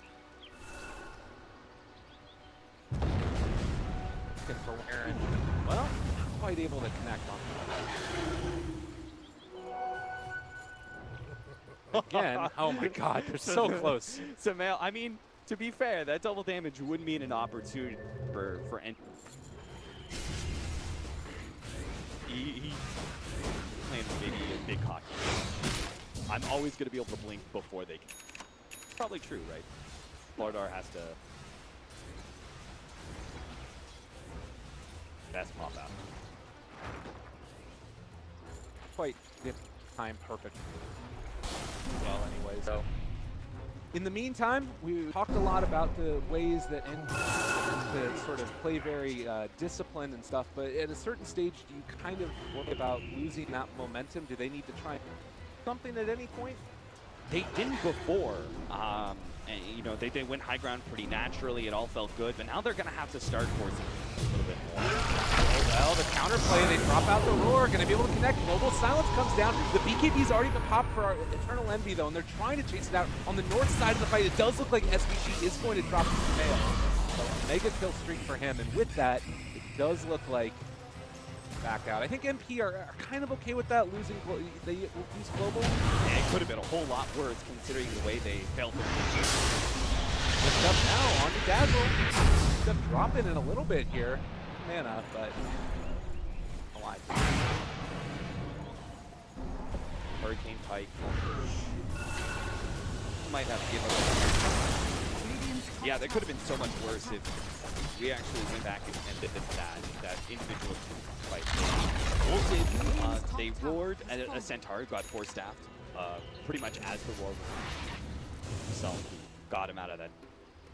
So that target was kind of, and then they also popped out the Infest Lifestealer. They popped out of the Slardar before he actually went forward. So what ended up happening is now he spent pretty much his whole entire rage timer just running. Yeah. He's just running to try and catch heroes because he was so far behind. So.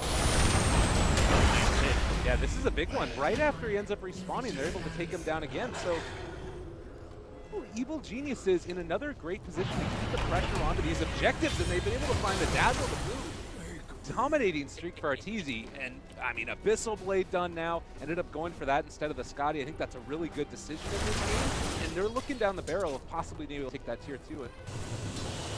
He's great at turning up the pressure when they know they have an advantage, and you're seeing that now. He is definitely on the side of things.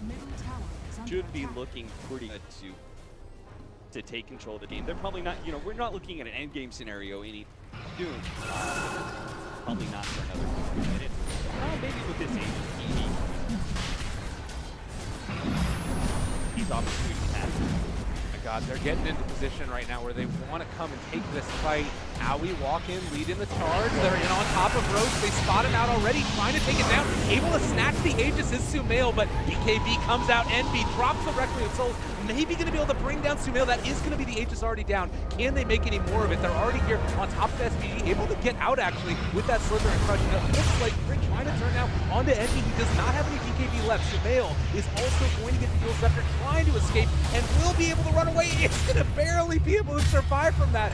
Oh my god, he's so low, but he's going to die to the boars. Value right there coming out from MSS and clear boards, and Arteezy maybe going to end up falling to boot here. Right clicks coming through. That was a wonderful team fight for Envy, and it continues over to the side. Universe jumps back in. They're able to take down Envy. Somehow they turn this back around, and now Arteezy's coming back into fight. The kite battle is going to continue, and with Crit coming in, he's going to be able to jump now onto Owie, who is going to start to fall. Rage Timer going to wear off in a second, and then they've got a stun from Crit, I believe. Stun Silence combo, and that's going to be the kill. Unstoppable streak. So they do end up getting not the last hit on Roach, but what a fight. Oh man, there were so many like small little things that worked out to the favor of either NP or EG. And I think one of the funniest things was Sumail on his second life. He blinked over, and the Ancient Camp woke up. Those prowlers or whatever, the one that locks you down when it hits you, it locked down Sumail. Oh my god. The Ancient Camp, and now he was just kind of blessed. He was like, oh, I'll just run up and start right-clicking you.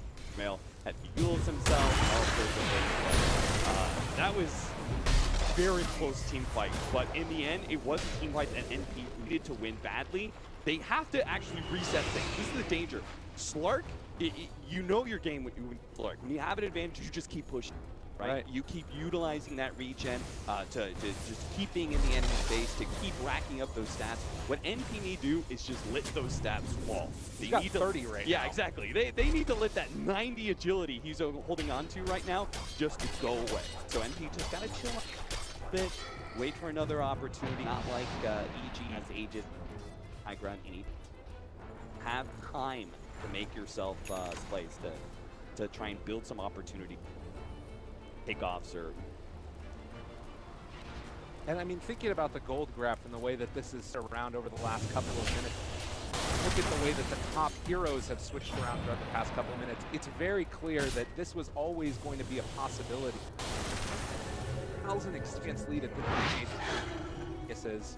I'm trying to figure out, you know, that you talk about reset, but also at some point you've got to get more than just a rain barracks up there at the top. Oh yeah, absolutely. But I think this again goes back to the idea, right? Yeah. Is that you always have the plan A. Ideally, you know, you're able to close out that laner Brax by 30 minutes with the second Aegis and go the second laner Brax by 40 minutes. That's in your head, the ideal. Get things up a little bit now, and they don't have too many other options but slowing the game down. I'm not saying they don't need to run away from team, but the first plan kind of failed, right? Weren't able to in the ideal time for the Slark and the Invoker. Feels like it always has to be off the back of the business. Can't go in for the targets you have. Maybe eventually you get into a couple items to break it, but it looks to go for this initiation. They've been able to find one. Actually, Arteezy in a lot of trouble, but can they get the counterplay? Sumail jumps forward, gets a tornado onto two. There's going to be the hook stomp coming out as well, and it looks like for the moment they're controlling MSS. On the other side of the map, 1437 forced to grave himself. They're trying to back out, able to jump away from that tornado. Very low and the force staff away. I think they're trying to find this. They get the roar off as well. Everybody needs to back out though. Eternal Envy standing tall in front of his MP brothers. Arteezy looking for the kill himself. Another big hook stomp that they will find too. Can they bring them down though? The counterplay is going to be able to control and kill off Crit there. But it looks like Arteezy is going to end up falling. Eternal Envy just too strong in this one with the triple. That tornado cooldown is quite good, but NP still win the fight. A big Daedalus hit there. Man, I'm surprised that NP didn't just fall apart the way that team fight went out. The fact that they weren't able, they countered Arteezy, right? He went for this kind of weird kind of poke at Beastmaster, thought maybe he was alone, and immediately got countered. And them failing to get that kill, I was like, oh no. They're just gonna kind of get hide as they try and move backwards, right? You're gonna get Burst Spirit hit. You saw the way it happened, right? You're like, tornadoes coming in, and EG are they're trying to poke and pod and find these openings. Universe hits this big stun, but Envy just big, and part of it was Envy's positioning and the way he's separated himself from his team to make sure that he was the one between his team and heroes like Sumail's Invoke, right? That Invoker couldn't get to that back line. Lay out some of those devastating spells off of a Centaur initiation because Envy was always in the way with high HP magic immunity. I think in that fight recap, I saw he blinked 4 times or something in the space of that fight, which blows my mind. Like, he's trying to get desperately into a position to, you know, find an angle onto somebody else inside the Shadows of War that happen now. NP possibly have pulled themselves into a spot where they can push for high ground. 18 seconds with no Arteezy, and they push quite quick. This is a tornado that is so obnoxious. Level 25 got the mighty comes out, he falls down as well onto the Light Stealer. Crit's gonna take a lot of damage, actually Crit onto Crit for 1,000. Got the half HP off one right click. My God. And now they have to back out. This is the scary part. 37 still getting chased out. Remember Kate, there's the counterplay though. They drop the global as well, right clicking him down. Can they find it, Sumail? He's almost dead here. It does look like he will finally fall. Mega kill streak for Eternal Envy. It looks like, well, able to back away. Okay, our Spirit buys back. Universe, maybe gonna drop. They have found him. And in the end, able to find a couple of 4 kills, and it looks like actually Sumail is going to cutting the replay as well. Yeah, Sumail pulled out some fancy footwork there to be able to get out of that one. But again, it's NP. Like so many other teams would eventually get caught in the mistake that as they have extended forward, they back out, they get caught by the tornado, they get caught by some sort of but NP still makes predictions. Sumail did bot stuff to the top there. They don't have it here for the fight. They are going to die. Oh man, Arteezy takes a ton of damage. They're trying to go for the counterplay, but they're going to end up losing Baylor Barracks. Maybe going to find some more off the back of it. Envy, Glimmer Cape for the moment still staying alive here. It does look though like they've been able to turn it a 3-person Slither and Crush again. Envy trying to force this issue, and they will back out after taking that melee Barracks. Another lift up, MSS still in some trouble. They find the kill on Shadow Piece. Maybe gonna find more. It was looking good for a second, but now NP losing 3, gonna lose 4. EG end up making the most of it in spite of losing that barracks. Yeah, they really did. Again, it's just the problem with this tornado. When you're able to have it on a 9-second cooldown, you're able to throw it as the team goes into high ground and try and hit it on the rack, set up some ENG sort of play or something like that. And then as they retreat, you're able to catch them again with that tornado. It's just this constant pulse, this battle where NP, they always have to be hyper aware of where the tornadoes come, their positioning as they retreat. I think it's just so difficult to not make those mistakes, and that's why I was so impressed with NP. I'm also looking at this too. It's the buyback. Shadow Fiend bought back in that last engagement. I'm assuming to get a little bit more souls. Up to 27 now. So that he can actually fight a little bit more effectively. But it does mean that, you know, if they end up beating off NP again in the next couple of minutes, it's going to be quite a difficult one. Looks like the tier 3 is going to drop here. Whoa, or stack forward. Really well played. The follow-up's done. The Sunstrike will be enough to kill him. He's dead for 100 seconds, and now NP in a ton of trouble. Owie going to get lifted as well, but I think that this is just going to be eyes on the prize, trying to take him down. Stunned up for the moment is Arteezy, but it looks like he still might be able to find his kill. There's the cold snap as well, 4-step away as well as the grave. Owie turns to fight with the Shrine Help. I think they can just focus down objectives at this point if they wanted to nail. Maybe going a little bit too far forward. Oh my god, he got away on nothing there again. Oh baby, this is quite bad with still 80 seconds, and they know that Shadow Fiend can't come back. Yeah, this is the rough part, is that a Slark will just back out of vision, heal up, and then he's going to be the one to start hitting those Raxes. Sumail can also play off flag spot and just start rejamming out. They've got plenty of time to play with here. Cess looking for the play. There's the roar, but there's so many force staffs. They're not going to be able to catch him. Now they don't have roar. Now they're going to turn on MSS. Force staffing away is Universe. Well, the force staff away from the Sunstrike, but he's still going to get turned upon here by Arteezy. Brave to keep him alive. Trying to get the kill. Shrine is popped as well. They're able to take down one. That's actually Sumail dying. So maybe they can find one here. Zai turned upon another hook stomp. These fights have just gone on for an entire game, it feels like. Arteezy finds the pounce and the leash onto Lifesteal. Another grade coming out from 1437. Lift up now on the MSS. The meatball is going to drop as well. Not quite dead as of yet. They're going to be able to back out. Sunstrike hits it. Oh, what a play. Oh, another lift up. They're trying to force this issue so hard. Envy is still dead for another 15 seconds. They're holding on to these barracks like none other. Oh my guys, you going to die to this? Right click's coming through. No, the tornado. They got the kill. There's the lift up and the shoot down. Oh, Sumail's a sniper, man. He just picked off 2 different kills now at like 2,500 range. And he saved Arteezy with that buyback, right? They had Arteezy dead. He was no mana. He was slowed down. He couldn't get anywhere, but Sumail came in with that buyback, created the space to allow Arteezy to actually retreat, and it ends up being a great fight. Well, yeah, we talked about that as you game. He's up to 35 for a little bit. Now that allows him to secure early on. So NP, they hold their barracks, but it's at a damn big cost as well. And thinking about all of the buybacks that were used in that engagement and who actually has it at this point too, we're getting to a situation where I'm really concerned for NP to hold this. I think Evil Genius got Cheese and Aegis and still the stack, so I guess they could. But I wouldn't mind if they just kind of chilled out for like 2 or 3 minutes. Most of their heroes are on a 3-minute buyback cooldown. Universe, 3 minutes. Dies Silencer, 3. Then Arteezy. So just, you know, they have the Aegis, have Cheese, they have great opportunity to close out this game, but if it does go wrong, right, you're going to think to your... Yeah, no, definitely. A little bit cold in the players' room for Envy's. I mean, Envy does have those notorious cold hands, right? That's true. That's fair enough.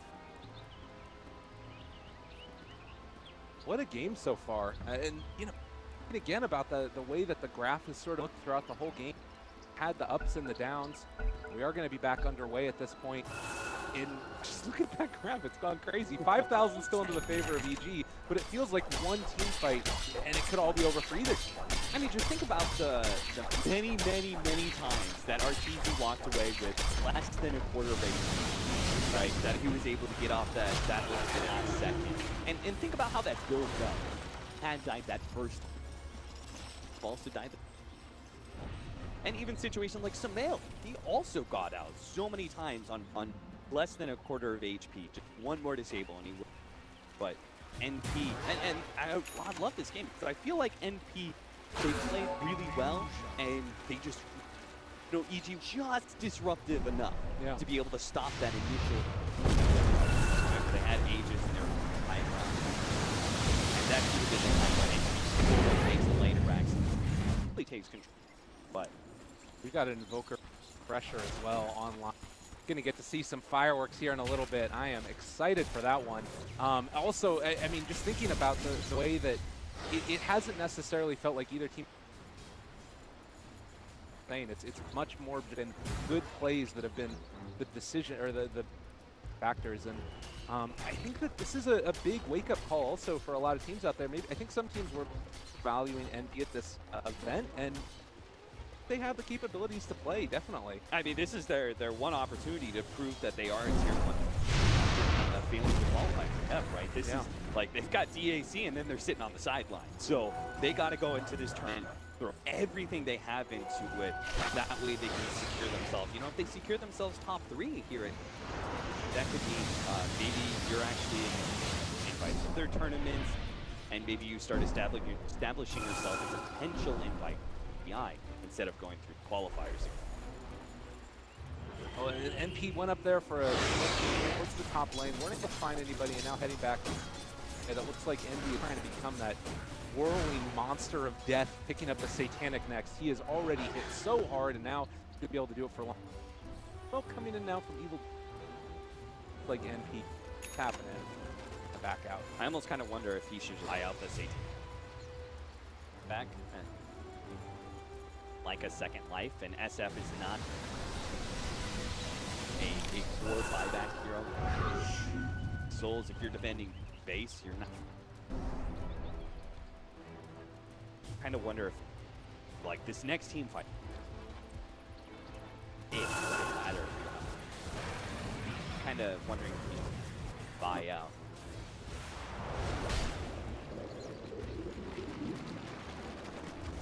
Maybe they draw this game.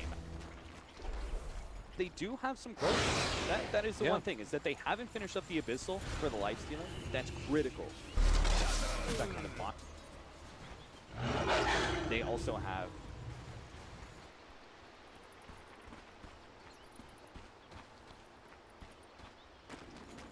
shards, all those sort of things, right? So there's still significant. You didn't want to late game against Slark and Vogue, and now you're here, and you can still cast them. MKB is there for Slark, so he has an answer there. So the other thing that I think I noticed is onto his boot backpack, if I'm not. Yeah, making sure he has the agent. I mean, he's got the boots out, right? It's all on wax. Yeah, his blink daggers.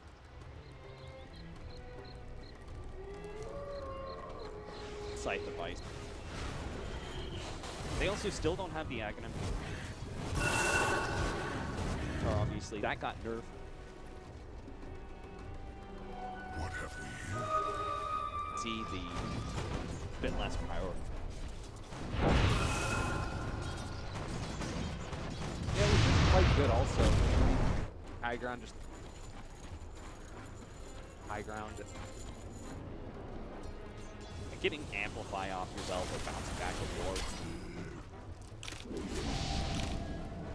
Another step spotting this. Thought that NB well. Right now they would be walking under ward up on the high ground. By the tier. Got it, now our T's real. The couple ping. Back towards. They still want to keep bottom. Give NP a quick opportunity. Smoke out. Hook. Buybacks are coming back into play here. SF and Lifestealer.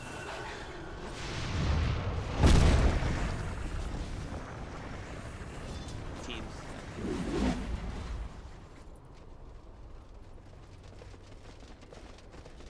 I mean, the other thing that you saw there is Sumail actually finished off the sheep's help. Yeah. That's going to be another one of the items that, granted, that means he doesn't have his blink dagger up or some other thing up. I guess you want to keep the refresher constantly in your it out. Is it, or ability felt to me like it's so important at the start of these fights that he might not be able to have it in your 5 seconds. Yeah, I mean, maybe he feels like he's fast enough that he'll be able to dive tornado and just jump onto him. Thanks to the heads up. I'm not totally. Now a potential for a big fight here going out. They actually jump out the hook stomp. He's gonna connect onto Owie and the Sunstrike now. Arteezy and Envy, they're going at it with each other, but now looks like they need to try and back out. I think that this fight is going to heavily favor Envy if it's the way it's going. And well, Sumail jumps in from the other side, is refreshed up, dropped the meatball. Didn't really end up doing all that much damage. And they brought back on the Earth Spirit as well. Strange clutch in the fighting going on, and looks like they'll be able to snag their gem back as well. They'll get it back into their hands. NP are just happy. Buyback was forced. They made the call. In the middle of a hectic team fight, they made the call. A buyback was used just back. That was okay. They also used EKB on Slardar, for example. To the refresher meteor combo. So refresher down, buyback 2. They're pretty happy just kind of setting. In a minute's time, going back in.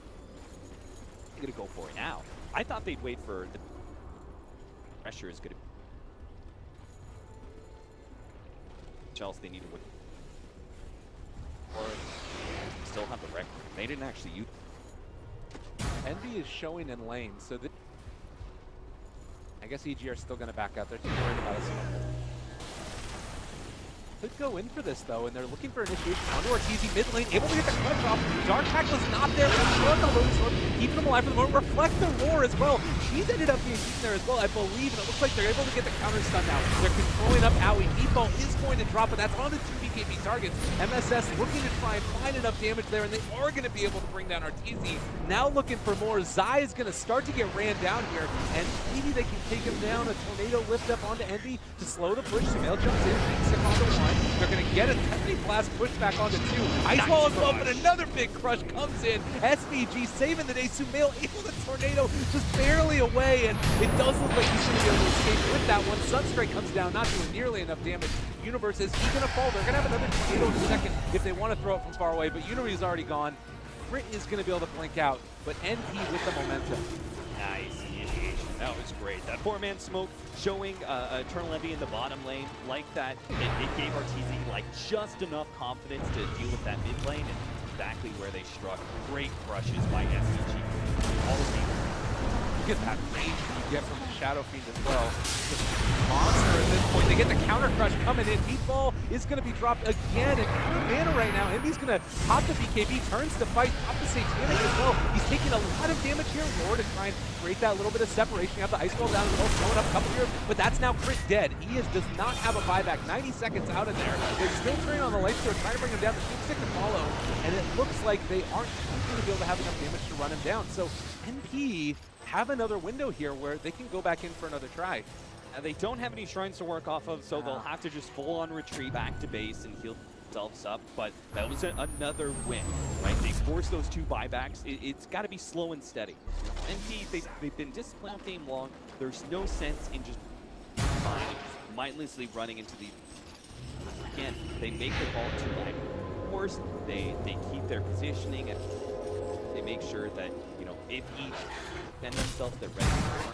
NP are now in a position the next 5 minutes where they have a serious win condition. If they kill the Centaur or the Slark, the game is like already 50%. They actually get that 1 kill and take that hero out of the game. Then you almost got the game, especially if you have Aegis. Yeah, it's to the point now also where you don't feel comfortable going into contest for a time. The Earth Spirit's gone for that amount of time off the map as well, so they're able to take another objective because of that rotation at that point. So another pressure towards mid. Evil Geniuses back up against the wall. How do they take this fight? Sumail has got to be the aggressor. He's got to be the one who sets all the initiations up. Can't let NP just walk in his face. And the reason I'm putting the pressure on him is he has the buyback. So he has the liberty to be able to go out there and try and make things happen, knowing that he has this second chance in his back pocket when he His allies, none of them have buyback. It's got to be the one to actually make the critical plays happen and lend opportunities for RTZ Universe to make smart calls. There, trying to kill it all off with the tornado. They're already on top of and killing off this lifesteal. He's taking so much damage. It's going to be Clever Cape. They find a 4-man clutch, but it's not enough to save their lifestealer. They're on top of NB at this point. 4-step forward, trying to bring him low. Is he going to end up dying here? They're going to buy back on the lifestealer, try and get him back into the fight. The crush from Universe only catches on to MSS. They get the silence to follow, but there isn't anything else there, and that is going to be another buyback for Invoker. So I feel like EG have to find something here, but it's just so hard to take this fight because now you don't have buyback on the Invoker either. Well, Evil Geniuses do have, like, the Lifestealer did buy back and is making his way in. So there's still a possibility that Evil Geniuses could win this defense and kill the Lifestealer and then be able to go down mid, but they can't afford to lose some of these cores. Especially RTZ, Oh my god, they jump in as soon as Universe jumps forward and able to get him out. Trying to walk away from all of this one. Cold snap there as well as a lift up the tornado. They're just trying to hold on as long as possible. Off that Satan. Uh-oh. Lots of creeps to hit. Uh-oh. He was hoping to get back to full HP with that Satanic usage. That's okay, still has the age. Wait for a couple more free waves to come in because, after all, they open wounds that way NB could heal off of it. Alright, they still got 2 melee Raxes left. Plenty of time on the Aegis. There's no reason for NP to rush things. Done extraordinarily well slowing down this game and setting up opportunities themselves to get the right kind of thing. Playing the way they have, and they can close out this game. It feels like SVG had a particularly amazing play and experience in this one, like winning mid early. Ravaged ENG. Yeah, like over and over again. And that play also to wait until you get the crush off after the 4-staff to get his buddy. Really good stuff. To find another one. The high ground, actually trying to find them in the wraparound here. Spotted out by. Gonna summon a boar. They have a hawk up there.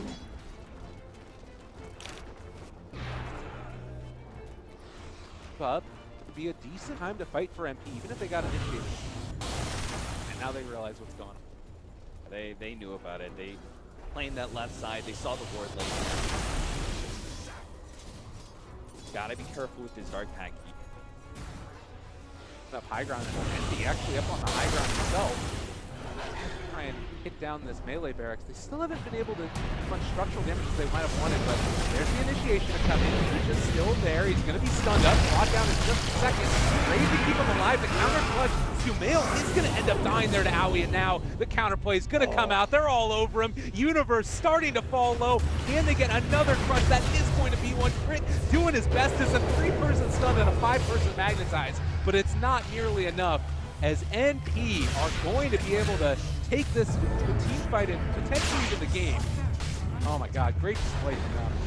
I mean, fantastic. I felt like, you know, I was thinking to myself, I was like, man, I bet I sounded like I'm just gushing over NP. But honestly, like, I was just super impressed with them.